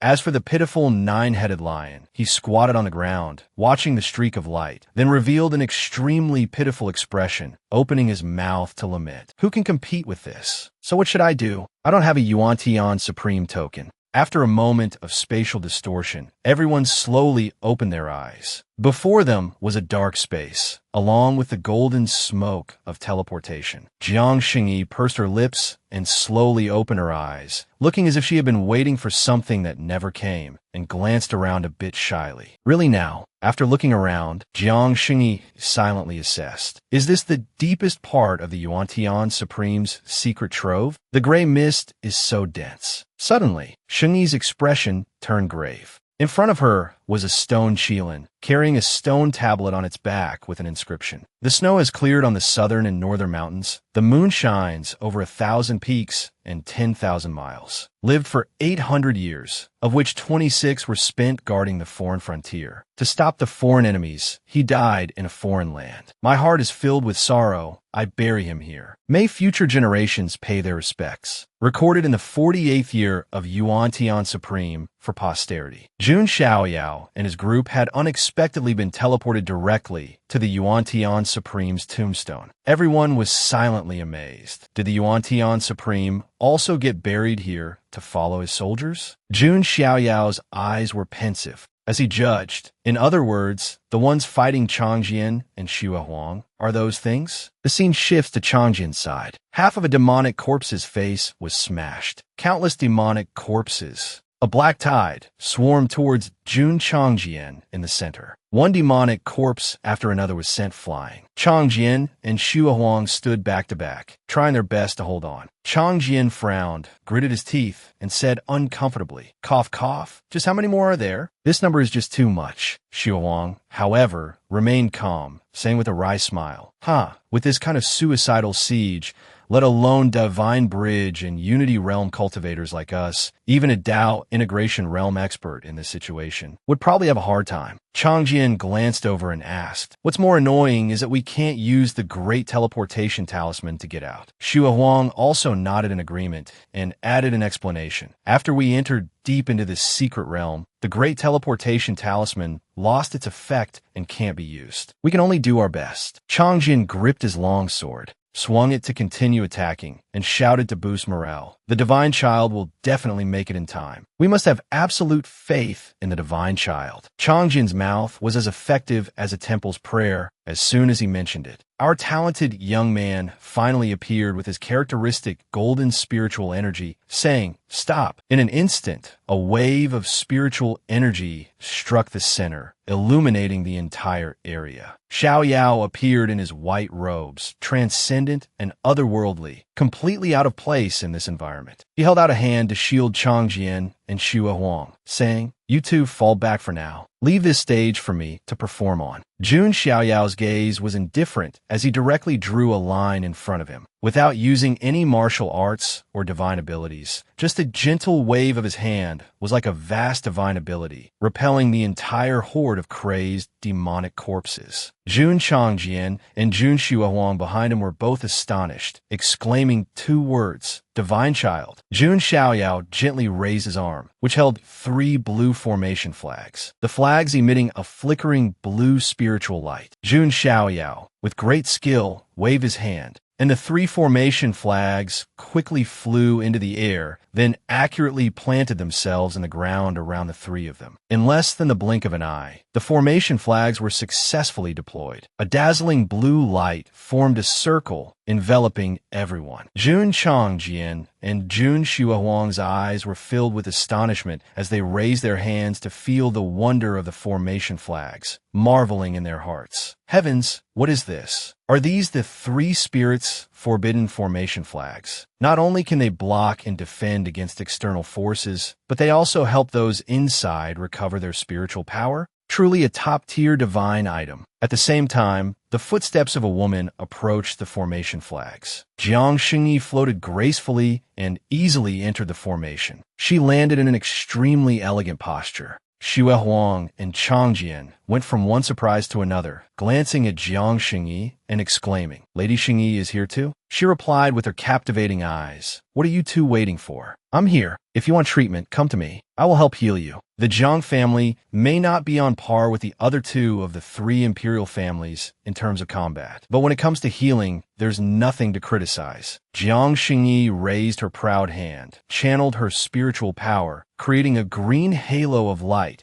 and then directly sent it to Jun Changjian, who was sitting in meditation, to heal him. Changjian, while being healed, couldn't help but feel puzzled. He opened his eyes and asked Jiang Xingyi, "Lady Xingyi, what is the divine child Xiaoyao planning to do?" Jun Xiaoyao was currently moving gently through the horde of demonic corpses, as if strolling through an empty courtyard. Xiaoyao looked around, his gaze directed into the distance, assessing the current situation and searching for any trace of Ji Xian. Jiang Xingyi also casually answered Changjian's question. Xiaoyao is observing the situation. "Didn't you two see the large stone tablet on the turtle's back at the entrance?" Changjian, drenched in sweat, recalled the stone tablet and said, "Was it that stone tablet? I was too focused on chasing Ji Xian. I didn't read the contents carefully." Hearing this, Jiang Xingyi explained, "The demonic corpses in front of you are the generals who served under the Yuantian Supreme. They are righteous men who sacrificed themselves heroically to fight against the forces of the foreign realm. Xiaoyao is currently checking to see if their souls are still within their bodies, before deciding whether to destroy them or not." After a careful examination, Xiaoyao could only sigh. Then he said to Changjian and Xue Huang, "What a pity. Their souls have been imprisoned in these decaying bodies by the gray mist. For hundreds of years, they have not been able to rest in peace.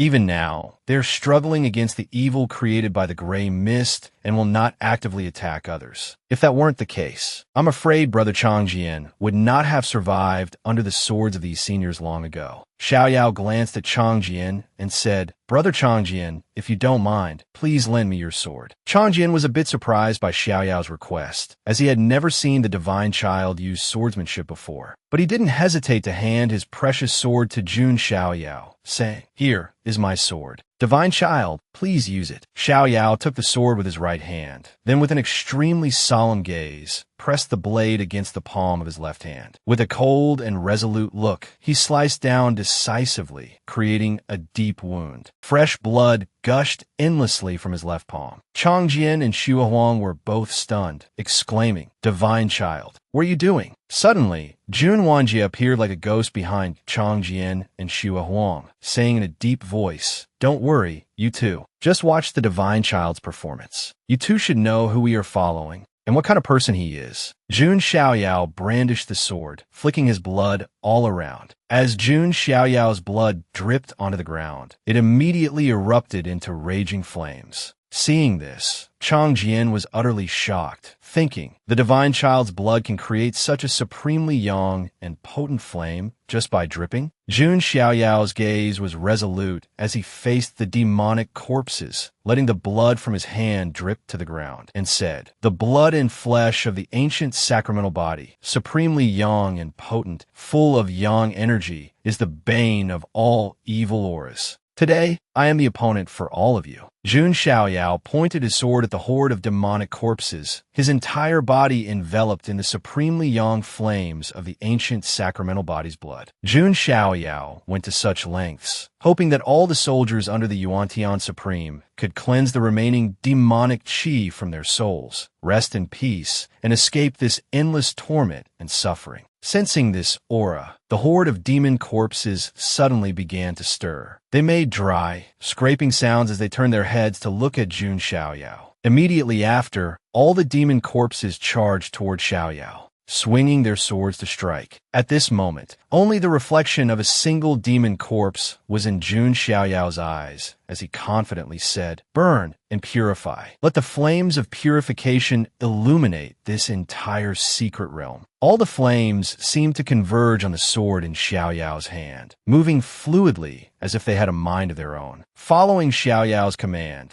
the flames spread out in all directions, directly striking each and every demon corpse. Ancient sacramental body's blood flame. The demon corpses that were touched by this flame acted as if they had met their natural nemesis. Their movements were almost completely restricted, unable to resist for even a few seconds. One by one, the demon corpses knelt to the ground, with no strength left to resist. Among them, one demon corpse holding a greatsword stared intently at Xiaoyao. That demon corpse actually revealed a grateful smile, while their bodies began to crack and disintegrate. In a brief moment, Jun Xiaoyao had purified all the demon corpses into dust. On the ground, only the swords remained, plunged deep into the land of the secret realm. Jun Xiaoyao approached, sensed something, and then looked up. Above were the countless souls of soldiers, looking towards Jun Xiaoyao. These souls had been purified by Jun Xiaoyao's blood flame, without a trace of filth remaining, even emitting the characteristic golden light of the ancient sacramental body. Chang Jian and Xue Huang were speechless with admiration upon seeing this magnificent scene. Jun Xiaoyao looked up at these heroic spirits who had been liberated and found peace, and said to everyone, these are all the heroic spirits of generals and soldiers from hundreds of years ago. They all achieved glorious feats for the desolate heaven immortal domain, worthy of our respect and deserving of this good karma. In midair, a soldier's spirit looked down and suddenly noticed something. Jun Xiaoyao below was clasping his hands and bowing respectfully to their heroic spirits. Even Chang Jian and Xue Huang were surprised by this action, and they immediately clasped their hands and bowed along with the divine child, feeling ashamed in their hearts for not realizing the truth sooner. Seeing this, the heroic spirits signaled something to each other. One of them nodded, then flew down in front of the respectfully bowing group. Xiaoyao looked at the heroic spirit with some surprise. This heroic soldier's spirit actually knelt on one knee, offering a precious-looking golden longsword to Xiaoyao with both hands.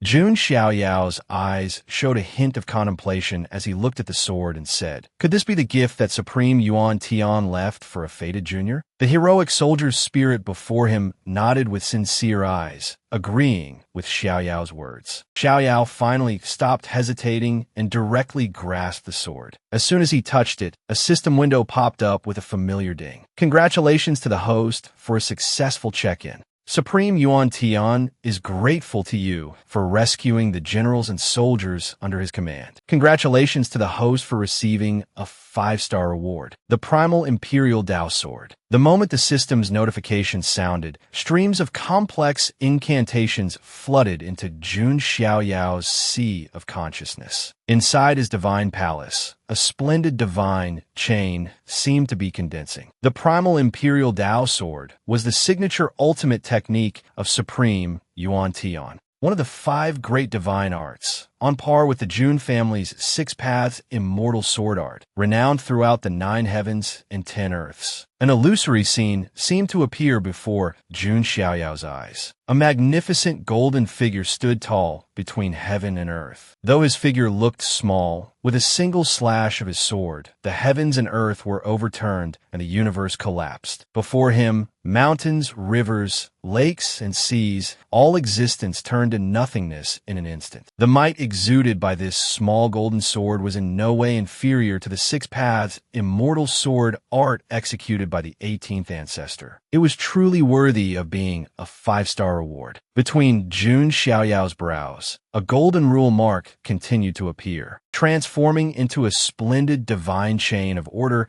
and entering Jun Xiaoyao's sea of consciousness. Streams of complex incantations flooded his sea of consciousness like a torrent. Jun Xiaoyao muttered to himself. When the 18th ancestor taught him the six paths immortal sword art, he had also mentioned the other 4 divine arts, and the primal imperial Dao sword was one of them. This primal imperial Dao sword was not a real sword, but a divine chain of order, possessing the power of Dao transformation, shining alongside the stars, mysterious and unpredictable, with unparalleled might. Back then, Supreme Yuan Tian was able to charge into the ancestral dragon nest to seize a dragon bone, and set foot on Myriad Phoenix Spirit Mountain to slay a divine phoenix, being so terrifyingly domineering, precisely because he possessed this primal imperial Dao sword. And this primal imperial Dao sword, along with Supreme Yuan Tian, became completely renowned throughout the 9 heavens and 10 earths. But later, Supreme Yuan Tian mysteriously fell, and this primal imperial Dao sword was lost from then on. This matter also became a sensational case of its time, leaving all the cultivators in the immortal domain in shock. Many old-timers in the immortal domain deeply regretted that an invincible legacy was thus severed. But unexpectedly, this severed legacy was ultimately obtained by Jun Xiaoyao through a check-in. Jun Xiaoyao and the others now looked up at the sky. At this moment, the souls of the soldiers had all vanished, leaving only tiny specks of light, like twinkling stars in the pitch-black night sky. At this time, outside Supreme Yuan Tian's hidden treasury, the Dao Protectors were standing and observing. Ji Banin of the Ji family suddenly spoke with worry. What on earth happened? What is this? Why is it that ever since those youngsters went deep into the Yuan Tian secret realm, we haven't been able to see anything from the heaven-peaking mirror? The Jun family's Dao Protector glanced over, then stepped forward and confidently judged. My Jun family's heaven-peaking mirror has never encountered this situation. It's very likely that after entering deep into Supreme Yuan Tian's secret realm, that strange gray fog has become denser, obstructing the heaven-peaking mirror's vision. Ji Banin also stepped forward, clasping his hands behind his back and agreeing. Oh dear, this is not good at all. Even we ourselves have never had the chance to explore the depths of the secret realm. We don't know what dangers lie within. To be honest, these youngsters who entered the hidden treasury are all successors of immortal lineages, and they all carry protective magic treasures or great shifting talismans. So even without us Dao Protectors constantly worrying about them, their lives probably aren't in danger. However, upon entering this secret realm, even the heaven-peaking mirror, which contains profound, great Dao rules, cannot probe it, let alone those tattered, great shifting talismans. They definitely can't be used. The 4 Dao Protectors could only say in low voices, but this is also the fate and opportunity of those youngsters. We really can't interfere anymore. The 4 Dao Protectors looked at the heaven-peaking mirror, helpless against the events inside the secret realm, unable to exert any more influence. In the deepest part of the Yuan Tian hidden treasury, a majestic and ancient grand hall appeared. It was covered with demon corpse talismans,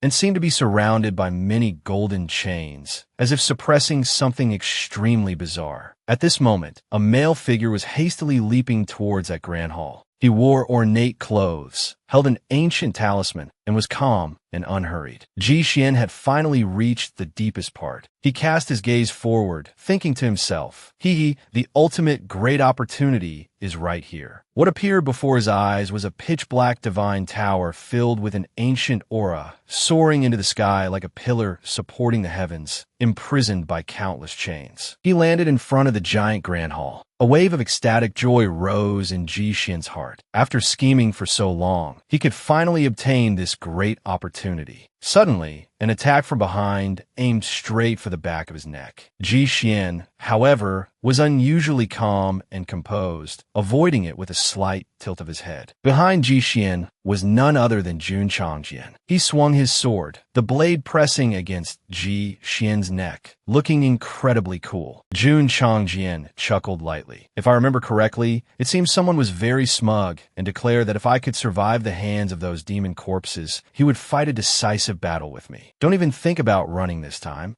You little brat, Ji Xian. Ji Xian's face darkened for a moment. Then he replied, "Didn't I tell you? In this secret realm of Supreme Yuan Tian, you are simply not my match. Why must you struggle so hard to fight me?" But just then, a voice carrying a cold, slightly teasing tone rang out from behind. "Brother Ji, no need to trouble yourself with so much thought." Jun Xiaoyao stood with his hands behind his back, his expression calm and composed, but a coldness gathered in his deep eyes as he continued. "I have now used some special means. Brother Changjian is no longer affected by this dense, strange gray fog, so Brother Ji can rest assured and compete with Brother Changjian. I wonder if Brother Ji is a man of his word, willing to have a match with my Jun family Changjian?" Ji Xian's expression changed slightly. A few drops of cold sweat trickled down as he said worriedly, "Jun Xiaoyao? But if I refuse, will your Jun family gang up on me?" Hearing this, Jun Xiaoyao laughed heartily. "Haha, Brother Ji is quite the joker. I know you possess the Saint King handbone, but even a Saint King is still just a saint. If Brother Ji knows about me, then you must know that I possess the Supreme Bone. Literally, a Supreme. Compared to a saint, Brother Ji should understand. If I really wanted to make a move on Brother Ji,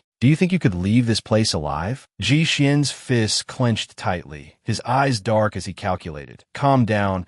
Clashing with the Jun family here brings no benefits." Ji Xian then replied, "It seems I have to accept this match." From this, one can also see the difference between Ji Xian and Xiao Chun. Although Xiao Chun possessed great fortune, his background was limited. The Azure Dragon ancient kingdom, though a first-rate lineage, clearly couldn't compare to an immortal lineage. Ji Xian came from an archaic family. Regardless of his mentality or vision, he was more than just a level above Xiao Chun. As soon as Ji Xian finished speaking, without wasting any more time, he quickly activated the Saint King handbone. A stream of golden spiritual energy gathered into a palm, and he turned to knock away Changjian's sword that was pressed against his neck. Ji Xian looked at Changjian and said, "Brother Changjian, please guide me." Changjian also chuckled lightly in response. "What's there to guide? It's too late, little brat Ji." Changjian was like a god of slaughter, extremely confident as he swung his sword towards Ji Xian and said, "Little brat Ji, cut the crap and feel this carefully, my friend." Each clash between the sword light and the palm print caused the entire secret realm of Supreme Yuan Tian to tremble. It seemed that after no longer being affected by the gray fog, Changjian could fight on even terms with Ji Xian. Changjian's eyes darkened. He retracted his sword, then suddenly swung out another strike towards Ji Xian, forcing him to jump back to dodge. Ji Xian's eyes were now filled with bewilderment and astonishment as he looked at where the sword light had swept past. I underestimated him.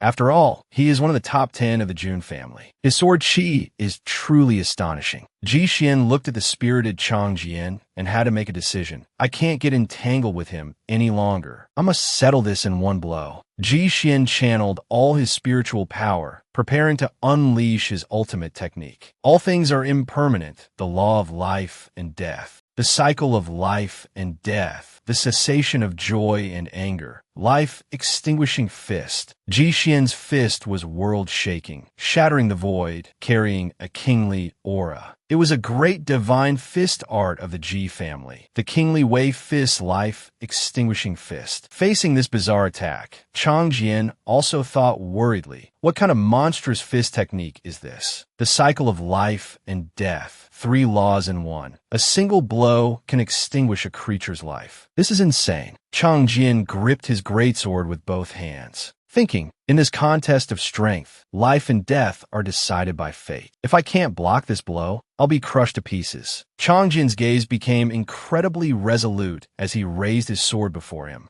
Having made up his mind, I'll meet force with force and see whose ultimate move comes out on top. Changjin raised his sword over his head, and two streams of spiritual energy, one black and one white, converged at the center of his body. The 13th form of the Purple Emperor sword art was officially unleashed by Jun Changjin. One stroke to open the heavens. A hazy and mystical sword chi, like a brush stroke across the sky, slashed straight towards Ji Xian's life-extinguishing fist. Jun Changjin unleashed the 13th form of the Purple Emperor sword art, one stroke to open the heavens. A single slash seemed to tear the sky apart, clearly dividing the sky into two halves, black and white, finally colliding with Ji Xian's life-extinguishing fist, creating a heaven-shaking, earth-shattering explosion. Changjin calmly poured all his strength into his sword, treating death as lightly as a feather. After the two ultimate moves clashed for a while, they ultimately couldn't decide a winner in one blow. Amidst the thick dust, Changjin glanced upwards, then without hesitation, charged through the dust and the residual energy of the life-extinguishing fist, simultaneously swinging his sword horizontally. Ji Xian couldn't react in time to such a desperate move from Changjin. He gritted his teeth, clicked his tongue, feeling a bit angry at Changjin's relentless persistence. Charging through Ji Xian's ultimate move, Changjin continued to execute the Purple Emperor sword art. Purple Chi comes from the east. After the attack, a massive explosion occurred at the center of the ancient divine tower, and the entire secret realm trembled slightly from the aftershock. The aftershock of the attack caused the ceiling talismans on the tower to fall off one by one. The surrounding golden chains also shook violently, as if something inside the tower was struggling. Finally, the golden chains couldn't hold on any longer and snapped. Changjin was sent flying, his body sliding a considerable distance across the ground. Coughing a few times in pain, his clothes were now tattered, his body covered in wounds big and small, as he tried to support himself with his hands, cursing under his breath. Damn it. Meanwhile, Ji Xian looked at Changjin from a distance, with a rather large wound on his shoulder. He showed no expression, and the wound on his shoulder didn't seem to affect him. His gaze was dark and unreadable, as if he was calculating his next move. After a moment, Ji Xian spoke to Changjin. Jun Changjin, do you still want to fight? Changjin looked helplessly at Ji Xian, gritting his teeth, his heart filled with unwillingness as he thought. Did I lose to him again? Just then, Jun Xiaoyao jumped down from above, landing beside Changjin. Changjin turned to look at Xiaoyao and said, Divine Child. Xiaoyao cut Changjin off, saying, Clansman, let's talk about this after we leave Supreme Yuan Tian's hidden treasury. He then turned to Ji Xian and asked, Brother Ji, may I be so bold as to ask a question? Hearing this, Ji Xian felt a chill run down his spine, cold sweat pouring down, and hesitated for a moment. Without waiting for Ji Xian to answer, Jun Xiaoyao continued, To be honest, what exactly is hidden in that ancient tower behind you? Just now, the talismans and golden chains were continuously being destroyed. Is there really no problem? Hearing these words, Ji Xian turned his head in alarm, thinking in disbelief. Destroyed? How is that possible? Those are golden chains sealed by a supreme. How could they be destroyed by an attack at our divine bridge realm? Suddenly, Ji Xian was enveloped by a large amount of black mist. Beneath his feet, a hazy phenomenon rippled like the surface of a lake. Ji Xian gritted his teeth, looking down in horror, thinking, what the hell is this? Hundreds of chains shattered simultaneously, and the entire ancient tower began to crack along with them. Finally, it could no longer hold and collapsed with a loud rumble. The dust and aftershock were incredibly terrifying, and the deafening explosion shook the entire hidden treasury. Jun Xiaoyao, carrying the defeated Jun Changjin on his shoulder, dodged the fragments of the ancient tower, cursing inwardly. Damn it, I was too naive. What Supreme Yuan Tian's hidden treasury? What exclusive secret realm? This is clearly just Supreme Yuan Tian's tomb. Xiaoyao ran to where Xue Huang and Xingyi were and shouted loudly, Everyone fall back. He then glanced back at where the ancient tower had collapsed. Amidst the thick dust, a figure appeared. Xiaoyao thought to himself, if I'm not mistaken, That bizarre thing is about to appear. From within the dust, a tall figure was faintly visible. As the black mist swirled, the figure gradually became clear. Ancient white hair, grayish skin, just like the other demon corpses. A handsome face, exuding a sky-high, killing intent. Jun Wanjie and Jiang Xingyi were stunned by the sight before them, exclaiming in shock, "That figure, is that him? Is it really Supreme Yuan Tian?" The head of this bizarre demon corpse suddenly flashed with spiritual light in its eyes, gradually regaining consciousness. Its empty, pale white eyes swept towards Jun Xiaoyao and the others. An invisible pressure bore down, incredibly powerful. If it were an ordinary divine bridge realm cultivator, they would probably have their heart meridians shattered by this pressure, dying a restless death. A supreme is forever a supreme. Even after being dead for so many years, with only a skeleton remaining, it still struck immense fear into people. If it were a true supreme expert, no matter how heaven-defying Jun Xiaoyao was, he would have no power to resist. But the demon corpse of Supreme Yuan Tian was different. After death, its magic power was lost, with no divine abilities to support it. Its physical body was corroded by the black mist, and its strength had weakened to the extreme. Right now, this supreme demon corpse had at most 1/10,000th of the strength Supreme Yuan Tian had when he was alive. However, even with just 1/10,000th, it was absolutely not something a divine bridge realm or even Unity realm prodigy could fight against. A few drops of sweat appeared on Jun Xiaoyao's cheek, his gaze grave as he assessed. Is this really just pressure?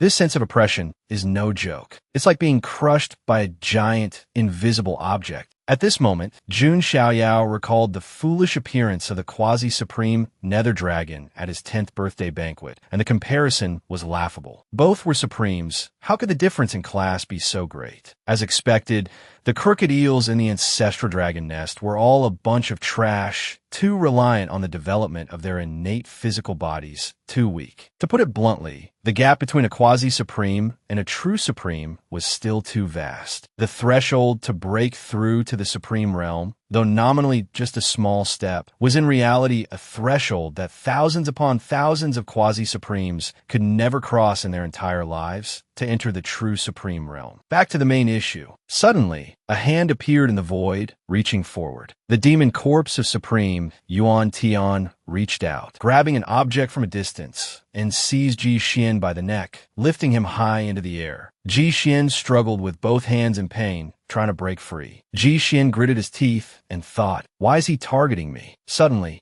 he remembered the ancient talisman in his pocket and had a realization. So, it's because of that ancient talisman? Did this demon corpse of Supreme Yuan Tian break out of the tower because of the ancient talisman on me? The demon corpse of Supreme Yuan Tian suddenly tightened its grip on Ji Xian's neck, killing intent overflowing. Seeing this, Ji Xian was scared out of his wits, as if seeing the scene of his own neck being crushed. Thinking, "This is bad. I'm done for if this continues." "Master!" Just as Ji Xian was in utter despair, Jun Xiaoyao appeared, knocking away the arm of the Supreme Yuan Tian demon corpse with a single blow, saving Ji Xian's life. Ji Xian looked at Jun Xiaoyao, thinking, "It's Jun Xiaoyao? Why did he save me?" The Supreme Yuan Tian demon corpse was filled with rage, its face dark as it looked at Xiaoyao. Immediately after, a blue light flashed in its eyes, and a punch full of killing intent shot straight towards Jun Xiaoyao. With the speed of a supreme, it was so fast that Jun Xiaoyao couldn't react in time, only able to exclaim "damn it" before the punch, and was sent flying straight into the ground. The terrifying force of the punch shattered the ground in an instant. After being gifted a punch by the Supreme Yuan Tian demon corpse, Jun Xiaoyao began to recall the past to strengthen his power. In his previous life, as a child, Jun Xiaoyao loved to eat cake. Xiaoyao didn't have enough money and could only stand outside the glass window, looking at the expensive cakes. After that, Xiaoyao worked tirelessly for over half a year, thinking of all sorts of ways to earn money, like washing dishes, collecting scrap, selling newspapers, and making deliveries. Finally, he saved up enough money to buy the cake he had longed for day and night. The joy of obtaining something for the first time was unparalleled. The feeling of enjoying that joy with the old blind man was indescribable. The special sweet taste of that cake was deeply etched in Xiao Yao's mind. But when Xiao Yao could easily buy and eat cake, the once sweet cake became tasteless. The same goes for seeking cultivation opportunities. Only by putting in all your effort to obtain it can you feel its preciousness and enjoy its fruits. Back to the battle in the secret realm. Xiao Yao was sent flying by a punch. The ground shattered, accompanied by a terrifying tremor. Jun Xiaohuang's face was full of worry, wanting to go and support Jun Xiao Yao. But Jun Wanjie stopped her with his hand, shouting loudly, "This is a supreme-level battle. We can't help at all. Don't go and cause more trouble for the divine child." Little Jiang Shengyi exclaimed with worried eyes, "Xiao Yao." Shengyi's gaze then became solemn as she stared at the spot where Xiao Yao had fallen. A familiar golden spiritual energy, the golden divine light of the ancient sacramental body, enveloped Jun Xiao Yao's body. Jun Xiao Yao was still unharmed, his face as calm as still water. Only his brows were furrowed, carrying a hint of gravity, as he looked up at the supreme Yuan Tian demon corpse. The supreme Yuan Tian demon corpse raised its hand provocatively, signaling for Jun Xiaoyao to come forward and fight. Jun Xiaoyao immediately charged forward, throwing a punch straight at Supreme Yuan Tian. For the Xiaoyao of this life, cultivation was easier than drinking water and eating. But this was not his pride. It seemed that to compensate for the hardships of his previous life, the heavens had given him many opportunities and a golden finger system. These things are the fastest way to ruin a game, making the player feel bored. After taking a blow from Xiaoyao, the supreme Yuan Tian demon corpse quickly counterattacked. A purple light flashed in its eyes, and a punch went straight into Xiaoyao's abdomen, causing direct damage. Xiaoyao was once again sent flying, coughing up blood. Since his birth, Jun Xiaoyao had never been truly injured to this extent. Xiaoyao quickly returned the favor, landing a punch in retaliation on the supreme demon corpse. Xiaoyao took a stance, let out a sigh, and thought to himself, "The supreme demonic corpse has no magical powers or divine abilities. It's merely using its rotten physical body to fight me. One must know that this demonic corpse of Yuan Tian Supreme possesses only 1/10,000th of its strength compared to when it was alive. From this, one can deduce just how formidable a true unsurpassed Supreme is. Now, I will also rely solely on the strength of my physical body to fight. Only then can this be considered a fair contest." Xiaoyao charged straight forward,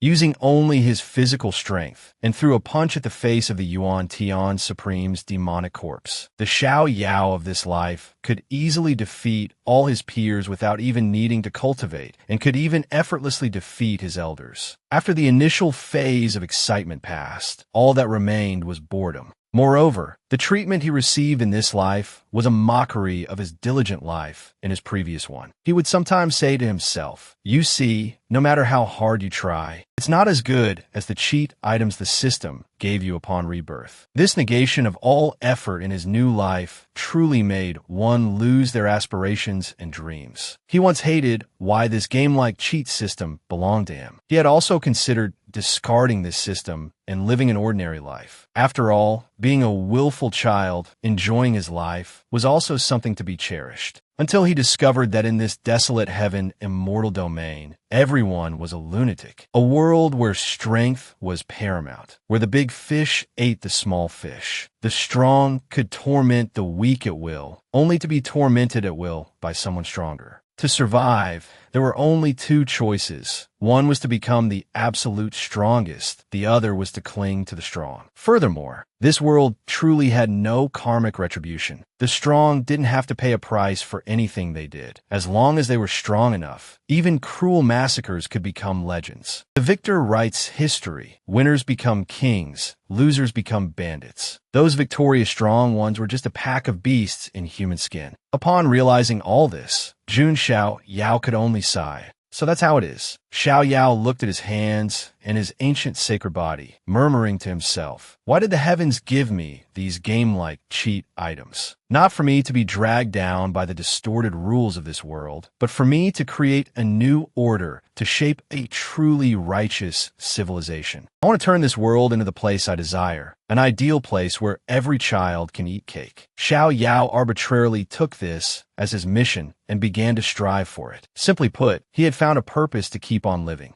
Jun Xiaoyao's fist and the Yuan Tian Supreme's demonic corpse's fist collided violently. Huge ripples once again spread out. Jun Xiao Yao and the Supreme Demonic Corpse were once again sent flying at the same time. The Yuan Tian Supreme's demonic corpse gritted its teeth, its eyes filled with determination. At its waist, an ancient talisman appeared, identical to the one Ji Xian had. These two talismans might be a pair, related to the lingering obsession within the Yuan Tian Supreme's demonic corpse. Yuan Tian Supreme, whether it was the stone tablet at the entrance of the secret realm, or the heroic spirits of soldiers as numerous as the stars in the sky, or the act of setting up 81 self-binding chains to suppress the obsession in his corpse, all pointed to this. Yuan Tian Supreme was the first opponent Jun Xiao Yao felt was worthy of respect since his rebirth. Yuan Tian Supreme was a hero of the desolate heaven immortal domain, and a hero should not have such a tragic end. I must let him be freed.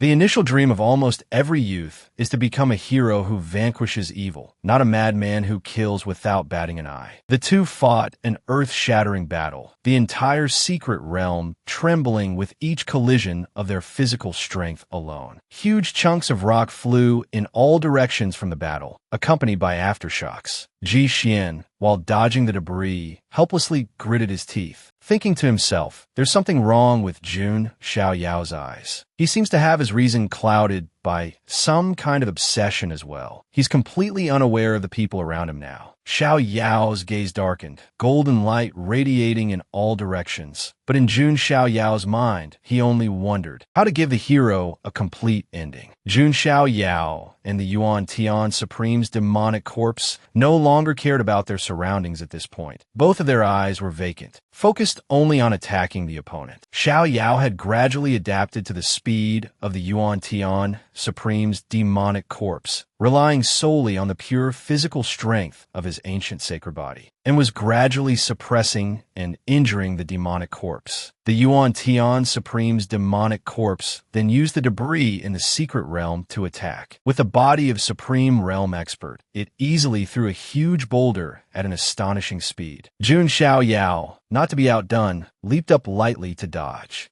However, with his mind clouded by obsession and focused only on the battle before him, Jun Xiao Yao didn't notice that his young aunt, Jiang Xingyi, was behind him, right in the path of the incoming attack. Facing this sudden attack, Jiang Xingyi was completely unprepared and could only watch helplessly as the boulder flew straight at her. Jun Wanjie, entrusted by Jun Xiao Yao to protect everyone, followed his orders and shielded Xingyi. Wan Jie gritted his teeth, unleashing the divine martial art, Eight Thunder's forbidden annihilation, using his full power to resist this pure physical force from the Supreme Realm. He resisted the force for less than a breath before fresh blood trickled from the corner of Jun Wan Jie's mouth. This is insane. I feel like my internal organs are about to shatter. Is this really just an attack using the pure physical strength of the Supreme Realm? In the end, Wan Jie managed to block the boulder, but the price was severe internal injuries. Jiang Xingyi, behind him, worriedly stepped forward to check on his condition.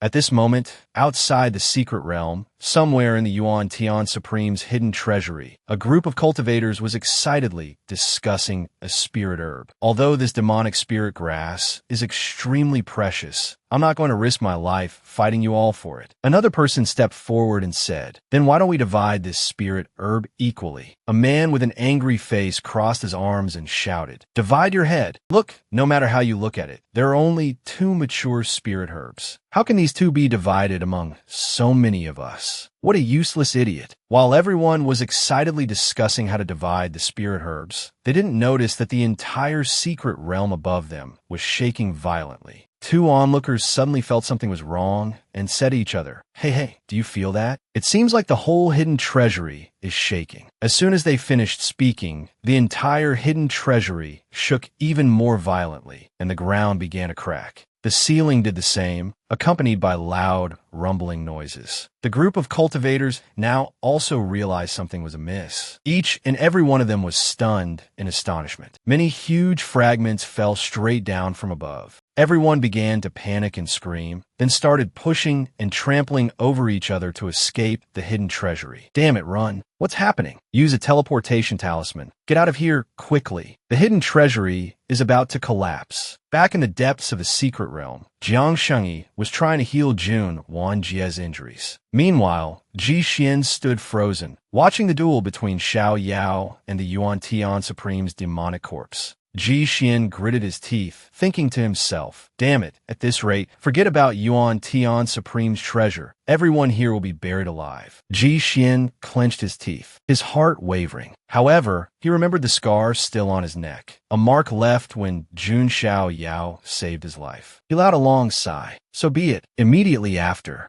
Ji Xian formed a seal with both hands in front of him, black and white spiritual light intertwining and converging. Ji Xian had finally made a decision, thinking to himself, perhaps the descendants of my Ji family are ultimately fated to be stepping stones for others. With a black and white spiritual light converged in front of Ji Xian, a fist-sized piece of black gold appeared. Seeing this object, Jiang Shengyi and Jun Wanjie were both extremely astonished, thinking to themselves, is that Samsara Dao gold? Samsara Dao gold, the metallic essence of the desolate heaven immortal domain, contains the power of the great Dao of Samsara and is the most precious treasure for forging divine artifacts. But what is Ji Xian taking out the Samsara Dao gold for? Ji Xian sat down, refining and absorbing the samsaric power within the Samsara Dao gold. Above, the two figures of Jun Xiao Yao and the Yuan Tian Supreme's demonic corpse were channeling their physical spiritual power, preparing to unleash a major move. The two immediately rushed at each other.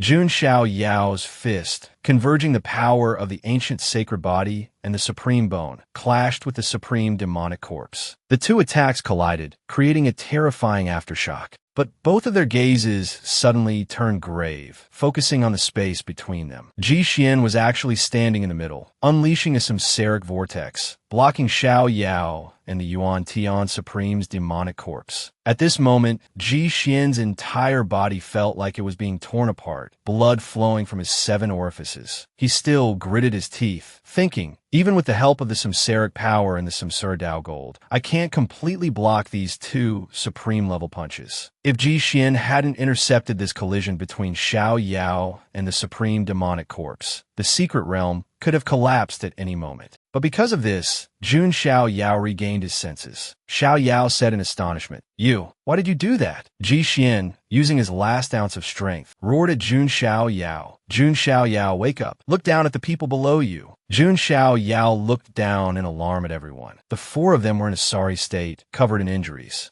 Ji Xian continued, right now, only you can deal with this Yuan Tian Supreme's demonic corpse. If you continue to be blinded by that obsession, everyone will die. The Yuan Tian Supreme's demonic corpse was held back for a moment. Gritting its teeth in anger, it retracted its hand and kicked Ji Xian, causing him to vomit blood in excruciating pain. Then he flew straight down, smashing into the ground. Ji Xian, having used all his strength to stop Xiao Yao and help him regain his senses, had no power left to resist this supreme-level demonic corpse. His face darkened, and he passed out. The supreme demonic corpse let out a sinister, triumphant laugh. Suddenly, a beam of golden light shot straight at the Yuan Tian Supreme's demonic corpse, startling it. Jun Xiao Yao had now also used his divine martial arts to fight the supreme demonic corpse. A single move of the art of war created thousands of phantom divine weapons, attacking the Yuan Tian Supreme's demonic corpse directly. Jun Xiao Yao attacked with a cold gaze, thinking to himself, I made a grave mistake. This is not a battle that requires fairness. The one fighting me is not the real Yuan Tian Supreme. It's just an empty shell possessed and controlled by the strange gray mist. The body of the Yuan Tian Supreme's demonic corpse rigidly took the art of war, but was not seriously injured, only suffering some superficial wounds. Without waiting for the Yuan Tian Supreme's demonic corpse to make any other move, familiar chains appeared before the astonished Supreme demonic corpse, its gaze stretching straight up to the sky. It was Jun Xiao Yao pointing to the sky, unleashing one of the 5 great divine arts, which was also Yuan Tian Supreme's signature divine martial art, the primal Emperor Dao sword. On another note, Jun Changjian had actually risked his life to rush into the center of the battlefield to save his lifelong rival, Ji Xian. Jun Changjian handed Ji Xian to Jiang Shengyi, saying, "This guy seems to still be alive, right?" But young Aunt Jiang Shengyi's eyes widened, exclaiming in shock, "He's actually still alive, but his 5 viscera and 6 bowels are all damaged. Even the bones of his hand are broken." Continuing with the previous plot point, Jun Xiao Yao's entire body shone with golden light, his blood and qi surging like a war god descending upon the world, unleashing one of the 5 great divine arts, which was also Yuan Tian Supreme's signature divine martial art, the primal Emperor Dao sword. And the supreme demonic corpse opposite him, upon seeing its own incredibly familiar divine martial art being performed before its eyes, was instantly stunned. Although its consciousness was incomplete, with only obsession remaining, to it, this was like an endless dream. The familiar feeling was bone deep, urging it to reach out. Just by feeling a little more, the supreme demonic corpse could simulate and remember. A surge of dark spiritual power radiated out. The supreme demonic corpse raised one hand to the sky, its entire body roiling with demonic intent and overflowing with killing intent. Its face darkened as it unleashed its own divine martial art, identical to Jun Xiao Yao's primal Emperor Dao sword. This demonic corpse could finally use Yuan Tian Supreme's divine martial arts. This was the worst possible situation. If it were any other prodigy at the Divine Bridge realm, or even the Unity realm, they would be instantly smashed into a bloody pulp. Only a monster like Jun Xiao Yao, who couldn't be measured by common sense, could contend with it. The supreme demonic corpse met force with force, using the same move to fight back. The 2 Dao swords clashed, creating a heaven-shaking, earth-shattering explosion.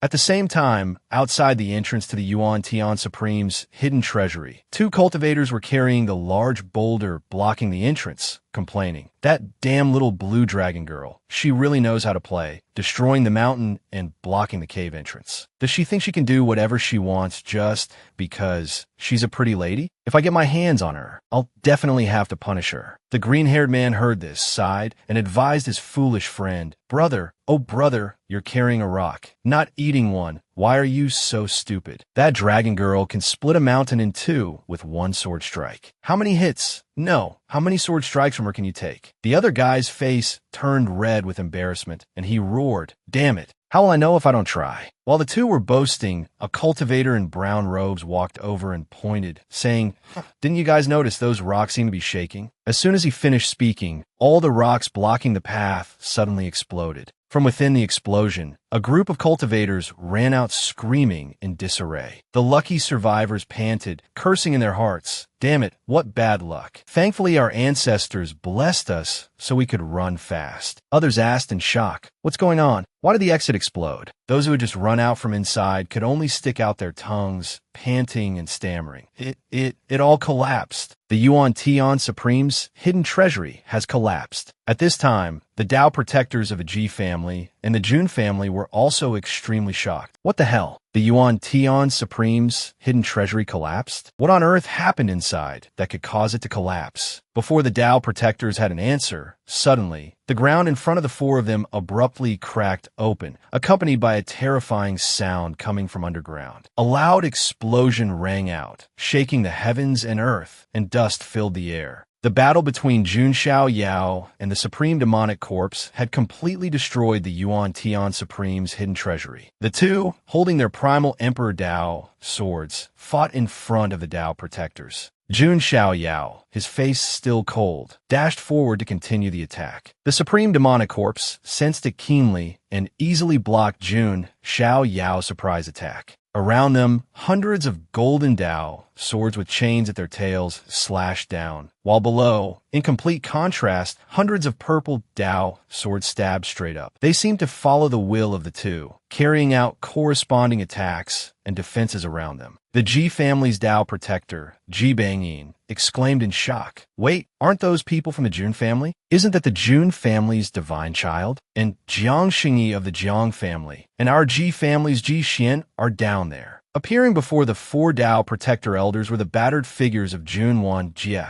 Jun Shuohuang, Jiang Shengyi, Jun Changjian, and Ji Xian, who had escaped together from the Yuan Tian Supreme's hidden treasury. The Jiang family's Tao protector judged with an extremely grave expression. But the demonic corpse fighting the Jun family's divine child, could it be the Yuan Tian Supreme's demonic corpse? As soon as he figured out the situation, the four of them simultaneously channeled their spiritual power, assuming a battle stance, and said, "This is bad. A supreme-level being is not something a prodigy at the Divine Bridge realm can fight against. We must quickly provide support." Suddenly, a golden spiritual energy flashed across the sky. A powerful golden shield appeared from the void in front of the four Tao Protector Elders, blocking their advance. The four were silent for a moment, then said in a shocked tone, "What just happened? Was that a direct transmission into our sea of consciousness?" The Jun family's Tao Protector Elder, his face grave and covered in cold sweat, explained, "It was cast by the Jun family's divine child's Tao Protector. That senior is warning us not to interfere." Ji Bangyin, drenched in sweat, asked again in disbelief, "What do you mean by that? Your Jun family wants to let a child, not even 10 years old, fight a supreme-level demonic corpse?" The Jun family's Tao Protector Elder also found this fact hard to believe and replied, "Because this is the order of that senior up there, we cannot interfere.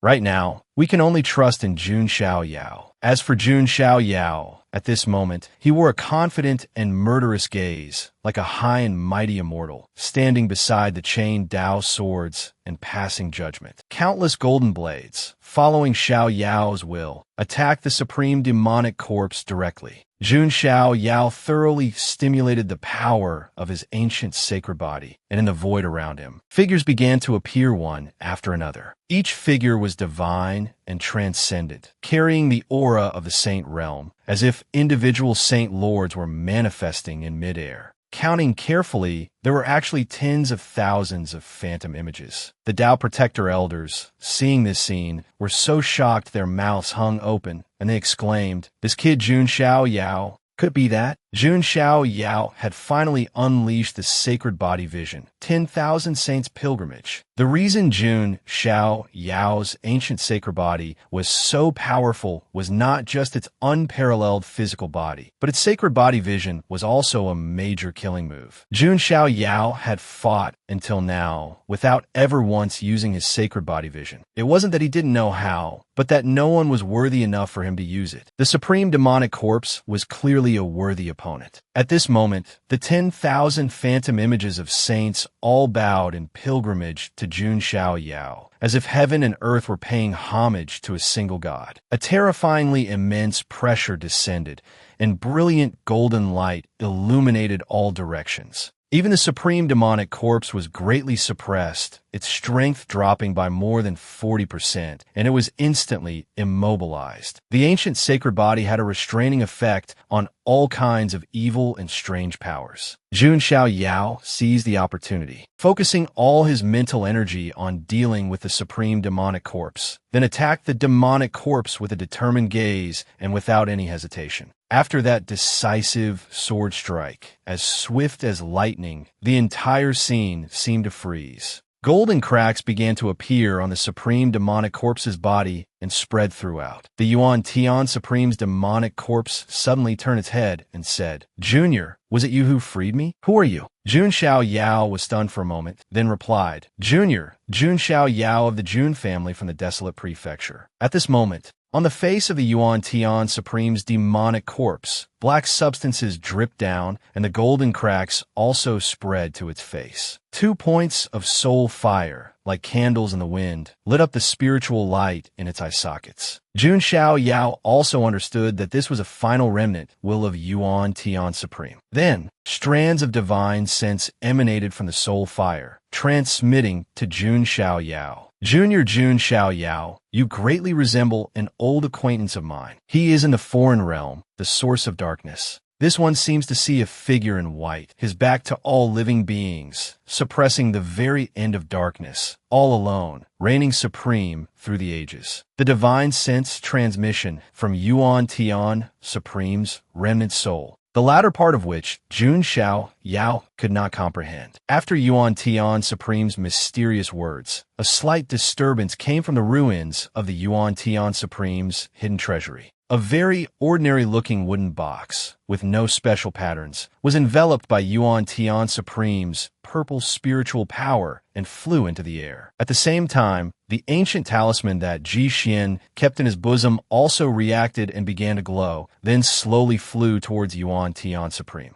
Yuan Tian Supreme's gaze was somber, looking at the wooden box and the ancient talisman in his hand with mixed emotions. Then he said to Jun Xiao Yao, "The center of your brow holds this one's inheritance of the primal Emperor Dao sword, which means you have rescued my soldiers. Take it. This is the opportunity you deserve." Following Yuan Tian Supreme's words, the wooden box and the ancient talisman flew towards Jun Xiao Yao simultaneously. Jun Xiao Yao bowed and received the wooden box and talisman with both hands. Yuan Tian Supreme continued to explain, "This item is currently only one half. The other half is in the lower realm. That ancient talisman represents her family, and it is also a token between her and me. If you have the heart, I hope Junior will be willing to look after her family a little." The transmission from Yuan Tian Supreme's remnant soul was intermittent, like a candle in the wind, unable to hold on for much longer. Jun Xiao Yao tried to commit every word to memory, but he also had a sudden realization. Why was it that when Ji Xian held the ancient talisman, those demonic corpses did not attack him? It turned out that the ancient talisman was a token from Yuan Tian Supreme's Dao Companion, and that Dao Companion still had family remaining in the lower realm. The cracks on Yuan Tian Supreme's body grew denser, and the cracking sound became more frequent. At the final moment,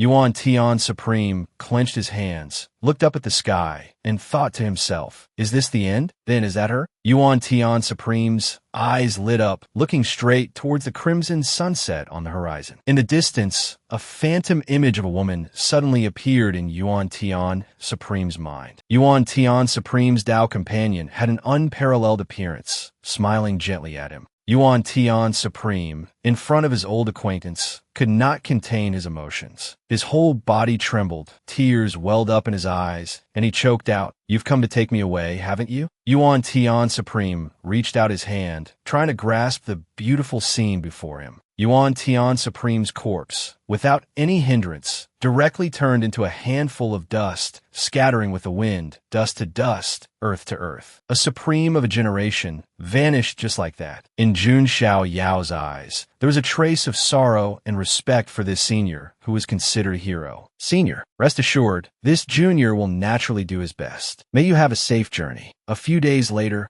in South Heaven City, in the bustling market, the crowd was abuzz with discussion. Hey, did you see? That day, the divine child of the Jun family used the Origin Emperor Dao sword to seal and destroy the demonic corpse of the Origin Great Emperor. Really? Let me tell you, this is now the era of the Jun family's divine child. I also heard that the Jun family's divine child even has the nine-headed lion as a mount, raising it like a pet. How amazing is that? Haha. I wonder if the Jun family's divine child needs another pet. Looking at that treatment, I could do it too, hee. Ha ha ha. A coward like you wants to be the Jun family's pet? That's hilarious. Hearing the discussions that praised the Jun family's divine child to the heavens, one person could no longer bear it, and forcefully crushed the teacup in his hand. Xiao Chen's face was grim, his eyes filled with hatred, thinking to himself, Jun Xiaoyao, why is everyone talking about him? I swear, I will make you bastard from the Jun family pay a terrible price. The killing intent emanating from Xiao Chen was felt by the other cultivators, who pointed and whispered, "What is this dangerous guy up to? He looks so sinister." The scene changes to the forest outside South Heaven City. Xiao Chen opened his mouth and asked the Azure Dragon Master, "Ancestor, we've lost the dragon bone. What should we do now?" Without the dragon bone, Xiao Chen's Azure Sky Dragon transformation art cannot advance another step, and his strength cannot improve. The Azure Dragon Master sighed and replied, "The Jun family is not to be provoked right now." Hearing the Azure Dragon Master's words, Xiao Chen said nothing for the rest of the journey. The Azure Dragon Master thought to himself, if they continue to get entangled with the Jun family, Xiao Chen might develop a mental demon towards that Jun Xiaoyao.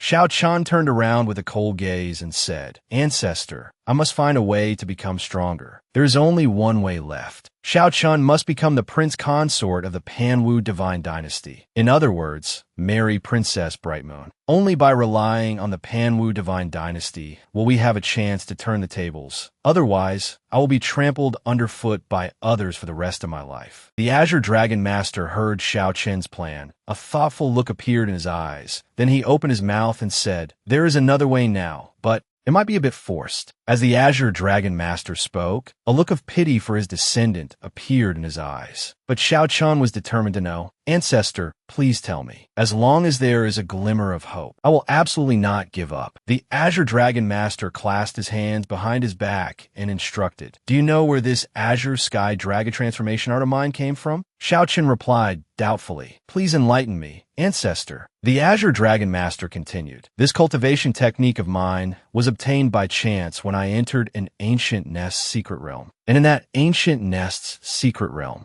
it's very likely that an ancient freak from the ancestral dragon nest is sealed." Xiao Chun touched his chin, recalling what Long Beachy had once said. Who do you think is the true heir of the Azure Sky Dragon transformation art? He guessed to himself, a monster from the ancestral dragon nest, ancient times, an ancient freak? After speculating, Xiao Chun suddenly exclaimed, "Then, could he be a descendant of the ancient Dragon Supreme?" The Azure Dragon Master nodded and explained, "Exactly. There are some prodigies who, in their own era, for various reasons, sealed themselves in immortal sources or divine sources, waiting for a future era with an opportunity to attain the Tao. Then they would re-enter the world. These kinds of prodigies are called ancient freaks. Each one is terrifying to the extreme, capable of sweeping through their own era. Those who sealed themselves for a few epochs are still manageable. The gap with current prodigies isn't too large. But if it's an ancient freak who has sealed themselves for over 10 epochs, or even over 100 epochs, then it's too terrifying. They cannot be measured by common sense. The ancient freak sealed in that ancient nest has an extremely shocking background and identity. There, you might be able to discover the supreme blood of the Azure Dragon lineage. With that supreme blood, your Azure Sky Dragon transformation art still has a chance to reach great completion. Of course, you must be extremely careful. If you disturb that ancient freak, I'm afraid the entire desolate heaven immortal domain will be shaken. Among the young prodigies of the immortal domain, perhaps no one can defeat that ancient freak." At the same time, in a grand hall in South Heaven City, Jiang Xingyi gazed into the distance, lost in thought. Can I really not do anything? This time, adventuring with Jun Xiaoyao and the others by chance, I felt very happy. But if I were alone,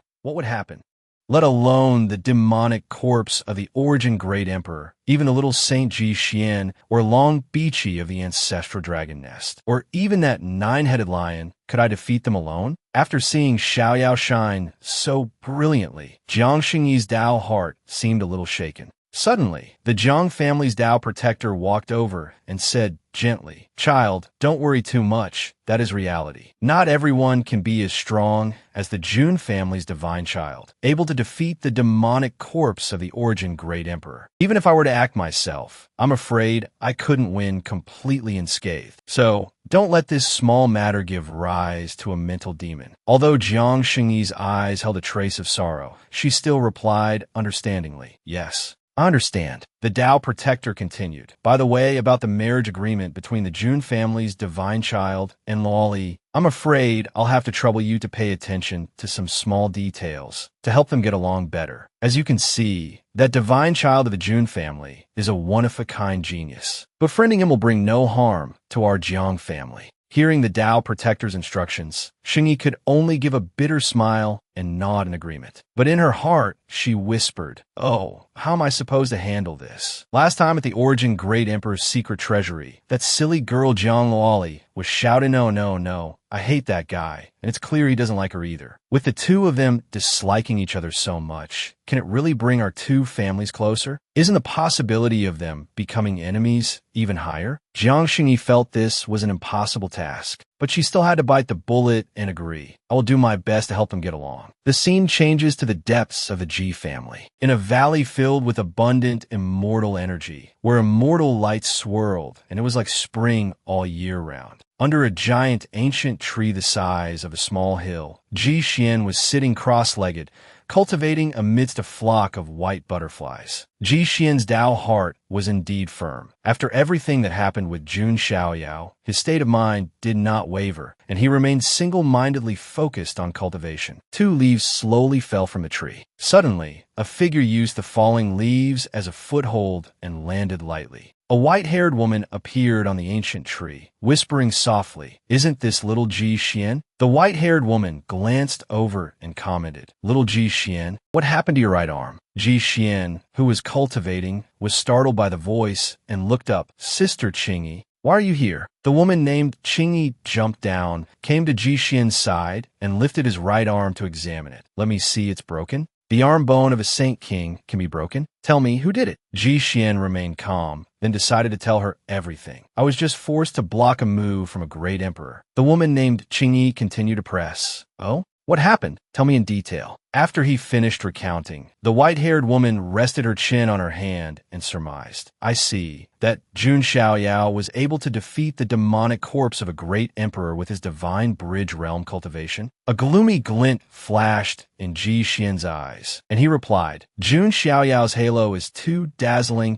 It puts all prodigies like us to shame." The white-haired woman replied with interest, "I see. In the end, he could be considered to have saved your life. If I have the chance, I will pay a visit to this divine child of the Jun family." This white-haired woman was none other than Ji Qingyi, the most outstanding heaven's chosen daughter of the current Ji family, and also the saintess of one of the immortal orthodoxies of the 9 heavens immortal domain, the human immortal sect. This woman held a dual identity, being both the pride of the Ji family and the saintess of the human immortal sect, which made Ji Qingyi's status in the Ji family extremely transcendent. At the same time, at the Jun family's heavenly emperor palace in the desolate province, Jun Xiaoyao sat cross-legged before a wooden box gifted by the Origin Great Emperor, thinking smugly, "Ever since I was reincarnated into this world, my luck has always been very good. So this time, I will definitely be able to get the best treasure from the Origin Great Emperor's wooden box." Xiaoyao then clasped his hands together, sincerely praying for good luck, took a breath, and thought, here it comes, the exciting moment of unboxing. Jun Xiaoyao reached out and slowly opened the wooden box.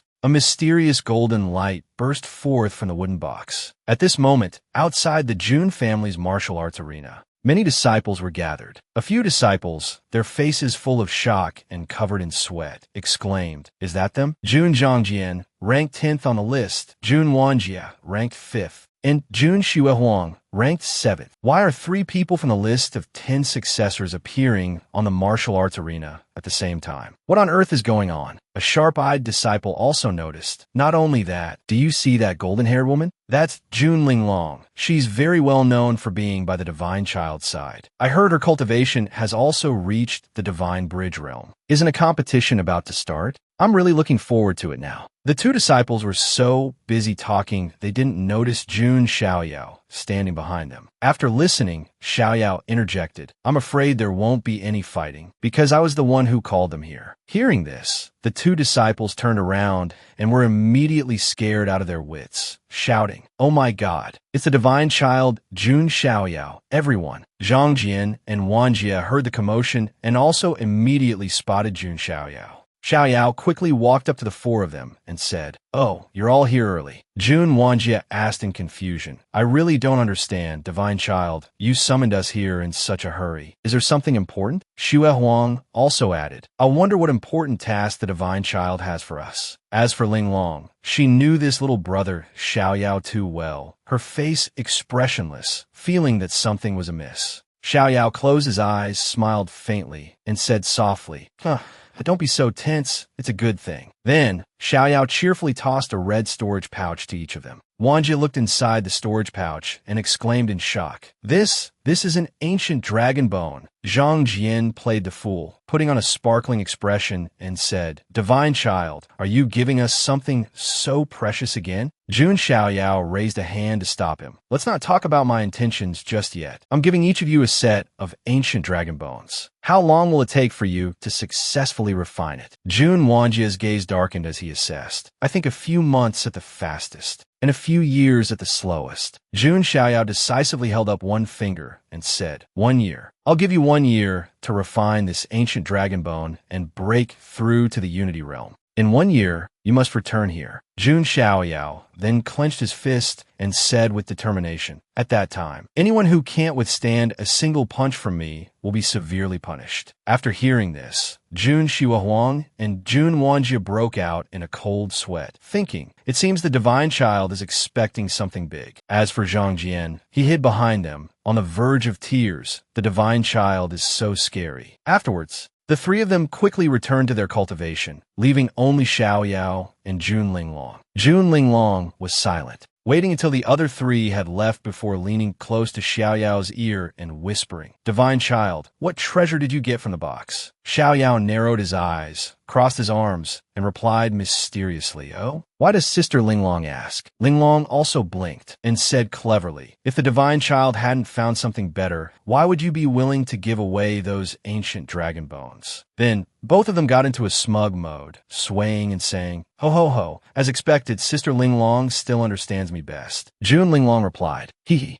That's because I've known since we were little that the divine child is a cheapskate." Xiao Yao then said to Linglong seriously, "What I got from the wooden box will be a secret for now. When the time is right, Sister Linglong will naturally know what it is." "Ah, let me ask you something. Does our Jun family treasury have immortal sources?" Jun Linglong replied, "Immortal sources? Those are extremely rare. As far as I know, even our Jun family doesn't have many." After hearing this, Xiao Yao happily rubbed his chin and replied, "So there are some, right?" Hearing this, Jun Linglong thought to herself, "I guess those are about to disappear." In a cave dwelling rich with spiritual energy, with a giant green tree at its center. This was the depths of the Azure Dragon clan of the ancestral dragon nest. An old man was raising his hand to perform a divination. The gaze of this Azure Dragon elder immediately became solemn, followed by a series of hand seals, as smooth as flowing water and drifting clouds, seemingly able to command water arts at any time. The Azure Dragon elder immediately shouted, "Someone, come see me at once." A young dragonkin with small horns just sprouting on his head quickly appeared, replying, "This junior is here. What are the elder's orders?" The elder's voice was joyful yet urgent. "Haha.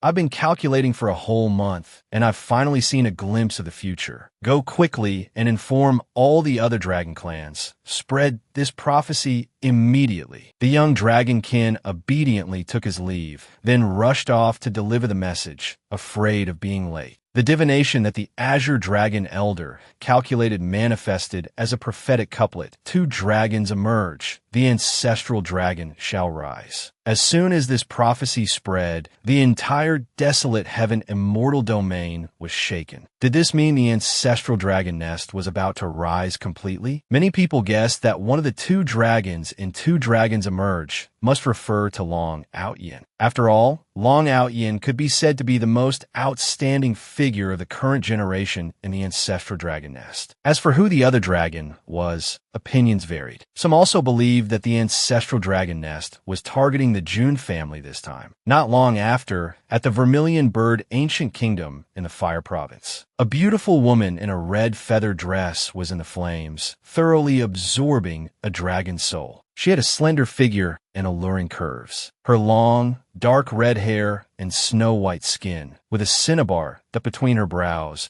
made her face even more enchantingly beautiful and captivating. This woman is the Baiyuer of you fellow Taoists. She looked into the distance, assessing the rumor. Two dragons emerge. The ancestral dragon shall rise, causing such a big commotion. Who knows if it's reliable? Especially since not long ago, a descendant of the Azure Dragon Ancient Kingdom was in the Origin Great Emperor's secret treasury and heavily injured Long Beachy of the ancestral dragon nest, making it hard for her to recover. As Baiyuer spoke, she circulated her own spiritual energy. Around her, the Vermilion Bird Divine Fire and the Azure Dragon's aura intertwined and flowed, and her aura was also stronger than before. Baiyuer struck forward with a move that looked gentle, but its power was astonishing. The divine fire swept through like a flood, incinerating everything in its path. Even a small mountain was pierced with a large hole, and the ground was burned into crimson lava, radiating terrifying heat. The little maid beside her had sparkling eyes, saying with admiration, "Your Highness the Princess, has your cultivation broken through to the Unity Realm?"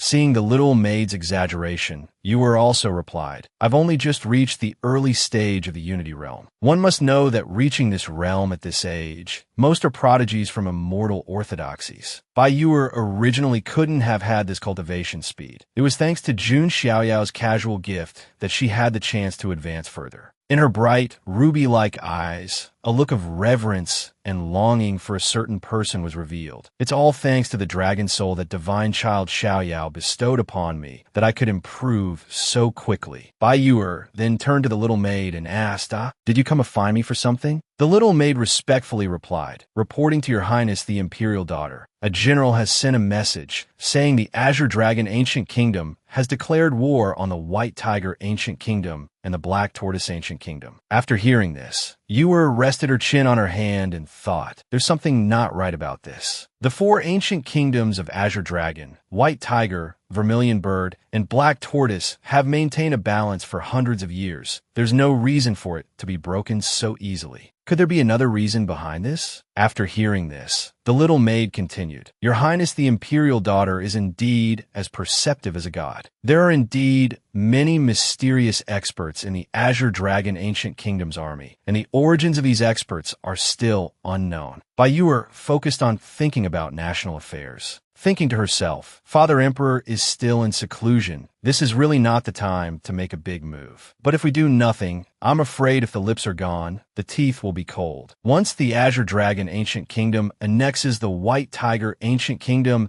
and the Black Tortoise Ancient Kingdom, our Vermilion Bird Ancient Kingdom will surely be in great peril. There's no time to hesitate now." Yuer then made up her mind and gave an order, "Relay my verbal command. Summon all generals to the court for a discussion. We must ally with the White Tiger Ancient Kingdom and the Black Tortoise Ancient Kingdom to resist the Azure Dragon Ancient Kingdom." The little maid clasped her hands in a salute and took her leave, quickly departing. Yuer, her heart full of worry, looked into the distance. Yuer took out the jade slip that Xiaoyao had given her before, biting her lip, finding it hard to decide. At the same time, at the Jun family's heavenly emperor palace, Jun Linglong closed her eyes, a look of helplessness on her face. Our little brother pouted and whined, "I'm so conflicted, I want to back out again. But it would be so nice to have bone-stewed mushroom soup, stir-fried beef with celery, sweet and sour salad, 5-spice spare ribs, spicy and sour duck blood jelly, chili-soaked squid, spicy fried crab, shredded rabbit meat, salt and pepper duck tongues, and super spicy chicken meatballs." Jun Linglong's face was full of bewilderment as she exclaimed, "What the heck?" But faced with little brother Xiaoyao's ultimate whining technique, Linglong could only sweat and reluctantly agree.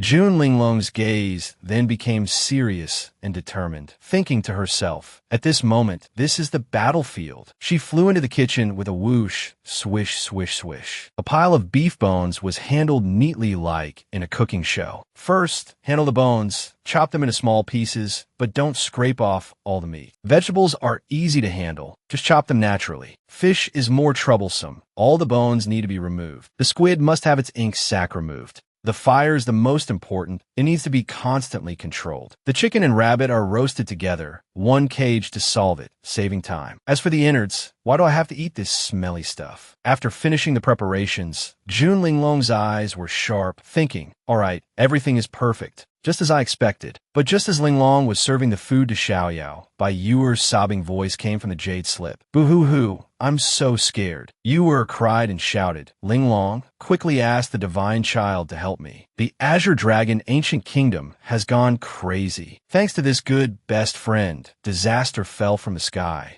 Linglong was startled and slipped. And so, with a cry of "ah," all the elaborately prepared dishes fell to the ground. Jun Linglong sprawled on the floor, a look of utter despair on her face, and replied, "I know." Hearing this voice tinged with resentment, Yuer was overjoyed because Jun Linglong's 7-aperture exquisite heart had never broken a promise. The scene changes to the Gold Province, inside the imperial palace of the White Tiger Ancient Kingdom. The main hall of the White Tiger Ancient Kingdom was now a pile of ruins, shrouded in the smoke of war, with bloodstains everywhere and only a few guards remaining. After a loud explosion, the main gate of the White Tiger Ancient Kingdom's imperial palace was shattered. Inside, three men with extremely ugly expressions exclaimed in shock, "Damn it, they're here!" Along with the sound of the gate breaking, which demonstrated their mighty power, came the sound of rushing footsteps pouring in. Leading them was a man in a green robe, and behind him were many people in black robes that covered their entire bodies, wearing strange masks. The man in the green robe leading the group was the Azure Dragon King, his cultivation also at the Saint Realm. He laughed smugly. "Ha, my two friends, long time no see." The White Tiger King and the Black Tortoise King as well. At this moment, the White Tiger King and the Black Tortoise King's faces were slightly pale, both of them gritting their teeth, their hearts full of resentment. Clearly, they had both been through a great battle and were not lightly injured. They were both at the Saint Realm cultivation level, but now they were both wounded with lingering fear in their eyes. Although their cultivation was on par with the Azure Dragon King at the Saint Realm, the Black Tortoise King glanced at the group of black-robed people, guessing to himself, who on earth are these black-robed people behind him? In the previous great battle, it was because of these people and the Azure Dragon King that we were heavily injured and the armies of our two kingdoms were routed. How hateful! The White Tiger King and the Black Tortoise King could only suppress the resentment in their hearts, not daring to act out to avoid their entire army being annihilated. As for the Azure Dragon King, he still maintained the attitude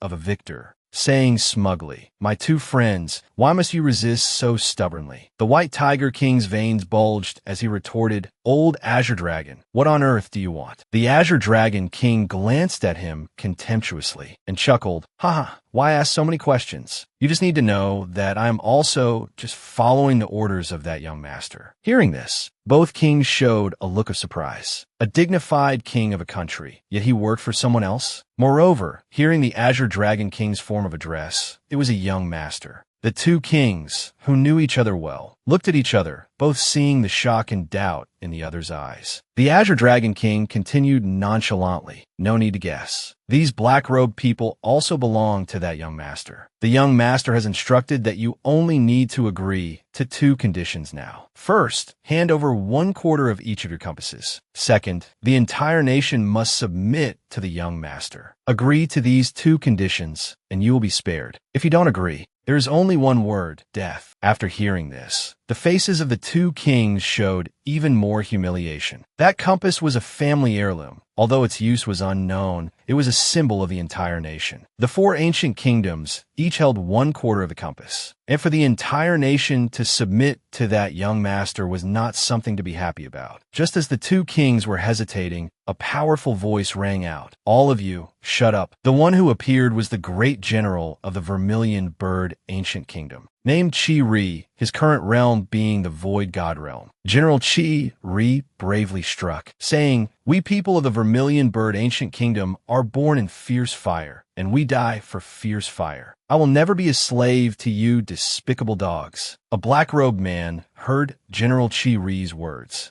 sneered contemptuously, and stepped forward to block General Chi-Ri's move. General Chi-Ri clenched his fists, his eyes resolute, pouring all his strength, determination, and the will of fire into his fist, attacking the black-robed man. But that black-robed man only saw the valiant general before him as a mischievous child. He sneered, and with one strike, pierced through General Chi-Ri's chest. General Chi-Ri's eyes were filled with unwillingness, as fresh blood continuously poured from his mouth. The White Tiger King and the Black Tortoise King both cried out General Chi-Ri's name in alarm. As for the black-robed man, he laughed contemptuously. Then he easily tore General Red Sun's body in two. The flesh and blood of a general splattered everywhere. In the eyes of the White Tiger Lord and the Black Tortoise Lord, fear grew even stronger, and they lost all will to fight. Looking down from above, one could easily see that a single mysterious man in black was enough to suppress the morale of the two kingdom lords. The entire crowd witnessing this scene immediately fell silent. The Azure Dragon Lord, with his despicable expression, shouted loudly, well, brothers, do you also want to be like him, dying for some damn will of fire?" Not long after, in the Vermilion Bird Ancient Kingdom, Bai Yuerer, unable to contain her anger, slammed her fist on the table. "Damn you, Azure Dragon Ancient Kingdom. They've gone too far. The little maidservant was astonished, her mouth agape and her eyes wide like a frog's, exclaiming, "Your Highness, be careful with your hand." Bayuera took a deep breath, regained her composure, thinking to herself, "Calm down. Getting angry in this situation is useless. The urgent matter is to find out who is manipulating the Azure Dragon ancient kingdom from behind." Just as Bayuera was lost in thought, a hand lifted her injured one. Thinking it was the little maidservant, said casually, "This small wound is nothing. In a moment it will." Before she could finish, their eyes met. Bayuera and Jun Linglong gazed at each other intently. Bayuera's face flushed red with embarrassment, and she stammered, Linglong, why are you here?" Jun Linglong, full of questions, replied, "What are you surprised about? Didn't you call for me?" Bayuera's expression turned to joy, and she hugged her savior tightly. "Linglong, it's so good that you're here." As for Linglong, she froze, just managing an in response. After calming down, Bayuera turned to Linglong and asked clearly, "Did you come alone, Linglong?" Linglong quickly replied, "I originally intended to come alone, but no." As Linglong spoke, she glanced behind her. A male figure approached Bayuera. Bayuera asked curiously, "Who is this young master?" Linglong explained, "This is young master Jun Changjian, ranked 10th in the Jun family succession list. He can barely be considered a subordinate of the divine child Jun Xiaoyao." Hearing Jun Linglong's introduction of him, Changjian was stunned and blurted out, "Just barely? Ha!" As for Bayuera, her face lit up with joy upon hearing this. "This young master is on the Jun family succession list? Does that mean the divine child Xiaoyao has agreed to help our vermilion bird ancient kingdom?" Changjian stepped forward and replied, "The divine child is in secluded cultivation, so he is not yet aware of this matter. But since your vermilion bird ancient kingdom has submitted to the young master, how can we let others bully you? Miss Bayuera, please tell us the current situation in detail." The scene shifts to the Azure Dragon ancient kingdom, in a luxurious part of the Azure Dragon Palace's Grand Hall. At this moment, the Azure Dragon Lord was presenting on a tray the 2 compass fragments seized from the White Tiger Lord and the Black Tortoise Lord. In the hall, many dancing girls were performing with graceful postures. At the very top was a large bed with curtains drawn, through which a figure could be vaguely seen, judged by its silhouette to be a man. The Azure Dragon Lord, with a somewhat respectful tone, reported, "Young master, the item you required has been obtained." From behind the curtain, a man resting his chin on his hand said, "Very good." This mysterious young master extended a powerful hand, his 5 fingers spread open, and immediately pulled the 2 compass fragments from a distance, causing them to float in midair. The 2 compass fragments slowly flew towards the curtain and went inside. The mysterious young master took the 2 compass fragments and thought smugly to himself, "Very good, Lord, you have not disappointed this marquis. With this, plus the compass fragment you offered me, I now have 3 pieces. Next is only the final piece from the vermilion bird ancient kingdom. Once I've gathered all 4 compass fragments to form the complete bronze compass, I might be able to find traces of the bronze immortal hall. If successful, this marquis will obtain a great opportunity, and then I will be 10/10 certain of marrying Yu Huaiyue, after which I will enter the Panwu mausoleum to seize its opportunities and gradually take control of the Panwu divine dynasty. This marquis will naturally be able to tread upon the 9 heavens and 10 earths,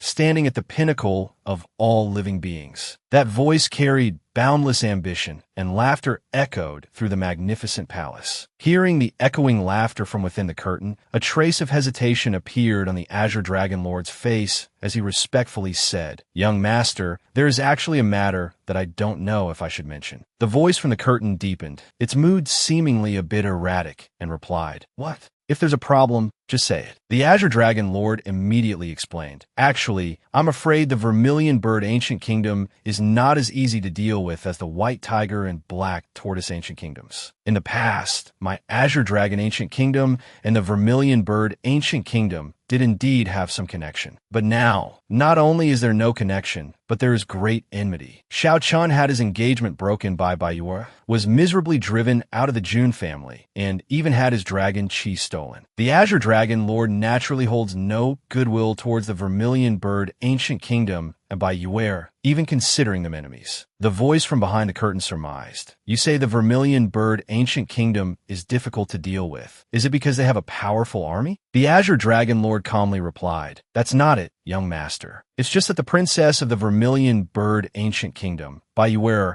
seems to have some relationship with the Jun family's divine child. The voice from behind the curtain also carried a hint of hesitation and confusion, blurting out, the Jun family's divine child? The Jun Xiaoyao who shook the immortal domain in the secret trove of supreme Yuan Tian? Nowadays in the desolate heaven immortal domain, there may not be many who have met Jun Xiaoyao, but there are definitely not a few who have heard of him. The Azure Dragon Lord quickly replied, Yes, young master. It is him. The young master, with one arm around a beauty and the other propping up his chin, gave a faint smile. What kind of strange business is this? He is the dignified divine child of the Jun family, head of the imperial 3 families. Surely he wouldn't care about a stagnant pond like the Vermilion Bird Ancient Kingdom. And the rumor that he has his eyes on the princess of this small kingdom is even more baseless. But even if that Jun Xiaoyao really likes Princess Yue, do you think this marquis would be afraid of that little brat named Jun Xiaoyao? The Azure Dragon Lord clasped his hands and bowed, fawning. I was just reminding the young master. The young master is a great figure among the prodigies, destined to stand at the peak of the immortal domain, looking down on all living beings. The young master glanced smugly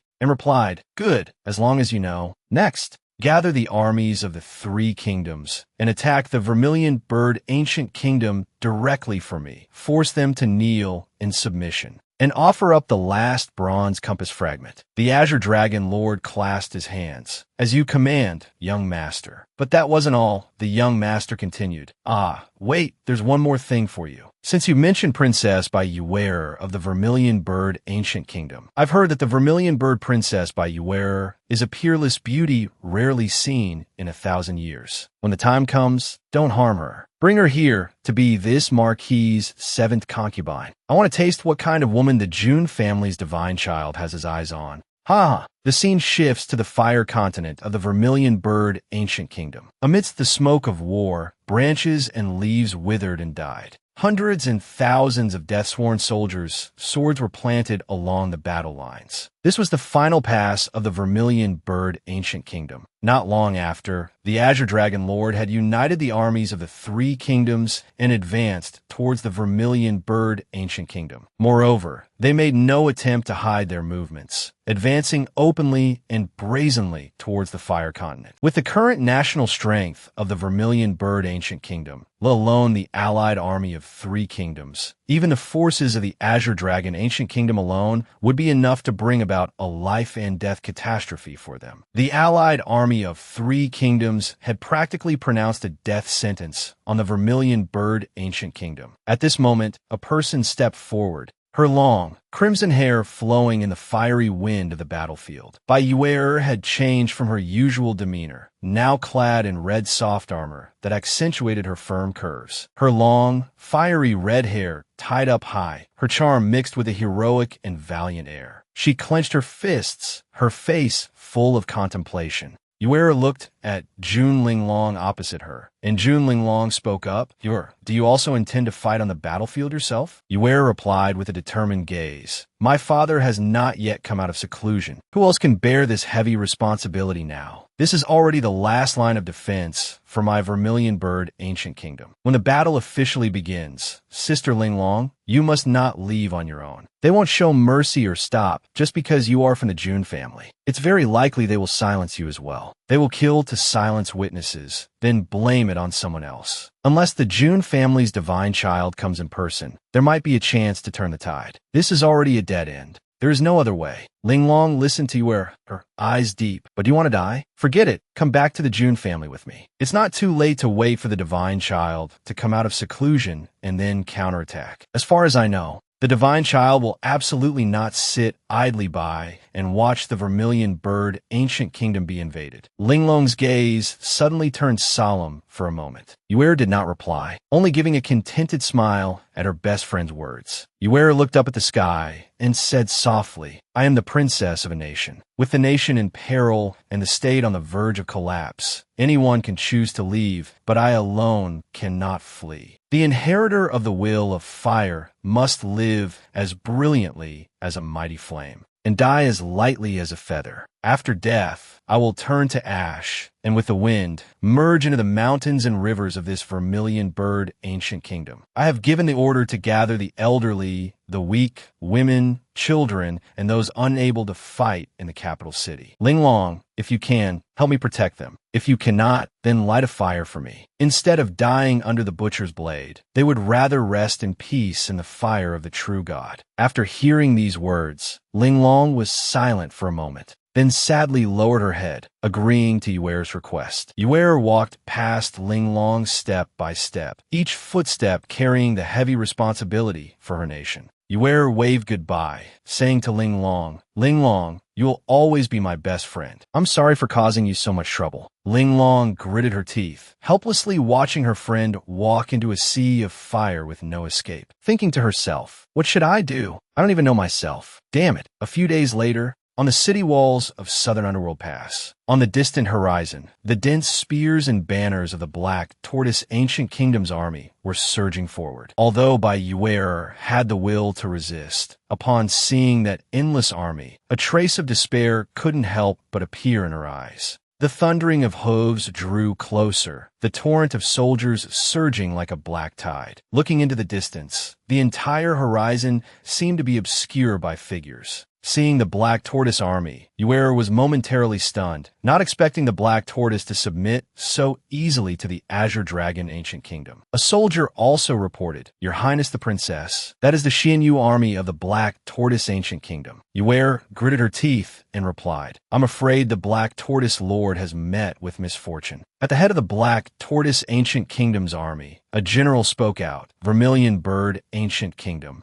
I am Grand General Xian Yi of the Black Tortoise Ancient Kingdom. I'll give you a piece of advice. Lay down your weapons and surrender, and you can still avoid a meaningless slaughter." Yuera stood on the city wall and shouted back, "General Xian Yi, you should know that we are allies. Why have you submitted to the Azure Dragon Ancient Kingdom? What kind of virtue is this?" This was also her biggest question. As one of the four great ancient kingdoms, even in defeat, they shouldn't have submitted so easily and completely. The general of the Black Tortoise Ancient Kingdom snorted coldly. "We submitted to the young master. The young master's identity and background are not for the likes of you to know." A fire ignited in Yuera's eyes, and she heroically declared to the entire army, "People of my fire nation, born of the mighty flame, we shall also die in the mighty flame. The will of fire is indestructible. The vermilion bird's flame will never be extinguished." Hearing Yuera's words, the entire army, as if injected with a shot of adrenaline, their fighting spirits soaring, chanted, "The divine vermilion bird's flame is indestructible. Life and death with the will of fire." Seeing this momentum, General Xian Yi hesitated for a moment, but suddenly a voice transmission sounded in his ear. "General Xian Yi, what are you still hesitating for? Could it be that the Vermilion Bird Ancient Kingdom is more important than the life of the Black Tortoise Lord?" Under the threat of that voice, General Xian Yi could only grit his teeth and reluctantly obey. General Xian Yi raised the treasured sword in his hand and gave the order, "Black Tortoise Army, hear my command." On Yuera's side, atop the city tower, she also signaled for the Vermilion Bird Army to prepare for battle. Following the signal to attack, the two armies clashed, beginning a bloody slaughter, and the entire battlefield descended into chaos. The scene shifts to the heavenly Emperor Palace of the Jun family. An extremely powerful aura spread through the air, and a golden immortal mist emanated, making people feel as if a supreme true immortal was sitting in meditation within the heavenly Emperor Palace. Suddenly, a golden beam of light shot straight into the sky. At the center of the light beam, a figure was vaguely visible, looking quite cool, but young man, you've wrecked the house a bit too early. A palace in the Heavenly Emperor Palace just had a large hole punched through it, with rubble and dust flying everywhere. Looking down from above, in the middle of the Heavenly Emperor Palace's grand hall, a male figure faintly appeared, rushing towards the main gate. Our young man, Jun Xiaoyao, has finally come out of seclusion. Jun Xiaoyao generally rarely goes into seclusion, but whenever he does, his entire being will undergo a heaven-shaking, earth-shattering change upon emerging. The young man wiped his nose with his hand and said smugly, "Huh, is that all?" But then came his bored, narcissistic expression after 2 years of self-isolation. Brothers, your Jun Xiaoyao is finally 12 years old. Jun Xiaoyao was extremely annoyed from not being able to eat delicacies for 2 years in seclusion. Xiaoyao ran outside and shouted, "I want to eat shiitake mushroom and rib soup, fish cooked with celery, hand-shredded beef, 5-spice ribs, hot and sour duck blood, braised squid with pepper, spicy crab meat rolls." Xiaoyao said too much, so let's just list a few dishes, brothers. In the distance, a flash of lightning appeared, and the figure of Jun Wanjie appeared with it. Jun Wanjie respectfully knelt to pay his respects to the divine child. Afterward, he and Xua Huang congratulated Jun Xiaoyao together. Congratulations to the divine child on successfully emerging from seclusion. Jun Xiaoyao, seeing only Xua Huang and Wanjie, was quite surprised and observed them. Then he looked at Wanjie and asked, "Why is it just the two of you? Where are the others? Still in seclusion? Remember the bet about taking a punch from me?" Jun Xua Huang and Jun Wanjie then chattered on, recounting what had happened in the Vermilion Bird ancient kingdom 2 months ago. After hearing the whole story, a dark,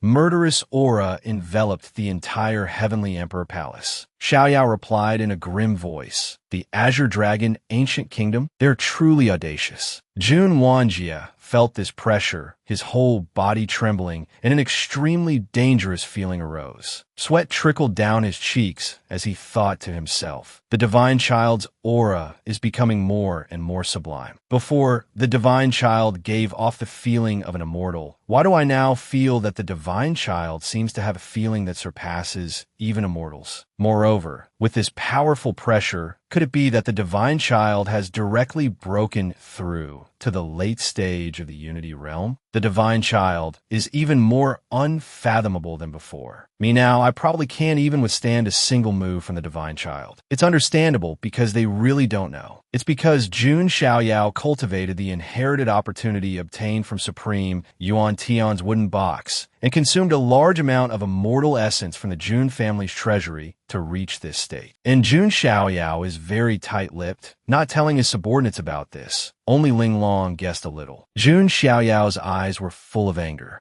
His hands gathered a golden light between his dantian. Immediately after, a glittering golden token appeared. Back to the story. Jun Xiaoyao handed the golden token to Wanjie. Wanjie's eyes widened in shock, thinking to himself, this is the divine child token, a symbol of Jun Xiaoyao's status as the divine child. Jun Xiaoyao pointed upwards and continued casually, each of you hold a divine child token. From the 4 guards of wind, forest, fire, and mountain, mobilize 100,000 men from each guard. Then, head straight for the Vermilion Bird ancient kingdom. I want to see who is so audacious as to dare touch my Jun Xiaoyao's people. Not long after, at the back mountain of the Jun family. Under the sunset of that day, 2 figures stood on the mountaintop, looking into the distance and talking. The 4 guards of wind, forest, fire, and mountain. Jun Xuehuang held the divine child token, deep in thought. Although I'm a member of the Jun family, this is still the first time I've had contact with our family's army. Jun Wanjie beside her also replied with a bitter smile. I'm the same as you. The 4 guards of wind, forest, fire, and mountain are an extremely powerful force of the Jun family. They're the Wind Shadow Guard, the Imperial Forest Guard, the Fire Cavalry Guard, and the Mountain God Guard. These 4 guards of wind, forest, fire, and mountain are not the only military force of the Jun family, but they are one of the very famous armies. The 4 guards of wind, forest, fire, and mountain help the Jun family suppress rebellious forces in all 4 directions and protect the Jun family's Taoist continents. Wherever they go, it's like a steel torrent, unstoppable. In these four armies, the weakest soldier has a cultivation of a nirvana realm, and there are countless experts in the heaven-connecting realm and even the divine fire realm. An ordinary prodigy of the Jun family absolutely cannot mobilize the four guards. Even if a prodigy from the 10-person succession list wanted to mobilize them, they would need to go through some procedures, and the number mobilized could not be too large. Only Jun Xiaoyao has the qualification to arbitrarily mobilize the four guards of wind, forest, fire, and mountain, with no limit on numbers, no conditions, just by presenting the divine child token. Jun Wanjie then fell into deep thought, glanced at Xue Huang, and said, "Now that these four guards of wind, forest, fire, and mountain are under our command, it's truly unbelievable." Jun Xue Huang clenched her fist and replied, "Then what do you think of the divine child's decision, Brother Wanjie?" Wanjie immediately replied, "I'm not sure either.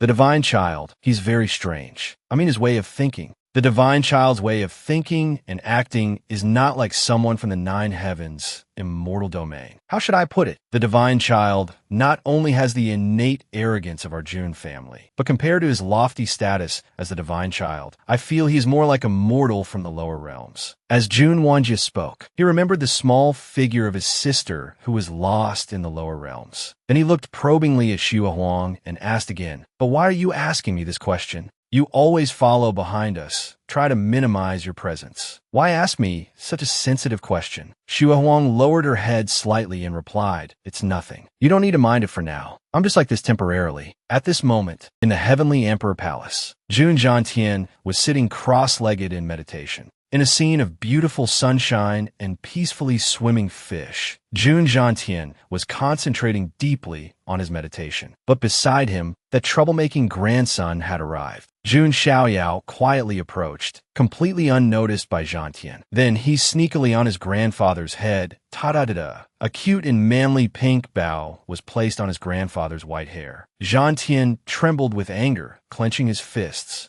unable to hold back any longer. He gave a hard knock, the sound echoing to the horizon. After being hit, Xiaoyao obediently sat beside Jiantian. Jiantian remained in meditation, advising, "I heard you mobilize the four guards of wind, forest, fire, and mountain. Is that right? You must remember, a reputation must be built bit by bit. Don't act rashly and cause a huge disturbance. Also, what did you come to find me for?" Xiaoyao used his super pouty trick again, clasping his hands, pouting his lips, his eyes sparkling and wiggling. "Can't I just come to visit my grandfather?" Jiantian was truly at his wit's end with this troublemaking grandson, and knocked Xiaoyao on the head again, saying, "What kind of character do you have that I wouldn't know? You come to my treasure hall, and you take all the heavenly and earthly treasures the Jun family has accumulated, right?" As Jun Jiantian spoke, he sized up his grandson. With Xiaoyao's current 12-year-old appearance and aura, even I can't judge his true strength. I don't know what Xiaoyao used up the Jun family's entire reserve of immortal essence for. Not long ago, he was a mischievous brat. Now he looks much more mature. To others, he might be cool, but in Grandfather Jiantian's eyes, Xiaoyao will always be just a child. Xiaoyao squinted and smiled, asking, "Grandfather, I have something to ask you." Jiantian was a little surprised. There was actually something his grandson didn't know. "Let's hear it. I'll know as soon as I hear it." Xiaoyao took something out from his sleeve. When Jun Jiantian saw it, his expression became extremely solemn. Xiaoyao held up a broken piece of bronze and asked, "Grandfather, do you know what this is?" Jun Jiantian immediately said loudly, "Xiaoyao, where did you get this fragment? This thing is very dangerous." Jun Xiaoyao recoiled in surprise and replied, I got this fragment from the wooden box left by Supreme Yuan Tian." Jun Jiantian lowered his head, thinking to himself, Supreme Yuan Tian's secret trove? Could it be that old man, Supreme Yuan Tian, brought it back from the foreign realm? Then, did Supreme Yuan Tian's ancient corpse really return from the foreign realm? Jiantian's voice then turned grim. "Xiaoyao, have you ever heard of the 7 unbelievables of the immortal domain?" Next is Jun Jiantian's narration of the 7 unbelievables of the immortal domain. The so-called 7 unbelievables have always been passed down in the immortal domain. They are 7 strange legends. For example, the legend of the ghost ship in the starry sky, which tells that at the end of the starry sky, there's a ghost ship. All who see that ship, no matter who they are, even a saint, will be bewitched, then board the ship and travel to the end of the other shore of the Yellow Springs. Or the rumor of the headless swordsman. There's a headless figure, holding a blood-dripping rusty sword, wandering through every corner of the immortal domain. All cultivators who encounter that headless swordsman will meet with an ominous fate. From ordinary cultivators to even supremes, there are no exceptions. Such legends ultimately form the 7 unbelievables of the immortal domain. It can be said that each one is unimaginable. Each represents the strangeness and mystery of the immortal domain and can be called a taboo. In short, no cultivator wants to get involved with these 7 unbelievables, because these 7 unbelievables are too unbelievable, too unclear, too strange. The slightest touch could cause a cultivator's body to perish and their Tao to dissipate. Among the 7 unbelievables, there's a legend about the Bronze Immortal Hall. Through countless eras, who knows how many great cultivators have wanted to explore the secrets of this Bronze Immortal Hall. But those who could return alive were less than 1/10. The fragment in your hand exudes an extremely ominous aura. I'm afraid it is closely related to that Bronze Immortal Hall. The Bronze Immortal Hall is also one of the 7 unbelievable things. It is an extremely strange hall, but it is not a true immortal hall. Although it is called an immortal hall, it seems to hold many secrets and is, in fact, a cultivator's tomb. There is no doubt that of the 10 powerhouses who enter, 9 will fall. The reason this Bronze Immortal Hall is so attractive is because it is rumored to contain something related to immortals. Anything related to immortals is enough to make all cultivators flock to it. Since ancient times, countless young supremes, regional hegemons, and saint-level powerhouses have entered the Bronze Immortal Hall, hoping to find the mysteries of immortality and obtain immortal opportunities. But the vast majority have fallen. Jun Jiantian said to Jun Xiaoyao with a solemn voice, "Xiaoyao, although you have peerless talent and can become a saint and an ancestor even without taking risks, and attaining emperorship is not impossible. You absolutely cannot put yourself in danger out of curiosity. Promise your grandfather that you won't put yourself in danger for unnecessary curiosity." To be honest, Jun Xiaoyao can now be considered the most important treasure the Jun family has ever had, and absolutely no accidents can happen to him. If Jun Xiaoyao wanted to search for the whereabouts of the Bronze Immortal Hall because of a broken piece of bronze, Jun Jiantian would absolutely not agree. Hearing his grandfather's serious words, Jun Xiaoyao fell into thought for a moment. Xiaoyao looked at his grandfather, thinking to himself, it seems grandfather still doesn't fully understand my intentions. Xiaoyao raised his hand and said with a smile to Jiantian, "Grandfather, you don't need to be so tense. I was just asking casually. I didn't expect this fragment to have such a history." Just as Xiaoyao finished speaking, the system's dinging notification sound was heard. "Congratulations to the host. The check-in location has been refreshed. It is at the Bronze Immortal Hall. The host is invited to go to the Bronze Immortal Hall to check in." Does the host feel surprised or excited? Hearing the system's voice, Jun Xiaoyao thought to himself, "Is this damn system trying to screw me, this immortal domain's master, over again? Is it trying to dig a pit for me? Is a place like the Bronze Immortal Hall somewhere anyone can just go?" Xiaoyao was so angry his face turned purple, wanting to beat up the system. But the system dodged with a notification sound. Hey, the host is not allowed to physically attack or use feminine wiles on me. Let me summarize all of Xiaoyao's current check-in locations so the brothers can remember. Currently, Xiaoyao has a total of 3 check-in locations: Manhwa Mausoleum, the Imperial Palace of the Vermilion Bird Ancient Kingdom, and the Bronze Immortal Hall. The Imperial Palace of the Vermilion Bird Ancient Kingdom is the easiest, and he can check in very soon. Going to Manhwa Mausoleum requires some effort, but it's not too difficult. As for the Bronze Immortal Hall, there is currently no information. The scene shifts to the battlefield of the Vermilion Bird Ancient Kingdom. The flames of war raged fiercely. The consequences of the war were extremely brutal. Thousands of corpses of fallen soldiers were piled up like mountains. Not far away was the melee between the two armies of the Vermilion Bird Ancient Kingdom and the Black Tortoise Ancient Kingdom. Blood flowed like rivers, the sound of weapons clashing fiercely. The great general of the Vermilion Bird Ancient Kingdom bravely slaughtered the enemy. But he was only a void God Realm powerhouse and could only grit his teeth and look ahead. However, on this battlefield, even a void God Realm powerhouse would find it difficult to turn the tide. Before the great general of the Vermilion Bird Ancient Kingdom, the entire horizon seemed to be obscured by the army of the Black Tortoise Ancient Kingdom. The great general gradually lost his will, thinking to himself, "Can my Vermilion Bird Ancient Kingdom survive this calamity?" The situation on Princess Bayuer's side was not much better. She was single-handedly struggling to hold on amidst the tens of thousands of soldiers of the Black Tortoise Ancient Kingdom. The Vermilion Bird Divine Flame that Bayuer unleashed burned brightly under the sun. Her eyes were resolute as she said, "Try to stand up. Continue." The Vermilion Bird Divine Flame, along with Bayuer's unyielding will, continued to burn. This special flame burned the enemy, but miraculously restored the stamina of our troops. Thanks to the Vermilion Bird Divine Flame, the great general was able to struggle to his feet again, continuing to sacrifice himself for his country. The divine flame seeped deep into his body, causing his whole body to erupt in divine flames, his eyes flashing with a golden light. Then he charged straight towards the army of the Black Tortoise Ancient Kingdom. However, for a Void God Realm cultivator to be able to hold on to this extent was truly a miracle. From high above, the Azure Dragon Kingdom's ruler was leisurely commenting with his arms crossed. TSK, TSK, the Vermilion Bird Divine Flame? Not good, not good. This is why I hate these tough roasted quails. However, look at Princess Bayuer of the Vermilion Bird Ancient Kingdom. As long as she overuses the divine flame, she will quickly become exhausted. At the same time,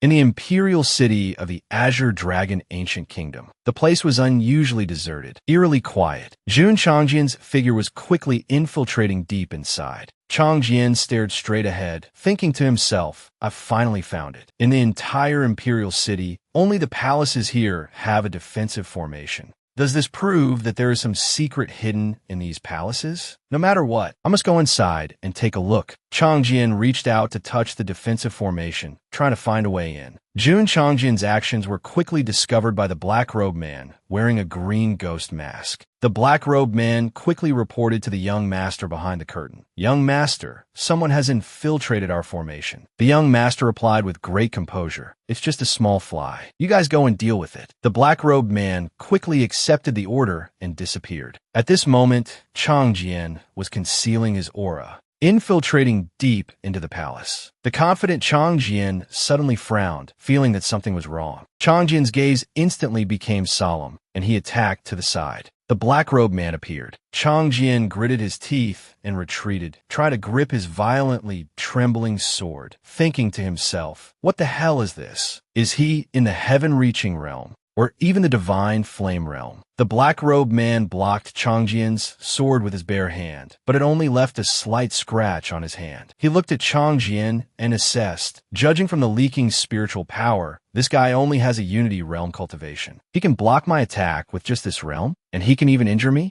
"Young man, state your name." Changjian's eyes were full of worry, thinking to himself, "What should I do next?" The Black-Robed Man blocked Changjian's sword with his bare hand, but it only left a slight bleeding wound. He looked at Changjian, sneering, "Not bad, kid. State your name." Changjian assessed the opponent's strength, his brows furrowed tightly, extremely wary, not daring to act rashly. Then, Changjian burst out laughing, replying to the Black-Robed Man, "You're wrong. That's my line. You who hides your head but shows your tail, covering your whole body like that. Who on earth are you?" Faced with Changjian's words and calm expression, the Black-Robed Man gritted his teeth, his anger flaring. He launched an attack from his arm, rushing straight at Changjian and shouting, "Arrogant brat. A nobody dares to speak to me like that." Facing this attack, Changjian's eyes showed no fear. It seemed this was his goading tactic. A golden light flashed in Changjian's eyes, each sword strike perfectly blocking most of the Black-Robed Man's killing moves. However, the difference of 2 or 3 major realms was no small matter. Changjin's body suffered many wounds, big and small, but he laughed loudly as if he had achieved his goal, saying, just like that. At this moment, the black-robed man had shed his initial contempt and began to seriously assess the situation. What is this kid's goal? He wants to stop me from moving in that direction? What's going on? This kid is clearly only at the early Unity realm. Could it be that he has some special opportunity? It's nothing amazing, just absorbing a few hundred ancient dragon bones. Changjin saw the last attack and discovered the truth. So he said with a smile to the black-robed man, Haoyang Finger, you are from the Manhwa divine dynasty, right? Hearing Changjin's judgment, the black-robed man's expression darkened, and he immediately retorted, Brat, who on earth are you? Changjin replied without hesitation, You two don't even know who you've provoked, and you dare to act so recklessly? The Vermilion Bird Ancient Kingdom has already submitted to my Jun family's divine child, and is currently under the command of the divine child Xiaoyao. Does the Panwu divine dynasty really want to oppose my Jun family? Or has King Panwu tacitly approved of this? Hearing about the relationship between the Vermilion Bird Ancient Kingdom and the Jun family, the black-robed man's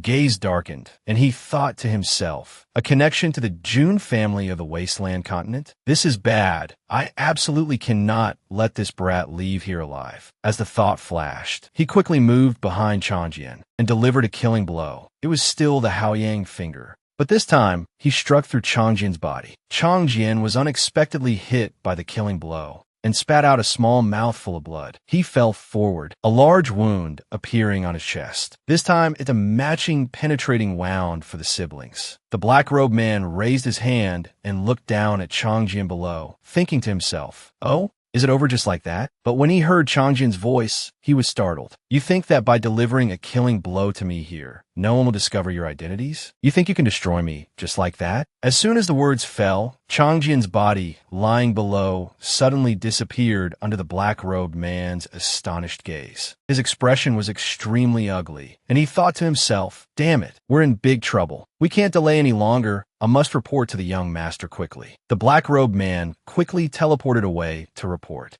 The imperial palace of the Azure Dragon Ancient Kingdom returned to silence, not a soul in sight, while deep within the sleeping quarters, Changjin had successfully used the tactic of luring the tiger away from the mountain to sneak inside. When his other clone disappeared, the information was also transmitted to Changjin's true body. He opened his eyes in shock, thinking to himself, Panwu Divine Dynasty? King Panwu? Such a big secret. What on earth are they plotting? I created 7 clones and ran all over the capital of the Azure Dragon Ancient Kingdom to gather intelligence. I didn't expect this. Let's keep it up, hee hee. However, from the moment I stepped into that barrier, 2 extremely powerful auras shot up into the sky. It seems the guy was deliberately revealing his powerful aura to attract others. I have to go in and see what the situation is. The scene shifts to the battlefield of the Vermilion Bird Ancient Kingdom. In midair, a hand reached forward and then clenched. Below, the princess of the Vermilion Bird Ancient Kingdom, Bayur, was struggling to hold back the tide-like army. The hand above suddenly tightened.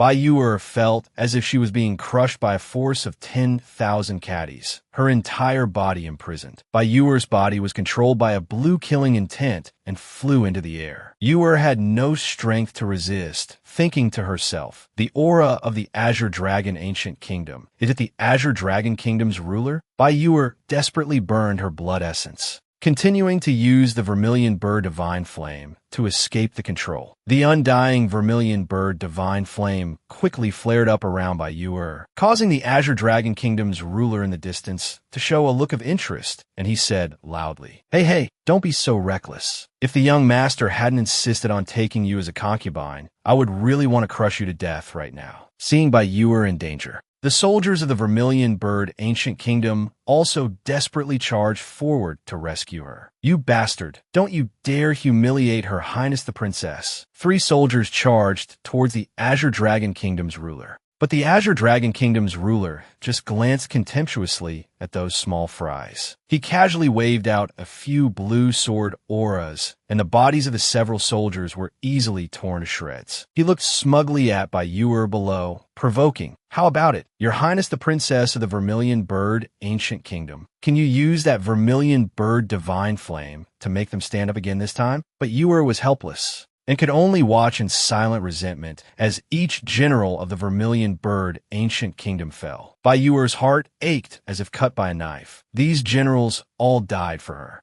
Yuer thought of a countermeasure in her heart. What should I do in this situation? I can't give up here. Think quickly. There must be a way. Suddenly, a wave of pressure descended where the Azure Dragon Kingdom's ruler and Bai Yuer were, startling them both, and they simultaneously turned towards the direction the pressure came from. At this crucial moment, from deep within the imperial capital of the Vermilion Bird ancient kingdom, a long howl suddenly came. Inside the imperial palace of the Vermilion Bird ancient kingdom, on the top of the imperial palace, a figure slowly appeared. A terrifying flame shot up into the sky, seemingly transforming into a giant vermilion bird. A figure in a fiery red imperial robe, with fiery red eyes and soaring battle intent. The sky-filling flames gradually dissipated, revealing the true body of a Saint Realm powerhouse, his red hair like fire. The Vermilion Bird Kingdom's ruler broke out of seclusion, stepping on the soaring flames and shouting, "Who dares to invade my Vermilion Bird ancient kingdom?" In the previous part, the Vermilion Bird Kingdom's ruler successfully broke out of seclusion, his realm rising to that of Saint Realm powerhouse. On top of the Vermilion Bird ancient kingdom's imperial palace, a terrifying flame shot up into the sky, suppressing the might of the Azure Dragon Kingdom's ruler. On the other side, after Changjian used a clone treasure to escape the pursuit of the black-robed man, he had now entered deep into the central barrier. Changjian's figure was like a shadow in the dark night, silently passing through a long secret passage. A moment later, he arrived at a vast hall. Changjian landed on the ground, thinking to himself, this is the place where those two powerful auras were unscrupulously released. The owners of the auras are not here, so they can only be below. There must be a secret chamber below. I must check quickly. Then,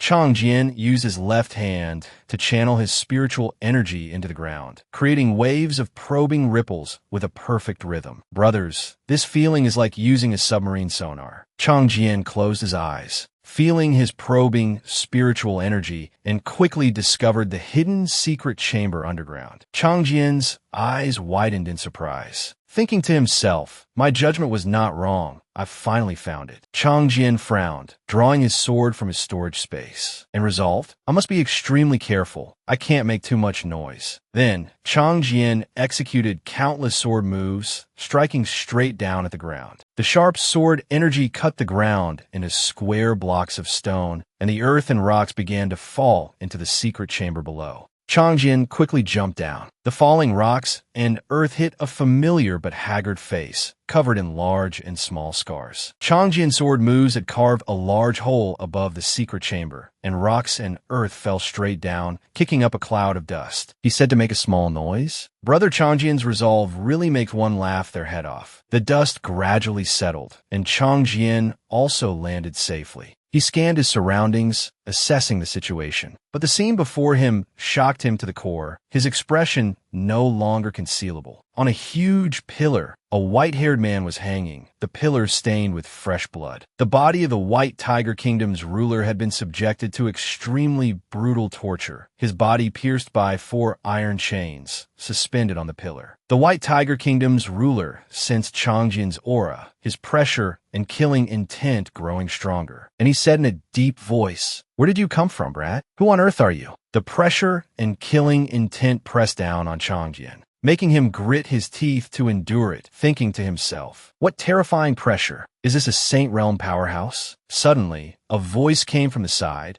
causing the White Tiger Kingdom's ruler's pressure and killing intent to gradually disappear. Old friend, withdraw your pressure and killing intent. This young one is not from the Azure Dragon Ancient Kingdom, nor from the Panwu Divine Dynasty. Changjian looked over at the sound. Opposite the White Tiger Kingdom's ruler's pillar was the Black Tortoise Kingdom's ruler. The Black Tortoise Kingdom's ruler was also enduring the same brutal torture as the White Tiger Kingdom's ruler. A million questions flashed through Changjian's mind. Why is there another Saint Realm powerhouse hanging here? Why are 2 Saint Realm powerhouses suffering such torture? Changjian clasped his hands in front of his chest, respectfully introducing himself. Junior Jun Changjian. May I ask who you two seniors are? The White Tiger Kingdom's ruler heard Changjian's name and said with considerable surprise, Surname Jun? Then, Junior, do you know Jun Xiaoyao? The divine child of the Jun family in the Wasteland continent. The Black Tortoise Kingdom's ruler said with a probing gaze, Old friend. Calm down. You're a Saint Realm powerhouse after all. This is too embarrassing. The White Tiger Kingdom's ruler madly cursed back. You damn old geezer. We're both hung up here like smoked meat. Who cares about damn face? Then, the two kingdom rulers explained to Changjian. Oh, Junior, we are the Black Tortoise Kingdom's ruler and the White Tiger Kingdom's ruler. We are imprisoned here simply because our skills were inferior, causing our nations and armies to fall into the hands of others. I have heard about the Jun family's divine child. The Vermilion Bird Ancient Kingdom has now submitted to the Jun family and is under the command and deployment of the Jun family's divine child. I take the liberty of asking, does the Jun family's divine child intend to intervene in the affairs of our four great ancient kingdoms? As soon as Changjian heard about the Jun family's divine child, his face lit up. Heavens, I was wondering what this was about. I am a follower of the divine child Xiaoyao. The divine child is magnanimous and cares for his subordinates. He will absolutely not sit by and watch this happen. Hearing this, the Black Tortoise Kingdom's ruler shouted with immense joy. That's great. We have hope. But the White Tiger Kingdom's ruler still uses unpleasant tone to order Changjian. Hey, kid, you hurry back and report this news.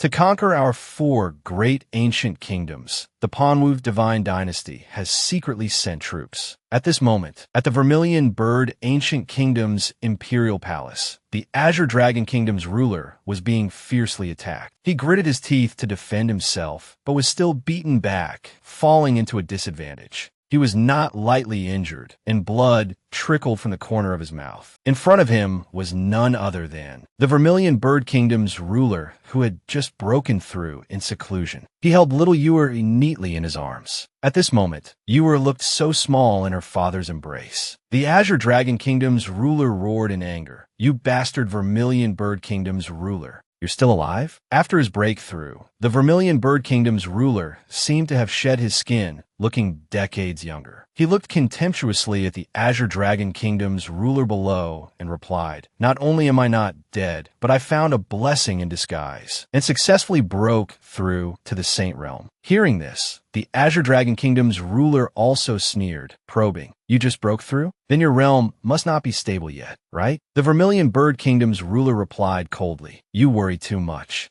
Even if my realm is unstable, I'm still stronger than a dog wagging its tail for its master like you. Faced with the Vermilion Bird Kingdom's ruler's goading, the Azure Dragon Kingdom's ruler went mad with anger, unable to remain calm any longer, and attacked the Vermilion Bird Kingdom's ruler. The Vermilion Bird Kingdom's ruler pushed by Ewer away with one hand and neatly blocked the Azure Dragon Kingdom's ruler's move with the other. The two auras clashed in midair. Ewer fell beside the Vermilion Bird Ancient Kingdom's soldiers who had no strength left to fight. She placed her hand on her chest again, unleashing the Vermilion Bird Divine Flame, and shouted, Continue to stand up and fight alongside me, O soldiers of the Vermilion Bird Ancient Kingdom. The Vermilion Bird Divine Flame once again displayed its miraculous power, helping all the soldiers recover and continue to fight. The divine flame blazed again on the battlefield, along with the entire army's resounding cry. Victory will surely belong to my Vermilion Bird Ancient Kingdom. Under the encouragement of the Vermilion Bird Divine Flame, the army of the Vermilion Bird Ancient Kingdom was like a sharp arrow, piercing through the army of the Black Tortoise Ancient Kingdom. But just at this moment, from the left and right rear of the Vermilion Bird Ancient Kingdom, the two armies of the White Tiger Ancient Kingdom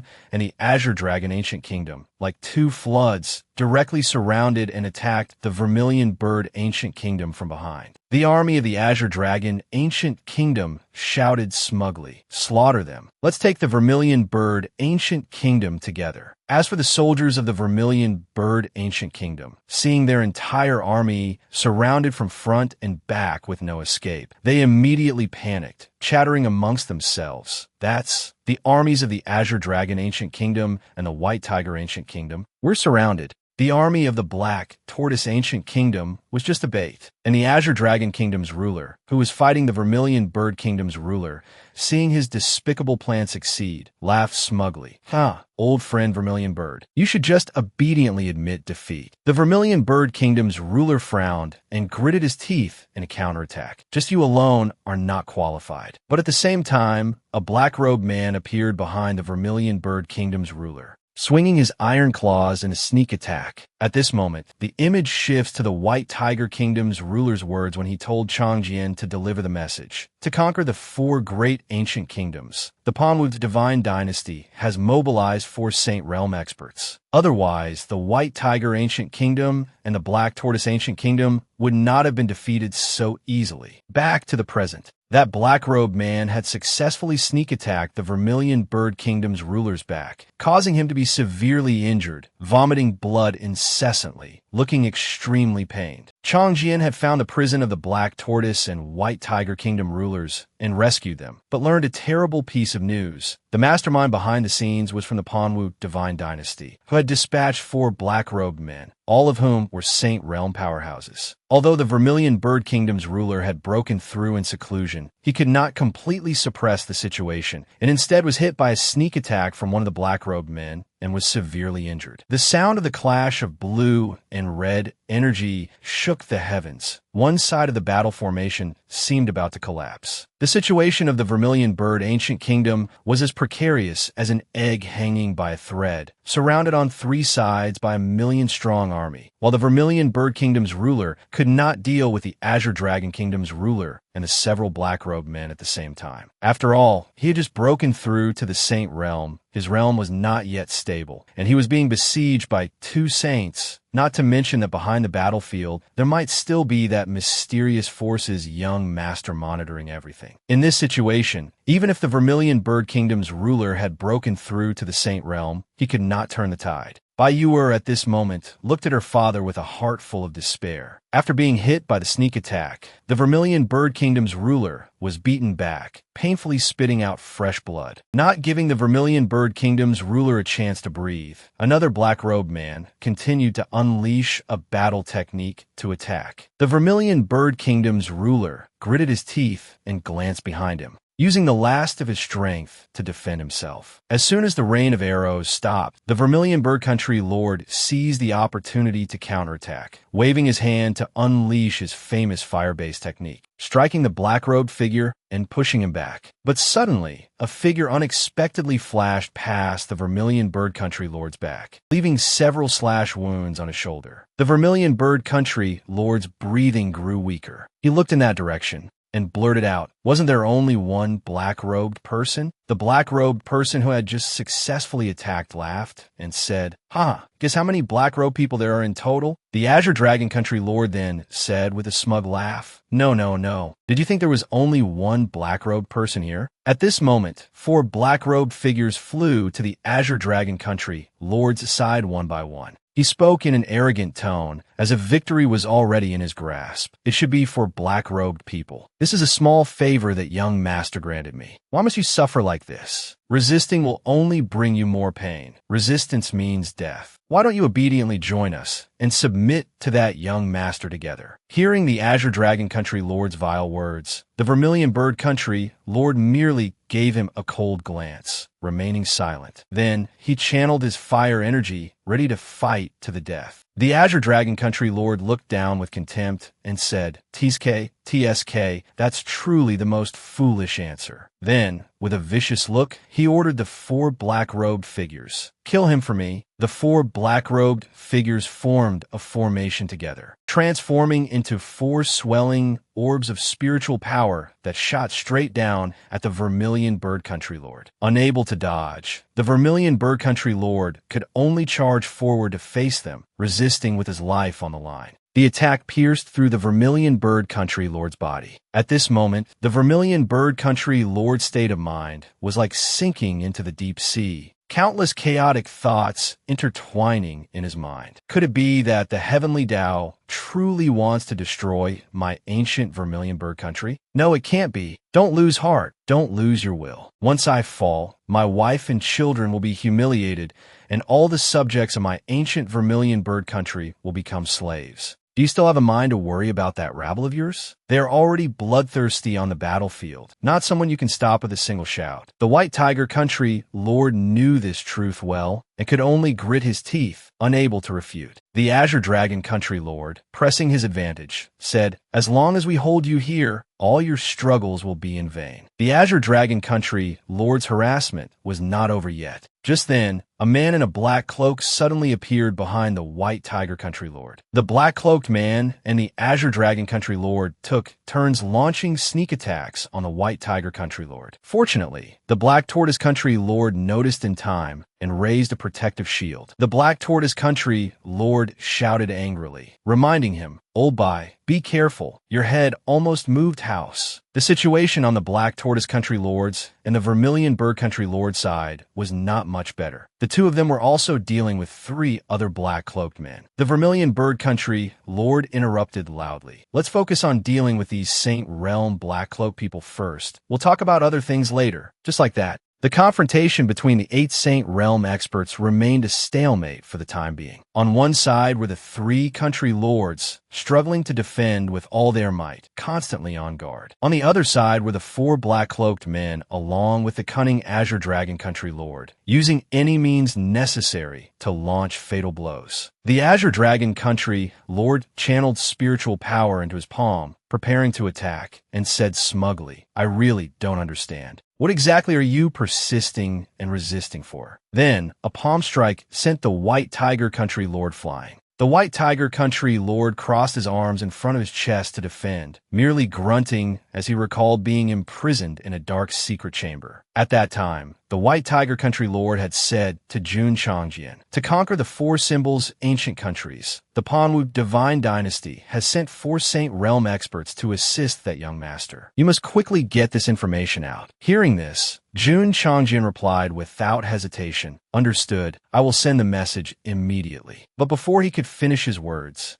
the sound-transmitting jade slip at his waist lit up. Jun Changjian thought in surprise, "A sound-transmitting jade slip?" After hearing the message, he immediately proposed to the 2 country lords, "Seniors, instead of being trapped here, would you 2 be willing to take a gamble with this junior?" The 2 country lords were stunned, their eyes wide. Seeing this, Jun Changjian explained, "The divine child of the Jun family just sent me a message. The divine child has mobilized and is leading 40,000 divine guard from the Jun family's 4 wind, forest, fire, and mountain squads in a battle, and they are on their way now. We just need to hold down the 4 saints from the Panwu Divine Dynasty on the main battlefield." Jun Xiaoyao's icy eyes showed a hint of disdain. He said via sound transmission. The White Tiger Country Lord, who had been sent flying, suddenly burst into a calm laugh and said, "What are we persisting and resisting for, you ask? Ha ha, we're just stalling for time. You foolish greenworm." Hearing this, the Azure Dragon Country Lord was a little confused, a trace of unease rising in his heart. Just then, a dazzling golden light suddenly shot over from the distance. The Azure Dragon Country Lord turned his head in astonishment. In the sky, a powerful spiritual energy was gathering frantically. On the dark, smoke-filled battlefield, the army of the ancient Azure Dragon Country was advancing madly. That beam of light illuminated a vast area of the sky. In an instant, an attack like a flood of spiritual power, like a 1,000-jong waterfall crashing down, struck the center of the battlefield. The massive explosion nearly shook half of the fire prefecture. The Azure Dragon Country Lord's army stared at the scene before them, all of them gaping in astonishment, blurting out, "Oh my God! What the hell was that?" Some soldiers near the attack were so scared their limbs went weak, almost wetting themselves on the spot, stammering in terror. "What is this? What in the world is going on? A single casual blow split the entire battlefield in two. Where the golden spiritual light had appeared on the distant horizon, the afterglow of the golden spiritual power fluctuations still lingered. It gradually became clear that it was just a casual wave of two fingers that held such power. The White Tiger Country Lord excitedly taunted that detestable greenworm. You greenworm, you asked what I was waiting for? What was barely holding on for? I was waiting to welcome the divine child of the Jun family. Looking down from the sky, after Jun Xiaoyao attacked with two fingers, there wasn't even a drop of sweat on his face. His eyes were calm, his state of mind completely unshaken. On the distant horizon, a terrifying rumble echoed as the clouds scattered. Beneath the layers of clouds were dense figures, for armies radiating killing intent appeared, interspersed with unique banners. In the desolate heaven immortal domain, just seeing these symbols would strike fear into anyone, let alone in this tiny fire prefecture. Banners fluttered, black long spears glinted sharply, and war chariots thundered, shaking the heavens and the earth. The killing intent soared to the high heavens and plunged to the nine hells. The terrifying killing intent emanating from these four armies even made the million soldiers below feel a chill in their hearts, as if they had fallen into an ice pit. Their very descent onto the battlefield caused the ground to tremble violently before the astonished eyes of everyone from the ancient Azure Dragon country at the head of the four armies. A majestic nine-headed lion, looking as if it were cast from pure gold, roared at the sky, then casually threw a punch, instantly shattering a group of the ancient Azure Dragon country's soldiers to pieces. A soldier, sent flying by the aftershock, fell flat on his face. As he pushed himself up with his hands, his eyes filled with utter terror, he saw a person wearing a lion mask in front of him, wielding a great saber with soaring battle intent. He couldn't help but wonder, what kind of monster is this? Am I dreaming? In the sky, the nine-headed lion had also appeared beside Jun Xiaoyao. The nine-headed lion unleashed its innate divine ability and roared. Listen up, everyone. The ancient Vermilion Bird Country is a subordinate of the Jun family's divine child. Anyone who dares to make a move will be killed without mercy. As the lion's roar echoed, the people below couldn't bear it, all covering their ears with their hands. In contrast, the army of the ancient Vermilion Bird Country, ignoring the pain, cheered like thunder. It's the Jun family. It's the Jun family's army. This is great. The Jun family's divine child is here to help us. Seeing the scheme he had painstakingly built about to fall apart, the Azure Dragon Country Lord gritted his teeth unwillingly. At this moment, Jun Xiaoyao also descended before him and said in a light tone, Azure Dragon Country Lord, explain the current situation to me. If you can't satisfy me, the ancient Azure Dragon Country will disappear from the desolate heaven immortal domain today. As the three country lords of the ancient White Tiger, ancient Black Tortoise, and ancient Vermilion Bird countries fell into despair, Jun Xiaoyao descended like a savior. Accompanying him was a light yet incredibly cold voice, as if echoing from the netherworld across the battlefield. You dare to touch the divine child's people? Azure Dragon Country Lord,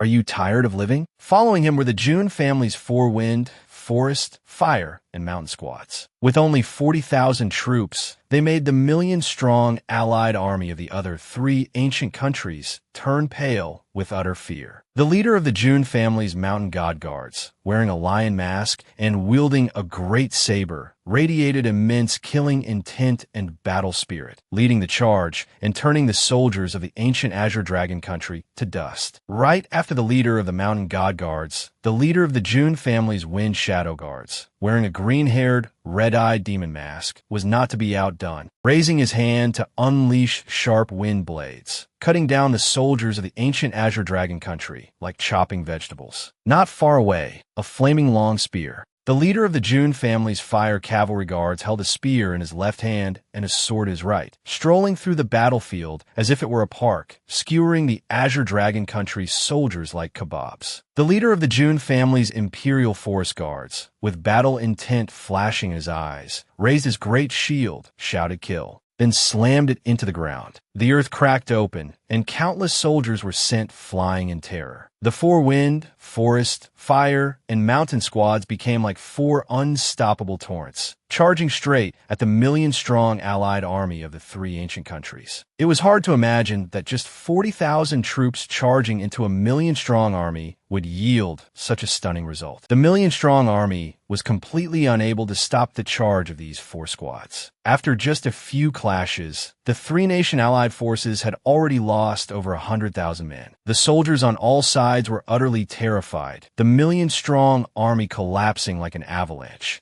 crying out in horror. Is this the June family's four wind, forest, fire, and mountain squads? They're too strong. No, this can't be real. They're demons. No, they're monsters. Run. We can't resist at all. Not far away, the Azure Dragon Country Lord stood frozen, his face ugly as he gritted his teeth, thinking to himself, the quality gap between our armies is too vast. Is this the army of an ancient family? There's truly no chance of victory. Just 40,000 men have instantly routed my million-strong army. The Azure Dragon Country Lord said to Jun Xiaoyao in a heavy tone, Divine child of the Jun family, what exactly do you want? Xiaoyao looked down at him and replied, What do I want? You're a strange one. You started the war. You were the one who provoked. And now you're asking me what I want? Xiaoyao raised an eyebrow, his eyes spitting icy, killing intent, and continued, I want to exterminate your 9 generations. Would you mind obliging me? As soon as these words were spoken, it was like a clap of thunder, stunning the million people present. Weren't these words that only an emperor like the Azure Dragon Country Lord would say? Xiaoyao really knew how to mock.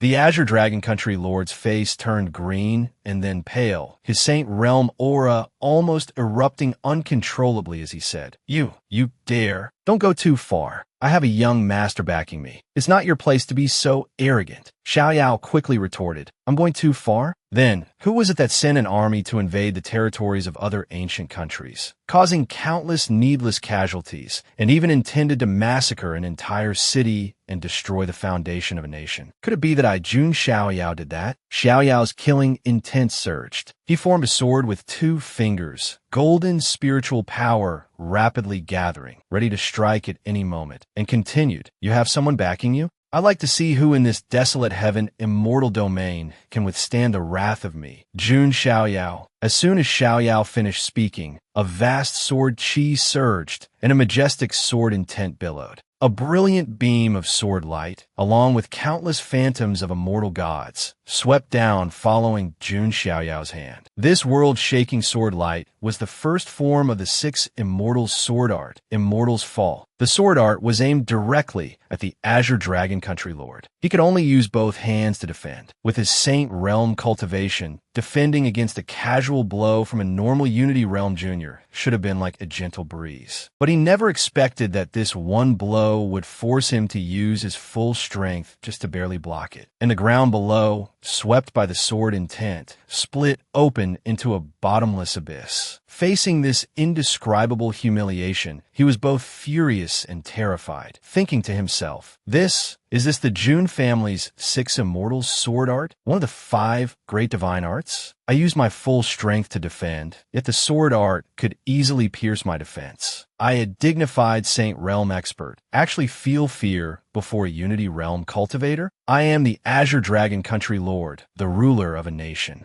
How can I die to this one sword strike? A hint of struggle flashed in the Azure Dragon Country Lord's eyes, but he still decided to retreat. I must retreat first and report back to the young master. Seeing him about to tuck his tail and run, Xiaoyao waved his hand lightly and said, Want to run? It's not that easy. Xiaoyao waved his hand towards the Azure Dragon Country Lord, unleashing the primal Emperor Dao sword. Hundreds of sword chi chains bound the Azure Dragon Country Lord tightly. He struggled to resist, cursing in his heart, What the hell is this now? Another one of the 5 great divine arts? Just how many fortuitous encounters has this divine child of the Jun family had? Just as he was concentrating, the Vermilion Bird Country Lord launched a slash, heavily injuring the Azure Dragon Country Lord, and said, Tit for tat, you bastard. The Azure Dragon Country Lord resentfully spat out a mouthful of blood and turned his head to look. Immediately after, 2 black-cloaked men rushed up to rescue him and prepared to launch a sneak attack attack on the Vermilion Bird Country Lord. The Black Tortoise Country Lord and the White Tiger Country Lord intercepted them in time and shouted, "Vermilion Bird Country Lord, why not kill him in one blow? Don't be a gentleman on the battlefield. Being merciful to the enemy is being cruel to yourself." Black-cloaked men continuously appeared to launch sneak attacks. The Black Tortoise Country Lord shouted a reminder, "Old bye, watch your back." The White Tiger Country Lord gritted his teeth, helplessly preparing to take the hit. But from a distance, a familiar hand reached out towards the two country lords, and hundreds of golden spiritual power streams immediately shot towards those black-cloaked men.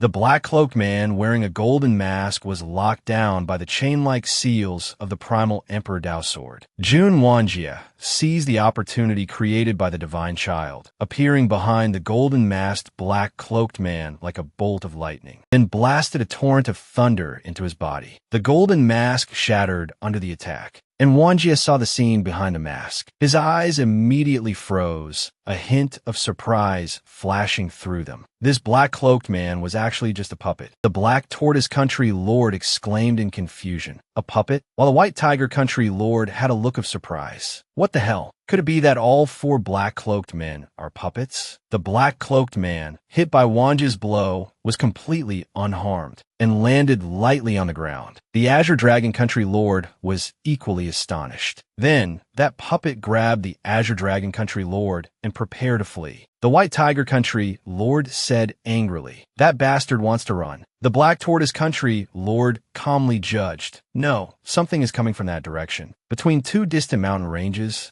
a dazzling light was getting closer and closer. The soldiers of the Azure Dragon Country, who had just been scared witless by Xiao Yao's attack, were still terrified of these unknown lights, crying out, "What the hell is that again? Don't tell me it's like before." The Jun family's divine child also arrived as a golden spiritual light like that. In the void, an exquisitely carved golden dragon head gradually appeared, followed by a voice. "Divine child of the Jun family, how majestic." What fully appeared was a large, square bed carved with golden dragons, with splendid red cloths hanging outside and curtains on all four sides, though one could vaguely see quite a few graceful figures inside. Seeing this flashy entrance, Xiao Yao was a bit speechless, then pointed and asked Wanjie, "Hey, brother Wanjie, what the hell is this? I've lived for over 12 years and have never seen a situation like this." Wanjie also replied awkwardly, this is a bit hard to explain. If I'm not mistaken, this should be a bed." Xiao Yao asked again, "Is using a bed as a flying artifact the new trend recently?" Wanjie could only smile wryly.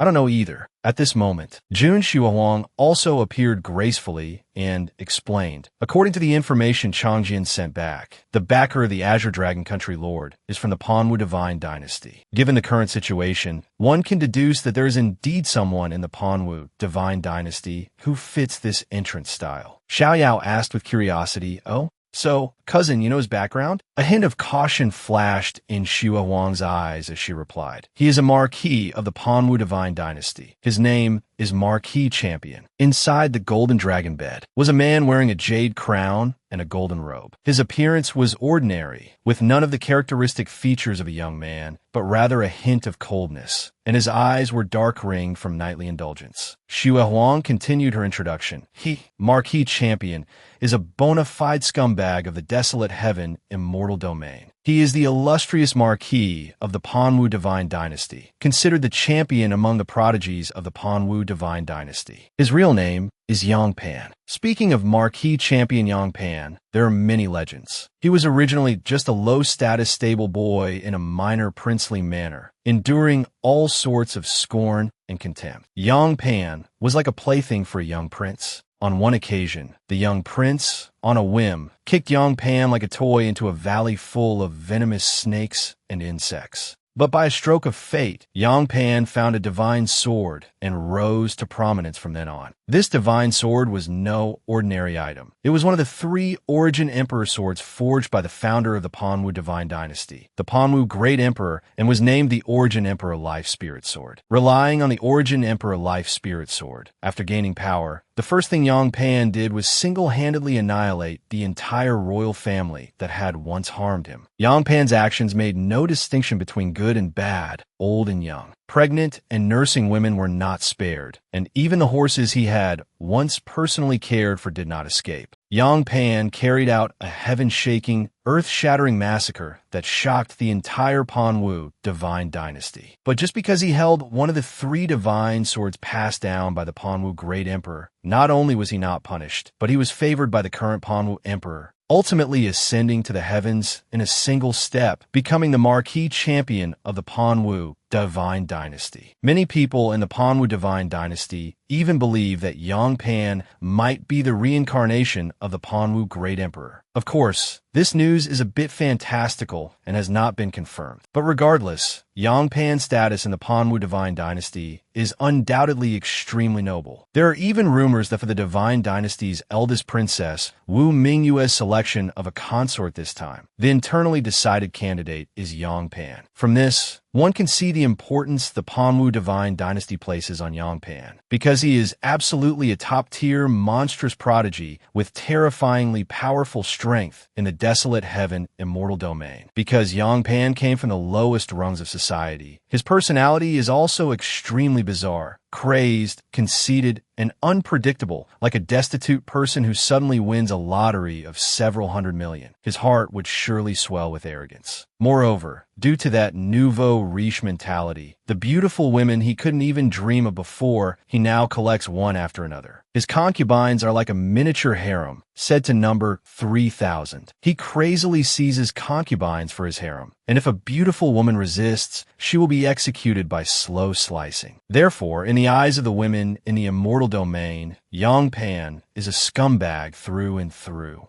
Jun Xiaohuang saw Xiao Yao staring thoughtfully into the distance and asked, "Divine child, what's wrong?" Xiao Yao narrowed his eyes and replied, "Nothing, I was just thinking, when can the rule of law be implemented in the desolate heaven immortal domain?" Hearing this, Xua Huang thought to herself, "The divine child is speaking incomprehensibly again." Xiao Yao continued to explain. The rule of law refers to regulations that are universal and just. For example, prohibiting emperors from indulging in debauchery with palace maids, paying a life for a life, and things like that. But this matter, I'm afraid I'll have to wait until I become a great emperor to have a chance to re-establish these laws. At the same time, the golden dragon bed had approached the battlefield. The pressure emanating from this artifact was indeed not to be underestimated, and more than 10 figures could be vaguely seen inside. Marquee champion Yang Pan let out a soft laugh and thought to himself, "So that's the divine child of the Jun family? Let's try to provoke him a little." Then he shouted loudly to the Vermilion Bird Country Lord below, "Vermilion Bird Country Lord, I've already given you a chance. Now, as long as you hand over that bronze compass fragment and swear allegiance to me, I might consider not annihilating your ancient Vermilion Bird Country. Furthermore, I can also allow your imperial daughter, by Yuer, to be listed among my concubines. To become this marquis's concubine is such a great honor. Why must you stubbornly resist?" Hearing Yang Pan's filthy words, Xiao Yao immediately flew into a rage, veins popping on his face, spiritual power gathering frantically in his palm. But Xua Huang grabbed Xiao Yao's hand to stop him. Xiao Yao looked over in surprise, and Xua Huang pointed towards the distant city walls of the ancient Vermilion Bird Country. The soldiers of the ancient Vermilion Bird Country were drawing their bows, their battle intent soaring as they shouted, "Who is that bastard, daring to insult Her Highness the Imperial Daughter? Brothers, shoot it down." Yang Pan glanced over with contempt and said, "A bunch of lowly mortals dare to show off in front of this marquis?" Marquis champion Yang Pan raised his hand, urging his blood-colored spiritual energy, which gathered into a vortex in his palm, then casually waved it, attacking the soldiers of the ancient Vermilion Bird Country. A series of giant phantom hand seals struck down. This was the famous divine ability of the Panwu Divine Dynasty, the primordial chaos scatterhand. Seeing this, the Vermilion Bird Country Lord gritted his teeth, quickly flew over, and desperately shielded his soldiers. After a barrage of relentless attacks, the Vermilion Bird Country Lord finally managed to defend himself. The soldiers below cheered with immense joy. "It's our Majesty. We will never forgive the one who insulted the princess. Long live your Majesty." Long live. The Vermilion Bird Country Lord said arrogantly. A small country like ours cannot bear such a great favor from you, Marquis. If the Marquis insists on forcing us, we can only resist to the end. As the Vermilion Bird Country Lord spoke, he took out the bronze compass fragment and used his own flame to burn the fragment to show his determination. Seeing this, Yang Pan, worried about the bronze compass fragment, shouted loudly, "You bastard, stop right now." At the same time, a dazzling golden light made Yang Pan glance over in astonishment. A world-shaking fist struck directly at Yang Pan, an immense and unparalleled power, as if one punch could shatter the heavens. It turned out to be Jun Xiaoyao. His expression unchanged. He clenched his fist and threw a punch. A vivid golden dragon coiled around his fist, striking out with unparalleled sharpness. It was the dragon fist. The crowd below only heard a dragon's roar as a long golden dragon streaked across the sky, striking towards the golden dragon bed. Jun Xiaoyao hadn't even imbued it with the power of the hell-suppressing divine elephant. Yet this one punch was enough to shatter 1,000 Zhang Mountain. Xiaoyao then confidently taunted Yang Pan. How unbecoming. Champion Marquis. Unfortunately, I'm a type of person who can't help but strike a mad dog barking in front of me. Then again, Champion Marquis. Champion among a pack of wild monkeys. Right? Xiaoyao's cultivation level at this moment was the late stage of the Gi realm. Because he was previously at the great perfection stage of the Shenxiao realm, he was much stronger than before. And that golden dragon bed was knocked back, becoming tattered, with even its curtains torn to shreds and scent flying. Yang Pan's expression changed drastically, radiating killing intent as he said loudly, "I will remember you, divine child of the Jun family." Jun Xiaoyao. Yang Pan lowered his head, sighed, and then continued speaking to Jun Xiaoyao. "Divine child of the Jun family, must we really fight to the death like this?" Jun Xiaoyao let out a contemptuous laugh and replied nonchalantly, "You, Marquis, showed no regard for the Vermilion Bird Country Lord, a senior of the Saint Realm. Yet you are so polite to me. Why is that? I am merely a cultivator at the Gi realm. Could it be because I am from the Jun family, and you feel you cannot afford to offend the Jun family? In that case, the champion Marquis of the Panwu Divine Dynasty is actually just a coward who bullies the weak and fears the strong. Isn't he?" Veins popped on Yang Pan's face from the accusation, his expression dark, but he couldn't refute a single word. He closed his eyes and said in a low voice, "Jun Xiaoyao, you are truly courting death." A dense killing intent flashed in Yang Pan's eyes as he released his full aura. Blinded by rage, his face pale, Yang Pan could no longer hold back and attacked directly. Yang Pan pointed a finger. An immense magical power condensed into a giant, blood-red finger seal. This was also a divine ability of the Panwu Divine Dynasty, the Haoyang Divine Finger. Jun Xiaoyao's expression remained unchanged as he thought to himself, "Oh, this guy is only at the Gi realm, and he looks so old already, yet he managed to become the champion Marquis of the Panwu Divine Dynasty? Damn it, I'm only a little over 12, and I'm already at the late stage of the Gi realm." Yang Pan continued to roar, "Jun Xiaoyao, go to hell." At this moment, the giant phantom of a deity was crushing down towards Jun Xiaoyao. Jun Xiaoyao had an indifferent expression as he activated the hell-suppressing divine elephant power. 100,000 giant elephant particles erupted, and his body instantly unleashed a billion gene of divine strength. Jun Xiaoyao made a grabbing motion with his hand, and the spear of the underworld god condensed into existence. Xiaoyao sneered contemptuously, facing the renowned divine ability of the Panwu Divine Dynasty, then gripped the spear of the underworld god and hurled it forcefully as if to pierce through the void itself. The spear of the underworld god flew towards the divine phantom descending from above. Yang Pan's expression was grave, his eyes filled with astonishment. The spear of the underworld god made contact with the Haoyang giant finger like a collision of great stars, sending ripples of magical power shaking the sky. And in that collision, the Haoyang divine finger was directly pierced by the spear of the underworld god, which then continued unabated towards Yang Pan. At this moment, Yang Pan's face changed drastically, drained of all color as he desperately dodged. He never expected that. While Jun Xiaoyao's late-stage Gi realm cultivation had already surprised him, the power of Jun Xiaoyao's technique now far exceeded his expectations.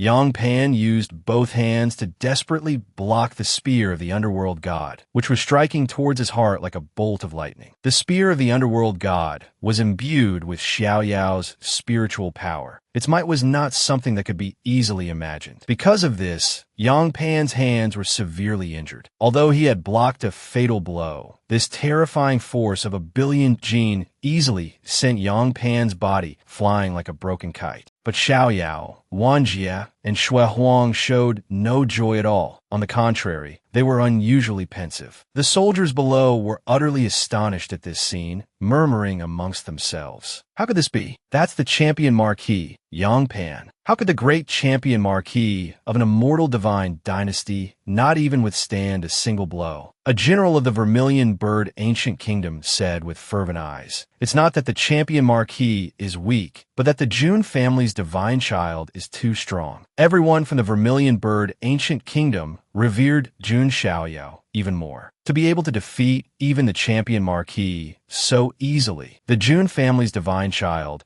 is truly an invincible existence among the younger generation. This is too absurd, but some people also showed looks of doubt. Jun Wanjie's gaze sharpened, his expression turning grim. After a calm assessment, Wanjie reported to Xiaoyao, "Divine child, this is not Yang Pan, or at least not his true self. I have fought the champion marquis before, and felt an immense pressure. Although Jun Xiaoyao's current strength is unbelievably powerful, how could the champion marquis be so weak as to be defeated so easily in one move? Moreover, the champion marquis still has his strongest trump card, the Pan Emperor's life-slaying sword, which he hasn't used." Xiao Yao rested his chin on his hand, thought for a moment, and replied, "Ah, so that's it. This is most likely just a clone of his. Yang Pan, should I say you are arrogant, or should I say you are utterly foolish? Just a mere clone. And you have the audacity to attack this divine child?" Rage surged in Yang Pan's heart, and he shouted in an icy tone, "Jun Xiaoyao, since you know this marquis is just a clone,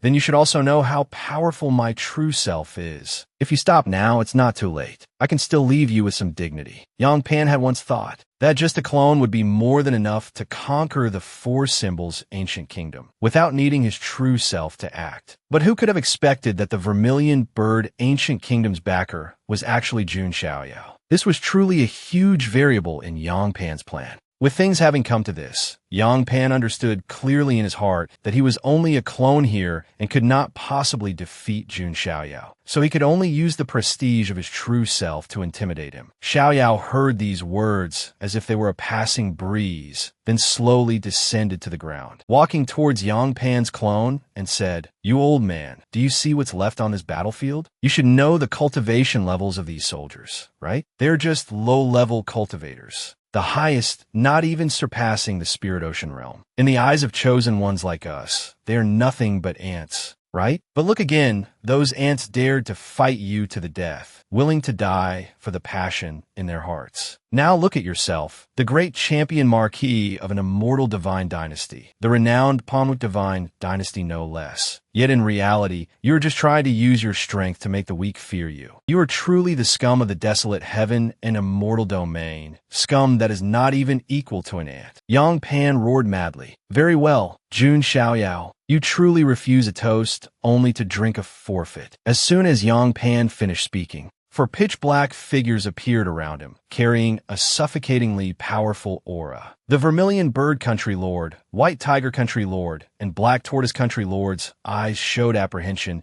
as they quickly appeared and shouted, "It's four Saint Realm puppets. Divine Child, be careful." The three country lords, Vermilion Bird, White Tiger, and Black Tortoise, also unleashed their auras, stepping forward to confront the four Saint Realm puppets. Xiao Yao still calmly glanced at Yang Pan below and said, "Yang Pan, do you know what the biggest difference between you and me is?" At this very moment, an aura suddenly appeared from the sky, attacking Xiao Yao. That Azure Dragon Country Lord, after healing his injuries, had been hiding all along, waiting for a chance to ambush our Xiao Yao. He laughed sinisterly as he unleashed his killing move, shouting, "Huh? Go to hell." From afar in the sky, the sound of a zither suddenly rang out, transforming into a 1,000-zhong wave of slaughter that swept across the sky. That terrifying sound of slaughter even split space itself, leaving a dark spatial crack in its wake. In an instant, the Azure Dragon Country Lord's head was cleanly severed by that mysterious power, and Xiaoyao still had his hands clasped behind his back. The difference is I can represent the entire Jun family of the Desolate Continent, one of the archaic families. As for you, you are far from being able to represent the Panwu divine dynasty. The Azure Dragon Country Lord's head fell towards Yangpan, causing his expression to change even more. He had come here as a clone this time, so he had no Dao protector with him. But he never expected that behind Jun Xiaoyao, there was a Dao protector secretly protecting him. Moreover, judging by the power of that last move, it was by no means something an ordinary saint could match. That sound of slaughter alone sent a chill through the hearts of the saints present, their entire bodies filled with a cold dread. Xiaoyao turned and said to the fallen soldiers of the Vermilion Bird Ancient Kingdom, "I guess you're thinking now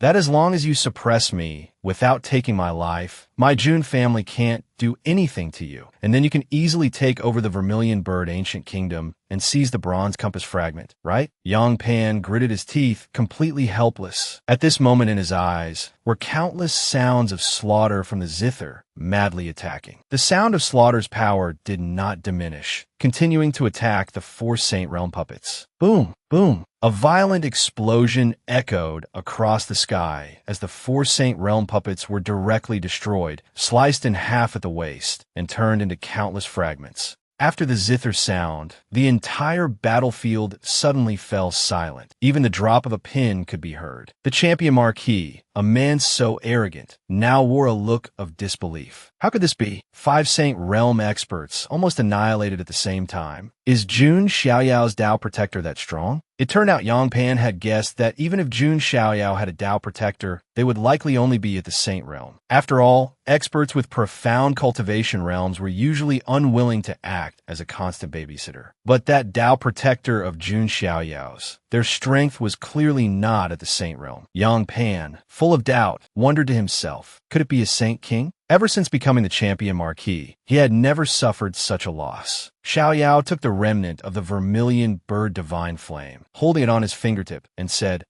it seems you've realized it, haven't you? Your plan was seriously flawed. Your few Saint Realm puppets can't do anything to me, let alone the matter of my Jun family declaring war on your Panwu Divine Dynasty. My Jun family, when declaring war, never asks for a reason. Just having someone like you, who doesn't know their own limits, jump out in front of me is enough. Then, Xiaoyao urged that wisp of Vermilion Bird Divine Flame, striking it towards Yangpan's dying clone, letting that clone feel the sensation of being destroyed by the very thing it looked down on. Vermilion Bird Divine Flame, immortal and inextinguishable. Since you've traveled so far to get here, you should enjoy it to the fullest. Yangpan's clone was thus incinerated. A wisp of the clone's divine sense quickly returned to its main body. In the distant Panwu Divine Dynasty, within a magnificent golden palace of immense scale, where purple qi steamed, an angry roar erupted. Jun Xiaoyao, Yangpan, and you cannot live under the same sky. Yangpan's true self stomped his foot in anger, causing the ground to crack. An enraged Yangpan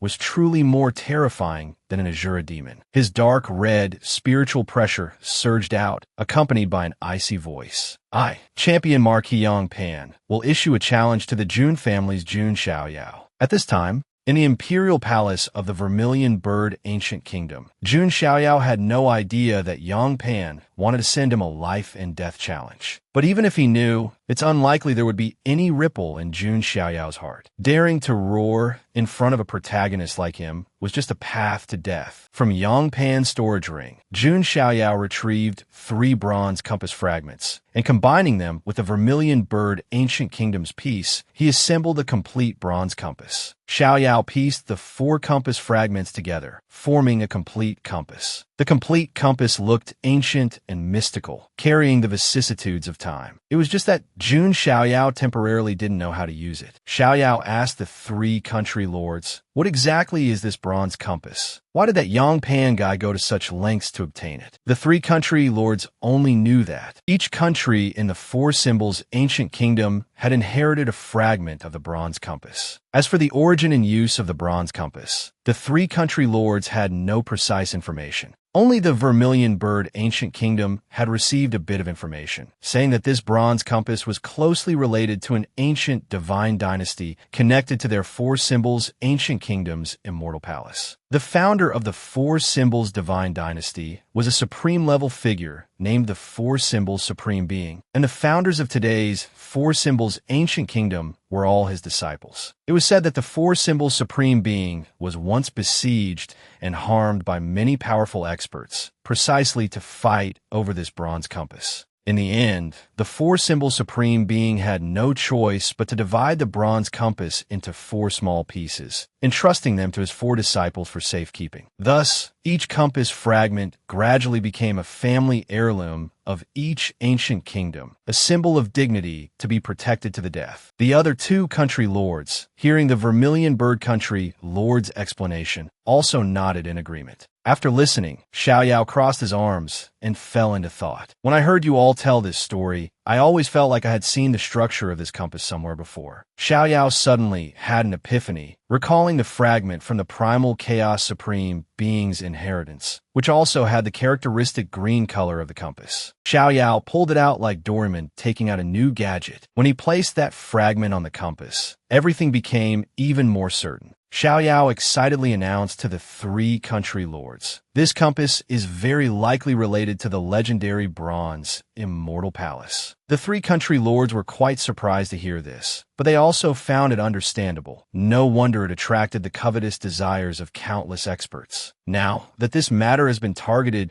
by the Panwu Divine Dynasty, we can't hold on to this thing anymore. What should we do? Xiaoyao was also a bit hesitant, not knowing how to bring it up, but the three country lords simultaneously bowed respectfully to Xiaoyao and shouted, "Our three great ancient kingdoms are indebted to the Divine Child for saving our lives, so we have decided to gift this compass to you." Xiaoyao thought to himself, "Damn it, if you can't hold on to it, you just pass the buck to me? These old foxes are really... Isn't this just adding more trouble for me? Can't you guys have a little backbone? Really, no wonder you get bullied." Xiaoyao tapped his fingers on the compass, interrupting, "Let's put this matter aside for now. Have you all finished discussing the issue of who will rule this unified four symbols ancient kingdom?" Xiaoyao said with an expression that couldn't be more serious. But the three country lords had blank faces because they had never thought about this. Xiaoyao thought to himself, "My God, you guys have never even thought about this problem? How did these three idiots become kings of a country?" The scene shifts to a small mountain next to the Vermilion Bird Ancient Kingdom's capital. Changjian was preparing to toss a coin, saying, "You two remember, this is just a practice session, not a duel, don't go too hard." It turned out that Jun Linglong and Bai Yuer were competing for Xiaoyao. Yuer's eyes showed no hesitation,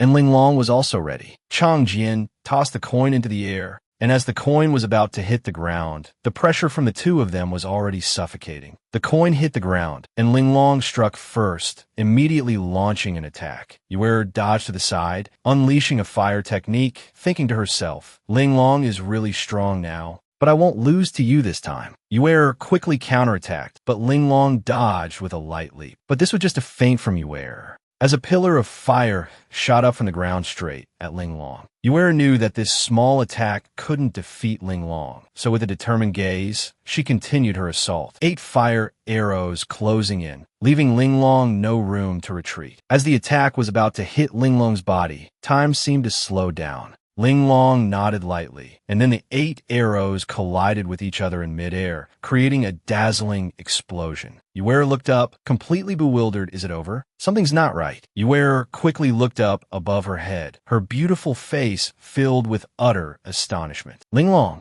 she's no longer on the same level as me." Linglong was about to use a technique Yuer had never seen before, like freezing time and then suddenly disappearing, only to reappear high above to launch an attack. In Yuer's astonished and admiring gaze was a chain of golden nebulae that Linglong was connecting. 7 orbs of spiritual power were connected, resonating with each other, their attack power multiplied several times over. Then like a flood, it poured down, crashing towards where Yue was standing. The ground was shattered, and Yue could only dodge. Seeing Linglong's miraculous technique, Chang Jian shouted excitedly, "Oh my god, what kind of move is this? I want to try it too." Suddenly, Xiaoyao appeared beside him and asked, "What's going on? Why are those two fighting?" Chang Jian was startled, his eyes widening as he glanced over. Chang Jian quickly explained the reason to Xiaoyao. It's because the immortal medicine and the vermilion bird divine flame were surprisingly compatible. So Yue had a fortuitous encounter, and her cultivation has now risen a level. Linglong wanted to test Yue's strength to see how much Yue has improved. After hearing this, Xiaoyao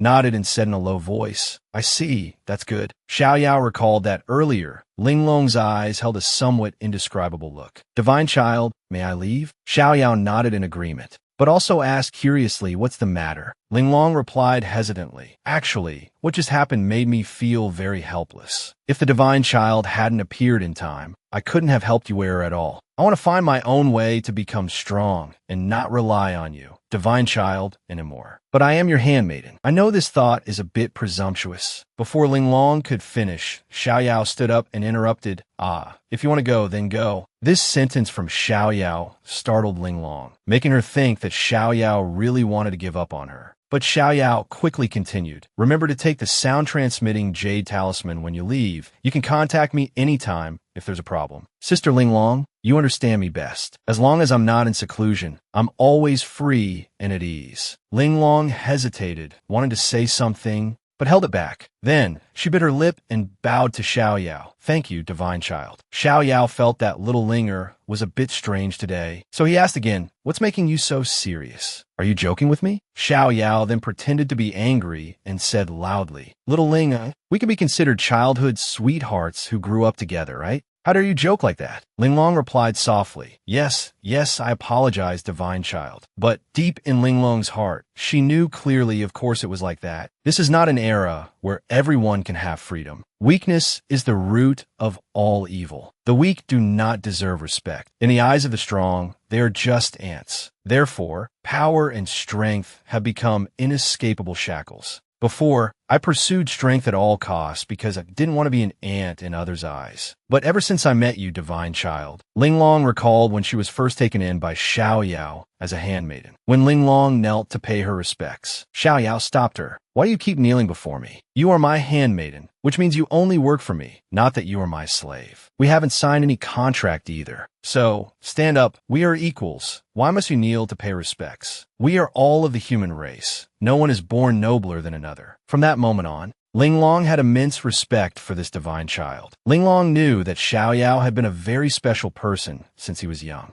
But sometimes she still felt that the divine child was the kind of person with a natural, admirable way of thinking. After returning to the Vermilion Bird City from their jealous fight, Bayuer heard the decision of the country lords and was so shocked she was speechless, blurting out, "Oh my god, what did you country lords just say? You're recommending me to become the new country lord of the Four Symbols Ancient Kingdom?" The three country lords nodded their heads like a drum. "That's right, it's you, Yue. Who else could it be?" Yue felt she wasn't ready for the role, scratching her head and replying, But I feel." Before Yue could finish, the Black Tortoise Country Lord cut in, "Yue, don't be so quick to refuse. We all know that the Vermilion Bird Ancient Kingdom deliberately hid its strength, and during the Vermilion Bird Country Lord secluded cultivation, you alone perfectly handled all state affairs. You are a person with great potential, well-versed in the art of the Emperor." And the crude brute, the White Tiger Country Lord, continued to cut in, "Yue, what are you refusing for? It was you who quickly decided to dispatch troops to unify the three armies, to resist that damn green worm." And Yue's respectable father praised his precious daughter to the heavens. "Most importantly, my daughter has an impeccable method of ruling, able to unify the hearts of the entire kingdom." Even when the Vermilion Bird Ancient Kingdom was on the brink of collapse, not a single traitor appeared. Even the common people mostly refused the offer to bring the June family for aid, deciding to live or die with the country. Even if I'd come out of seclusion earlier, I couldn't have handled this so perfectly. Then, the three country lords huddled together and shouted. "In short, the three of us are in unanimous agreement. You are the most suitable person to lead and rule this new four symbols ancient kingdom. You saw these uncles acting so dramatic and was disgusted to the point of speechlessness. In reality, the three country lords had their own selfish reasons for choosing Yuer, who wouldn't want to raise their daughter's value before matchmaking. Yuer was speechless, unable to refuse the three country lords' request. At this moment, several hands were placed on Yuer's shoulders one by one. Behind Yuer appeared Xiaoyao and Linglong, trying to encourage her. You can do it, Yuer.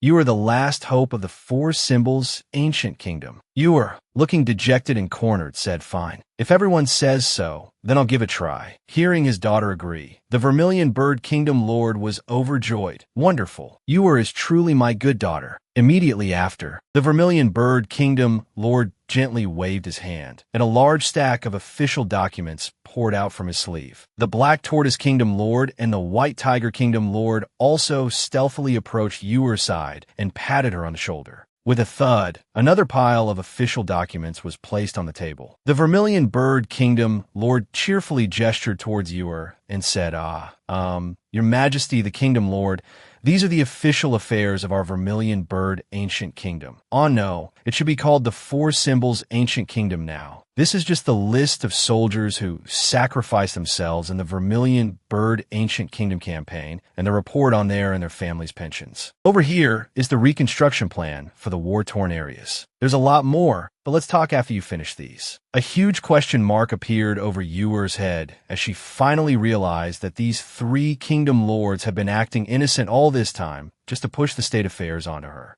The three kingdom lords, beaming as if they had won the lottery, said cheerfully, "Our dear niece, the Black Tortoise Ancient Kingdom is counting on you too." The White Tiger Kingdom Lord also chimed in softly. "My White Tiger Ancient Kingdom has very little. You'll just have to work a little harder, niece." Yuer was in a desperate situation. Trouble really does come from the mouth. Why didn't I think it through a little more carefully? Seeing that there was still empty space on the table, Linglong also helped Yuer fill it up, placing another stack of documents and saying, "In addition, there are also some matters related to our Jun family here." Yuer lowered her head and called out Linglong's name, making Linglong jump with a guilty conscience. Then, Yuer complained with an aggrieved expression, "Linglong, do I look like an abused child to you?" After hearing this, Linglong was stunned for a moment, thought for a bit, then averted her gaze, not daring to look directly at Yuer, and replied, I don't think so." Yuer's face turned ashen, utterly devastated, because not even her own father and good sister would share her burden. At this moment, Yuer's heart was like cold ash, turning into colorless dust. The scene changes to a certain courtyard. The sound of discussion comes from within the small yard. Hey, have you heard? That Yang Pan guy, didn't he get slapped in the face by the young master? Haha, who told him to say such unpleasant things? Our Zhang Jian cheerfully pointed and said loudly, "People are also saying that day will be when the eldest princess of the Panwu divine dynasty chooses a prince consort for herself. I've already made plans with my friends to watch the excitement at the forbidden peak of the Panwu divine dynasty." Hee. Jun Wanjie calmly replied, "Zhang Jian, are you an idiot? You can't even beat me, so why do you think you can defeat the other chosen ones?" But in the end, the Panwu divine dynasty is also an immortal dynasty. The day the grand princess selects her prince consort will surely attract the attention of various factions in the desolate heaven immortal domain, who will come to observe and enjoy the show. Let me explain a bit about the immortal forces for you guys. Immortal forces include supreme immortal forces, peak immortal forces, and ordinary immortal forces. The Panwu divine dynasty is one of the immortal imperial dynasties, belonging to the ordinary immortal forces. An ordinary immortal force will have at least a quasi-emperor realm expert, an ordinary emperor realm expert, experts of the seven supreme realms like the lesser heavenly sovereign, boundary chaos Tao sovereign, supreme mystic sovereign, creation Tao sovereign, great heavenly sovereign, or multiple lesser heavenly sovereigns of the supreme realm, regardless of whether they have an emperor realm expert guarding them. Most immortal forces were founded by some emperor realm expert. To give you guys a better picture, the overall strength of the Panwu divine dynasty is on par with the Ji family and the ancestral dragon nest, but each force has its own trump cards. When it comes to the Panwu divine dynasty, it makes other forces extremely wary. Jun Zhangjian wasn't very knowledgeable, but he had a hot temper and said loudly, "That brat Yang Pan daring to say he wants to step on the divine child and gain the upper hand in a duel. Those words are utterly ridiculous. Haha. Jun Xiaohuang, however, remained mysteriously silent with her arms crossed and said, I, for one, want to know how the divine child intends to handle this matter. Suddenly, a slightly teasing voice came from not far away. Since that guy's challenge is aimed at us, wouldn't it be a great loss of face if we don't go? Hearing these words, all three of them easily guessed who had arrived, and they respectfully bowed towards the distance. Divine child, Xiao Yao continued, I'm planning to go to the Panwu Divine Dynasty alone. What are your plans next? Zhang Jian stood up disappointed and asked back, Divine child, you're not planning to take us with you? But Xue Huang slowly replied, reporting to the divine child, I plan to make a trip to the lower realm. I have already reported to the family. I will have a period of leave to go to the lower realm. Jun Wanjie also added, this is a rare opportunity. I want to go with Xue Huang. That way, Xue Huang and I can look out for each other. Xue Huang, in the distance, also nodded lightly in agreement. As for Zhang Jian being left out, he slammed the table and said loudly, wait, are you guys serious? The laws of the celestial and terrestrial realms are completely opposite. The 10 lands of the lower realm are extremely hostile to the creatures of the 9 heavens. If you want to descend to the 10 lands, you will have to endure suppression of your cultivation and physical pain. Moreover, this could lead to your eternal damnation. Wanjie replied very calmly, it's fine. Our Jun family does indeed have a way to forcibly break the realm membrane between the celestial and terrestrial realms. Jun Xiaohuang's eyes flickered as she replied, however, it's not easy. That might be a safe method to descend, but the Jun family won't help us so easily. Zhang Jian was still very worried. Gritting his teeth, Wanjie said with determination, that's right, we plan to disperse our immortal energy and remove our immortal bones. The two of us will use our mortal bodies to descend to the lower realm for an experience. Zhang Jian didn't know what to say to Wanjie and Xue Huang, so he had to ask Xiao Yao for help. Divine child, please quickly persuade them. Xiao Yao could only scratch his head and reply, let me try. At this moment, Xiao Yao suddenly remembered, thinking to himself, the lower realm, clan brother Wanjie's younger sister is currently lost in the lower realm. It's not strange that he wants to go there. But why does clan sister Xue Huang also want to go to the lower realm? Moreover, she specifically mentioned that the Jun family can break the realm membrane, yet she says she wants to use her mortal body to descend. This seems to be telling me not to interfere in this matter. Xiao Yao then gestured towards Xue Huang and asked, clan sister, why go to such lengths? Did something happen? Hearing Xiao Yao only ask for her reason, Xue Huang was also quite puzzled, thinking to herself, why did the divine child only ask me? Does he already understand young Master Wanjie's situation? Then, Xue Huang gestured and explained, young master probably knows that for cultivators like us, each has their own Tao. The Tao is the goal of cultivation and also the foundation of a cultivator. If one goes against their Tao heart will shatter and they cannot continue to cultivate. But unfortunately, I don't have a Tao of my own. Or to be more precise, besides you, young master, no one else here has their own Tao. Linglong, Wanjie, and Zhang Jian, who were behind, heard this truth and all frowned in distress, complaining, don't mention us. We all come from immortal domain clans. Walking the path of a cultivator is a matter of course. Very few people think about why they cultivate. They all live for their family. Who doesn't want to find their own Tao? Should I call a turning point or something else? I always feel that compared to a cultivator, he seems more like a mortal from the lower realm. Go to the lower realm, it seems one might find a Tao that belongs to them. Otherwise, even if we stay in the immortal domain and continuously improve our cultivation, we are just living aimlessly. Hearing Xue Huang's words, Xiao Yao's eyes deepened in admiration, truly astonishing. In this world, most people follow a pre-existing path. I didn't expect there would still be someone willing to remove their immortal bones just to search for their own Tao. Xiao Yao clasped his hands and bowed to Xue Huang, expressing, clan sister, to be your clan brother, Xiao Yao feels extremely honored. Xue Huang was completely taken aback by Xiao Yao's action, thinking to herself, I really can't understand the thoughts of this divine child. After that, the two sequence members of the Jun family bid farewell and went their separate ways. No one knew what the future would hold. Xiaoyao gazed into the distance, and after a moment, thought to himself, all right, they've all left. I should get going too. Finally, there's the image of the brothers. Each has their own mission. For example, our Zhangjian is still standing with his arms crossed, deep in thought, not yet understanding the issue. So that's how it is. I understand everything now.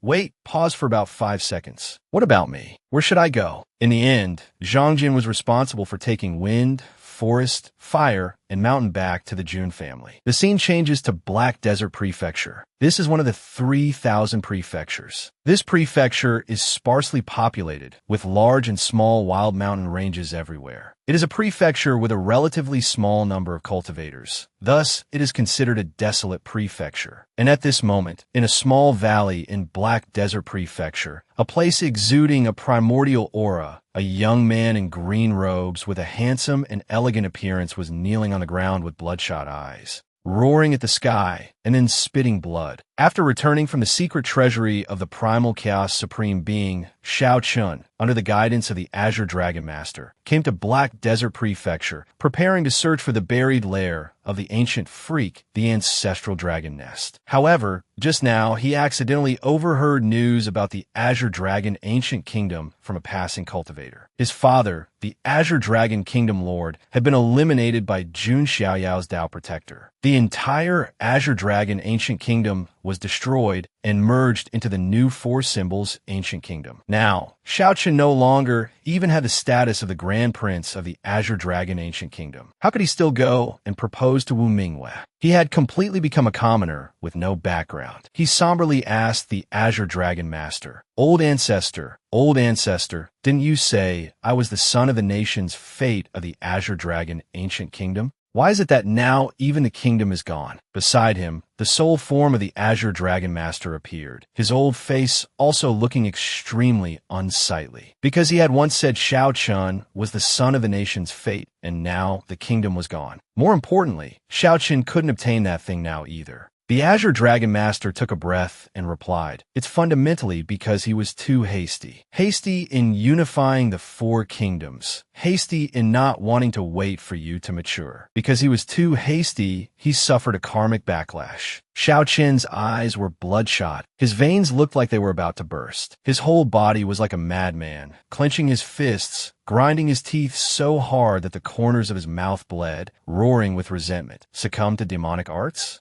So what if I do? I want to destroy Jun Xiaoyao, no matter the cost. The feud of my father's murder, the hatred of my lost kingdom. If I don't grind your bones to dust, I, Shao Chun, swear I am not human. Shao Chen's handsome face was twisted into a ferocious expression like a demon's. The Azure Dragon Master's white brows furrowed, and he shouted coldly, Shao Chun, calm down. Your Tao heart is about to succumb to demonic arts. A sky-high black aura wrapped around Shao Chen's body, growing thicker and thicker. Shao Chun let out a cold laugh. Succumb to demonic arts? So what if I do? I want to kill Jun Xiaoyao, even if it means succumbing to demonic arts. Seeing him like this, the Azure Dragon Master shouted, Fool, have you forgotten you still have 2 trump cards? The Supreme Bloodline in the Ancient Nest and Wu Mingwei of the Panwu Divine Dynasty. These words were like a bucket of cold water poured over Shao Chen's head, causing him to calm down instantly. Shao Chen's raging blood chi calmed down, and cold sweat dripped down as he thought to himself, That's right, I haven't lost yet. I still have Mingwei. I want to marry her. She will definitely help me. Recalling Mingwei's peerless face, Shao Chen's mood gradually stabilized. Although he had lost his father and his kingdom, at least he still had a soulmate who would stand by him and help him. The only thing Shao Chun didn't know was that Wu Mingwei had hidden from him the fact that she was already Jun Xiaoyao's slave girl. Damn it, if Shao Chun finds out in the end, it's hard to imagine how insane he will become. He then wiped the blood from the corner of his mouth and said regretfully, Old ancestor, I lost control. Let's hurry and find the ancient nest. Only by obtaining the supreme bloodline can my strength undergo a great change. Shao Chen's character could indeed be considered resilient. Now that he had calmed down, only by becoming stronger could he marry Wu Mingwei.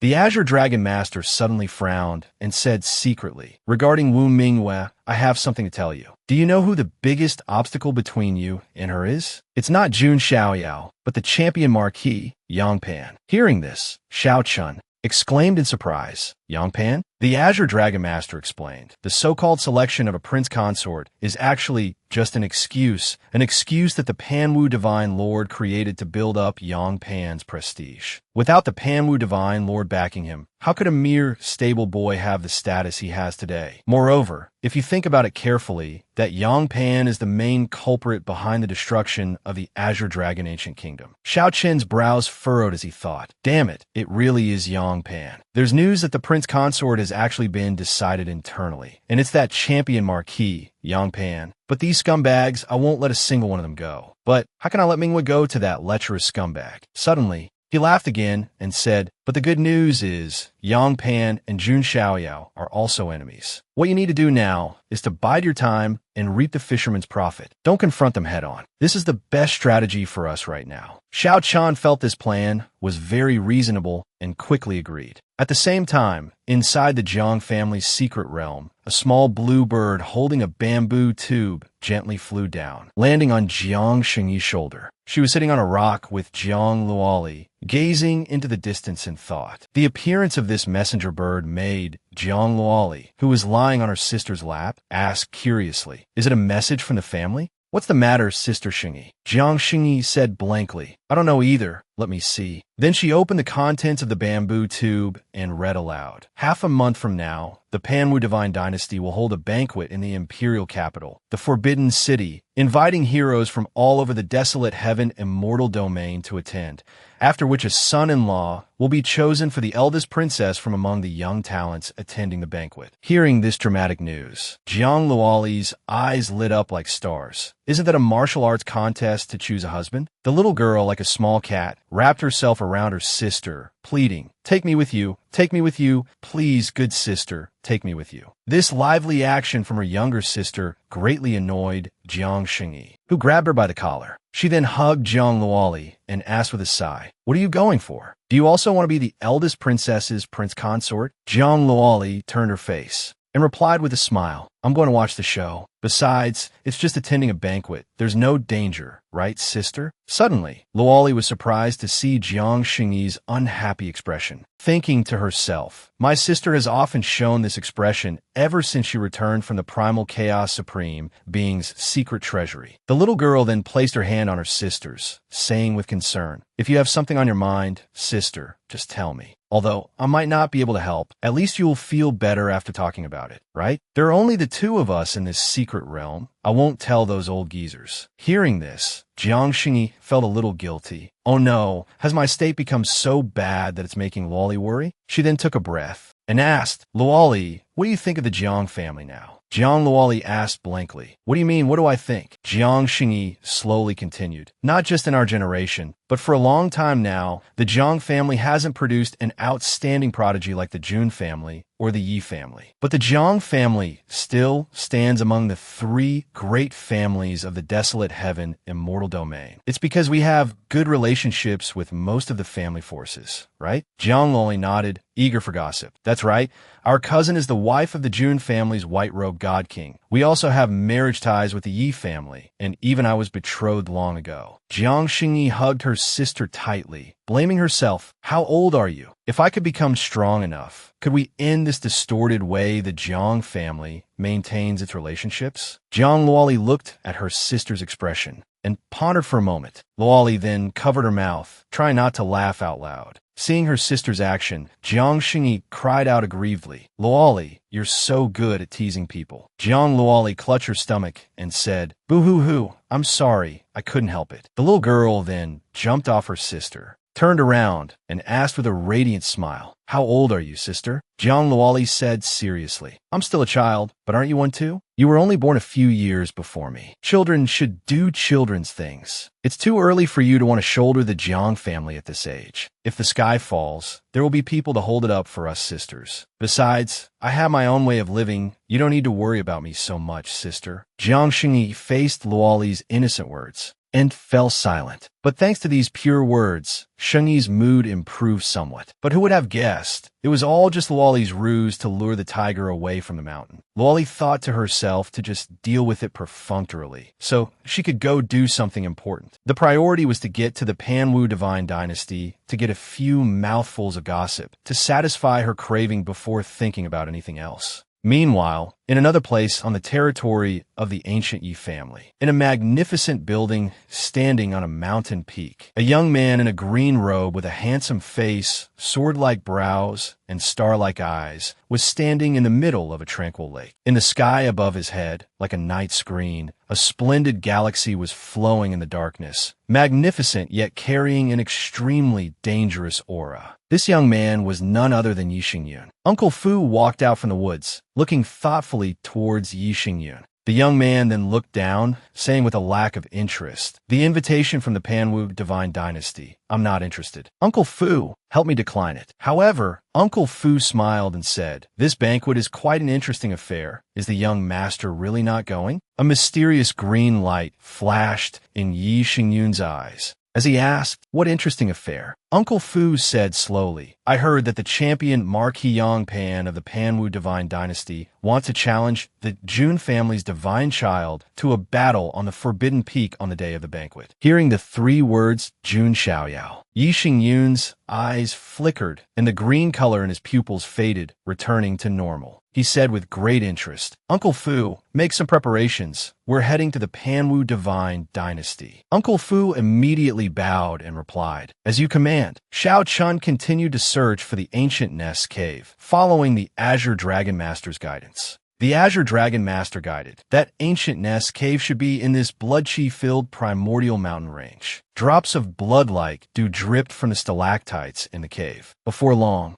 Xiao Chun discovered a narrow crack in the rock face in Black Desert Prefecture. He followed the crack inside, and sure enough, there was another world within, like a small underground world. And what made Xiao Chun gasp in astonishment was that he actually found the supreme bloodline of the ancestral dragon inside. That supreme bloodline had actually converged into a small pool of blood, leaving Xiao Chun completely stunned, muttering, "The supreme bloodline of the ancestral dragon. It can actually converge into a place like this?" Just as Xiao Chun reached his hand into the blood pool, preparing to absorb the opportunity, he muttered, "As long as I get this, I can't." Before he could finish, a haughty voice, like that of Queen, suddenly came. "You mortal, has the world really become like this? My things you dare to touch with that filthy hand of yours?" Both the Azure Dragon Master and Xiao Chun felt a chill run down their spines, suddenly sensing danger from behind. The Azure Dragon Master's face turned ugly as he transmitted his voice to Xiao Chun. "This is bad.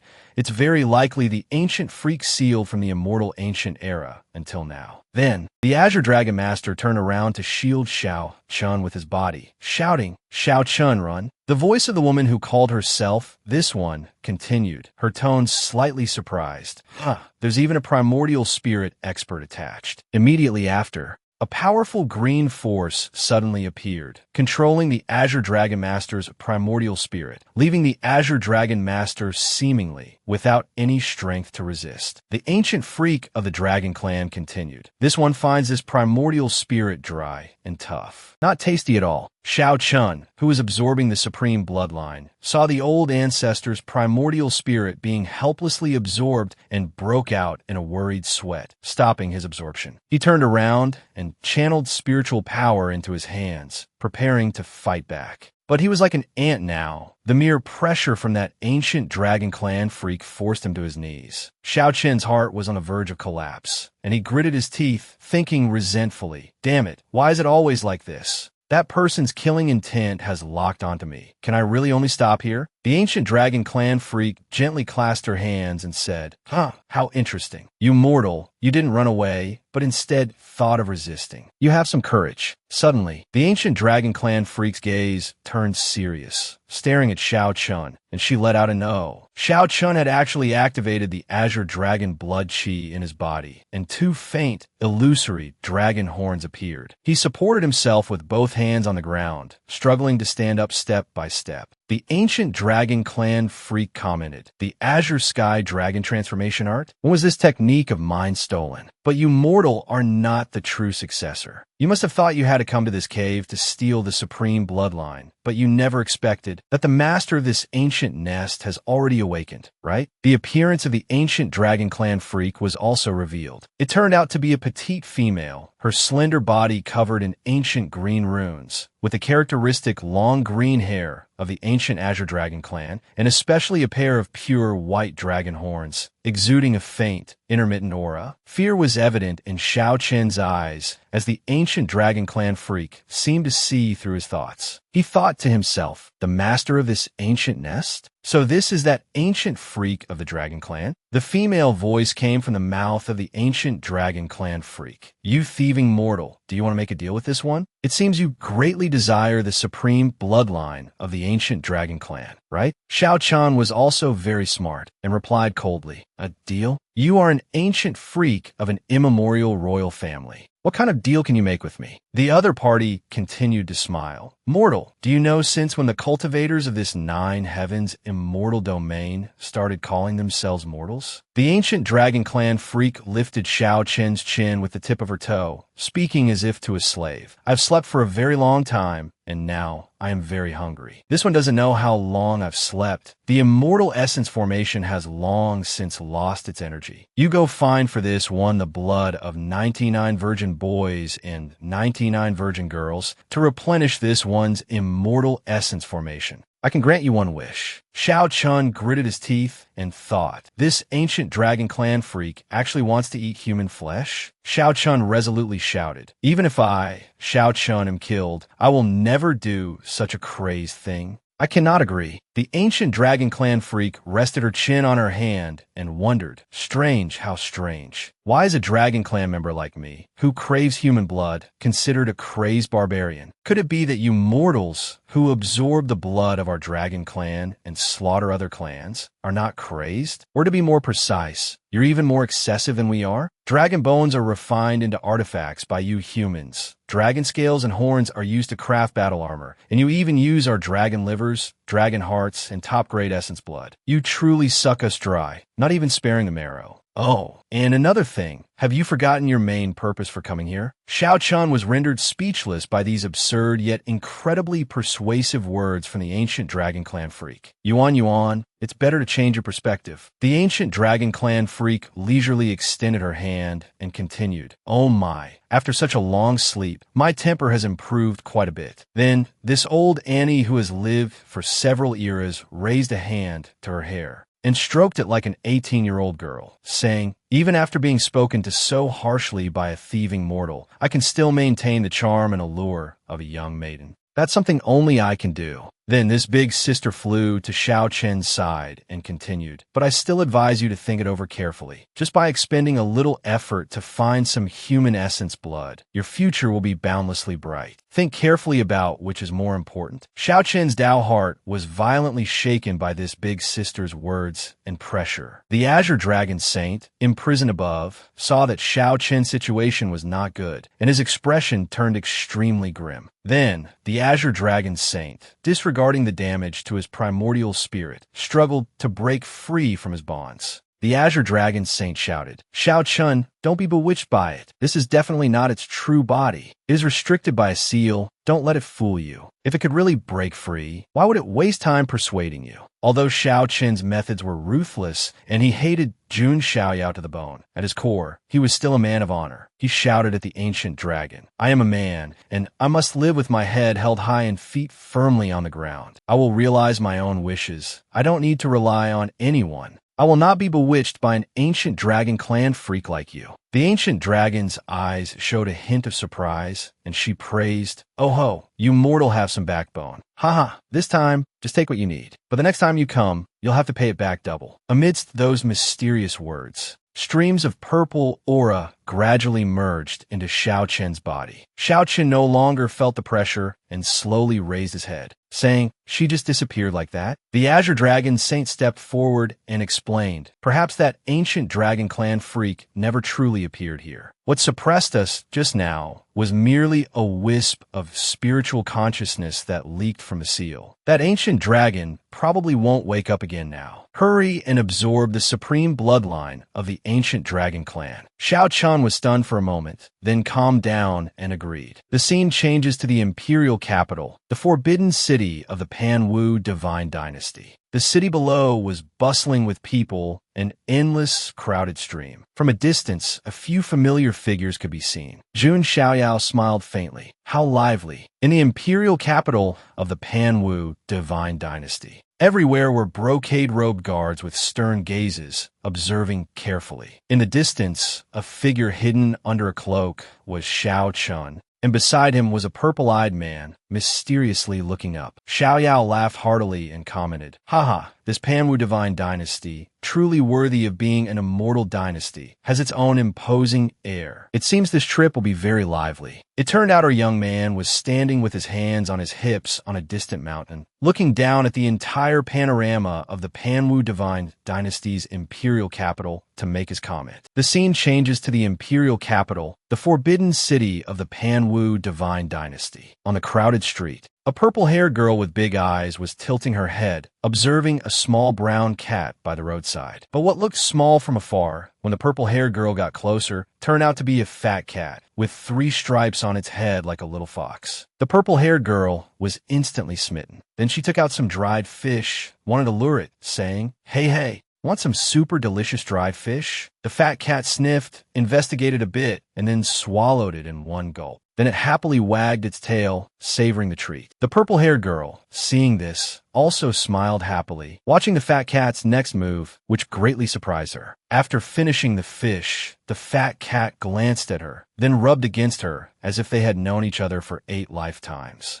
The purple-haired girl happily thought to herself, "Oh ho ho, is it because of my sincerity? This cat likes me and wants to come home with me, hee." The purple-haired girl's hand trembled as she slowly reached over, wanted to pet its head, then planning to grab it by the scruff of its neck, put it in her bag, and take it home to raise. She thought to herself, "It will definitely get into my yellow sack." Before the purple-haired girl could even touch the cat, a familiar yet annoyed voice came from behind. "Hey, my good friend, I've been looking for you for so long. Where did you run off to?" Jun Xiaoyao finally concluded. "I think I've said it before, haven't I? You should lose some weight." The fat cat was sweating profusely, not daring to look at Xiaoyao, its eyes darting elsewhere to gloss over the situation. Xiaoyao then apologized to the purple-haired girl. "Excuse me, miss, did this fellow cause you any trouble?" The purple-haired girl immediately stood up and replied, No trouble at all." "Ah, is this young master the owner of this fat cat?" Xiaoyao sighed and replied, "Yes, I am its master. It dared to sneak out while I wasn't paying attention." The purple-haired girl, seeing Jun Xiaoyao's annoyance, changed the subject. "Is the young master also here in the Panwu Divine Dynasty to watch the Grand Princess's husband selection tournament?" Jun Xiaoyao quickly replied, No, someone just invited me here to play a very interesting game." The purple-haired girl looked at Jun Xiaoyao's appearance and attire, staring blankly for a long time. As for Xiaoyao, he had a look of confusion. "What are you looking at?" Then the purple-haired girl's eyes flashed with the light of money, thinking to herself, "My God, what the hell? So impressive. I didn't look closely just now. Isn't this a rich young master?" The purple-haired girl circled Xiaoyao, sizing him up while loudly asking, "Young master, do you need a tour guide?" "To be honest, I've lived in this imperial capital since I was a child. In this Panwu imperial capital, there's nothing I don't know." Hearing this, Xiaoyao didn't spoil the mood, just smiled faintly. The purple-haired girl then held out her hand to calculate, muttering to herself, "If the young master hires me as a guide, I'll only charge a cheap price. Let me calculate. Got it. Just 3 low-grade divine source coins will do." Xiaoyao looked at the girl's naive appearance and couldn't help but feel a sense of appreciation, recalling his past life. In his past life, he had also shamelessly clung to tourists to haggle, just to earn a little extra money to get by. Xiaoyao then replied to the purple-haired girl's offer, "All right, I happen to need someone to introduce me to the imperial capital of the Panwu divine dynasty. Is this enough for your fee? Jun Xiaoyao was very generous, taking out a large, palm-sized golden divine source. The purple-haired girl couldn't help but be astonished, thinking to herself, what is this? It's a perfect gray divine source, and it's this big. The light of money made the purple-haired girl a little dizzy, thinking, so dazzling, could it be that I've struck gold? So the purple-haired girl immediately agreed. Of course it's enough. This noble young master. What do you want to know about the imperial capital of the Panwu divine dynasty? Jun Xiaoyao smiled faintly. For the Panwu sovereign's birthday feast this time. What major powers are attending? The purple-haired girl replied smugly, Young master, you've asked the right person this time. Recently, the Panwu imperial capital has attracted many prodigies from great clans. Among them, a few families are particularly noteworthy. First is the Wang family of the Northern Land. Second is the 10,000 Phoenix Spirit Mountain. This place is a peak archaic royal family on par with the ancestral dragon nest, with deep foundations and formidable strength. Hearing this, Jun Xiaoyao asked again, the Wang family of the Northern Land? It sounded a bit familiar. The purple-haired girl continued to explain. The Wang family of the Northern Land is located in the far north of the desolate heaven immortal domain. It is a renowned, ancient, desolate family, occupying more than 30 Dao prefectures, a genuine ancient desolate family. Among them, the most talked-about person is their family's genius. The most famous prodigy of the Wang family of the Northern Land is none other than the young emperor, Wang Tong. Hearing this, Jun Xiaoyao suddenly let out a loud sneeze, not hearing the purple-haired girl's words clearly. The purple-haired girl asked, Young master, what's wrong? Jun Xiaoyao coughed embarrassedly and said, Nothing. Who did you just mention? Wang Tong. The purple-haired girl replied, That's right. Does the young master know the young emperor of the Wang family? Jun Xiaoyao immediately put on a profound look and said loudly, My son, Wang Tong, has the makings of a great emperor. The purple-haired girl and the nine-headed lion were even more impressed with Jun Xiaoyao after hearing this, saying, Young master is truly amazing. How did you know that young Emperor Wang Tong's father often says this? As for Jun Xiaoyao, after showing off, he also felt a bit embarrassed, thinking to himself, did I overact a little? Jun Xiaoyao noticed that in the distance by the city gate, a male figure was looking in his direction. Yi Xingyun clenched his fists and walked alone into the imperial capital of the Panwu divine dynasty. Seeing Yi Xingyun, Jun Xiaoyao blocked the purple-haired girl and said, You get behind me. Da Huang, protect her. Yi Xingyun slowly advanced towards Jun Xiaoyao, his steps light but filled with profound meaning. The purple-haired girl was dazed, still not understanding what was happening, while the nine-headed lion's mane stood on end, on high alert against Yi Xingyun's aura. The qi in each of Yi Xingyun's steps was vastly different from when he was 10 years old at Jun Xiaoyao's birthday feast. Yi Xingyun and Jun Xiaoyao locked eyes for a moment, but in the end, our Xiaoyao was still a cut above in both height and presence. Jun Xiaoyao looked down at this somewhat surprising change in Yi Xingyun. But Yi Xingyun showed no malice after his previous defeat. His face expressionless, he said calmly, Brother Xiaoyao, it's been a long time. Jun Xiaoyao thought he had made an enemy of Yi Xingyun, but who would have expected this scene? Jun Xiaoyao broke out in a cold sweat, thinking, this guy looks familiar. I think we fought at my 10th birthday feast. What was his name? How should I respond now? Someone save me from this visible defeat. Being forgotten by Jun Xiaoyao, Yi Xingyun was so hurt he was about to cry. He placed a hand on his chest and said sullenly, This is too much. This joke isn't funny at all. It's me. Take a closer look. 2 years ago at your 10th birthday feast, we met, we even argued, and had a fight. The purple-haired girl watched the drama, dumbfounded, while Jun Xiaoyao said with a calm face, I really don't remember your name. There were too many people there. After racking his small brain and memory, Jun Xiaoyao remembered the appearance of the kid he had pretended to lose to that day, yielding the fateful connection with Jiang Luoli.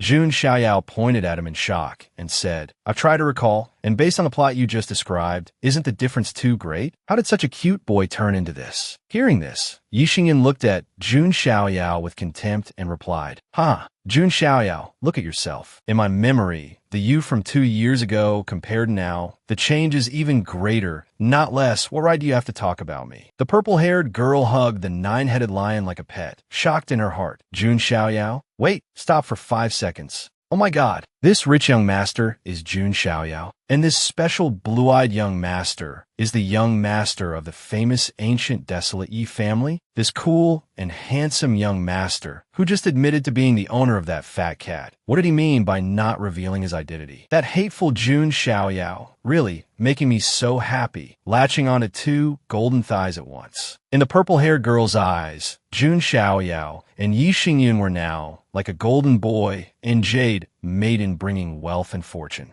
Afterward, Jun Xiaoyao probed, asking Yi Xingyun, "So, why did Brother Xingyun seek me out directly?" A chilly wind blew past, mingling with Yi Xingyun's reply. "The last battle with Brother Xiaoyao caused my Dao heart to waver violently." Next, Yi Xingyun clasped his hands and smiled at Jun Xiaoyao. "I've thought a lot these past 2 years. Now, it is also thanks to that spar with Brother Xiaoyao that I was able to become stronger. Therefore, I now wish to find an opportunity to fight the Jun family's divine child again, to seek new enlightenment, and break through to a higher realm." Jun Xiaoyao put his hands on his hips and replied casually, "Brother Xingyun's meaning is that you want to spar right here?" The purple-haired girl was startled, her mouth agape, thinking, just proposing a spar directly like that? Experts dueling is like going to the market to buy vegetables. Yi Xingyun stepped forward and replied, "I've heard many rumors that Brother Xiaoyao is about to have a battle with champion Marquis Yongpan of the Panwu Divine Dynasty. Is that right? If we spar here now, the timing is indeed not suitable. Aren't you afraid of exhausting your strength before that battle?" Yi Xingyun righteously pointed to his chest and continued, "I am not the type to take advantage of someone's misfortune. I'm not in a hurry now. It's just a spar anyway. I can wait until you have recovered to your peak condition." After hearing Yi Xingyun's words, Jun Xiaoyao laughed heartily, then replied to Yi Xingyun, "Brother Xingyun, there's no need to worry so much. That Yongpan fellow is not as difficult to deal with as the rumors say. Besides, Brother Xingyun just wants to spar with me, not fight to the death, right?" Hearing this, Yi Xingyun also felt it was a bit absurd, yet extremely persuasive. So he nodded in agreement with Jun Xiaoyao's words. Then, Yi Xingyun turned to the purple-haired girl and asked, "Excuse me, little miss, is there a spacious place nearby suitable for a martial arts spar?" The purple-haired girl let out a surprised,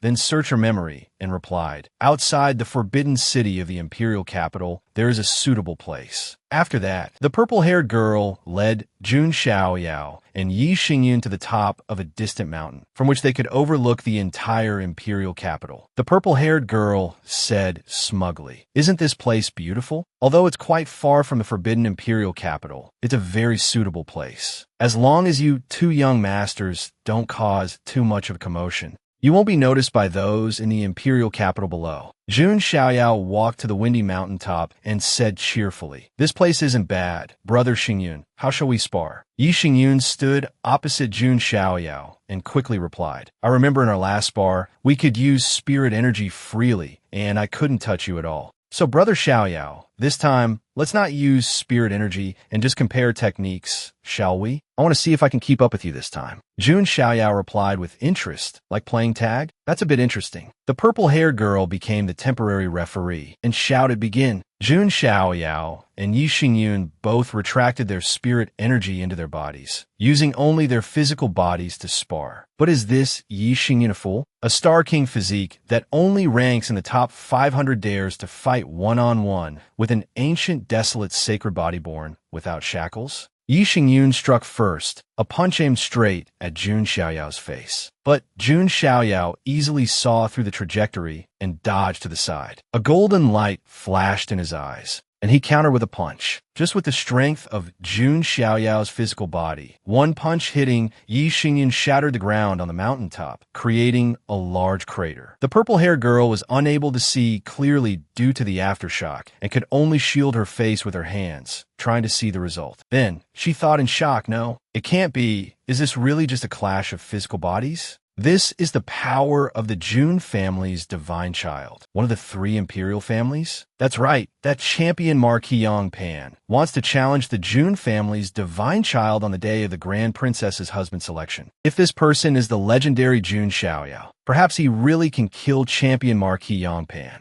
At this moment, the purple-haired girl's background was revealed. This girl's name is Qin Xian, and she is no ordinary person. She was originally the daughter of Marquis Qin Tian of the Panwu Divine Dynasty. Her mother was the #1 beauty of the Panwu divine dynasty. Yang Pan coveted the beauty of Marquis Qin Tian's wife and wanted to seize her for his harem. Marquis Qin Tian led his soldiers to resist to the death, but died tragically under Yang Pan's sword. The entire Marquis' mansion was nearly slaughtered, and the Qin Tian family began to decline from then on. Marquis Qin Tian's wife resisted to avenge her husband, but was humiliated by Yang Pan, then dismembered into 1,000 pieces and thrown on the streets for wild dogs to eat. But the Panwu sovereign suppressed public opinion, covering for that Yang Pan. The bones of the unjustly dead have rotted in the wilderness, while the murderer Yang Pan still sits comfortably on the throne of the champion Marquis, enjoying all glory and wealth. The 9-headed lion sensed something was wrong, its small ears twitching constantly, sweating profusely, thinking, what a terrifying killing intent. I don't want to be here anymore. The purple-haired girl, thinking of avenging herself on Yang Pan, couldn't help but radiate a thick, killing intent. The 9-headed lion stretched its neck and nuzzled its head against Qin Xian's cheek, which brought Qin Xian back to her senses. Qin Xian looked towards the battlefield, thinking, was I distracted again? What's the result of the two young masters' battle?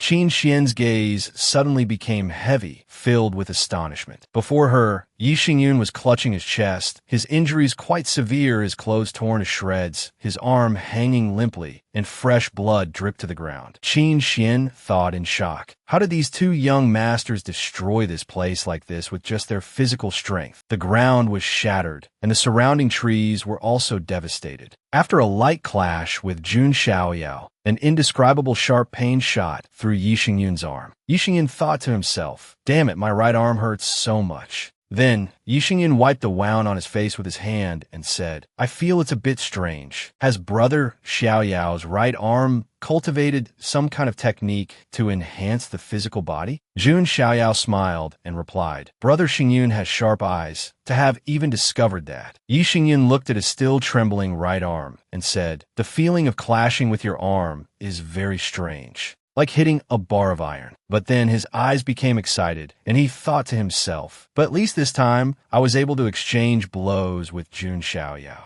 Jun Xiaoyao spread his right hand, channeling his spirit energy, and said, this is the inheritance that the primal chaos supreme bestowed upon me. And since then, I have never shown it to anyone. Jun Xiaoyao then clenched his fist and continued, to be honest, I also don't know to what extent this inheritance can elevate my physical body. This is a rare opportunity. Does Brother Xingyun want to try and take a full-powered punch from me? Hearing Jun Xiaoyao's suggestion, Yi Xingyun's eyes showed a flicker of astonishment. Then he smiled and thought to himself, can this be considered a form of recognition for me? Yi Xingyun then extended his hand forward and said resolutely with great willpower, since Brother Xiaoyao thinks so highly of me, Yi Xingyun, I will risk my life. What's the harm in trying once against the divine child? Come on. Jun Xiaoyao laughed heartily. Not bad, that's the spirit. Jun Xiaoyao then rushed straight towards Yi Xingyun. Space and time seemed to freeze. A golden fist light emanated from Jun Xiaoyao's fist, while Yi Xingyun took a defensive stance. A seal-like script appeared around Jun Xiaoyao's fist, accompanied by a dragon's roar. Jun Xiaoyao's eyes were confident as he threw a full-powered punch. As for Yi Xingyun's side, it was the complete opposite. His eyes were filled with extreme panic, his hands crossed in front of him, as if to say, what devil possessed me to accept this damn bet? Who am I? Where's this? Somebody save me. Jun Xiaoyao's full-powered punch struck Yi Xingyun squarely,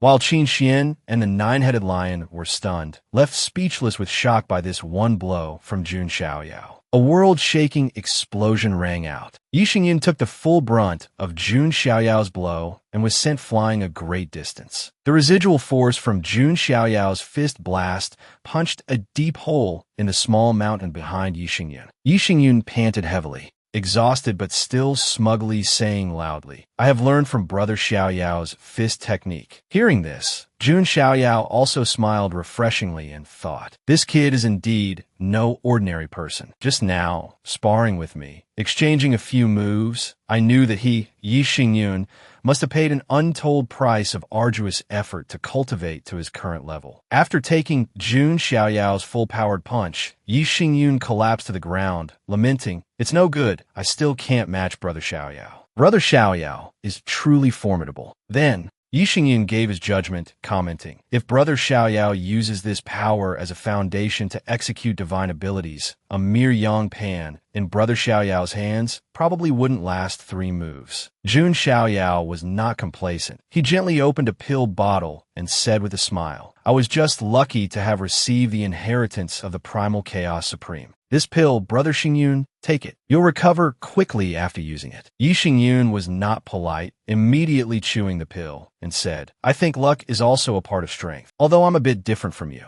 I've also recently received some special inheritances. Jun Xiaoyao, hearing Yi Xingyun's explanation, also showed interest and listened. Yi Xingyun, while regulating his breath to absorb the pill, recounted, does Brother Xiaoyao know that in this world, there are some people who, by a stroke of luck, can awaken memories of their past lives? I'm one such case. Although I don't know specifically who I was in my past life, that person left me a star palace. I dreamed of a corner of that star palace, and from it, I received the inheritance from my past life. It may sound unbelievable, but besides me in the Yi family, isn't there also a guy who calls himself the Sword Devil reincarnation, Yi Guqin? His situation seems to be not much different from mine. After hearing this, Jun Xiaoyao replied nonchalantly, what if I said, I have also awakened memories of a past life? Hearing this news, Yi Xingyun couldn't remain calm and said loudly, is Brother Xiaoyao telling the truth? Brother Xiaoyao, which great power were you in your past life? Faced with Yi Xingyun's question, Jun Xiaoyao had a somewhat indescribable look in his eyes, then replied, in my past life, I was just a beggar on the side of the road. Yi Xingyun said in disbelief, could it be that Brother Xiaoyao still wants to deceive me even now? Hearing this, Jun Xiaoyao let out a hearty laugh, because what he said was the truth, but this truth was indeed hard for anyone to believe. Yi Xingyun still found this hard to accept, thinking to himself, can he, Jun Xiaoyao, and I really have the kind of relationship where we can joke around like this? While Yi Xingyun and Jun Xiaoyao were talking, golden leaves began to fall from the sky. Yi Xingyun looked up at these autumn-like golden leaves, while Jun Xiaoyao saw orange feathers fluttering in the sunlight. This unbelievable scene entered both of their sights at the same time. From the distant horizon, a phoenix shimmering with golden light was flying towards Jun Xiaoyao and Yi Xingyun. The figure became clearer and clearer. It was a phoenix from the Myriad Phoenix Spirit Mountain. This meant that a successor of the Myriad Phoenix Spirit Mountain had emerged into the world. The phoenix hovered in midair, and on its back was a graceful figure shrouded in a red divine glow. Yi Xingyun, holding an autumn golden leaf, looked up at this grand entrance of the Myriad Phoenix Spirit Mountain's prodigy, and said, the people from Myriad Phoenix Spirit Mountain are here too? Jun Xiaoyao asked back with some surprise, Myriad Phoenix Spirit Mountain? Hearing this, Yi Xingyun quickly explained, the Myriad Phoenix Spirit Mountain is one of the archaic royal families, on the same level as the ancestral dragon nest. Phoenixes are known to only perch on wudong trees and only eat bamboo fruit. Therefore, wherever a flock of phoenixes arrives, they will scatter wudong leaves to announce their presence. Jun Xiaoyao asked curiously, where are they headed? That direction doesn't seem to be the imperial city. Qin Xian quickly replied, they are probably heading to the Immortal Jade Pavilion. Hearing this, Yi Xingyun asked again, the Immortal Jade Pavilion? Qin Xian quickly explained, recently, the Heavenly Zither Maiden of the Immortal Music Zither sect has been holding a Zither competition at the Immortal Jade Pavilion. It is said that anyone who can defeat the Heavenly Zither Maiden in the way of the Zither will receive 300 immortal sources as a reward. Therefore, it has attracted quite a few prodigies to participate. As soon as Jun Xiaoyao heard about the reward, his eyes lit up and he blurted out, 300 immortal sources? Meanwhile, Qin Xian behind them thought with a scrutinizing gaze, well, that look is a bit familiar. It's the look of greed. Jun Xiaoyao then regained his composure, coughed a few times, and said, ahem, Brother Xingyun, are you interested in going to the Zither competition with me? Hearing this, Yi Xingyun asked in surprise, I don't know how to play the Zither. Jun Xiaoyao confidently gave a thumbs up. It's fine, brother, I am a master of the way of the Zither. You just need to follow me to build up my prestige. Yi Xingyun still didn't understand Jun Xiaoyao's meaning, a large question mark appearing above his head as he thought. It's just playing the Zither. Why does he want me to follow him to build up his prestige? At this moment, in front of the Immortal Jade Pavilion, Jun Xiaoyao and Yi Xingyun were walking in step by step. Upon entering the immortal Jade Pavilion, Yi Xingyun and Jun Xiaoyao overheard many discussions from other cultivators. The man in white said to the man in yellow, "Hey, have you seen the heavenly Zither maiden? She is absolutely no ordinary person." The man in yellow nodded in agreement. "Of course, I saw her. It's precisely because I wanted to admire the heavenly Zither maiden's grace that I squeezed through the crowd outside the immortal Jade Pavilion for several hours." Yi Xingyin listened with interest as the two praised her to the heavens. As for Jun Xiaoyao, he didn't pay much attention, probably just thinking about how to get those 300 immortal sources. The man in white continued, "Wow, her aura is truly top-notch." The man in yellow immediately chimed in. "That's right, not just anyone can handle that." After hearing their words, Yi Xingyun said to Jun Xiaoyao, a little annoyed, "These people are so rude. How can they comment on others behind their backs like that?" Hearing this, Jun Xiaoyao smiled and replied, "Don't be so naive. The love of beauty is human nature." Qin Xian also nodded in agreement with Jun Xiaoyao's words. Young Master Jun Xiaoyao is right. The heavenly Zither maiden is very famous and is also considered a peerless beauty whose reputation spreads far and wide. She is also the top prodigy of the immortal music Zither sect. The immortal music Zither sect is one of the top orthodoxies in the desolate heaven immortal domain. Even the young master of the myriad treasures chamber of commerce and the third prince of the divine dynasty are her pursuers. However, that Zither maiden is an ice beauty with an arrogant personality. Even the third prince has pursued her arduously to no avail. Finally,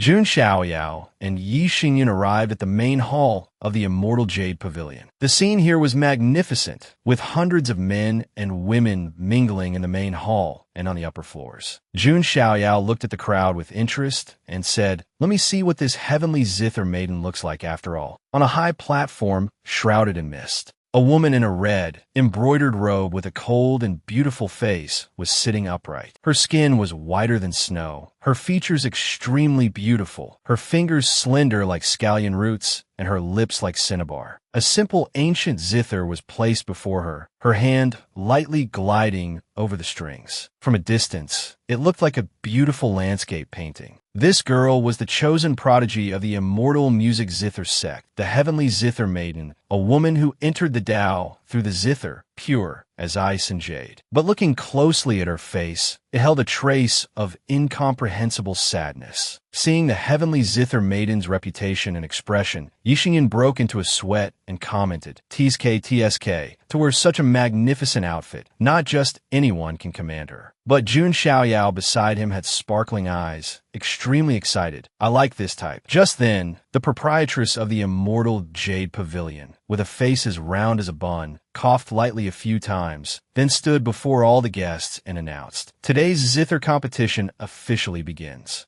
I wonder which esteemed guest wishes to challenge the heavenly zither maiden." Suddenly, a woman's arm was raised from below, shouting loudly, Let me challenge her." Immediately after, a streak of light shot straight up to the central high platform. Behind the challenging woman was a pair of beautiful phoenix wings, shrouded in a divine glow, making her hard to see clearly. This woman wore a phoenix ceremonial dress, with a familiar insignia on her waist. Beside her was an ancient zither emitting a red divine glow, its strings seeming to flicker with fire. This was an extremely powerful marquee-level weapon. This woman from the Phoenix clan declared her challenge loudly. "Today, I have come to see for myself the number one person in the way of the zither among the contemporary prodigies of the immortal domain." This woman was the successor of the myriad Phoenix spirit mountain, Feng Qingling. The heavenly zither maiden remained cold, replying without any emotion, "The number one person in the way of the zither among contemporary prodigies, I dare not claim that title. But since you wish to challenge me, then please prepare yourself." Seeing Feng Qingling's appearance, Yi Xingyan gestured and whispered to Jun Xiaoyao, "That's the person from the myriad Phoenix Spirit Mountain we just saw." At this moment, the zither skill competition between the heavenly zither maiden and Feng Qingling had begun. At this moment, the heavenly zither maiden's hands, as white as suet jade, were gently plucking the zither strings. The zither music trickled like a flowing stream, and in an instant, it transformed into the sounds of heaven. A sacred halo swirled around. Mist rose, and shimmering divine flowers appeared in the air,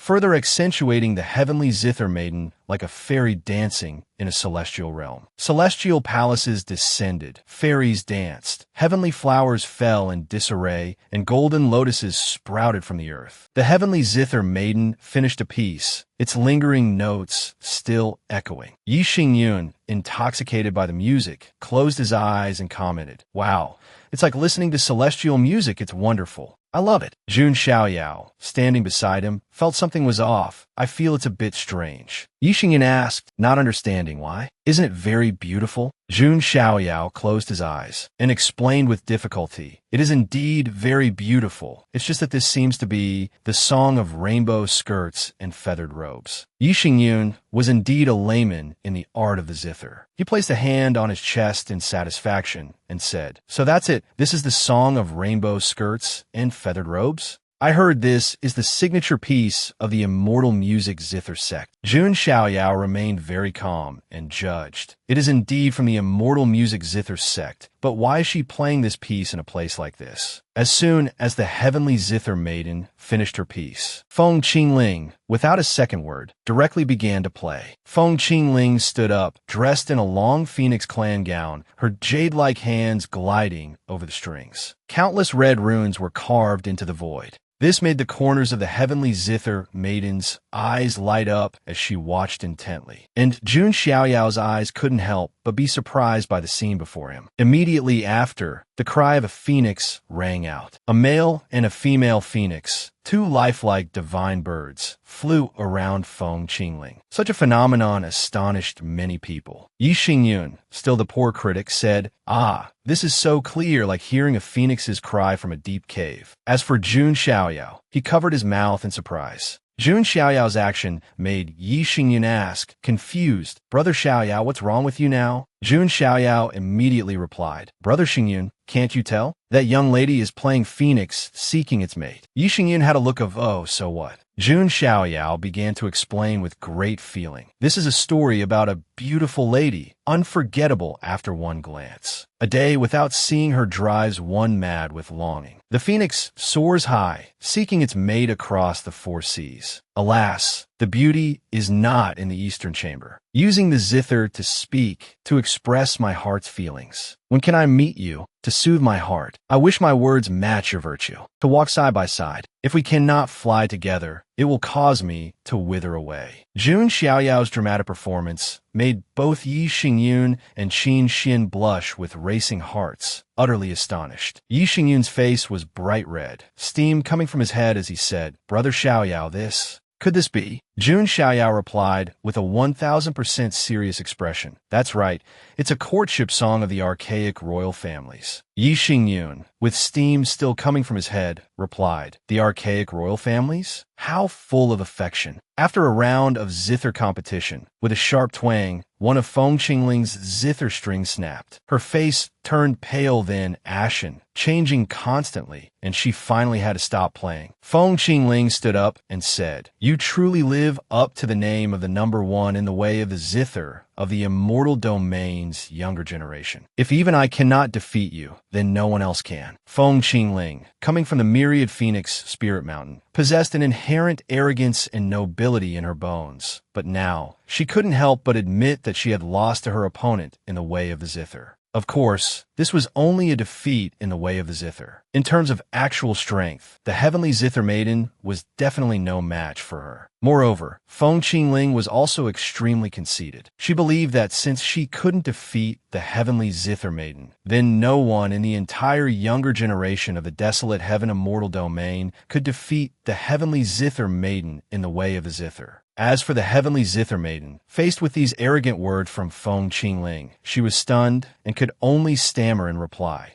"Thank you for letting me win. Please put away your zither, miss." Xingyun, finally infected by Xiaoyao's playful nature, chimed in, "It seems this Phoenix lady's confession has failed." Xiaoyao replied, "That's right. In front of so many people, it's hard to succeed." After that, Xiaoyao put his arm around Xingyun's shoulder and whispered, "Besides, Brother Xingyun, it's our turn to go on stage next." Xingyun, with his head full of sweat, replied, Do we really have to go up?" As soon as the words were out, Xiaoyao leaped onto the central stage. landing steadily in front of the heavenly zither maiden, and said in a loud voice, "I am a lover of the zither arts, and have long admired the heavenly zither maiden's great name. Today, I have come especially to challenge you. I wonder if you still have the strength for another zither competition?" The heavenly zither maiden remained extremely cold, not paying any mind to an ordinary man like Xiao Yao. She just closed her eyes, nodded slightly, and said, "It's fine. Please, young master." Hearing the heavenly zither maiden agree to the contest, the corner of Xiao Yao's mouth curled into a mysterious, triumphant smile, and he said, "In that case, I won't be polite." In Xiao Yao's hand was a genuine guitar pick, on which was a cool and domineering four-layered wing pattern. The crowd below the stage was shocked when they saw Xiao Yao's novel instrument, shouting loudly, "Good heavens, what in the world is that? What kind of instrument is that?" Xiao Yao skillfully plucked the strings.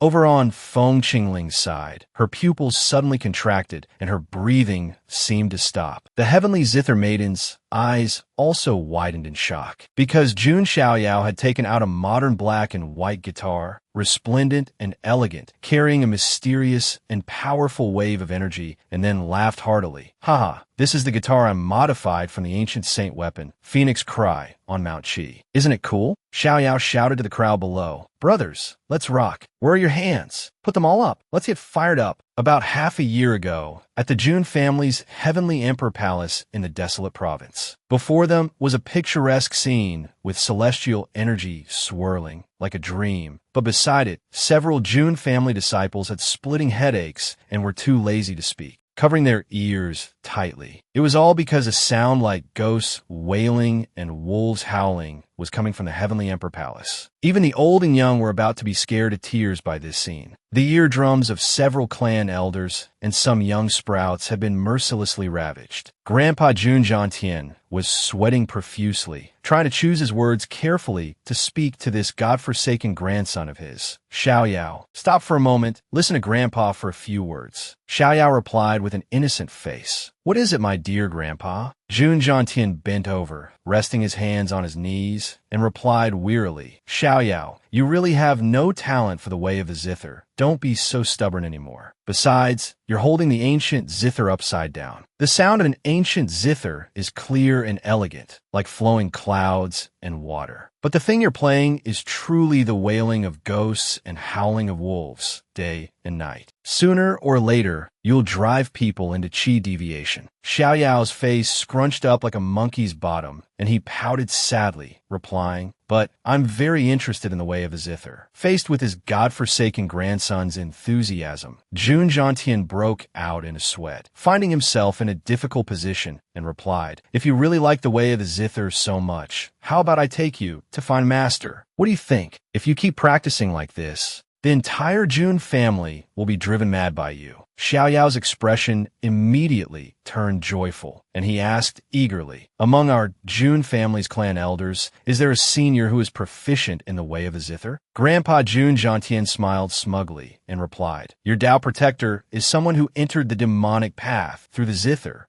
After that, Jun Jiantian led Xiao Yao to a bamboo forest in the Jun family's ancestral land. Under the full moon, the spiritual mist in the bamboo forest was thick. The clear and melodious sound of a zither flowed out, following the movements of a jade-white hand. A peerless figure in a gray robe appeared. At this moment, Xiao Yao was sitting quietly opposite a white-haired woman. It was a woman in a gray robe, sitting cross-legged deep in the bamboo forest, a jiaowei zither placed on her lap. The wide gray robe could hardly conceal her proud figure. Her white hair was loose, long and messy, covering most of her face. Xiao Yao didn't dare to make any noise, afraid of disturbing the woman's playing. The woman continued to play calmly, while Xiao Yao watched, listened, and learned with concentration. A moment later, the music reached its climax. Between Xiao Yao and the woman, a faint but powerful pressure spread out, blending with the majestic music. As the piece ended, the woman gently placed her hand on the strings, and the bamboo forest immediately fell silent again. The woman glanced at Xiao Yao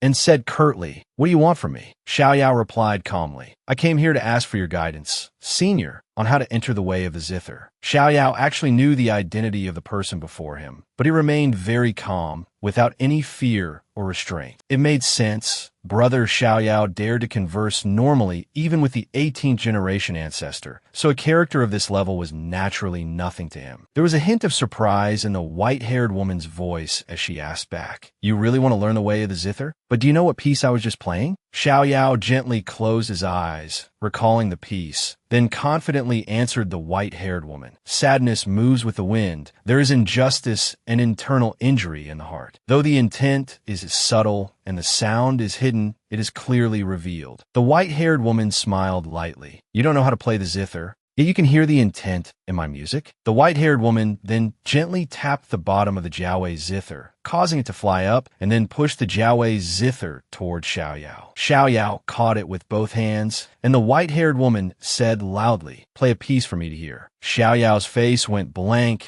and he stammered, I'm really gonna play. You have to try your best to appreciate it all." What happened next? Everyone already understands. The sound Xiaoyao produced was another round of ghosts wailing and wolves howling, but the white-haired woman's expression remained unchanged. After Xiaoyao finished this torture session, the white-haired woman let out a sigh and commented, "So that's how it is. You are fundamentally unsuited to play this type of instrument." Xiaoyao's face was full of disappointment, looking as pitiful as if he had lost his ration book, and said, "Don't I even have a chance?" The white-haired woman stood up, supporting herself with her hand, and said, "The zither is about entering the Tao with the heart. What is played is the heart, and the sound is the cultivator's Tao. In a cultivator's life, the Tao of the jade zither is a high mountain. The Tao is also flowing water. This is an introverted instrument." Then, the white-haired woman pointed at Xiaoyao's chest and continued, "But your heart is too wild. Every note you play is screaming, calling for an uprising and a boiling over." This white-haired woman was Jun Xiaoyao's Tao protector. She was a follower of the white-robed God King Jun Wuhui back then, and also one of the 8 legions of the God King, the zither maiden with double pupils, Agio. Back at the zither competition in the Immortal Jade Pavilion, Xiaoyao was rocking out with the Phoenix Cry on Mount Qi. Jun Xiaoyao's long, slender fingers plucked the strings, playing one of the 10 great famous pieces, Guangling San. As the piece rang out, auspicious signs descended from the heavens, and flowers of the great Tao bloomed. The people below the stage were so shocked their jaws dropped, their mouths agape, immersed in this visual and auditory feast. As Xiaoyao performed, he adjusted the Phoenix Cry on Mount Qi. "Watch me, watch me. Phoenix Cry on Mount Qi. Change the instrument's timbre for me. Physical adjustment 281 to 311. Mentality reaches 342 points. Echo transmission effect." Yi Xingyun and little Qin Xian beside him were just like everyone else, jaws agape, thinking to themselves, "Holy crap, what the hell is that? Is that really a zither?" As for Feng Qingling, her face was filled with indescribable confusion, thinking, "What effect does this sound have? It seems to be still echoing in my mind." The heavenly zither maiden opposite was also shocked by Xiaoyao's piece. "This profound sound is too wild. What on earth is this piece?" Jun Xiaoyao's entire body was enveloped in celestial splendor, a divine aura. The celestial energy surged, easily sweeping away like a storm. Yet it burned fiercely like a raging fire. The soul is screaming, wanting to break the shackles of the body. Why is there such a wild desire? The soul, newly arrived in the mortal world, is imprisoned in the flesh. The limits of that soul, just how many dreams have they hidden? Sing, scream, the life force surges like a flood. That dazzlingly brilliant thing is your own soul. Above the immortal jade pavilion, in the void, shards of light rained down. This was the materialization of Tao principles, causing everyone present to feel as if they had undergone a sublimation. At this moment, everyone around the immortal jade pavilion was as if in a trance. This piece by Jun Xiaoyao had integrated the Tao into the music. This was an enlightenment and an evolution that had even surpassed the piece itself. The people below the stage, immersed in the feeling of sublimation, danced wildly, all raising their hands high and swaying to the music. The atmosphere was truly no less than that of a large-scale music festival. Yi Xingyun and little Qin Xian also joyfully immersed themselves in Xiaoyao's remix track.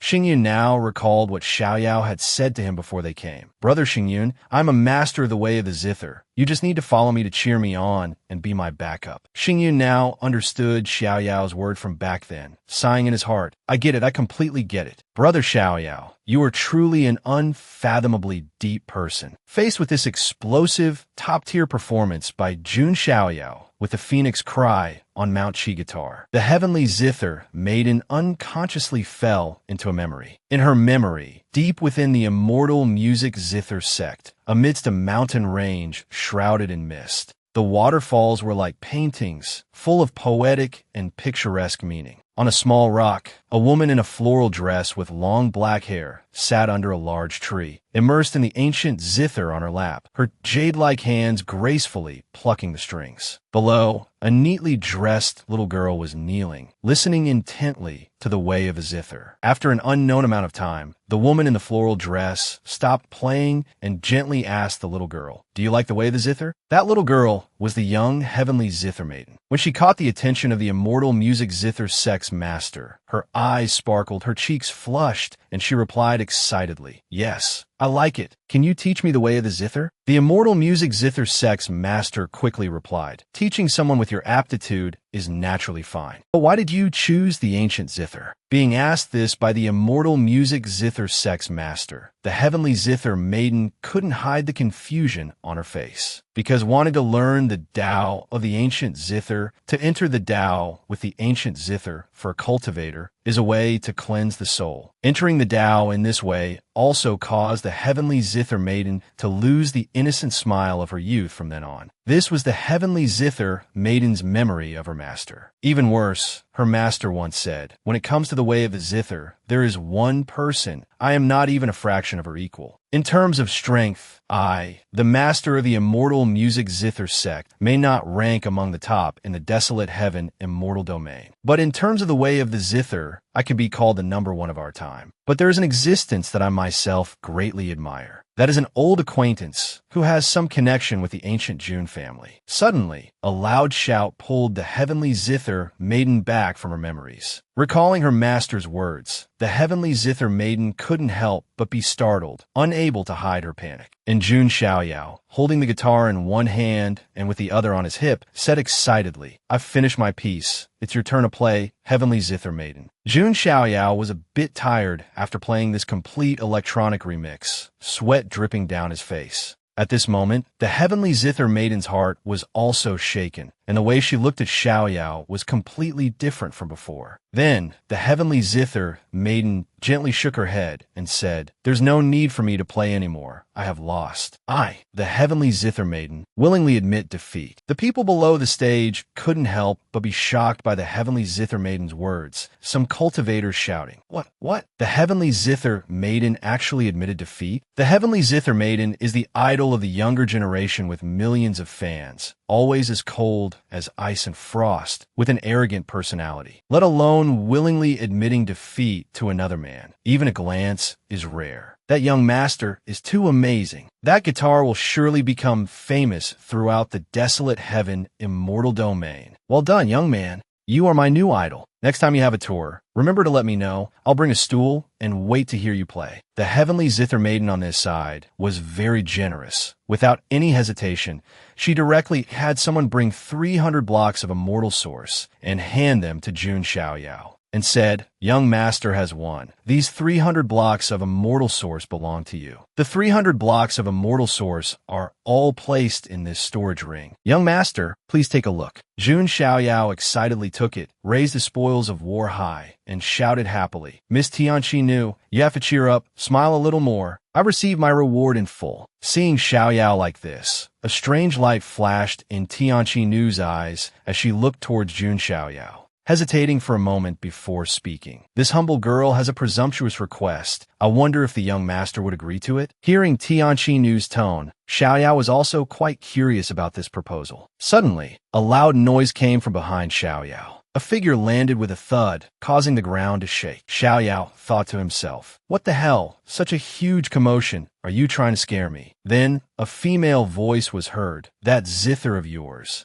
I'm very interested in it." Hearing this voice, A hint of coldness appeared in Jun Xiaoyao's eyes. He turned around with a displeased expression and looked towards Feng Qingling. Feng Qingling's eyes burned with passion as she stared at the Fengming Qishan guitar and blurted out, "This music is awesome. Can you teach me this kind of music?" Faced with this unreasonable remark from Feng Qingling, the entire audience fell silent. Both Xiaoyao and Tianqin knew couldn't help but cast scrutinizing, judgmental glances. Feng Qingling squirmed back and forth like a child, whispering, "Teach me, please, teach me, please, teach me, please." This made a vein pop on Xiaoyao's forehead. Then Xiaoyao said to Feng Qingling, "You really have good taste. You want to play rock too? You have a good eye." Then Xiaoyao crossed his arms and explained, "But even if I teach you, you need a guitar like mine to be able to play." After hearing this, Feng Qingling was stunned for a moment. But seeing someone with a shared interest, Xiaoyao was also very generous and said, "How about this? I'll give you a blueprint first. You can use it to modify a guitar for temporary use." Feng Qingling was as excited as if she had received a peerless secret manual, shouting loudly, "How can this be? Such a precious blueprint. You're just giving it to me? I will treasure it for the rest of my life." Tianqin Nu was about to discuss terms with Xiaoyao, but was interrupted by Feng Qingling and couldn't help but feel a little angry. Then she said to Feng Qingling, Hey, this young lady, I was talking to the young master first." Feng Qingling pouted and replied nonchalantly, "So what? Are you just jealous that I got the blueprint for this instrument?" While everyone was buzzing with discussion, in a luxurious private room on the upper floor of the Xinxiong Pavilion, a person angrily slammed a fist on the table and said through gritted teeth, "Who is that bastard? How dare he ruin my good fortune?" A young man in red held out his hand and said, "TSK, TSK, third prince, we've been competing for so long,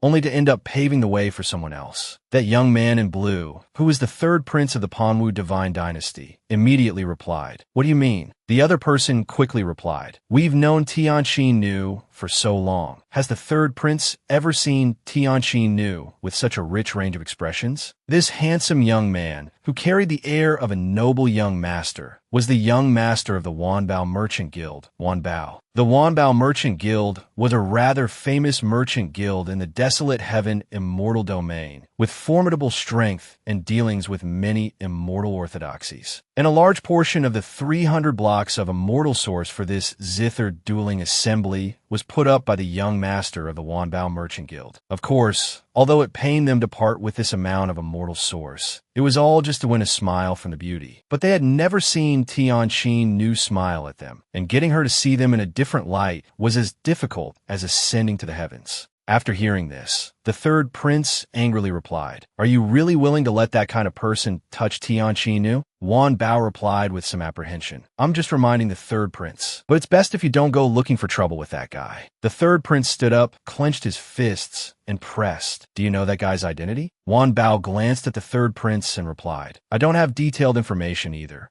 It's just what my intuition tells me." The third prince, blinded by beauty, said furiously, "Not look for trouble with him? Ha! So what if he's the successor of an immortal orthodoxy? I am the dignified prince of the Panwu divine dynasty. I will definitely make him pay for what happened today. He was born high and mighty, an existence who could command the wind and rain in the Panwu divine dynasty." And now, Jun Xiaoyao's appearance had undoubtedly caused the sense of crisis in his heart to skyrocket. Seeing Tianqin Nu's attitude towards Jun Xiaoyao, the third prince felt an annoyance that reached his very bones. The scene changes to evening. In the courtyard of an elegant villa in the eastern part of the imperial city, Tianqin Nu was quietly brewing tea under the moon. Her beauty was peerless. Dressed in simple clothes, she sat opposite Jun Xiaoyao and said, "Young master, please have some tea." Xiaoyao quickly replied, "Thank you, Miss Tianqin Nu." Tianqin Nu's eyes held a hint of meaning as she continued, "This humble girl is greatly honored that the young master has graced me with his presence, to enjoy tea and discuss the Tao with me under this moonlit night." Xiaoyao gently lifted his teacup, took a sip, and replied, "It seems you have some questions you want to ask me, right? Since I've accepted your reward of immortal source, I can naturally answer your questions." "Oh, by the way, you're not wearing that red ceremonial dress anymore?" In her simple, everyday attire, Tianqin Nu still exuded an otherworldly beauty. She smiled faintly at Xiaoyao's comment.